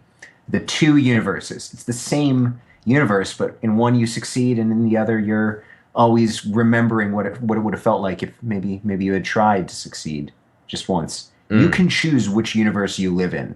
It doesn't matter if you're 16 or 60. You get to choose which world you go forth in. It's easy to, it's easy to get psyched up and say it. It's a little harder to actually put it in practice. I feel like that's what trading is all about, though. It's like the repetitive. It's the consistency. It's not about getting psyched up one day, having a good Monday trading, and then screwing up Tuesday, Wednesday, Thursday, Friday. It's about every single day for the next 20, 30, 50, whatever years of your trading career. Mm-hmm. And that's why you have to plan for that longevity. For sure. So tell me, this is the question that I know everybody asks me if I know, like I've got some secret information about which are your favorite episodes, but are there any interviews that have resonated with you particularly? Are there highlights, kind of memorable takeaways, episodes 25 to 49? Yeah, that's another question that came up quite a lot. And, I totally understand why people are asking that. It's a good question. And, this is obviously fresh in my mind, but the interview with Haim Bodek last week was, I was pretty stoked with that interview. Pretty stoked just to get him on the show. Just his whole story is so fascinating, and just like his level of understanding on the market microstructure is just probably unfathomable for most of us. It's like having Julian Assange on your program, or Edward Snowden. It's like literally at that level, guys. I hope you realize how big Haim Bodek is. He's awesome. Yeah, like just the magnitude of what he did, you know what I mean? Just the whole story was really cool to be able to speak with him and get it on the podcast. And I also liked how he spoke about payment for order flow, because I mean that's just something I was unaware of. Like, I'll put my hands up and say I knew nothing about that. And I think probably many people listening were unaware of that as well. So that was a really interesting topic. Just another one of the benefits of doing the podcast. Yeah, and then obviously I've mentioned Tom Dante reinforcing how competitive trading is. And one of the things he also mentioned, which I found really interesting, was learning from your mistakes quickly. Not just learning from your mistakes, but learning from them quickly. That's another one of the things that's just stuck in the back of my mind. I think you're going to be able to say this in a much more poetic way than I can, Zach. But if you are continually doing average things, right? You're just continually getting average results. And maybe if it's not even in trading, maybe like, just in life, you begin to accept that, whether on a subconscious level. I don't know. I mean, I don't know enough about this type of thing. It's just kind of what I'm almost seeing here. Is if you become used to poor results, it's harder for you to actually progress and move forward like you want to. I don't know. Did that make sense? Well, it's not only, you know what I think it is? It's the accepting of the results. If you look at poor results and go, that's not me, I'm better than that. I can do, like, you're fighting the kind of malaise, the kind of the complacency. I picture it as like molasses or like, sluggishness. That's what I'm visualizing here. This idea of like, well, but this is all I am. I'm just a suffering trader. This is that victimization loop of like, but the market makers, they know where my stops are. They're always going to know. It's like, well, come on, man. You gotta be not okay failing. You gotta fight back. Get up off the mat and at least throw a punch, even if you're gonna get knocked down again. Being unwilling to accept them is the important part. And I like that, becoming used to poor results. You're just... Yeah, like you just kind of accept them, and it's not okay. You've got to be, again, it just comes back to that thing, being very mindful of where you're at and... being self-aware. Yeah, self-aware. Yeah, exactly. That's it. So also Jack Schwager was phenomenal to have him on the podcast. Obviously learned a lot from him. Very well spoken, incredibly insightful for obvious reasons. I was going to say, if he wasn't, he would be a super big letdown, wouldn't he be? It's like Jack Schwager saying nothing. No, he was great. It was a fantastic interview. And that was, he actually told me afterwards that's the longest interview he's ever done, which was pretty cool. Goodness. I'll take that. Yeah. Peter Brandt, he was another really great interview. One of the things I really took away from speaking with Peter is, I don't know if simplicity is the right word, but I just love how the type of setups he trades, they're very, I don't know if simple is the right word, but I mean, they're just horizontal support and resistance, trading a longer time frame, and obviously it's just worked out very well for him. I learned a lot from his insight, also about risk management, that it's okay to take smaller positions. You don't have to swing for the fences every trade, and that's why he's continued to stay in the game for 45 years, which is incredible. Yeah, that's quite a trading record. You know what word kind of comes to mind when I think about Peter Brandt? It's almost like elemental. Mm-hmm. Like we're dealing with like elements of nature. We're dealing with the building blocks of the world around us when we talk about his trading style, and I think that's why it's so successful. It's not a bunch of bells and whistles and this particular little indicator and this tweak and this particular setup. He's trading from one place on the chart to the next. I think he's reduced it, or distilled it, I should say, rather than reduced. Here I am, a novice trader in my, when I compare to Peter Brandt, talking about how he's like reduced his trading. He's distilled his trading down to the essential elements. And I think you were going to say something to this effect, that kind of, all the great traders you've interviewed and what you hope to bring to your own game is that clarity of vision for oneself and one's trading. Like, you must know who you are, know what you're good at, and know what you suck at. Like, if you want to feel good, focus on what you're good at and good at alone, right? And that's all. If you want to get better, you got to know every aspect of yourself. You have to know every angle, your best side and your worst side. Yeah, definitely. definitely. And I mean, another great takeaway that just comes to mind from the interviews since since episode 25, Dan Shapiro, he was really cool, a lot of high energy, obviously, and yeah, just really dug into the emotional side of things, which I think was good for a lot of listeners. I mean, that's something I hear come up quite often. Obviously, I speak with many listeners through emails, Twitter, etc. Psychology side seems to be, quite challenging for many. That's definitely one to check out if you haven't. And another thing he said, which I quite liked, and I'm paraphrasing here, but he said, like, he kind of took a step back and looked at a chart and thought, where can I consistently make $100 from this chart? And I really liked that point. I mean, I don't know if that's going to resonate with everyone, but just looking at a chart and seeing if there's something that comes up, something that repeats, that you can act on and you can take out just a small chunk. And that's something also Linda Raschke spoke about, is just taking a trade and just taking out a small chunk of a move and just taking it on to the next one, do it again. Well, it's training you to think about repeatable events rather than a one-off. Like, everybody likes to talk about KBIO, the massive short squeeze, kind of takeover, reverse merger, blah, blah, blah from the last couple of weeks. Everybody likes thinking about those giant percentage moves, but they happen extremely rarely. Like, why would you look at a chart and observe that one event and focus in on that? That's like, instead of observing that the sun is out, you pay attention to the one day there's an eclipse. You talk about how dark the sun is. It's like, no. You're focused on the wrong part of all of this. Like, look at the other 364 days out of this year.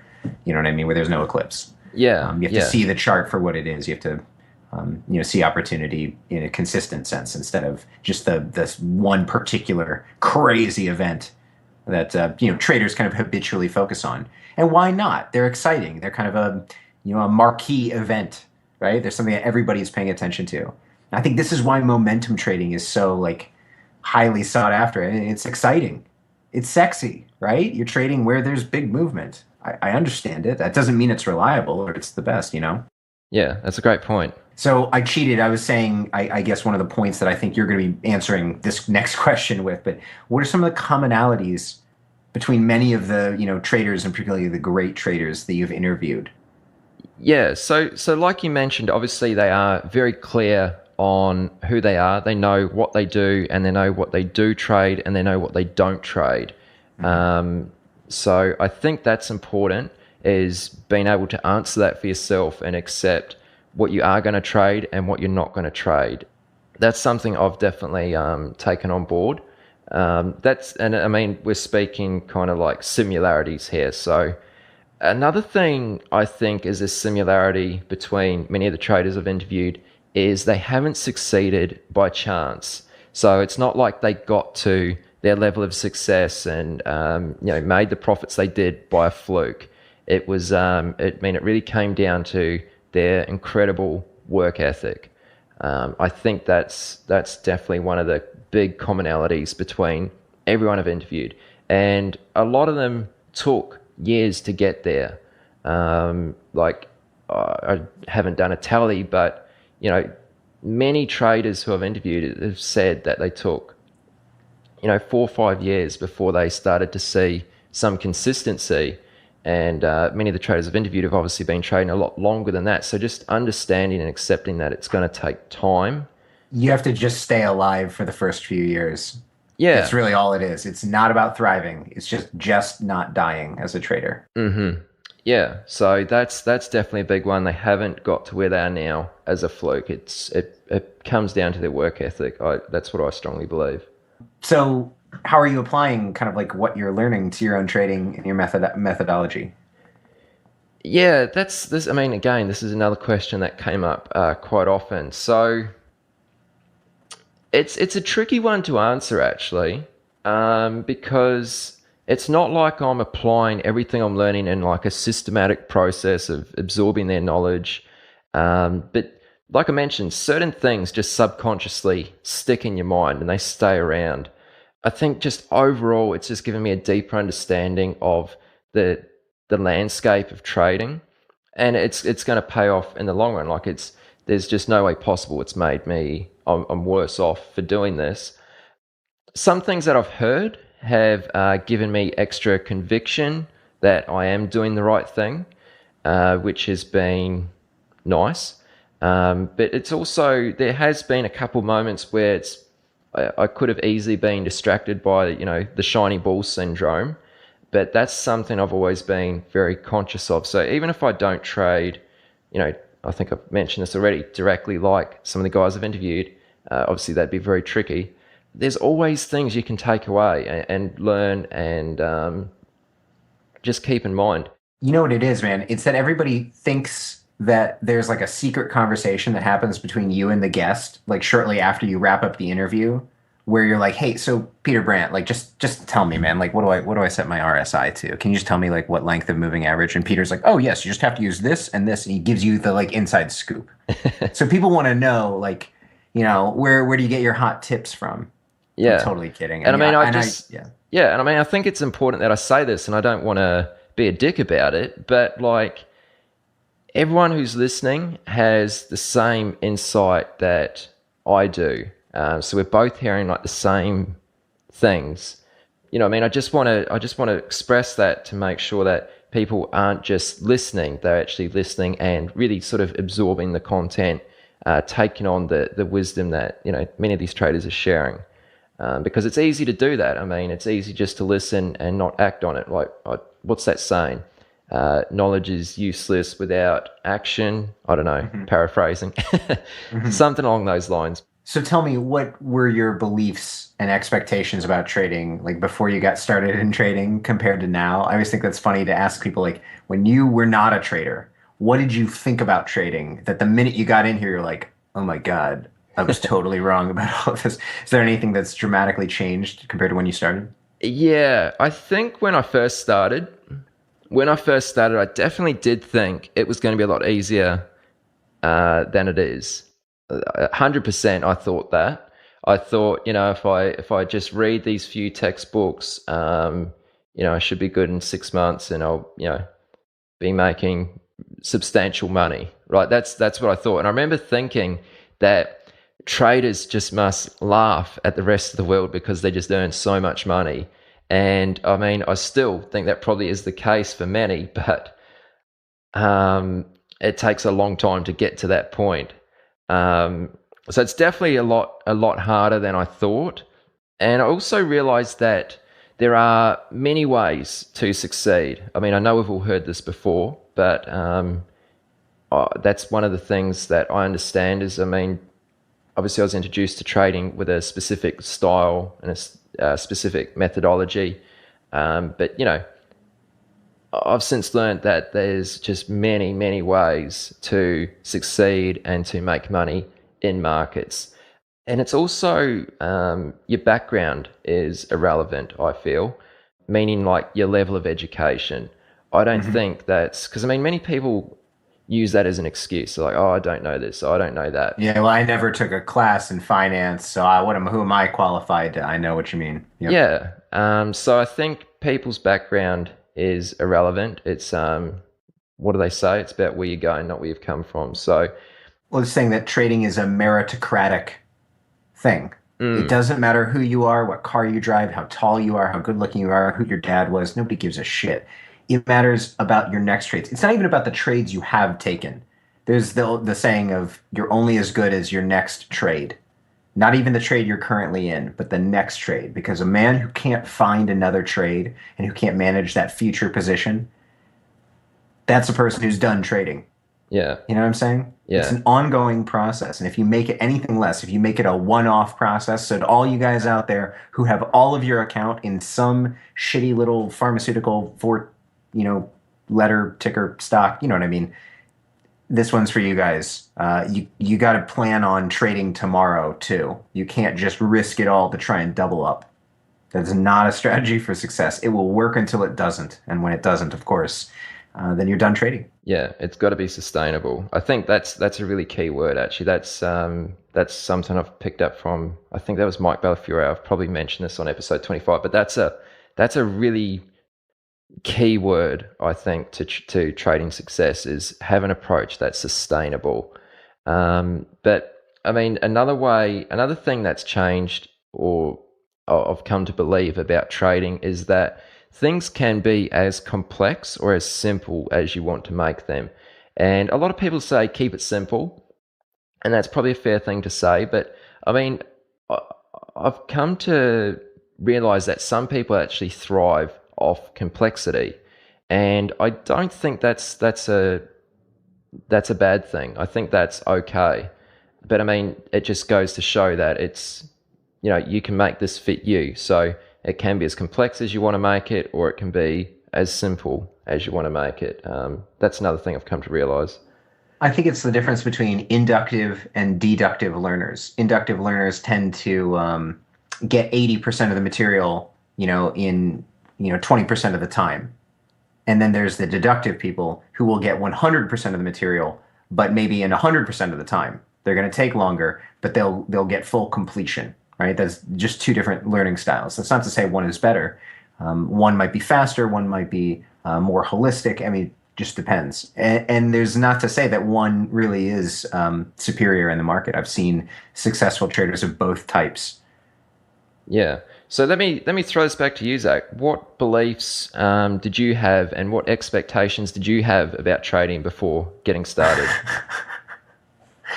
Oh my God, I'm thinking back to. All right, this is really embarrassing, guys. I used to chart like channels on Google Finance charts. I remember I'd be in class and I'd pull up a ticker on like Google Finance.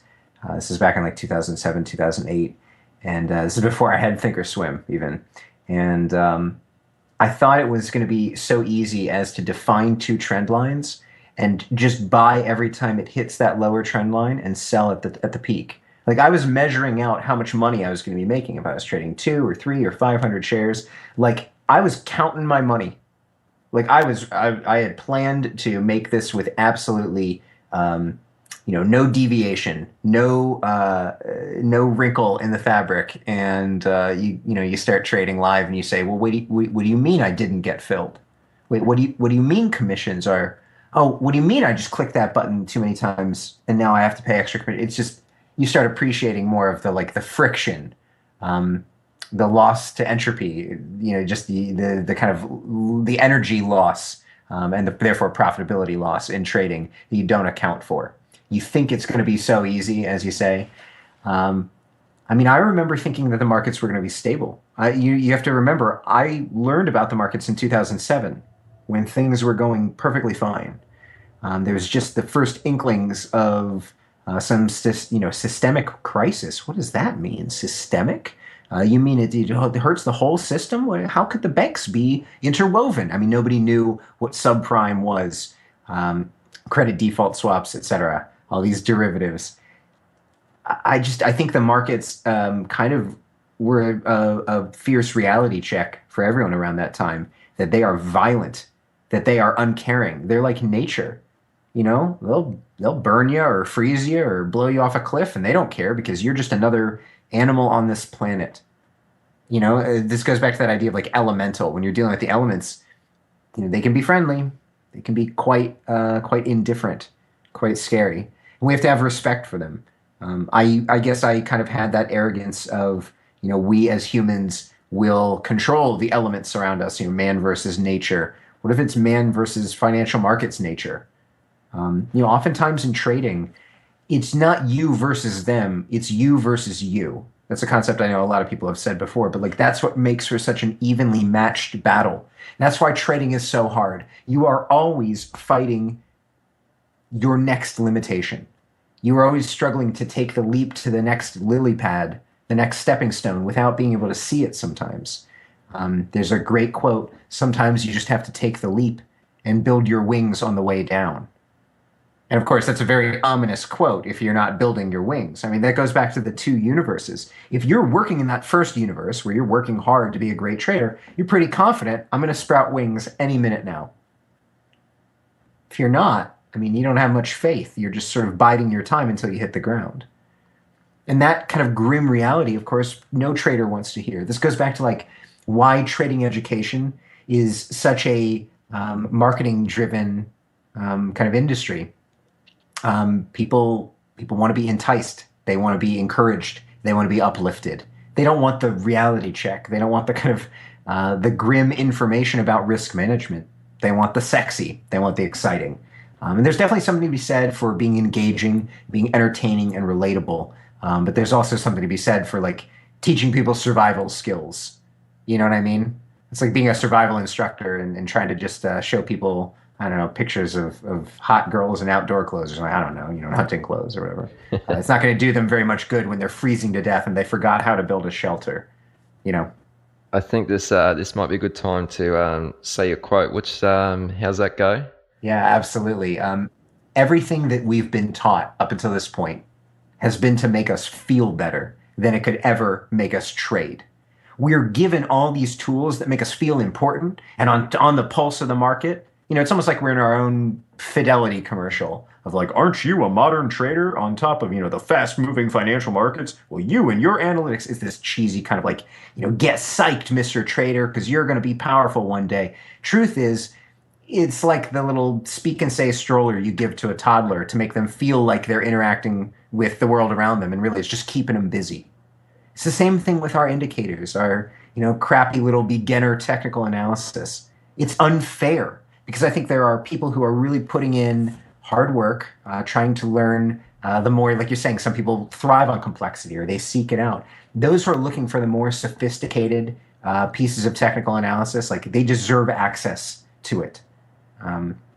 Quick little plug. That's why I'm so adamant about teaching the institutional trading strategy of volume weighted average price at thevweb.com. I'm just kidding. No, it's so important that traders realize what we're given is to occupy us, to kind of I don't want to say waylay us, but to kind of hold us back, to occupy us. I think is the best way to fill our time, to pass the time, to bide our time. That's really what it is. And it's insulting when you realize that, because we deserve better. We're the same people as, I don't want to say Peter Brandt, because he is such a legend. It's not like all of us are Peter Brandt, but we're all human beings. So is Peter Brandt. What's to say, when he started out, he didn't doubt himself. I bet you if you asked every trader, did you ever doubt yourself? Anybody who tells you that they always believed, I mean, they're just straight up lying. I think we talked about this in my first interview, the kind of poisonous self-talk that traders go through when you're really down on yourself. Like, why do you think it cuts right to your core when you know what to say to push your own buttons? It's because you are you. You know your weakness. You know what you're the most ashamed of in your trading. You know what you are so bad at that you don't even want to tell your other trading friends about. You know what you do. You don't have to tell me. You don't have to tell Aaron. You don't have to tell us. That's fine. But admit it to yourself. Start being honest with yourself so that you have more, I want to say like self-credibility, like self-esteem, self-value, worth. So that you start trusting your intuition. So that you say, I'm pretty self-aware of this. Like, I know if I'm going to screw this up. I'm not screwing this up. This is a good trading approach. And it's okay if I go through a drawdown. Because this isn't me. This is the approach that I'm taking. It allows you kind of shield or deflect a bit of the burden, the ego blame that we all put upon ourselves. And if we're not careful, like you were saying, you're not accountable to anyone. Well, you're also not protected or bolstered, kind of emboldened by anyone else. In a normal business, in a partnership, you have partners who are going to say, oh, you're having a bad day? Well, tough shit. We got work to do, buddy. Let's go. And psych you back up. Many traders really don't have that. That's something that a lot of traders who reached out to me from the offering from episode 11 have said, I don't know any other traders. Where am I going to meet them? Right? On a forum online at a meetup group? That's ridiculous. Would traders succeed without a kind of social element? I don't really know. If you ever, weird thought experiment, right? If you locked a trader in a room, you gave them enough food and water and air, of course, but they had enough time, and money, I guess. We got to give them enough of everything, right? But would they be able to really succeed in trading if they had all the trading books, maybe all of Chat with Traders podcasts, if they had everything except for actually connecting with other traders and being held accountable to other traders and seeing how other traders do it? I think it is so instructive to see other traders struggling with the same things. It is cathartic to go through that. Oh my God, thank God I'm not the only guy who gets stopped out at the lows. Or, buys the stock today and it goes nowhere and you forget about it tomorrow. And of course, that's the trend day.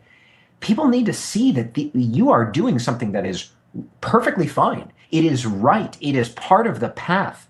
And it goes back to that whole trusting of the process, that we young guys get to be like, what the fuck are you talking about? Trust the process. We're too young to appreciate any process. We just see the hard work and the struggle, and we're waiting for that process to pay off. I'm checking my hypothetical watch, my Rolex, right? I'm kidding. I don't have a Rolex, but looking at my watch going when is this process going to pay off?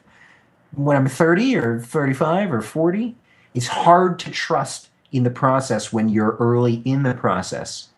You need to connect with other traders who are going through the same thing, maybe a little further along the path. Or instead of looking up the ladder, maybe you should look a little further down the ladder. I mean, this is something we're going to be talking about, working with other developing traders who aren't at the same level as you. This goes back to kind of how I got really passionate about trading. I moved from it just being a fun thing to do while I was looking for a job fresh out of college and into something that I could do for the rest of my life. What do they say? If you love what you do, you never work a day in your life.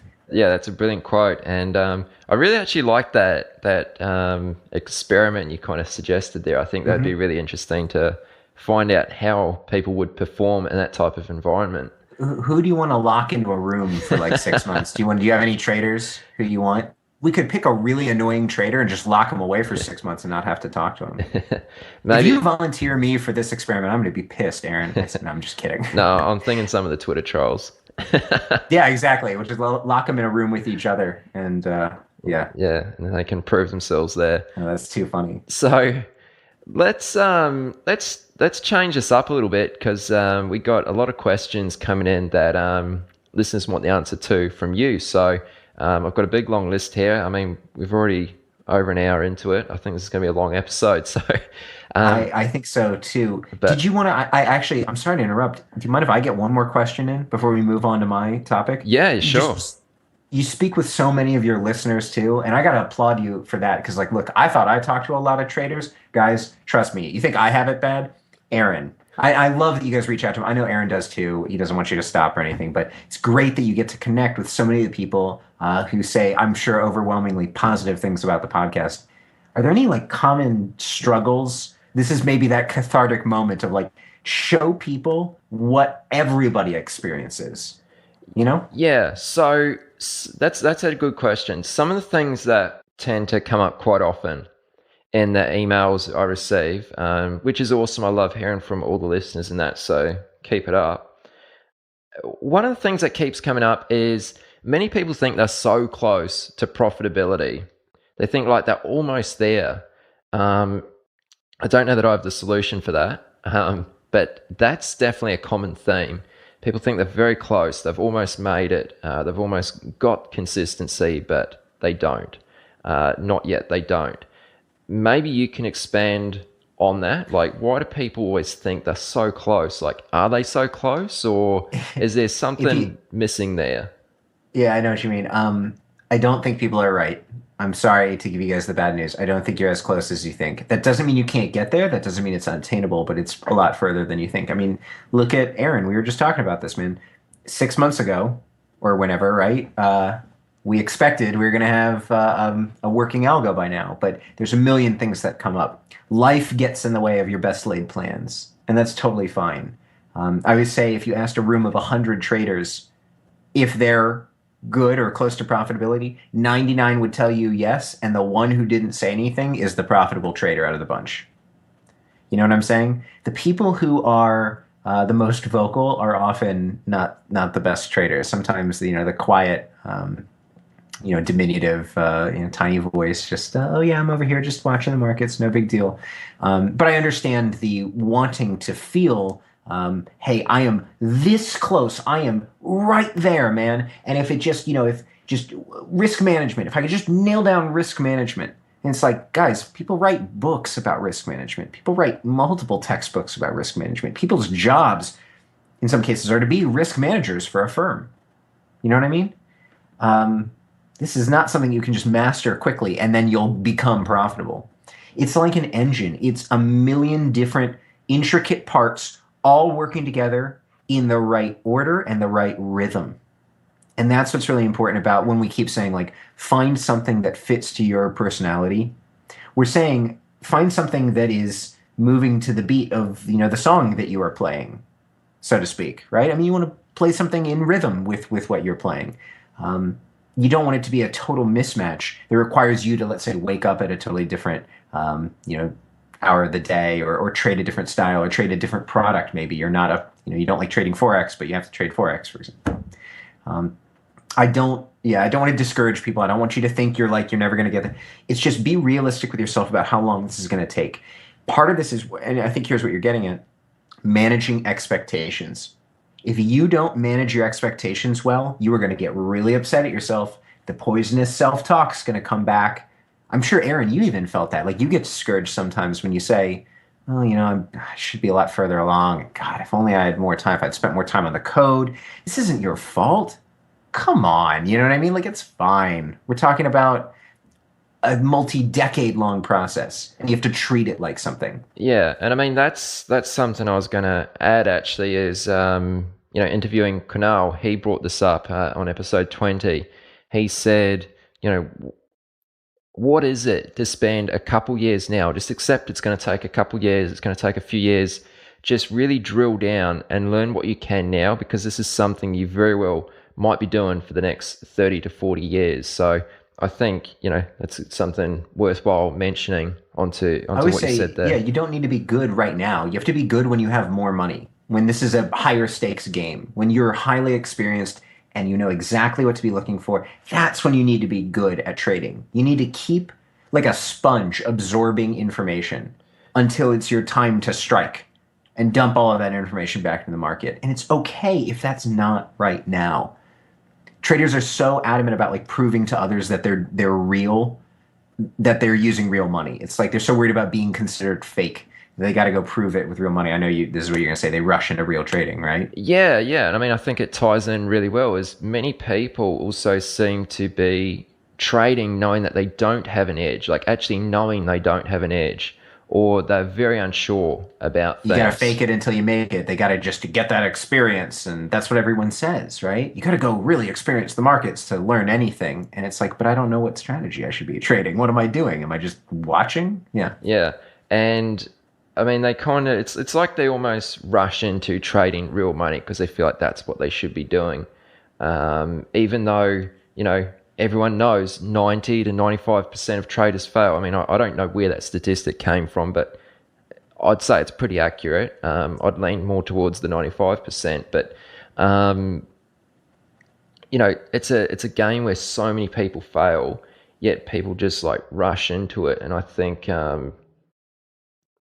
that's probably the wrong approach. When people ask how can that be if there's a winner and a loser to every trade, well, of course, traders are not equal size, right? There are some disproportionate traders who are much larger and represent thousands and thousands, many, many percent of the failing traders' accounts, all aggregated, are under the control of the few separate solid traders.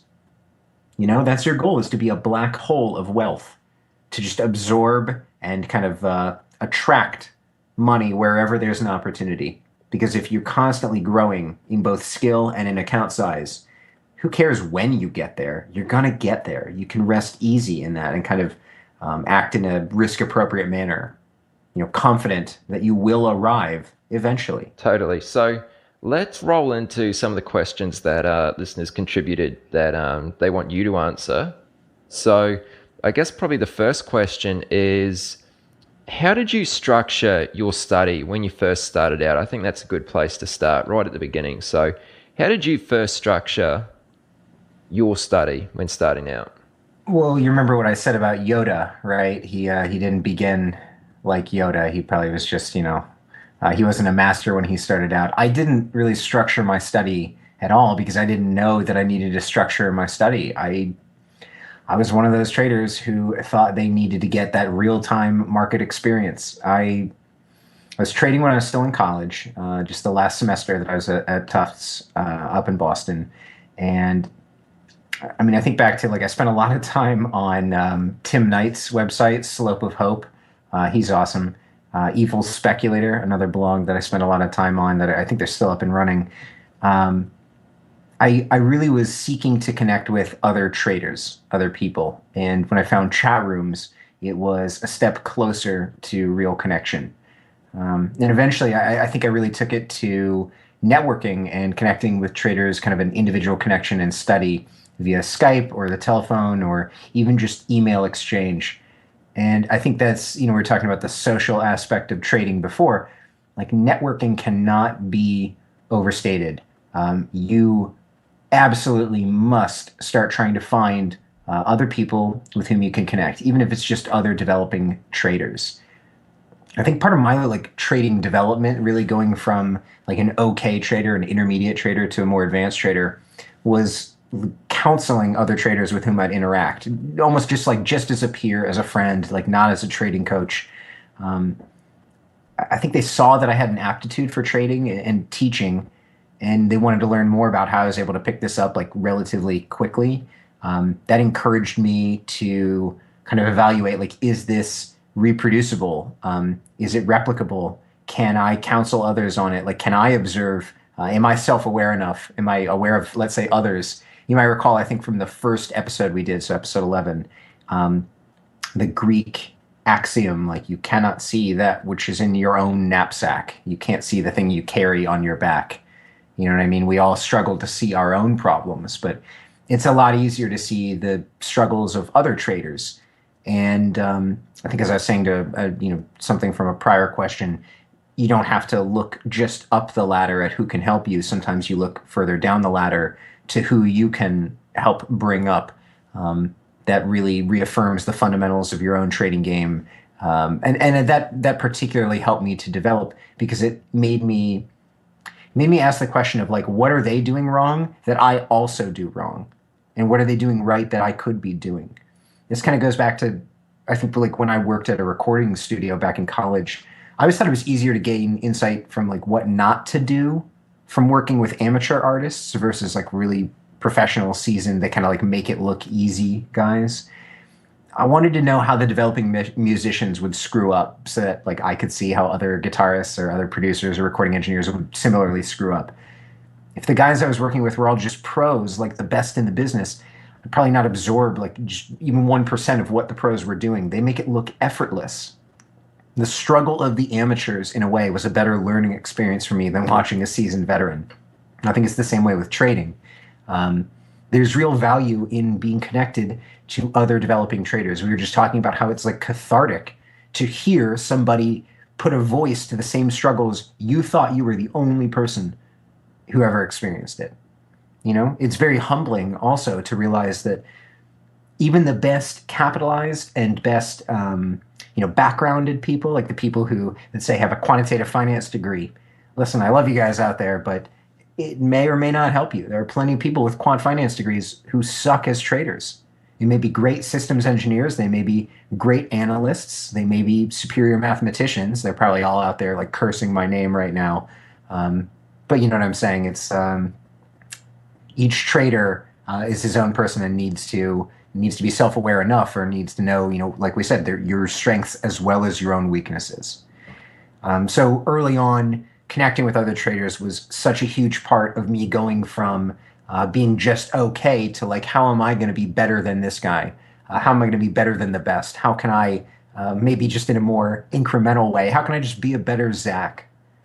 I don't need to be Paul Tudor Jones tomorrow. I'm probably not going to be anyway, so why not give up on that dream? It's the difference between goals and dreams. Dreams are one day I'll figure out how to get there. Goals are I know how to get there, and all I have to do is X and then Y and then Z. Kind of focusing on the goals for now. You'll get to the dreams. The dreams will come, but they are a series of components. And one of them for me was connecting with other traders, having a more personal engagement and involvement with the markets. I don't know. It would really kind of freak me out if we had to truly be alone as traders. Not only is it fun, it kind of keeps us, in good spirits, and it keeps it lively, and it's more enjoyable. But I think there's a real educational benefit to it also. Short answer: no structure early on. I was meandering. Like I went through the struggle too. I took 2 and 3 month long breaks from trading where I really had to ask myself, like, am I cut out for this? Is this the right business for me? Should I be taking my skills and going elsewhere? And this is 2008, 2009. I'm sure a lot of people were questioning themselves at that point in time. It was a weird feeling back then, and I don't even know if I have enough perspective because that's right when I came into the market. But I just remember the thought of, so I'm 22, I've got a degree from a good school, and the people I'm competing with have 15 to 20 years experience working at Lehman Brothers or Bear Stearns or one of these firms that has let 150,000 of their employees go, and all of a sudden I'm competing for a job with these guys. I'm outclassed. And that's kind of where I started with trading. I knew it was something I could pick up on relatively quickly. It's something that had always interested me. Why not me? And I think that's where every trader kind of starts. It's almost like, maybe I'm not going to be the guy to win the lottery, but couldn't I learn something about price patterns and markets? It's almost like I may not be smart enough to be the next Chaim Bodek, but I'm smart enough to realize that this can be done a better way. Maybe it's managing your own retirement. Maybe it is just a pure active trading, like a speculative account. Maybe it's your dream is to enact, like we say, like a quantitative system. I talk to a lot of non-traders who say, it's always been my dream. They're usually engineers, right? Guys who look at the markets and they say, this can't be that difficult. And of course, I laugh because, you and I know this, like, oh, it's so much more difficult than you possibly can imagine. I think we said that on the first episode that I did with you. It was, everybody thinks trading is like 8 hours of making, $1,000 an hour and doing cocaine off of a stripper. Like in reality, it's 20 hours of like lonely struggle every day in front of a series of computer screens. It's not quite the glamorous profession everyone would like you to believe, Absolutely. Yeah, I mean, a bunch of really great points in that answer, Zach. That was awesome. Now, something else that comes up quite often, it was funny, like a lot of the questions were quite similar. Like we seem to be able to group them fairly well. And one of those questions was, what do you do if you're a young trader with limited capital and or limited time? So what are some of the first steps that a new trader should do who has, a lack of resources and time in terms of like time and capital? You can pay the tuition of the market in either time or money. You got to pay one. If you don't have money, time is your only option. And so I think you have to make a decision about benefiting future you instead of present you. You have to stop thinking about how am I going to learn this really quickly and start making $1,000 a day with my $2,000 account, and it's just unrealistic. You have to plan for success later. Someone I think once told me it's like easy achievement is the achievement you can get right now. It's winning in a video game or betting on a sports match or something like that, right? Hard achievement takes time. That's why it's hard. You do the things that suck, that are difficult, that other people aren't going to do. This goes back to, if you're not working on your edge, someone else is. There are people who will get up at the crack of dawn and work all day, later than you'll, stay at the office later than you will. The best you can do is to try and catch up to them. I don't mean you got to put in a ton of time. I mean, this is, I think, the freedom that a lot of traders are seeking. They think they're seeking financial freedom. They're looking for flexibility freedom. They're looking for the ability to be a father, to be a husband, to be a friend, to work part-time and trade part-time and not be consumed by this. That's the flexibility. That's the freedom that we are all aspiring to. And I mean, some people I can understand. It's really just a limitation of capital. Once they have more money, they'll feel more free. They can take more time. Like, okay, great. I think it's about if I'm going to be a trader, how am I going to maintain my life? We were joking about having a personal life. It really is important to have balance in all things. I don't think I traded any better during those 20-hour days and the all-nighter kind of like trading futures overnight, and then you do a full session of equities, and then you trade another session of futures or equities, and then futures, and then equities. It doesn't make you trade better. It's not like you get paid hourly for being in the market. I mean, this is a common misconception, right? People tell you, oh, you're a trader, you must make money. It's like, yeah, nobody pays me. I make money if I'm good. I don't get paid for showing up.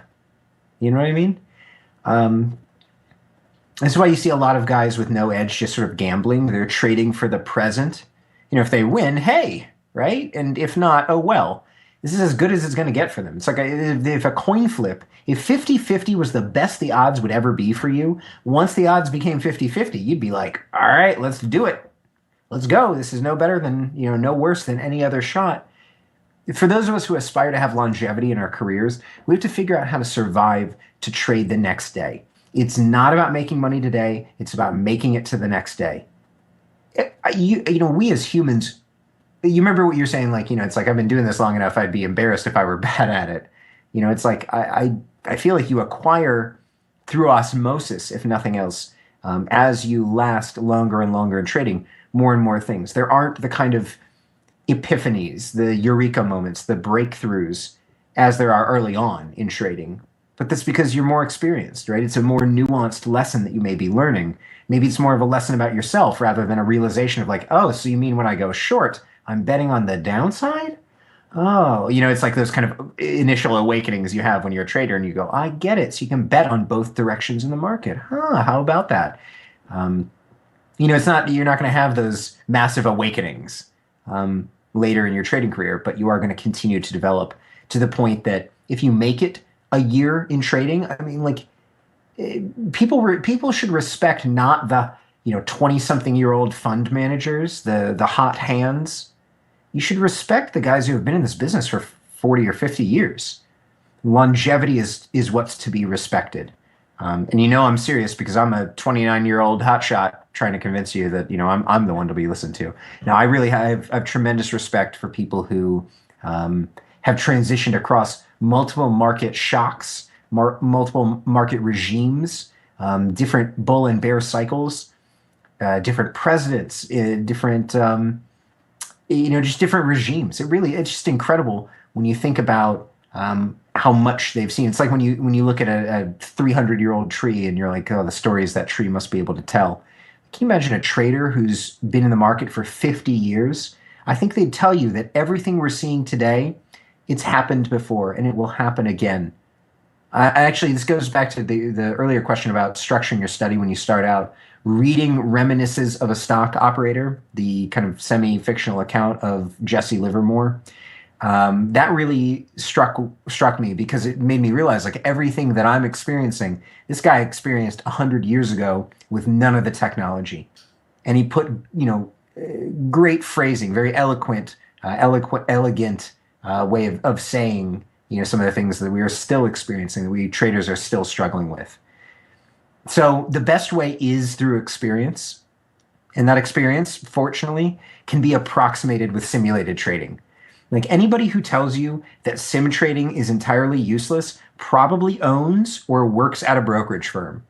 They want you to trade because they get paid by your commissions. And so, of course, they're going to call bullshit on sim trading. I mean, look, it's obvious that it lacks the gravitas of real money. I mean, I think that should be obvious if you're just now realizing that, like, simulated trading probably doesn't have the same emotional impact. Maybe trading's not for you. But, like, I've seen students get emotional about sim trading before during a session. Like, then again, I've seen people lose their minds over way stupider stuff than just, the market and simulated trading. You can accrue the experience of technical analysis, of risk management, of juggling multiple trades at the same time. You can get a lot of this experience without risking any money, but you do have to commit time. If you don't want to commit time, go ahead, put $50,000 into an account, start trading. You will learn a lot of lessons, and they will be expensive lessons, my friend. It's almost like the difference between at a university, they allow you to audit a course where you can literally just attend. You don't get credit for the course necessarily, but you still get the information, you get the experience. Right now, when you're not a trader, when you're an aspiring trader or an early stage developing trader, give up on getting credit for the course. You just got to go sit in and see if this is all gibberish to you or if it's something that really resonates. What if you found that trading's not for you? Thank goodness you didn't put real money down. And what if you found that trading really is for you? Oh my God, then that's awesome. I mean, you figured out that you're really good at something that can make you thousands of dollars. Either outcome is going to be a positive. So, yeah, and I'd just like to add on to that. I mean, like, I don't think that having a lack of capital is, I don't think that really holds any water. Like, I think that shouldn't act as a barrier, and it shouldn't stop you getting into trading, because you have so much to learn before you should even consider putting some real money on the line, that, you know, having a lack of capital right now should be maybe one of the least of your worries when first getting into trading. you know, a common thing I hear is, Zach, if I just had $1 million, then I would trade so much better. I'd have enough money to trade a bunch of positions at the same time. I wouldn't be limited in my sizing. I could scale in, scale out. I could blah, blah, blah. You know what I say is, no, you'd be the same crappy trader that you are now. You just have $1 million. You have more money, right? You wouldn't like become a different person because you're well capitalized. You got to respect that, like, learning to trade with 100 shares or 100,000 shares with some obvious differences, impact on the market, execution, approach, and strategy, right? But like, you're making the same essential decision. Is this market likely to go higher? If so, then I need to find a way of getting involved in a risk-appropriate fashion. You know, there is no excuse anymore. If this were 20 years ago, where there wasn't, you know, simulated trading technology, I know there's, I want to say, like, market replay. There's, I think, I want to say, backtest broker. Thinkorswim has a great feature on demand. I use this with my students all the time. Once they've learned the VWAP trading methodology, we can like replay a trading day in like fast forward. So we can fit a couple trading days into one session, kind of like sit side by side and like tag team the market. We can watch the same simulated day at the same speed, kind of in lockstep. It is incredible, the opportunities that this has afforded people. I have traders in different parts of the world or who are working during market hours, and so they would never otherwise be able to trade a real account or even a simulated account. Something like on demand is awesome because they can trade in the middle of the night. They can trade, you know, in their spare time, whenever it's convenient for them. I think that's a great way of saying it, Aaron. There is no excuse anymore. Yeah, absolutely. I mean, I obviously fully agree with that. So, in your journey to becoming a profitable trader, would you say that you attribute your success to a few moments and milestones, or was it something gradual and rather the accumulation of many small victories? I mean, I definitely had the moments. I definitely had the milestones. You know, I think it's like a series of important firsts would be a good way of phrasing it, like your first $1,000 day. And not that, I mean, look, it's more about percentage than dollar, but like everybody dreams of making $1,000 in a day, right? I mean, every trader listening to this podcast just probably has thought about like, oh man, wouldn't that be a cool like level to break? My first week with 5 profitable days, I felt really good after that. Like your first successful short trade, your first, you know what I mean? There are also negative milestones. First time you've been stuck in a halted company. First time you've filled like way below the market due to illiquidity. Like, you know, you've been stopped out and you get at the worst price of the entire day. And you're like, you lost $600 in the blink of an eye just because of a market stop. First time you stay up all night reading Seeking Alpha because you're stuck in a shitty position and you're terrified. Believe me, you have not been a trader until you have freaked out up all night trying to read what other idiots who are stuck in the position are doing and thinking. And when you're just desperate, you are voracious for knowledge. I mean, this brings me back to like the earlier answer about being on the blogs and in the chat rooms, and like, God, that takes me back. That feeling of like not knowing what the outcome is. And I think this is the difference between like having a system and not having a system. You still won't know the outcome, but you'll know what outcomes you're choosing between, or you're gonna, you know, which 2 outcomes may occur. You'll know what a win looks like, and you'll know what a loss looks like. As opposed to when you don't have a system or an approach, you're terrified. I mean, you could wake up the next day and the stock just drops. And what do you do? Where's your stop? What's your plan? What's your thesis? And I had none of that early on. So yeah, so I mean, I think about those milestones, those kind of moments that stick out. The gradual stuff, look, you eventually have to get fed up with it. Okay, here we go. It's sort of like when you grow up with your nutrition. You kind of turn into an adult and say, all right, I gotta have some vegetables. Like I've eaten nothing but Pringles and soda for the last 20 years of my life. It's time to maybe give my body something better.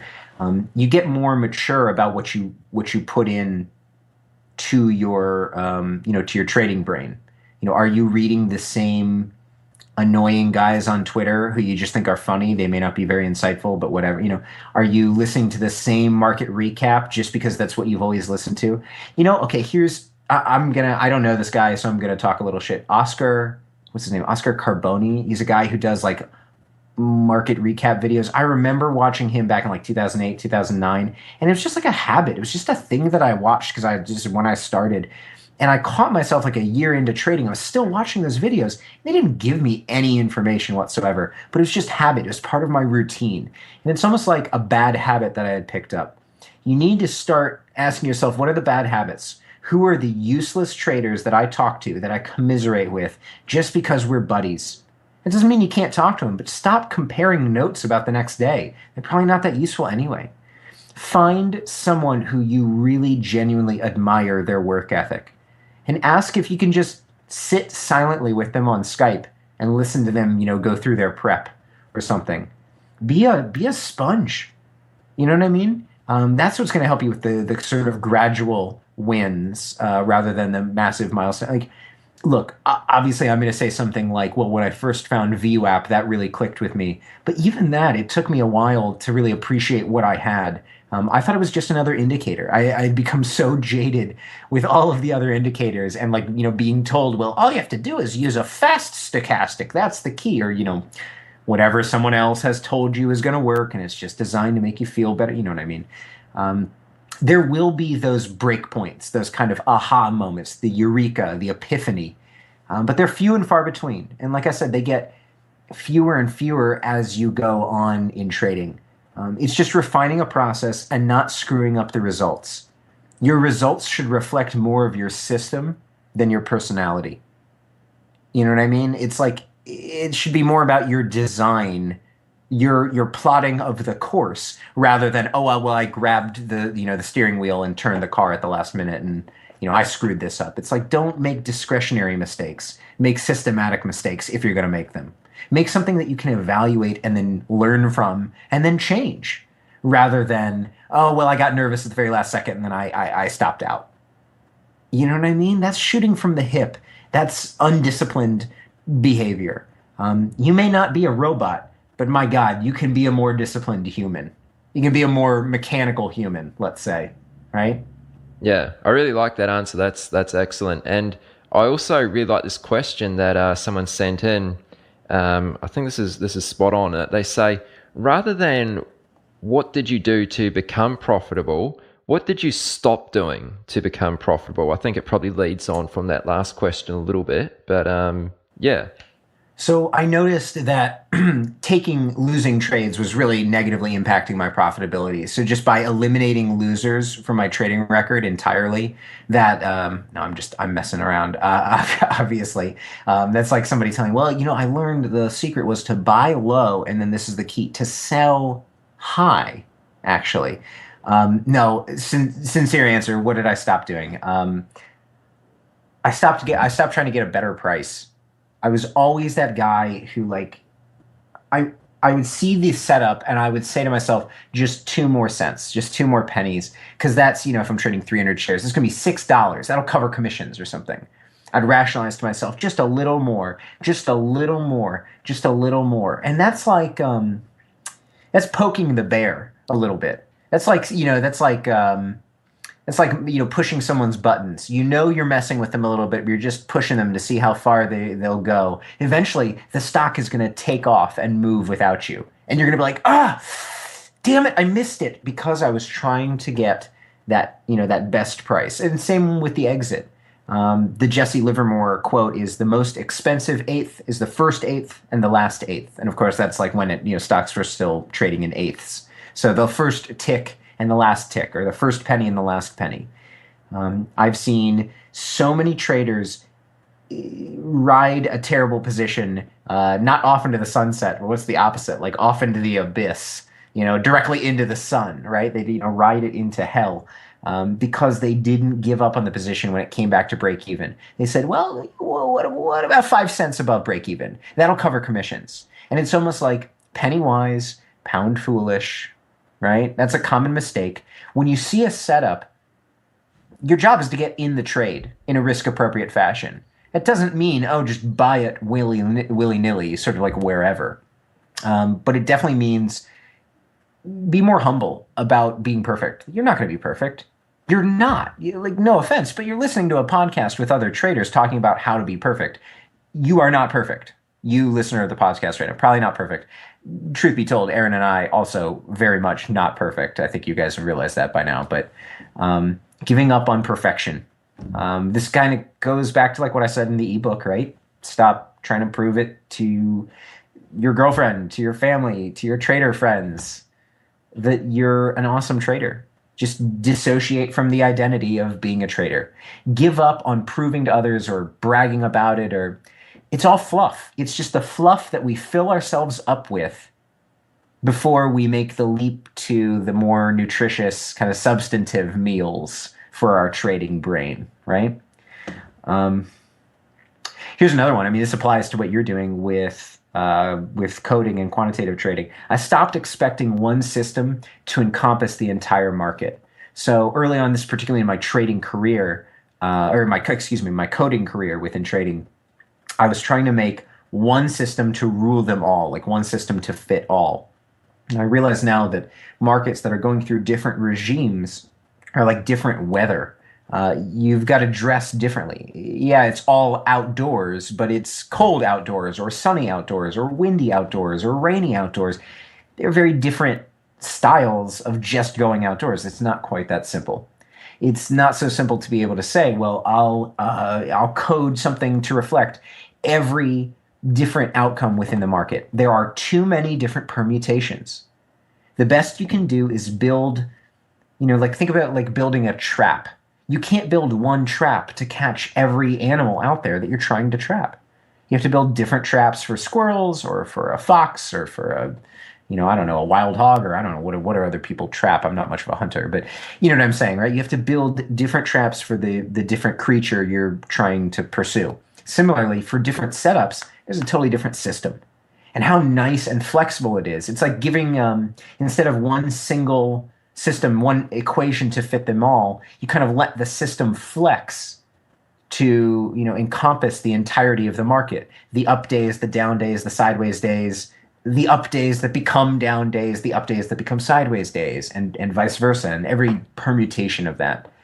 No one system is gonna kill them all. And I'll tell you, if you do come up with that system, the one system that works for everything, please give me a call. I'll leave my email address at the end because I'll buy it from you.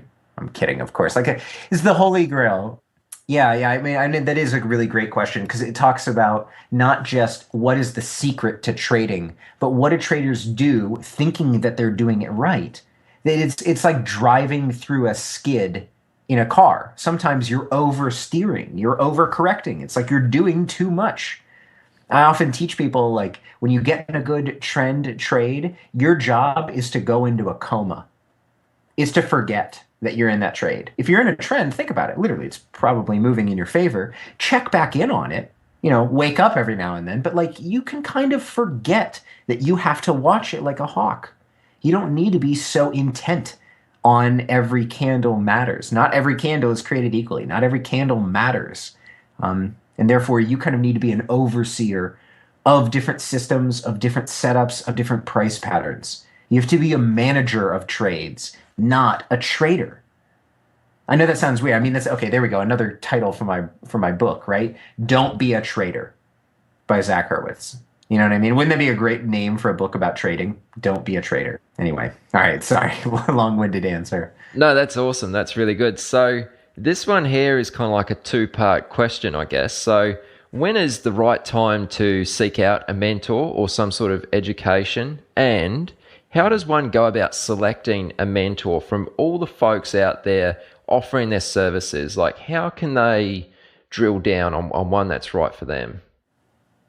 That's a good question. Trying to think of when's the definition point of when you plateau. That's a good open-ended answer. When you reach a point of absence of development, where you're not getting worse, but you're just not getting better. That's usually when people seek out trading education. Whenever there's and there are multiple plateaus throughout the trading kind of trajectory, if you will. When you go from an aspiring trader to a novice trader, then you kind of flatline for a while, start making some breakthroughs, really get into where you're being realistic about risk management and having to be disciplined and consistent. Then you become an intermediate trader. Then you plateau for another couple months or a year. At each break point, that's usually when people will want to say, even if I can't get there right now, what do I need to be doing to get closer or, headed more in that direction? I honestly, something I see a lot, and I've kept abreast of a lot of the sort of trading education out there for obvious reasons, as I'm a trading educator myself. You want to find somebody who's a good trader, but you really want to find somebody who's a great teacher. And everybody's focused on finding a good trader. They can be a millionaire and the worst communicator. They could be totally unrelatable. They could be kind of a dick. It doesn't help you, right? Seeing excellence is not as helpful as you think. You remember what I was saying about working in a recording studio? The pros make it look easy. You watch Jimi Hendrix play a solo and it just looks like what he is born to do. You watch some idiot try and half-ass their way through, a Jimi Hendrix solo. You're going to see, oh, wow, look, he's not tuned correctly. He bent that note, a couple cents off the right note. I can see here. You can see so much more from... I don't know how else to say it, from somebody who is ready to be a good communicator and connect, I guess, what the elements of good trading are, rather than just, hey, watch me do it. I can show you. It's not always that simple. They have to be the right type of teacher, not just the right type of trader. I think for a lot of these guys, no names, right? But they're just marketers. They're entertainers. I think for them, teaching is a chore. You obviously want to find somebody who, I don't want to say is going to put up with you, but who it's not a chore for them. You want to find somebody who's really all about teaching traders and is going to be understanding with wherever you are as a trader. They're not going to be frustrated that you're not moving faster or that you are moving quickly. Some people will say, oh, but you got to go through my entire course offering. It's well, but what if I'm picking up on it more quickly, dude? I don't need that much education. You want to find somebody who's going to fit to your speed. I mean, the same way that we talk about finding a trading style that fits to your personality. I think it reaffirms the foundation of my own trading and system, and it challenges me to reproduce it. That's what I like about being kind of a mentor or an educator. I think when it comes down to it, you should be treated as an intelligent trader who wants to improve, not like a radio receiver for their marketing campaign. That is a huge distinction. And I only say that because there are so many people who are just marketers. On the flip side of that, I love it when you can see somebody who is so genuine and psyched about talking about trading. Like you mentioned Dan Shapiro. He's awesome. I know him from my Seglushi days. He immediately comes to mind. You can just tell that guy eats, breathes, sleeps and shits trading. You know what I mean? Yeah. As far as selecting someone from everyone who's out there, look for somebody who's also willing to, take a little bit of time listening to you, because it's really not about you having to pick up on everything. It's about the mentor finding, what's the recipe for success for you. Whether it's deductive or inductive learner, whether it's visual or experiential, or auditory, right? You like listening to people talk about it. Different styles of learning. I wish I had been an English teacher for a couple of years. I think it would have made me an even better coach. But just, learning about the different styles of student that you're going to get. You want to find a coach who's going to pay attention to that. I think it's also worth saying, just so people know I'm not talking my own book. Guys, there are thousands of great trading educators out there. There are a lot of people who aren't actual trading coaches, but who are going to be great trading allies. There are people out there, probably some great unknowns that I hope Aaron's going to have on between, episode 50 and 75 or 50 and 100, who you'll probably hear from. Find somebody who resonates with you, who when you hear someone talk, you say, I could listen to that guy talk about this for hours. And obviously, I guess we're like almost 2 hours into the podcast. If you're bored with us talking right now, then don't seek us out for education. No, I'm just messing around. But find somebody who you feel like you could hang out with, who you could talk with. Somebody who is both entertaining and relatable. Certainly that's important, but a really good teacher and a good communicator. Yeah, well said, Zach. Emotions is a big one, right? So we hear it all the time. Do you really feel almost no emotion with a systems-based approach? I mean, this is kind of maybe a common myth that some people might have the wrong perception on. I mean, even with a strategy to trade, you must get frustrated at times, right? Would you be able to expand on this a little bit? Oh man. Yeah, I still get frustrated. I still get frustrated a lot. And those of you who know me know that I like to like preach this kind of easygoing, even-keeled attitude. Like, look, everybody's going to get pissed. You're going to get frustrated that you're emphasizing the wrong system on the wrong type of day. So even the system's doing all the work for trading and identifying the trades and managing them, but you're emphasizing or paying more attention to the wrong type of system. There are days that, I'm very upset at myself. But okay, you can't eliminate risk. You can minimize it. You can't eliminate fear. You can manage it. That way, you're going to have like strategic regrets. You're not going to have tactical regrets.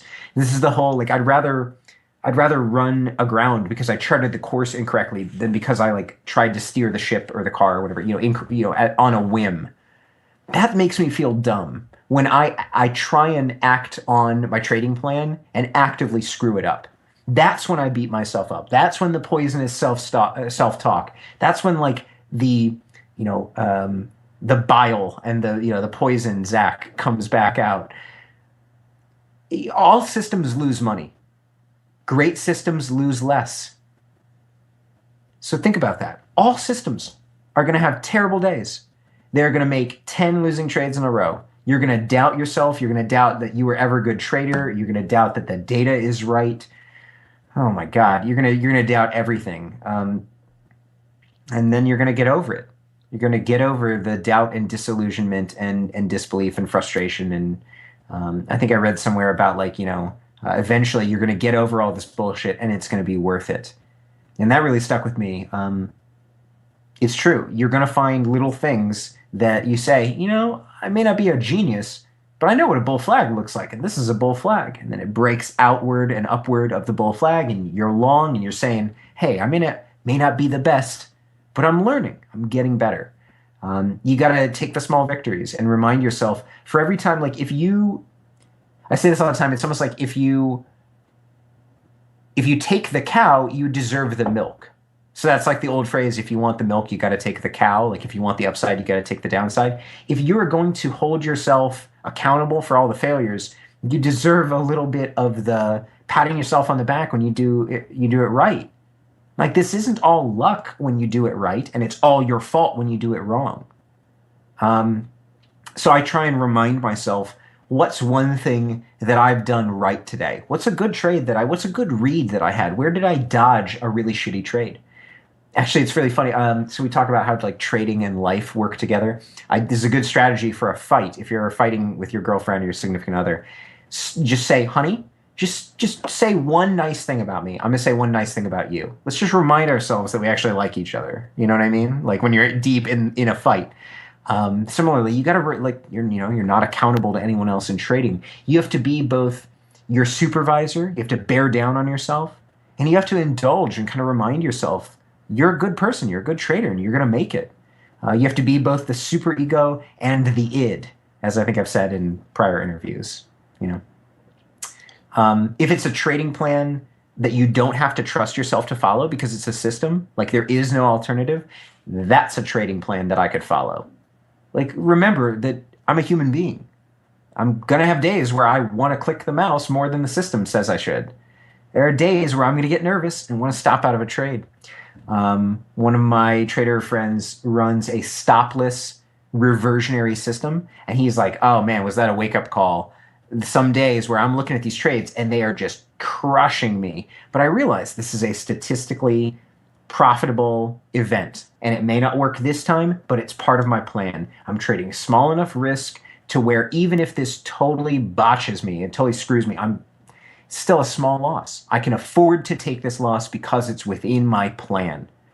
Losses that are outside of my plan, like that's when I start, that's what tilts me so hard, when I make mistakes that are outside of my plan, right? If I can have losing trades, that's not a mistake. A mistake is when I deviate from the path. Okay, sure. That's excellent. Now, Zach, we had a few questions that came in around scanning. I know we've still got a bit to get through, so I'm going to try and merge these together. How do you go about finding setups that meet your criteria? What tools do you use, and what tools are helpful for you? And are there certain filters that you find are really good at narrowing down a long list of stocks?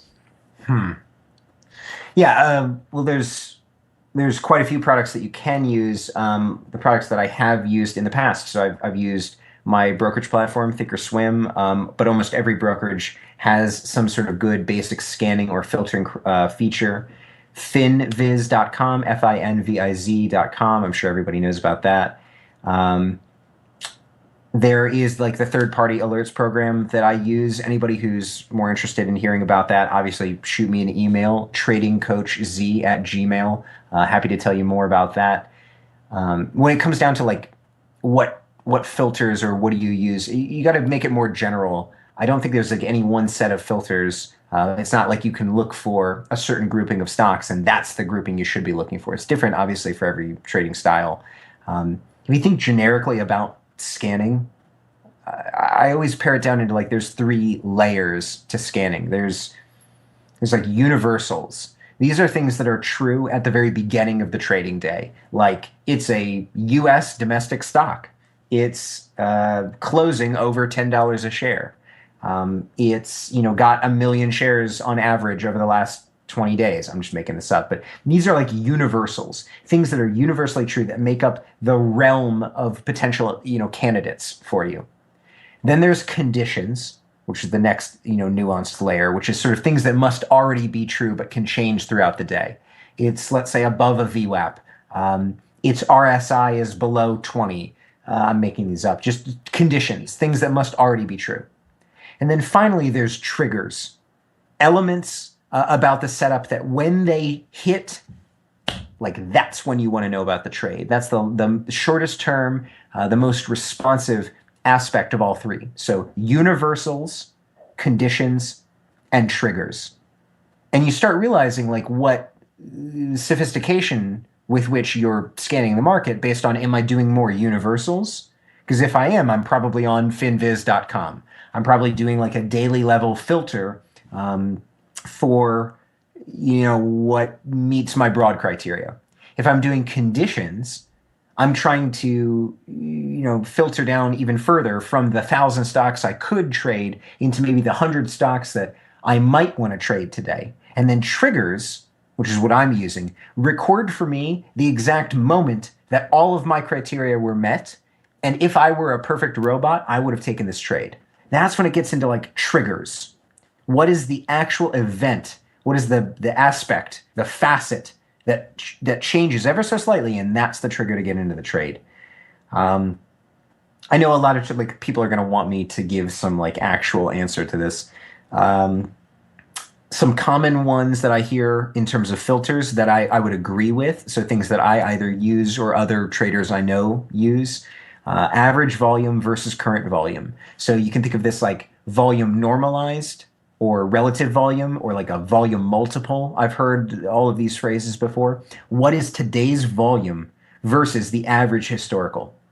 Because you can quickly get a sense like, wait, we're trading 3 times the average day's volume and it's like 11 o'clock in the morning. Oh my God, that's a heavily traded stock for the day. Kind of gives you an idea of where participation is surging.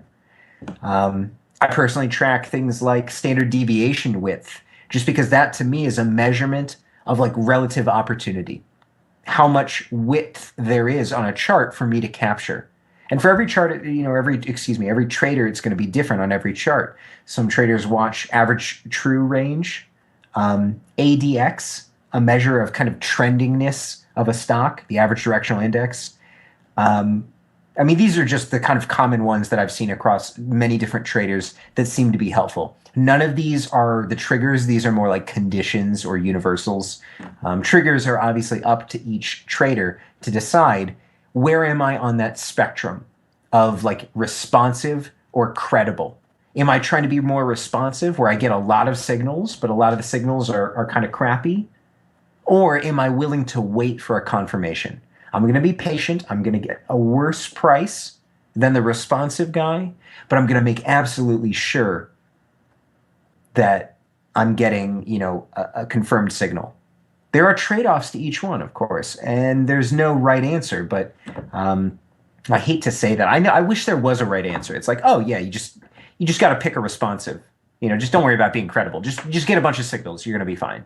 Yeah, well, I really liked how you explained those three layers. I think that's really helpful in terms of how to think about approaching the scanning process. I think universals, conditions, triggers, I think that's spot on. That's really good. And if there's anybody, I know I'm doing a dangerous thing. I already did one dangerous thing in this podcast, telling 10,000 people that I used to listen to Creed. But if you have questions about the scanning process, if you're curious about how to scan better, how to do better, what I use, anything more about this, sincerely, shoot me an email, right? This is what I'm here for. This is what other traders are here for. I'm eager to talk to people who are going through this, especially if you can write it out in bullet points. It's almost like there's an old traderism of, if you can write it logically, then it can be coded. If it can be coded, it can be back-tested. If it can be back-tested, it can be vetted. And if it's vetted, then my God, you've got a good system. Go trade that with confidence. And if not, if it's crap, well, thank goodness, you've just dodged a bullet, right? You were almost trading this really crappy system. So start with that logical outlining. Write it in plain English. I really mean this. In the emails that I'm going to be getting, I really hope there's a lot of bullet points and bonus points, extra credit for you guys if you use universals, conditions, and triggers. Because I think it's a good way of organizing sort of like, where do I stand? Am I doing like zoomed out filtering, or am I doing really microscopic zoomed in analysis and searching? Okay, excellent. Now, there's obviously a bunch of questions we received around VWAP. Okay, people know you as the VWAP guy. What's VWAP? I'm not familiar with that, Aaron. Well, let's tackle that. So for anyone who might have maybe forgotten or isn't really familiar with VWAP, let's just give us a quick overview of how you incorporate VWAP into your trading. All right, this is going to be a challenge, right? For anybody who knows me, you know how talkative I am. I'm sure you can tell on this podcast already, so I'll try and be swift. VWAP is a more accurate, honest average price. It's a benchmark line that institutional traders have used for decades. It moves proportionally more or less to reflect the current bar's volume as a function of the day's total volume. So like simply put, if there's high volume, there's more impact on the average. If there's low volume, there's very little impact on the average. It starts every day at the beginning of the market. It resets at market close. So it's giving you a day's cumulative average price. There's no periodicity to it. VWAP kind of reflects the democracy of the market more accurately, I like to say. It's like one vote per share, not one vote per trader. So there's a lot of, shares maybe to one trader, and therefore that trader gets to vote many more times in this hypothetical democracy. It's like the Animal Farm quote from George Orwell, one of my favorite authors. All animals are created equal, but some animals are more equal than others. It's kind of ridiculous double speak, but seriously, like some traders are more important than others. We kind of have to admit that. And so we more accurately reflect that democracy by affording more significance to the bigger volume bars and therefore to the bigger traders. We all know, we intuitively, we know that the big traders move the market. So why shouldn't we account for that with our technical analysis? And the institutions use it literally every day. And I mean that literally every day to determine where and sort of how aggressively to enter or exit their positions. I think it's about time that retail traders understood the market around us a little bit better. I think VWAP is a first but huge step for many traders that I speak with. I would say you don't need much preparation or nightly research. There's no need to watch the news or read the tape. It's pattern based. I've made the strategy very visual, color coded, easy to learn. I think it's all about what are the big traders using to enter or exit a trade. And the answer is often a VWAP-based execution assist algorithm, sometimes called like a guaranteed VWAP order. And that may be a big mouthful, but it's basically, haven't you ever wondered what the institutional traders are watching? Haven't you ever kind of considered that maybe there's something else out there? And that's volume weighted average price. I was lucky enough to have learned about it in my own retail trading career, you know? Okay, so VWAP's quite commonly used on an intraday time frame. Mm-hmm. Are there variations of the VWAP strategy to account for maybe different markets or different time frames? Could you share with us a little bit more about that? Yeah, absolutely. I have been a productive, busy little beaver in the coding world. I've created like a dozen custom indicators. I created them not only while I myself was developing my own VWAP approach, but afterwards, as I had more and more students who would request, hey man, could you visualize this for me? Or could you put a label on my charts to tell me when something's happened? So yes, I've created a ton of different sort of variations on VWAP, but I think the philosophy of an intraday VWAP, obviously an intraday market, as I was describing, starts early in the morning, resets at the end of the day. That's the plain vanilla intraday VWAP. Then there's an ongoing, or as I call it, kind of a multi-day VWAP, which is essentially a continuation VWAP over the course of more than one day. It's the same math, but it's applied to 2 days, to 5 days, to 20 days, for example. And this gives us a more intermediate term benchmark. So this is more for swing traders or day traders who are looking at multiple days for context. So I'm a big fan of like a 5-day chart. Tracking these more intermediate term volume weighted average prices give us the same otherwise hidden support and resistance that we look for with a VWAP, but applied to longer and longer time frames. And so people may say, like, why, wait a minute, didn't you just tell me that these institutional traders, they care about the intraday VWAP? The key is that the institutional traders are often trading at a much longer time frame than we retail traders. Like, we click the mouse and we're in a trade instantaneously or almost instantaneously. If we were trading 100,000 shares or a couple $1 million worth of any given stock, it's going to take us a couple hours to fill. It may even take us multiple days. And so that's where the multi-day VWAP strategy kind of stems from. It also is very intuitive that if something important happens, like a turning point or a tipping point, or what I call like an incident day, we're going to want to know what the definitional line, the average price since a given event.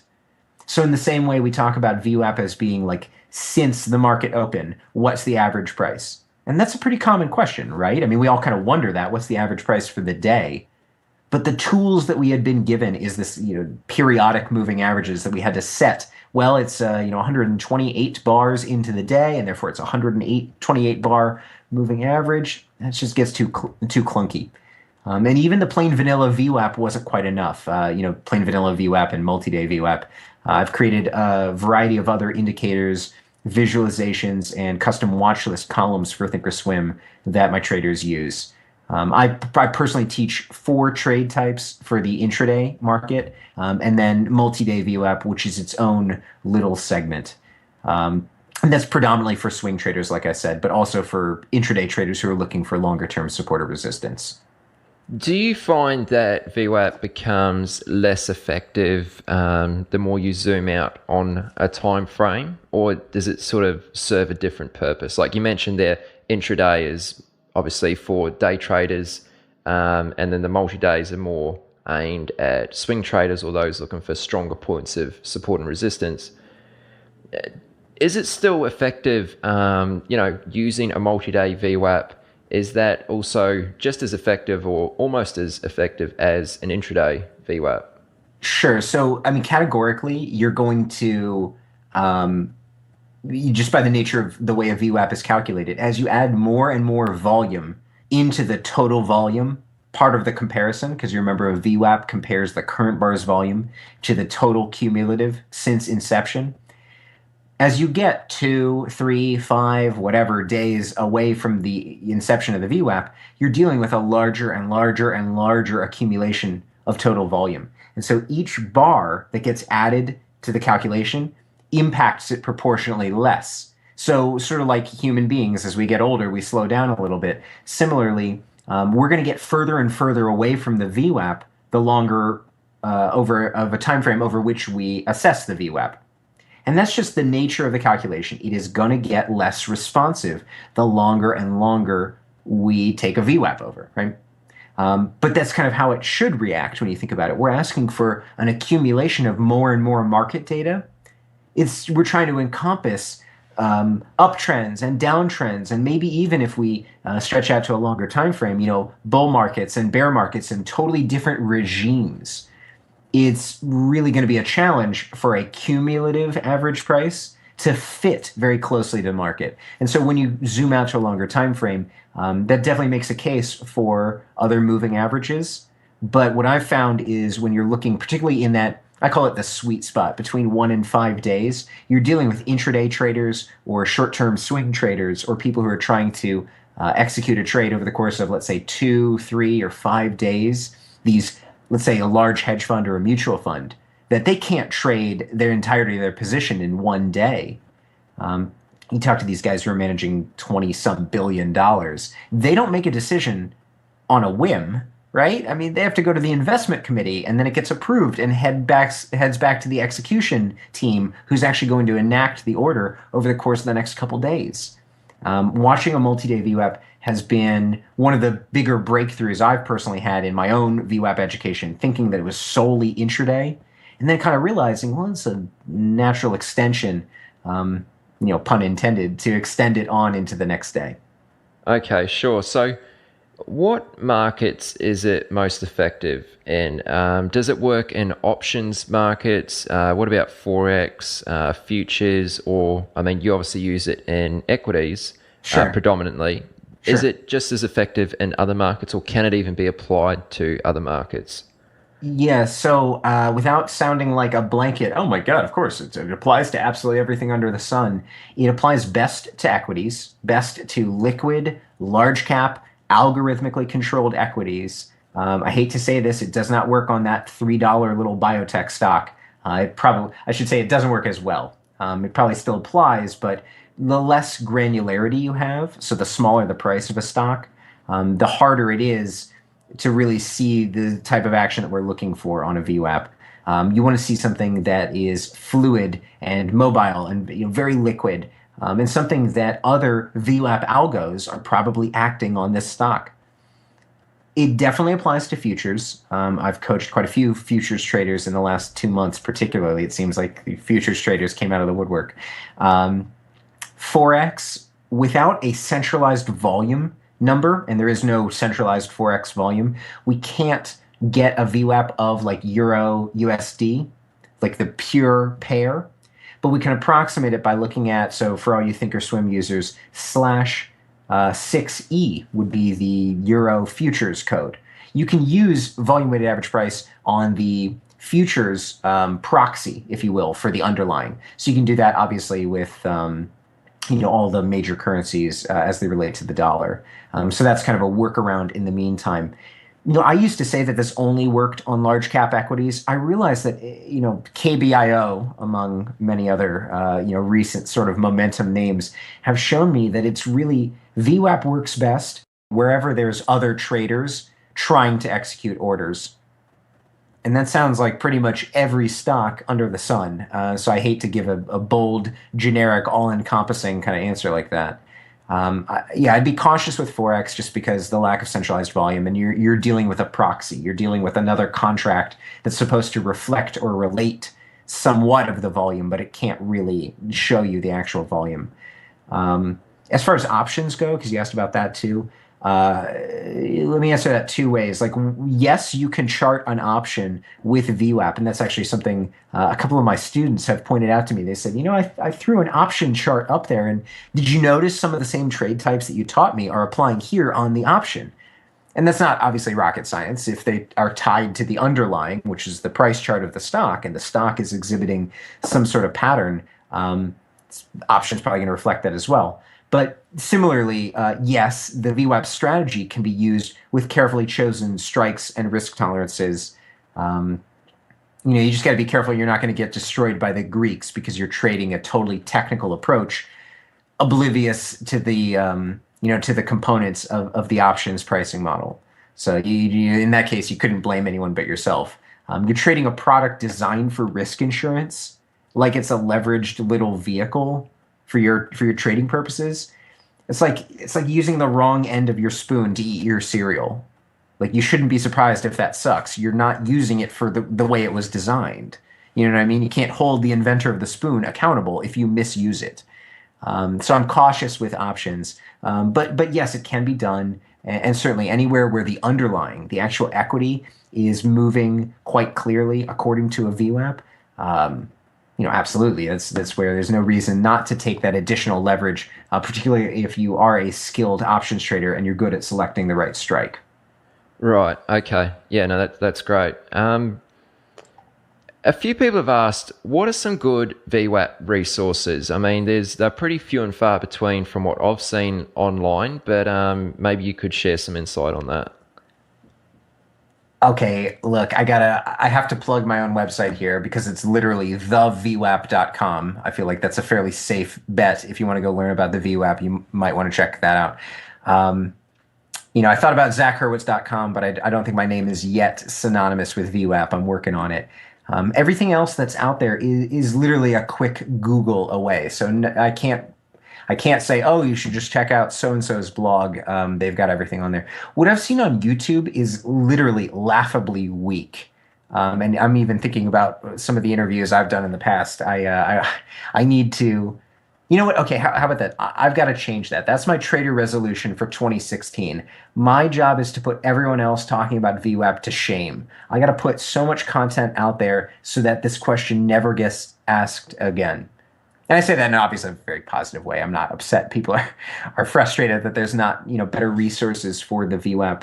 I think everyone will tell you the basics. No one will tell you the nuance, it seems. And that's what I'm trying to change. I mean, I've spent 5 years of my life doing nothing but this. I've become a very boring person and an expert trader in this regard. I've sacrificed many hours of being cool in order to be good, because I realize that this is what's going to define me for the next several decades. This is how I'm going to make a name for myself. Yeah, well, I mean, I think if you can put some more quality resources out there on VWAP, I think many would really appreciate that, and obviously would have somewhere to go to find out more about it, because like I mentioned, it is pretty scarce. No, you're absolutely right. What I should say, so on the first podcast on episode 11, I made the offer of anybody who wants to reach out and talk to me about their trading, or more specifically about VWAP, I will give you a free 30, 60-ish minute consult. That still stands, and I'll let that keep going through, let's say, I don't know, like the 1 year anniversary of that podcast, so like mid-March or something of 2016. Anybody who's still curious about this stuff, like don't go hunting on the internet for it. Just shoot me an email, shoot me a chat. We'll talk about it. I'll answer whatever questions I can for you. Okay, and what is your email address? So it's tradingcoachz at Gmail, tradingcoachz at gmail.com. All right, good one. Well, awesome offer. I mean, really appreciate it. I'm sure you're going to get a lot of people take you up on that, which is excellent. Do you remember after that episode, when we were doing the follow-up call, like shortly after we had just like stopped recording, and you were like, do you realize what you've done? Like, do you know what you've just gotten yourself into? Like, I've got thousands of listeners every week, Zach. You're going to be swamped. And I remember being so arrogant as to think, like, oh, come on, like, I'm a nobody. Nobody knows me. Nobody's going to listen to my episode even. Like, I just thought it was cool what you were doing. You and I were kind of buddies early on, and we were like, why not?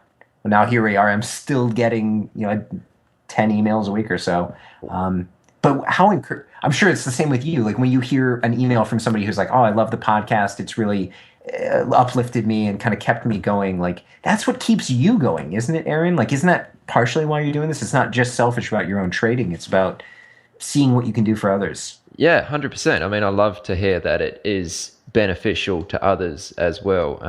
And I mean, going off the feedback I get, I think it is. So, and plus, you know, I want to make it bigger and better going forward as well. So always trying to improve. So let's change gears a little bit, keep moving off VWAP there. Exits. Exits was another topic that seemed to pop up a little bit. People kind of seem to feel like there's more emphasis out there on when's a good time to get into the market, like when's a good time to put on a trade. Like trade location seems to be quite big for many people, but where they struggle with is exiting those positions. So what should a trader think about in terms of exits? Like, I know it's going to vary depending on their approach, but what's a good way to think about exits? I feel like you have to know what type of trader you are. I feel like you have to say before you put the trade on, even, I am a scalper. I'm going to take this target. It is short term. It will probably keep going. I will probably want to punch myself in the face, and that's fine because there will be another scalp that I will take. Or I'm a position trader. My job is to, like, this is sort of like what I am, right? I want to hold this for a couple hours. I want to trade it in through the end of the day because if it's trending, it's going to keep rewarding me. Or, you know, I'm looking for a swing entry. I am not going to exit this position today, no matter what. I mean, unless it hits, let's say, my price stop. I'm going to give it a day at least to see how I feel with it before I start adjusting my target or pulling the stop higher. I see traders get into trouble a lot when they put the trade on, the trade looks good, it's going in their favor, and then they go, oh shit, I got to have a plan for this. Wait a minute. But, you know, it's like the roller coaster is already going down the track at that point. And I don't mean necessarily down against them. I just mean it's already happening so quickly. Traders will either get overexcited or, you know, maybe even discouraged if it's not taking on, you know, it's not moving very much. I personally like that approach, by the way. If it's not moving within, let's say, 10 candles, or if it hasn't become profitable by a certain degree within 30, let's say 1 minute candles, within 30 minutes, giving yourself almost like a time stop. What ends up happening is you'll notice, hey, the positions that I sit in for a long time that go nowhere, it's almost like I'm waiting with a ton of exposure, a ton of risk, and no real upside. The trades that I am the most right about, and think about your own trading when you hear this, like, don't they immediately alert you to how freaking awesome they are? They just immediately take off, right? They rally, they pull back and hit support, and then they rally again, and they break to new highs. They're almost unequivocally good trades. They are evident. I mean, I think the same thing about like a trader when you meet them, and I'm sure you've had this, like, you know, your trader friends, you meet somebody and you just are like, wow, that guy is just a positive force for some reason. He's prepared, he's helping others, he's got a good mindset, he's even keeled. It's like, I don't know, it takes a lot of inspiration from that. You want to have, like you said about your own episodes, guests, you want to have great clarity of your personality. Who are you and what are you trying to accomplish? Because if you just put it in practice of, I'll put a trade on and figure it out, I think those are the most famous last words in trading. Let's just give it a little room and, you know, or let's just see what happens, and it never ends well. You know what I mean? You have to define your criteria for exit ahead of time. You have to know what type of trader you are. Yeah. Absolutely. That's really valid advice. So I really appreciate you sharing that, Zach. I'm just looking at the other questions we got on the list here, psychology, coaching, and that. I think we've pretty much covered all of those throughout our other answers. So, what, you don't want to talk for another hour and a half? I'm kidding. I'm hoping we've still got a few people hanging in there listening. I know. I was going to say to everyone who's made it through another 2 hours of Aaron and I babbling at each other, no, sincerely, like, thank you.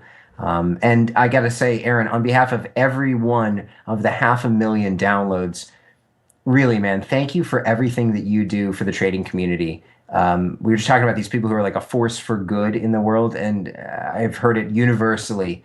from everyone. I know you have a few haters out there, and I did actually, guys, I had tried to get Aaron to let me make him read mean tweets about the podcast, because I think that'd be hilarious.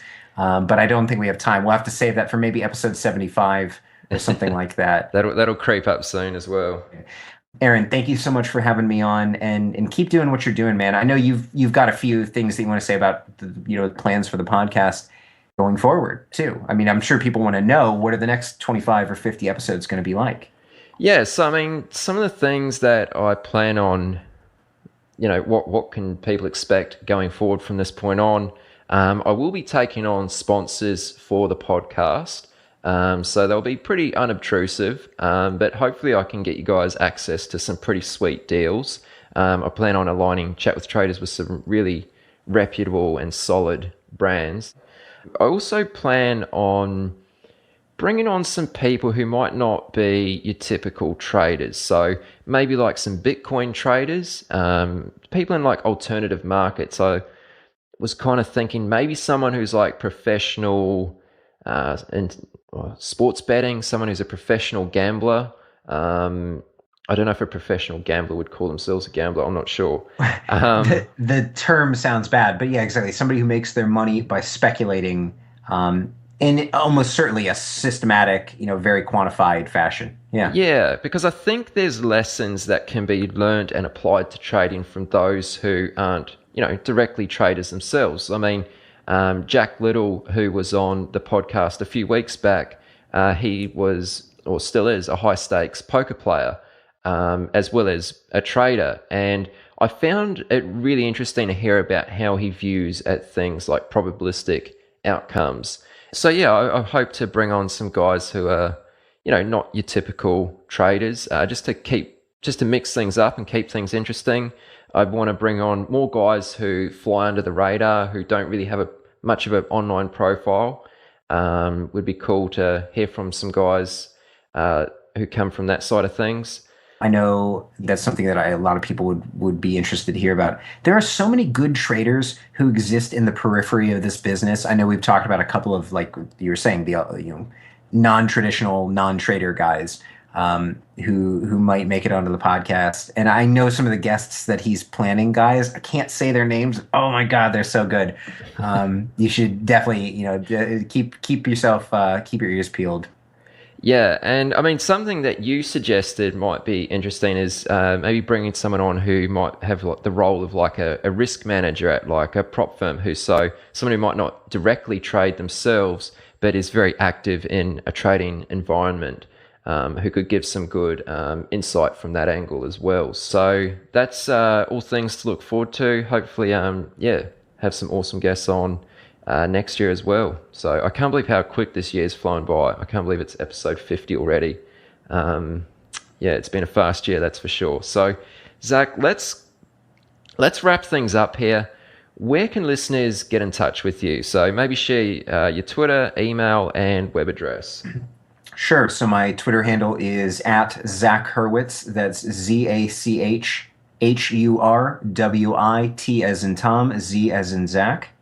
You can get me at email, which is tradingcoachz, all one word, no spaces, at gmail.com. You can also check out my website, thevwap.com, THEVWAP.com. And also I think it's worth mentioning that I'm doing a bit of the coaching work through Chat with Traders. There's just such a phenomenal response. It is kind of, why didn't we do this sooner? And I've met so many good traders already through it. I'm excited for 2016. Exactly, yeah. Okay, Zach. Well, so obviously Zach's offering the free 30-minute session that you can get with him. If you do decide to go past that, then you can just sign up at chatwithtraders.com/coaching and get a full session with him there, get one-on-one access. Pretty sweet deal. If you guys want to get in touch with me for any reason, Aaron at chatwithtraders.com is my email address. Obviously, the website's chatwithtraders.com. And on Twitter, I try to be pretty active on Twitter at chatwithtraders. So you can reach me through any of those avenues. And guys, if you have any questions for either Zach or myself, maybe we missed something, just go to chatwithtraders.com/50. Scroll to the bottom of the page and just drop a comment. or question in the comments area at the bottom of the page, and we'll be monitoring that very closely. So yeah, look forward to connecting more.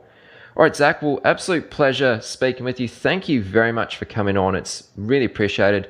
It's gone a bit longer than we expected, or kind of did expect, but yeah. It's been good, and I hope people have found some value from this discussion. Hope to have you on again very soon. Absolutely, man. We'll have to talk in 2016 when I'm launching the site and the course. I was just going to say, on behalf of everyone who listens, thank you and congratulations on an awesome 50 episodes and 500,000 downloads. That's sweet, man. That's really impressive. Much appreciated. Thank you very much. Cool. All right, Zach, take care. You too. You've come to the end of this episode of Chat with Traders, but don't worry, more great episodes are on the way. To stay updated with each great new episode,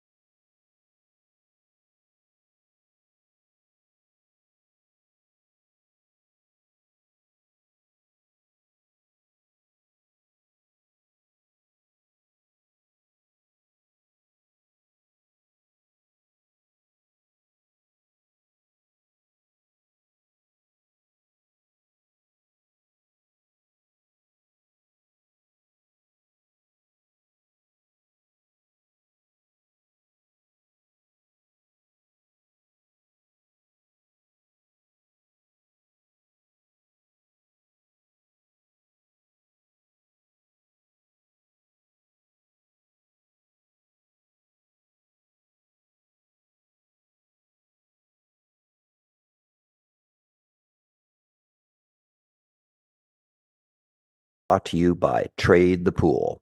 Did you know that every decade the market reinvents itself? Online brokers opened the doors, mobile apps made trading seamless, and commission-free trading erased barriers. Now, a new era has begun. Meet Trade the Pool, limited risk trading. And now you also have unlimited time to reach the profit target. From now on, your trading risk is capped, and your trading opportunities are limitless.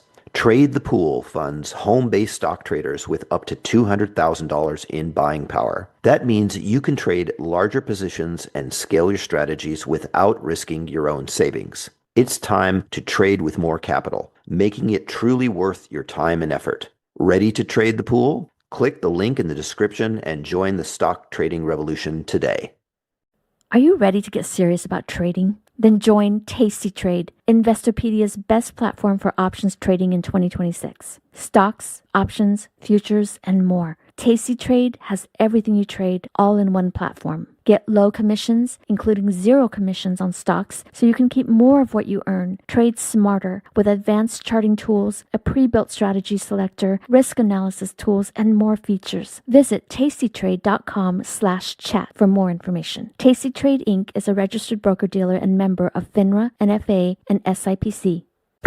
the biggest secret of the best traders in the world is that they're just like everyone else. However, they've worked hard to learn the markets and discover what works and what doesn't. But how can you hear about these journeys and get in on the strategies and tactics they use? You can do it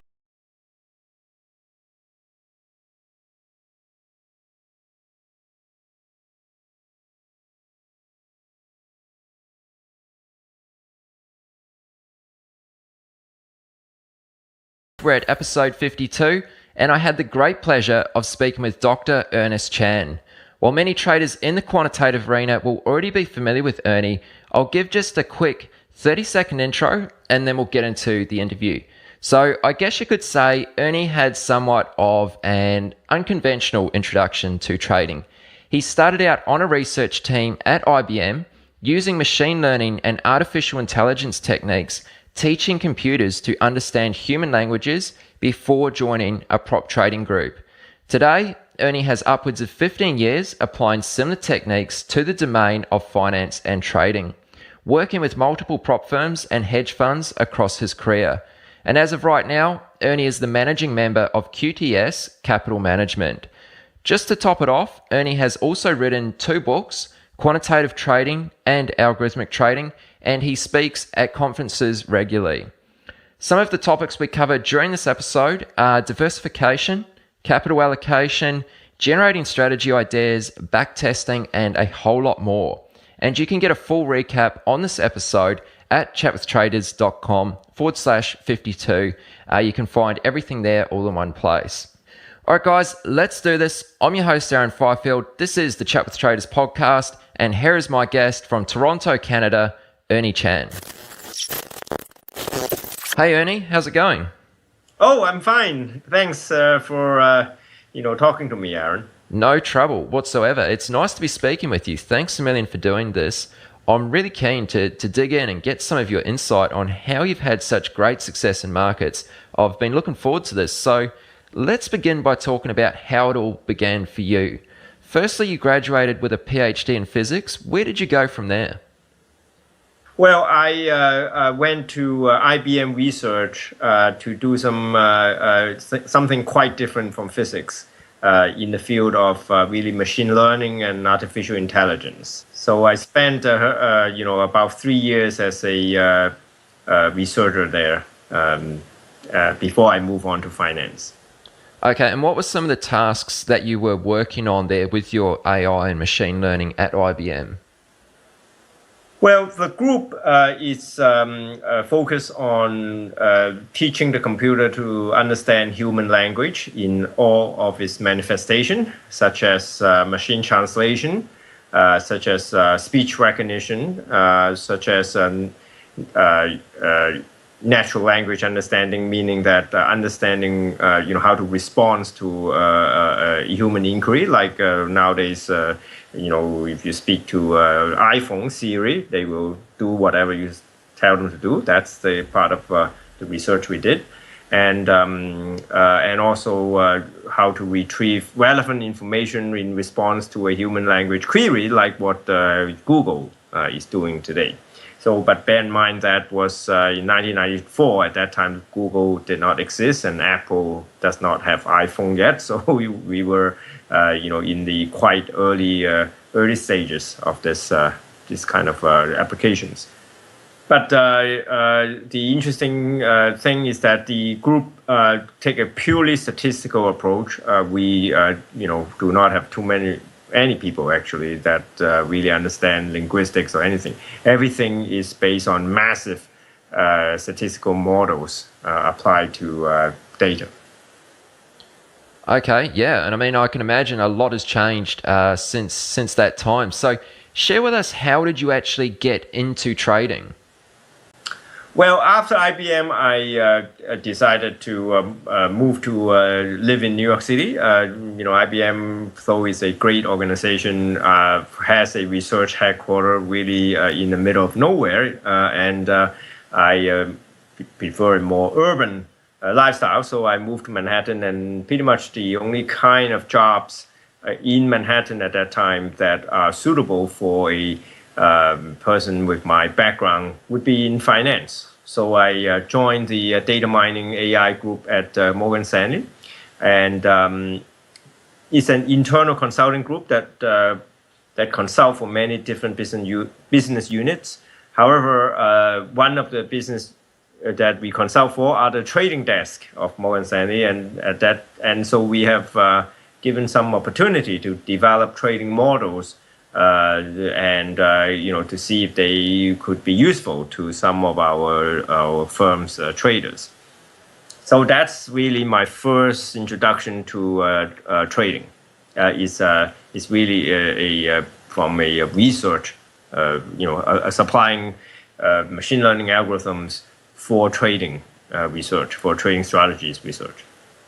Okay, so up until that point, you hadn't really had any interest or desire to really become a trader. It was more just those were the jobs that were available at the time. Is that right? That's right. My interest was in machine learning and artificial intelligence. It's not necessarily in whatever domain that it can be applied to. I'm more interested in the approach, the technique, rather than the subject matter. So whether the subject matter is human language or financial data, it doesn't make too much difference to me. Okay, yeah, that's really interesting. That's actually something I was going to ask you about, so you've beat me to it. But is that still the case for you? Well, I retain my interest in machine learning and artificial intelligence, but I am also, evidently after focusing on one domain, which is trading, for about how many years that would be? Maybe about more than 15, 17 years.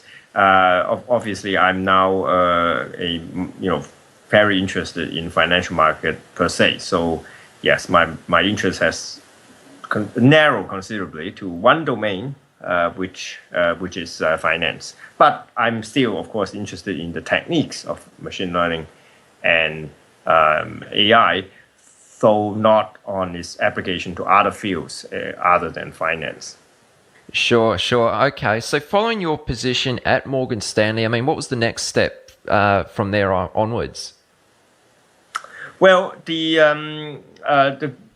group in Morgan Stanley sort of scattered a little bit after I joined, because the main sponsor of the group was hired away by Deutsche Bank to head up their global equities trading.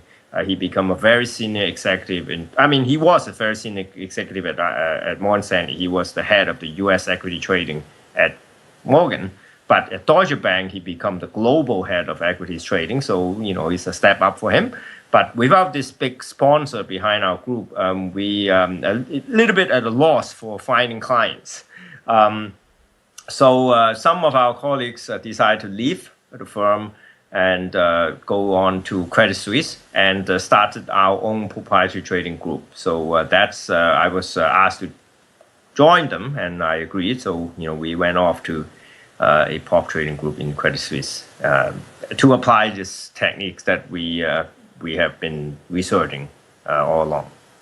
Okay, good one. Now, I usually ask this question, and I'm not sure if it's quite so relevant to your background, but I'm going to ask it anyway, and you can give me your thoughts. So, let's say in the period of your first 5 years being involved with financial markets, what were some of the greatest difficulties you encountered that really challenged you? Well, as with many of the algorithmic trading models, the greatest difficulty is that your model can look very good on a backtest basis, but it is very hard to know if it is actually going to perform well in practice. And when I first applied these techniques to trading, obviously I don't have a lot of experience and intuition about the financial markets. And so I approach it in a rather theoretical, or you can say mechanical manner.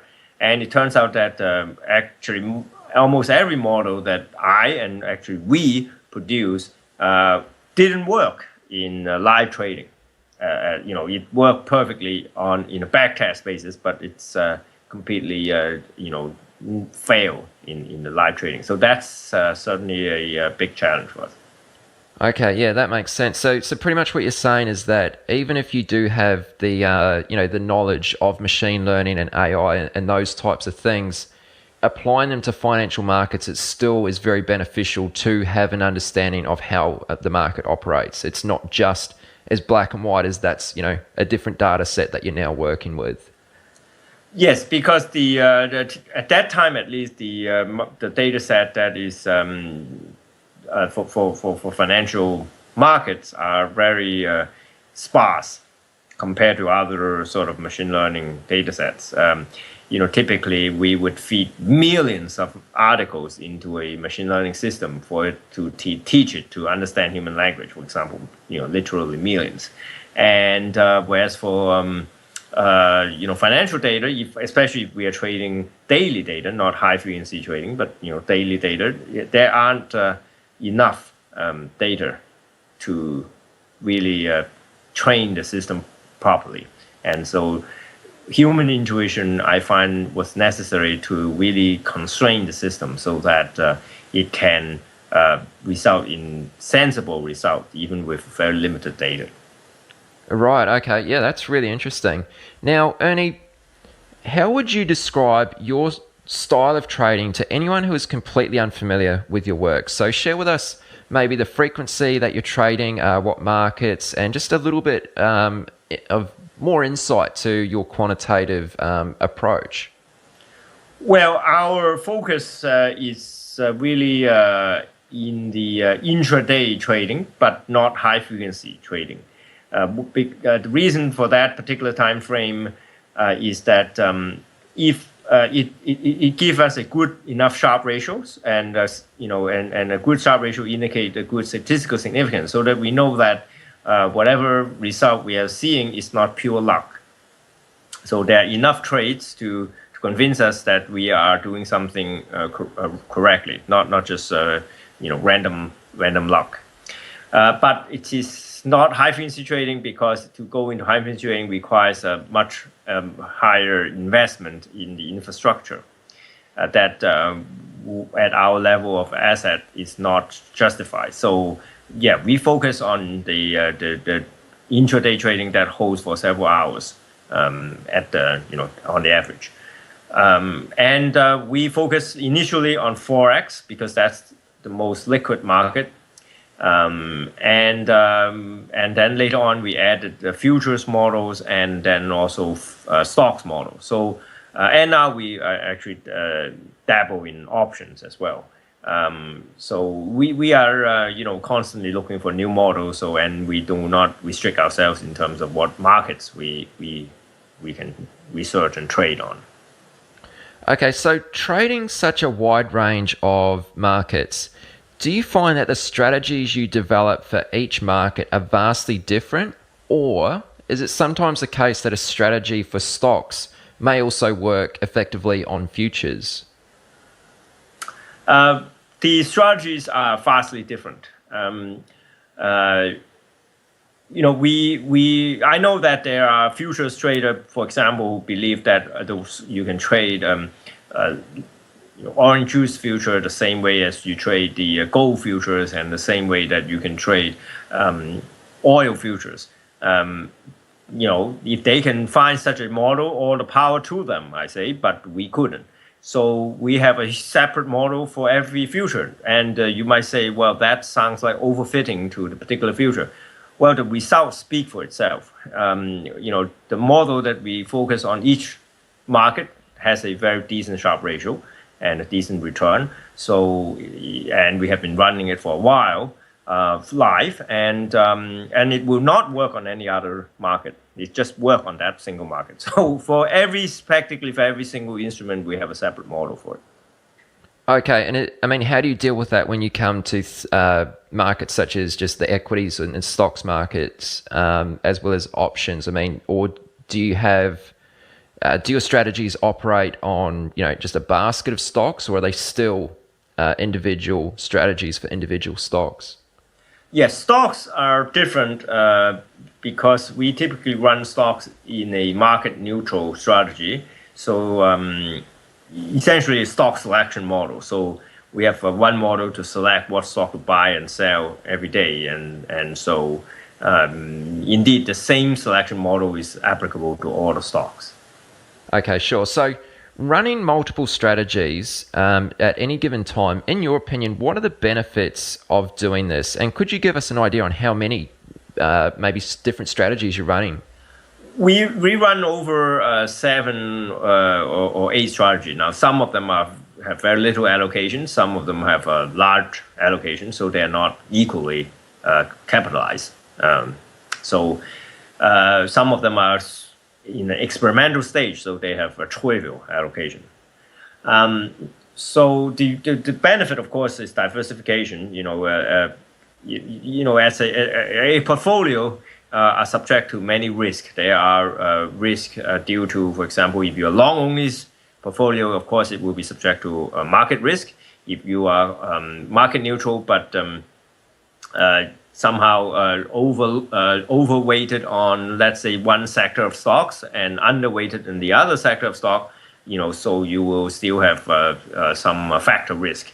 Even if and there are some other risks that are not so apparent. So, for example, you have if you're running options, portfolio, you might be have a negative vega, so you might be sensitive to volatility. So if volatility goes up, your portfolio will go down. Or you might be sensitive to interest rate. If interest rate goes up, your portfolio will go down. So every strategy has its sort of sensitivity to a particular risk: volatility, interest rate, market risk, factor risk, whatnot. And the goal of a well-balanced portfolio is that you want to neutralize any of these risk. So, and you can't do that with just one strategy. Each strategy is going to have a soft spot, and it's going to be vulnerable to particular risk. But if you're running multiple strategies, hopefully their sensitivity neutralize each other. So, a simple example is a long-short portfolio neutralize market risk. If you are, your long portfolio benefit from increase in stock index, but the short portfolio will be hurt. But the sum of those two, the net of those two sides of the portfolio, will practically have no risk. So that's what they call it market neutral. It will not be affected by the movement of the market index. And the same can be applied to any of these risk factors, whether it's volatility, interest rate, and so forth. And that's the goal of our portfolio, is to be neutral to any or most of these risk factors. Now, of course, we are not that smart. We cannot. We really haven't figured out exactly, under some weird circumstance, there's some risk that we have not neutralized. But some of the obvious risk we have eliminated because of diversification. Okay, yeah, that's excellent. Now, let's imagine that an entry-level quant has created a trading system. They have a single strategy and are satisfied with the results from testing it. Is it wise for them to trade this without having other strategies to diversify? Yes, I mean you can't just sit there and wait for 10 different strategies to all be ready to go before we start trading. So when we started our fund, we only traded one strategy, and obviously it was a very risky portfolio, and so we had a big drawdown. So that was unfortunate, but if we were to do it again, we would have lowered the leverage a lot. So until we get diversified. So yes, I mean, if you have just one strategy, you could also, you should start trading it, but one should not over lever one single strategy. Great. Yeah, I think that's really well said, Ernie. Now, I understand your strategies are designed to catch momentum, and then some are also designed to capitalize on mean reverting. Do you have to decide which strategy types are best for the current market conditions by turning them on and off, or is this something that's programmed into your algorithms? No, we have not found a way to be able to predict, in the next month, whether a momentum strategy will work or a reverting strategy will work. It is very easy, of course, to do it in hindsight. We say, oh, geez, this last month we should have just run the momentum strategy. We should not have run the mean reverting strategy. But how do you tell next month whether you should do so? We have not found a model that can do that. Other people claim that they have these kind of regimes shifting model, and again, all the power to them, but we couldn't. So what we do is that we, as I said, we run multiple models all at the same time, so that now some model will lose and some will gain. And hopefully, the model that lose will lose less than the ones who gain that gain. That's a very delicate balance. Of course, we don't always do it right. So we do have some down months. We are not able to completely eliminate the risk, so that we have up months. Every month. That would be wonderful, but we didn't get to that perfection yet. But so far, it has been the case that. Indeed, most months are positive, and the down months are down much less. Well, not much less, but less than the up months are up. So we did not suffer big drawdown in a well-balanced fund portfolio. And so, it seems that the approach at least worked to a decent extent. Right. So with that being said, are there any discretionary elements to your trading style? Well, there is some discretion element in terms of the allocation to the particular strategy. And the reason for that is that we constantly, some of our strategies are lucky enough to have worked from day one. And although they had been drawn down, never stopped working.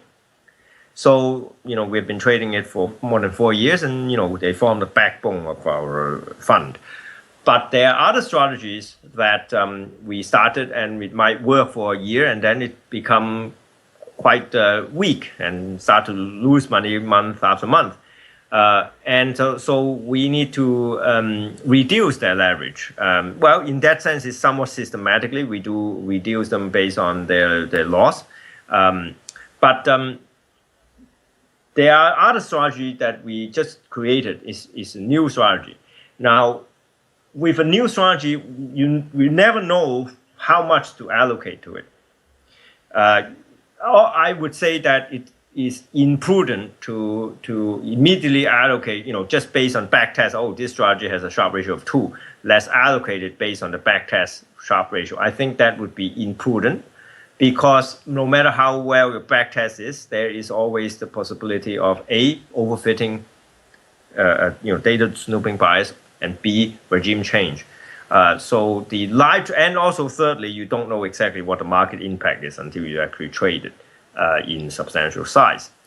So therefore, when we start a new strategy, we are always starting it at a very low leverage, and gradually increase it to the proper allocation. And that process is discretionary, because I don't see that there is there's no way to sort of systematically increase a new strategy, because whatever systematic way that you can count on is based on backtest, and the backtest already says that this is great. So, but the point is that we don't believe the backtest. Since we don't completely believe the backtest, there's necessary discretion involved in how fast you increase the leverage. So that part, I would say that capital allocation in the face of dynamically changing strategy pool, some of them are dying, some of them are getting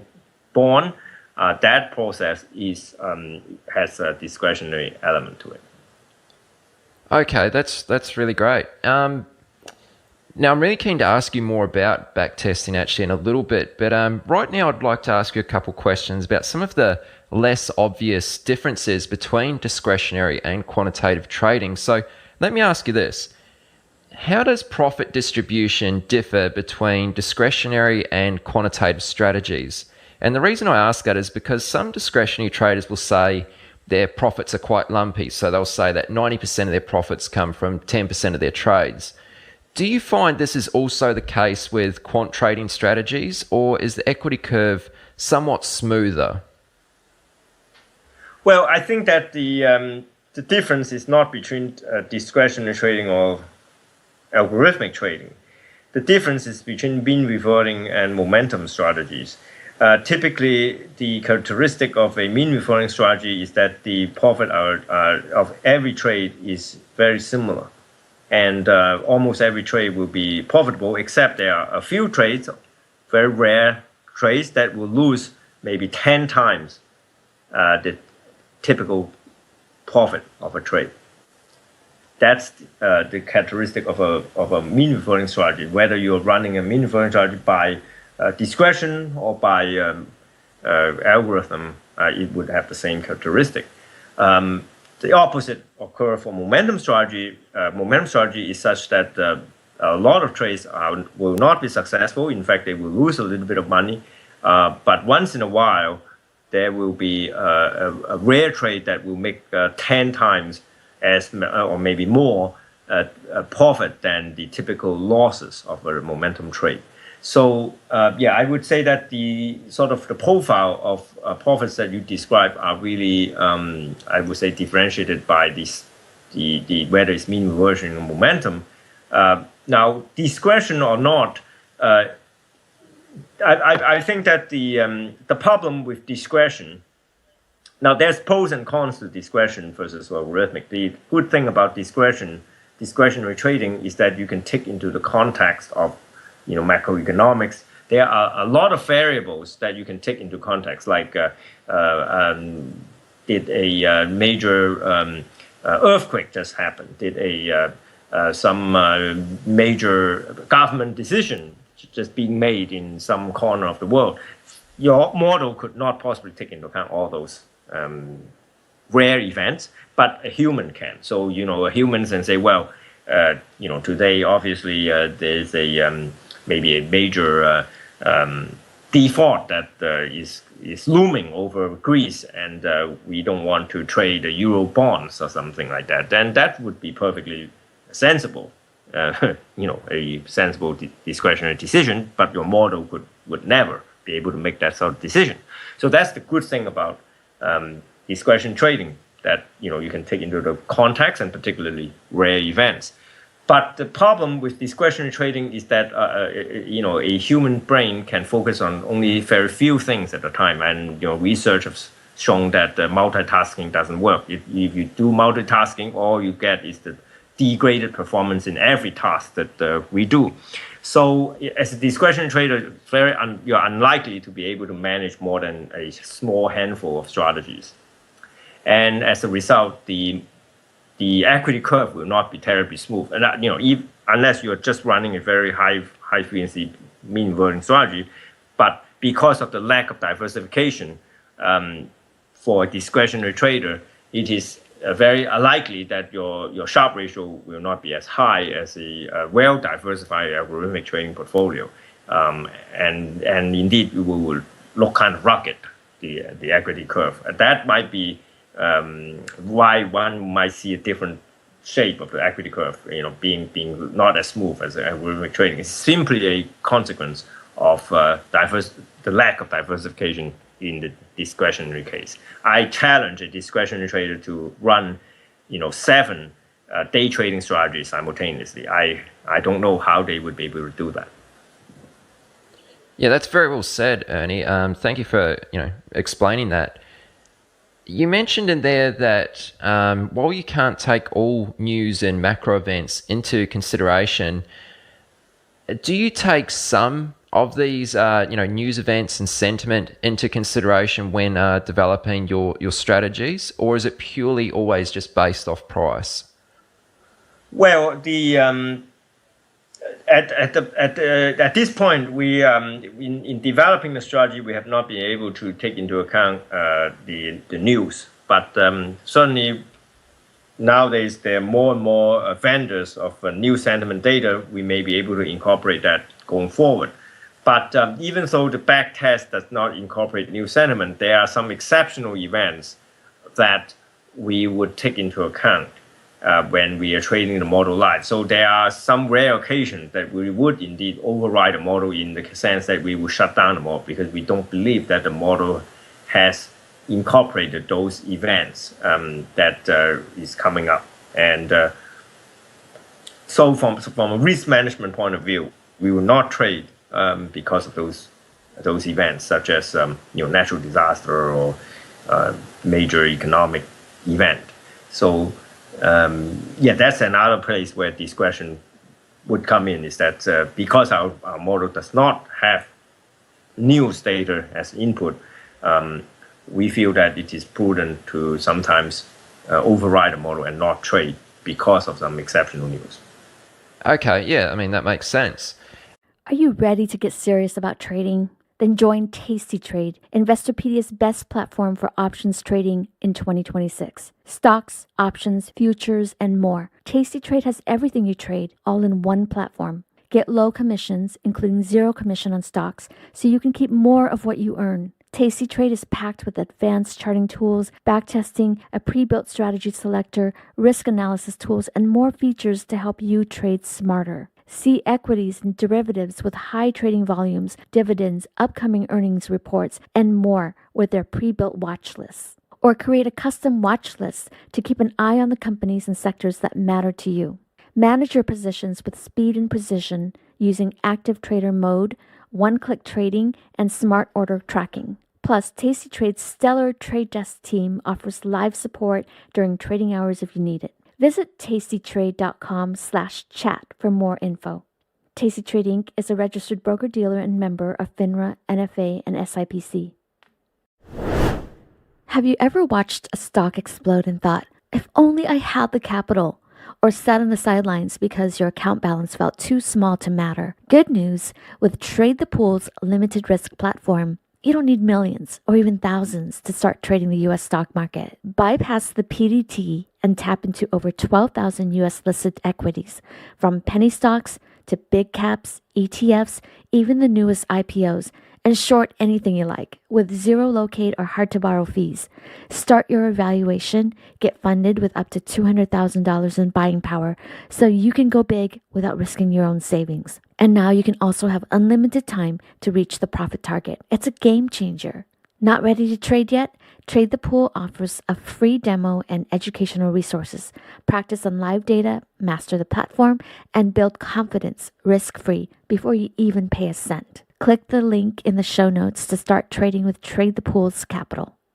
Now let's talk a little bit about generating ideas. So, I mean, you probably get asked this quite regularly, but what's your process of finding ideas for viable trading strategies? Well, I'm a sort of a vacuum cleaner of ideas out there in the public. And, I follow a number of trader accounts, and these are all accounts which regularly, on a daily basis, publish the headlines of new articles on finance and trading. So I would always make note of those that look interesting, and I will read them when I have time. And and I get ideas from some of them. I also, of course, keep always look for books on trading, from fairly elementary books to books that stands with equations or full spectrum of them. I regularly consume them, and then also in the course of live trading, oftentimes you will observe phenomenon from your P&L. And that's one thing that really distinguish between a researcher that just sit in the office and research and look at papers and look at data, versus a trader who are actually watching the market in a real time, because the information, sometimes your brain would capture information when real money is at stake that you would never be able to capture if it's just backtesting. So I often would get inspirations from some particularly unusual P&L pattern during the day that can be utilized for developing new trading models. It's from a variety of sources that these trading ideas come from. Yeah, that's a really great point. I'm glad you highlighted that. How do you feel about academic research on market studies and that type of thing? I mean, I think you kind of mentioned it there, but I mean, one of the things I've kind of heard about academic research is one of the precautions that you should take is that it's not necessarily realistic to replicate those results had it been, taken in a live market. I mean, are there any precautions that traders should be aware of if reading academic research? Yes. Obviously, one should not just assume that these research are going to be profitable. And there are many reasons they may not turn out to be profitable. Some of them are because they have been overfitted to past data. Others are because they are have not taken into account transaction cost, and yet others are because the data they use are just not good enough. So yes, most research, after you read it and you try to replicate it, it might not work after you have fixed some of the deficiencies. However, at the same time, once in a while you will come across some ideas that work, and even after backtesting, and it still stand up to the scrutiny. And and you trade it live, and it continues to work. And we have been trading one such a strategy, so that's proof that occasionally academic research does work. Now, one important point that I have made in my books is that even though a strategy that comes from the academic research might work, it usually does not work exactly as described in the paper. So, no matter what, source of ideas we generate our trading strategy from, it does not mean that we are just, like slavishly copy what we have read. It always means that we have to make major modification. So anything we read in the public domain is to be treated as an inspiration only. It is not to be treated as a recipe. And I've made it very clear in my book also that I have described many strategies, and there are occasionally reader would come back, email me and say, hey, this strategy, after a couple of years doesn't work anymore. What's going on? I say, well, first of all, I'm trading that strategy live, and it continues to work. Why is it that it worked for me but not for you? The reason is that I make modifications to the strategy that is slightly different from what I wrote in the book. So, and I encourage any reader to do the same. And I, in fact, urge them, make sure that they don't copy the strategies that anybody, not me, not anybody, not even a academic researcher's strategy in its entirety. Because obviously, very few people will be foolish enough to just, disclose 100% of their trade secrets in domain, not even an academic researcher. I can tell you that I've corresponded with many academic researchers, and if they are not only just doing pure academic research, but they may have an interest in a hedge fund, or maybe they are trading for their own account, there are some details that they have withheld from the model. And so did I. So it is very critical not to just slavishly follow a strategy that as written on the net or on the book or in the paper, but always make sure that you have modified it to your own taste and scrutinize it in using your own experience and your own criteria before you trade it. Okay, so you mentioned in there that you have made modifications to your strategies over time. What's an example of making a modification? When do you decide it's a good time to make a modification? And I mean, is there a difference between just making a modification and dropping that strategy because it no longer works? How do you know when to make a modification and when to stop trading the strategy? Well, there are occasions where it is quite, obvious what is causing the strategy to lose money. for example, you might be running a Bollinger Band strategy for mean reversion, and you might find that the strategy lose money when the volatility suddenly increase, so that what the previous width of the Bollinger Band is too narrow to be appropriate for the current high volatility regime. Well, one change you can make is to make your Bollinger Band perhaps the look back shorter, so that it's more responsive to the volatility. Or another way might be to impose a minimum volatility level for your Bollinger Band instead of just slavishly follow what's the past. You say, if the past has very low volatility, you would not follow it. You would still be, setting it at least at this width. That would be an example of how you would modify your strategy to deal with a particular problem. And of course, after you had this bright idea how to improve that strategy, add some feature or make some modification, you can also we must also backtest this new modification, right? It's not just saying that, I believe that this fix is going to do it. Well, of course, we have to go back and backtest it to see if that modification does improve things. Now, oftentimes what it happens is that it doesn't necessarily improve the return, but it might decrease the risk. And that might be an acceptable improvement. Just lowering the risk is oftentimes a great thing.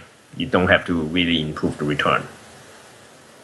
Sure. Okay. Yeah, that's a really great point. And while we're on the subject of backtesting, I mean, let's just dive into it. So, what are some of the major pitfalls traders can experience when backtesting? Well, one of the major pitfalls is data snooping bias, as we ourselves have experienced in the early days many times. The model is just simply too complicated, and so it just fit the historical data very well, but it has no predictive power. That's usually the main problem with backtesting.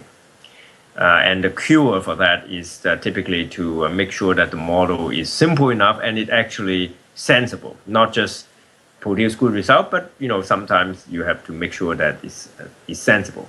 It is capturing certain market phenomenon that is perhaps well discussed elsewhere, so that it sort of increase the confidence that the model is picking up the signal, not the noise.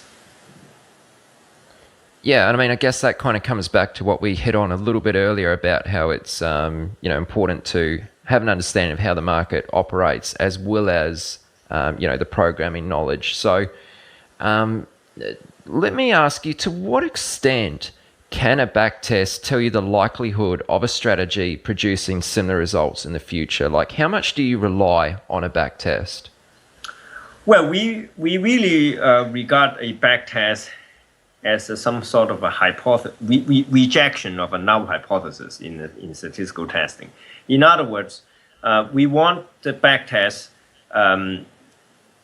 to at least not produce negative results, because if it produces negative result, we pretty much reject the strategy. We don't have to spend further time and money on it.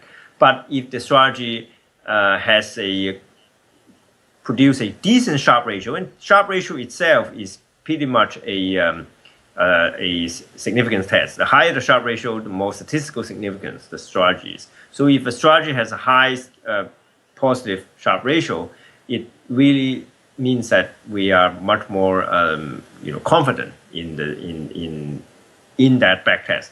Doesn't mean that it will also work in live testing, but a high Sharpe ratio backtest enables us to find out if it is overfitted very quickly in live trading.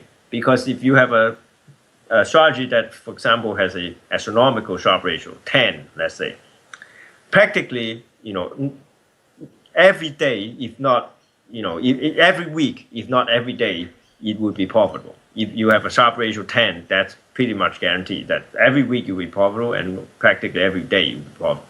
So if you run the strategy live for just 1 month, you can immediately tell whether your backtest is valid or not.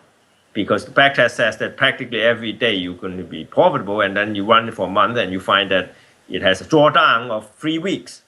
Well, that immediately tells you that your backtest is not completely realistic. What's your guide for factoring in transaction costs to your backtest? So when I say transaction costs, we're obviously referring to like slippage, commissions, and market impact, that type of thing. How do you factor that into your backtests? Well, one main source of the transaction cost is the bid-ask spread, and to realistically model that, one need to use high frequency quote data to backtest, and that's explained in one of my blog article also. Why sometimes low frequency strategy backtesting requires high frequency data, because you need the bid-ask spread in order to get the bid and ask quotes to figure out exactly what price you're going to execute at. Just having trade prices doesn't help that kind of transaction cost model. Beyond that, we have to look at the top of book quote size. A lot of the strategy, particularly high frequency strategy, that look very good on paper and particularly favored by academic researcher, you will find that it doesn't work beyond the top of book, and that because it assumes that if you are trading just 100 shares, this model indeed is very profitable. But once you intend to execute 1,000 shares or 10,000 shares, this strategy will be completely gone. It will completely fall apart, because when you have to take more than the top of book quotes and lose more money from to take the deeper into the book, the backtest will show that it won't work. So that's not only do you need the quote price, but you also need to know the quote size in some of these backtests. And then, not to mention, there are even more problematic issues such as market impact. Once you take the top of book liquidity, how fast the liquidity replenishes itself, or if you put out a limit order there that is a substantial size, is it going to affect the order book? These issues are really in the domain of high frequency trading. Even though you may not be a high frequency trader, but if let's say you're a discretionary trader and you intend to hold for at least a couple of hours this position, but if you put a order into the order book that is much larger than the typical order size, quote size, you are going to affect the order book, and you are going to have a incurring opportunity cost. You're going to affect things, and that kind of modeling nowadays being conducted a lot of times by high frequency trading research, and there are a lot of very complicated mathematical models coming out to model that kind of process. But but that's what I'm saying. This is the kind of transaction cost that's much more difficult to deal with. Opportunity cost and the effect on the order book because of your limit order. But I don't claim that we have a grasp on it, but I understand that this is a field of active academic research. Okay, sure. So let's just do a couple more questions, and then we'll probably start to wind things down. What are some of the common misconceptions people may have around quantitative trading? Misconceptions. Okay, so here's an example. Let me ask you this: is quantitative trading just for an elite few who are math wizards, or do you honestly believe it's an angle that can be implemented by anyone willing to put in the work? I do believe that it is suitable for practically anybody who is willing to at least learn how to use an Excel spreadsheet. I have collaborated with some very successful traders before that indeed have no programming skills except programming a Excel spreadsheet.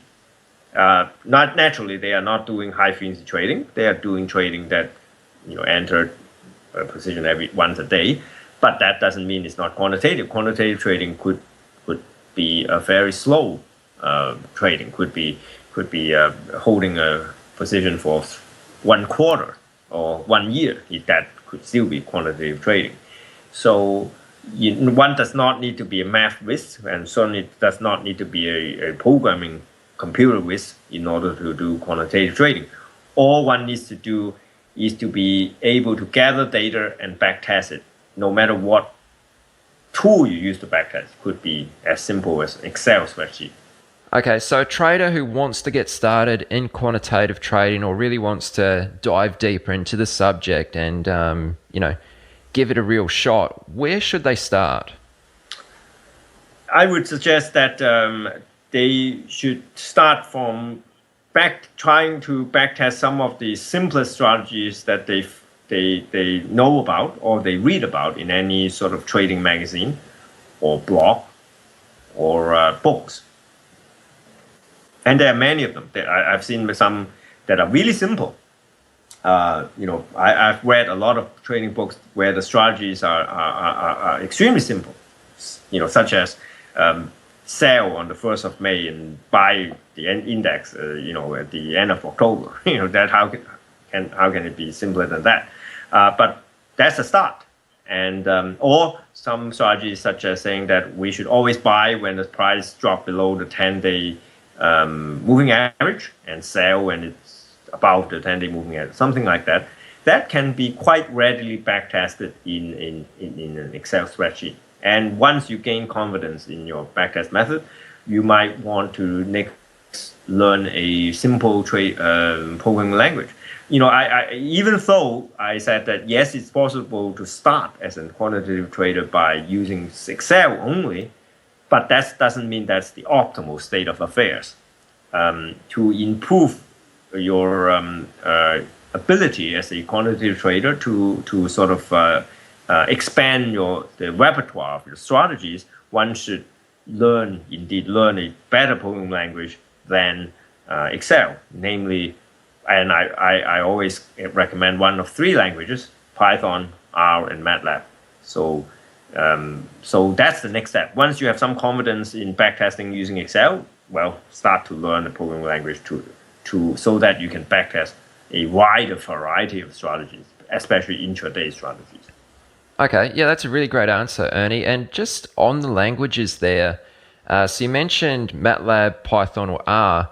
How do you feel about languages such as TradeStation's Easy language? What's the pros and cons of going in the direction of more of an open source language, even though I know you have to pay for MATLAB to use that, but Python and R are both open source languages. How do you feel about comparing those to more of a, I don't know, you could probably call it a proprietary language like TradeStation's Easy language? What are the pros and cons there?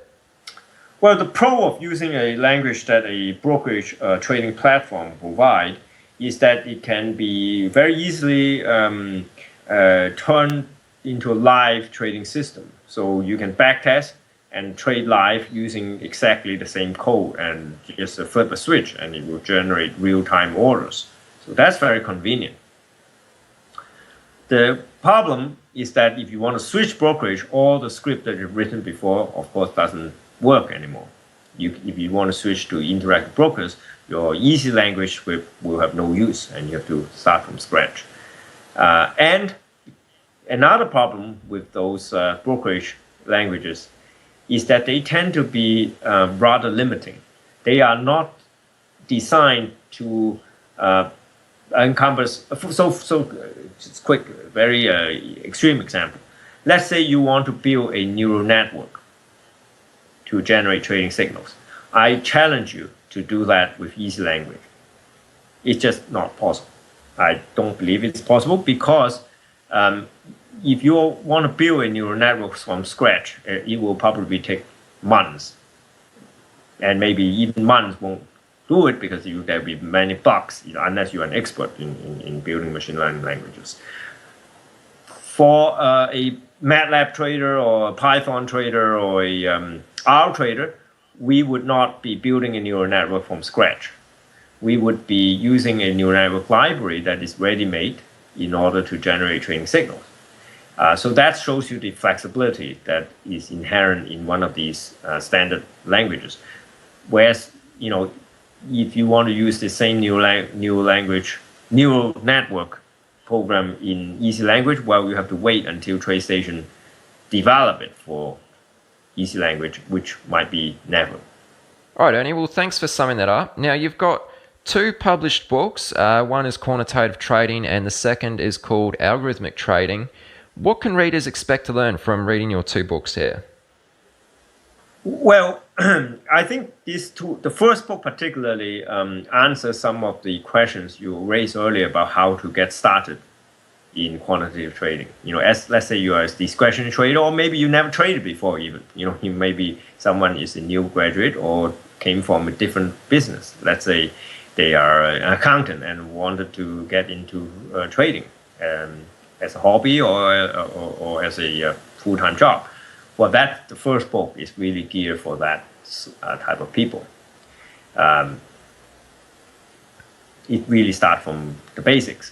The second book is more of a more focus and perhaps go into some of the trading strategy in more depth. And some of the techniques are also more complicated. Things like Kalman filter, the vector auto-regression, vector error correction models, this sort of stuff, or maybe a bit off-putting to a complete novice in trading, but they would be useful to someone who has traded in a systematic manner for a while, but would like to learn newer techniques. So that's what the second book is about. It's really introducing something a bit more detailed and more focused and more complicated to the traders who already have been doing some quantitative trading already.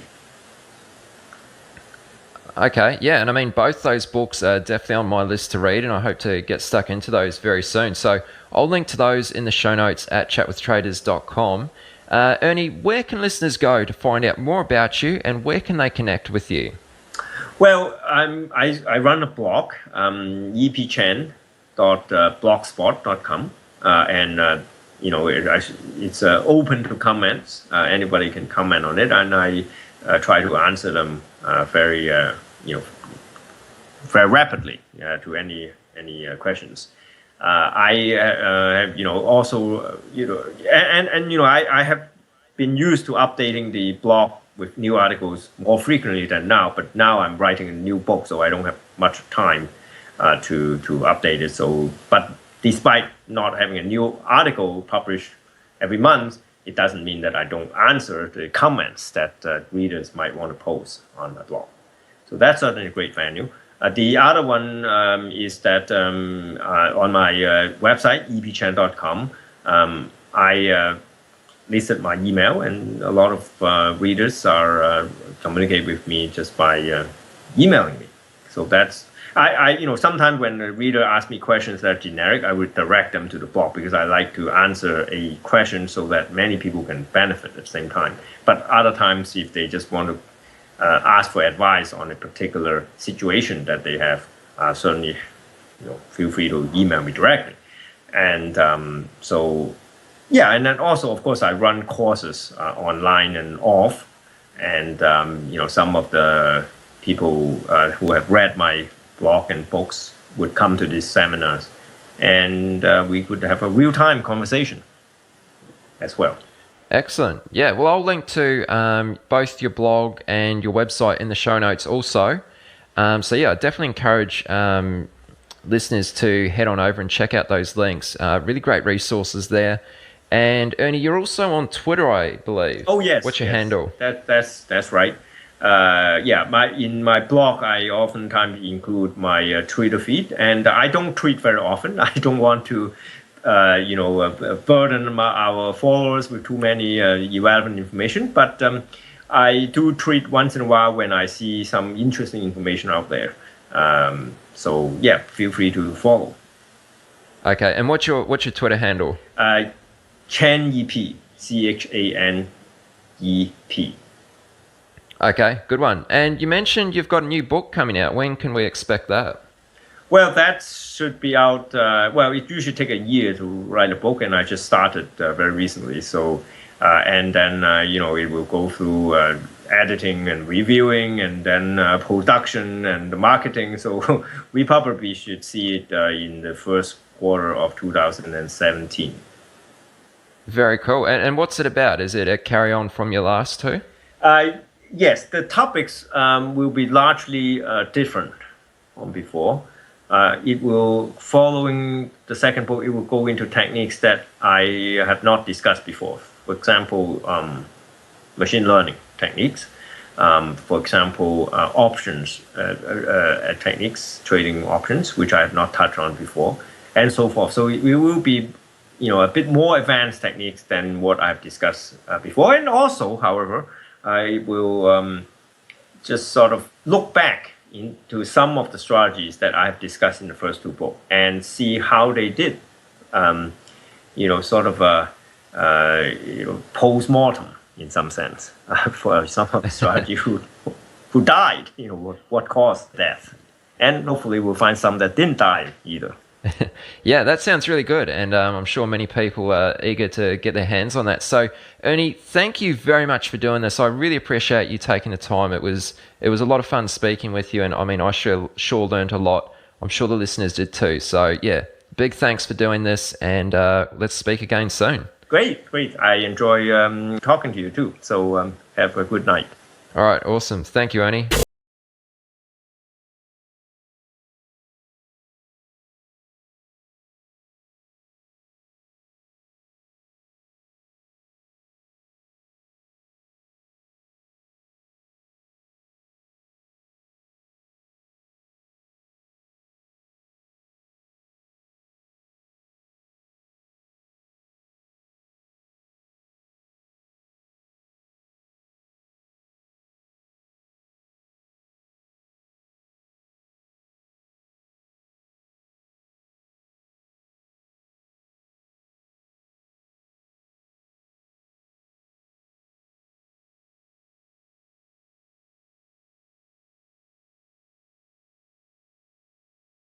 You by Trade the Pool. Did you know that every decade the market reinvents itself? Online brokers opened the doors, mobile apps made trading seamless, and commission-free trading erased barriers. Now, a new era has begun. Meet Trade the Pool, limited risk trading. And now you also have unlimited time to reach the profit target. From now on, your trading risk is capped, and your trading opportunities are limitless. Trade the Pool funds home-based stock traders with up to $200,000 in buying power. That means you can trade larger positions and scale your strategies without risking your own savings. It's time to trade with more capital, making it truly worth your time and effort. Ready to trade the pool? Click the link in the description and join the stock trading revolution today. Are you ready to get serious about trading? Then join Tasty Trade, Investopedia's best platform for options trading in 2026. Stocks, options, futures, and more. Tasty Trade has everything you trade all in one platform. Get low commissions, including 0 commissions on stocks, so you can keep more of what you earn. Trade smarter with advanced charting tools, a pre-built strategy selector, risk analysis tools, and more features. Visit tastytrade.com/chat for more information. Tasty Trade Inc. is a registered broker-dealer and member of FINRA, NFA, and SIPC. The biggest secret of the best traders in the world is that they're just like everyone else. However, they've worked hard to learn the markets and discover what works and what doesn't. But how can you hear about these journeys and get in on the strategies and tactics they use? You can do it by listening to Chat with Traders. Here's your host, Aaron Fifield.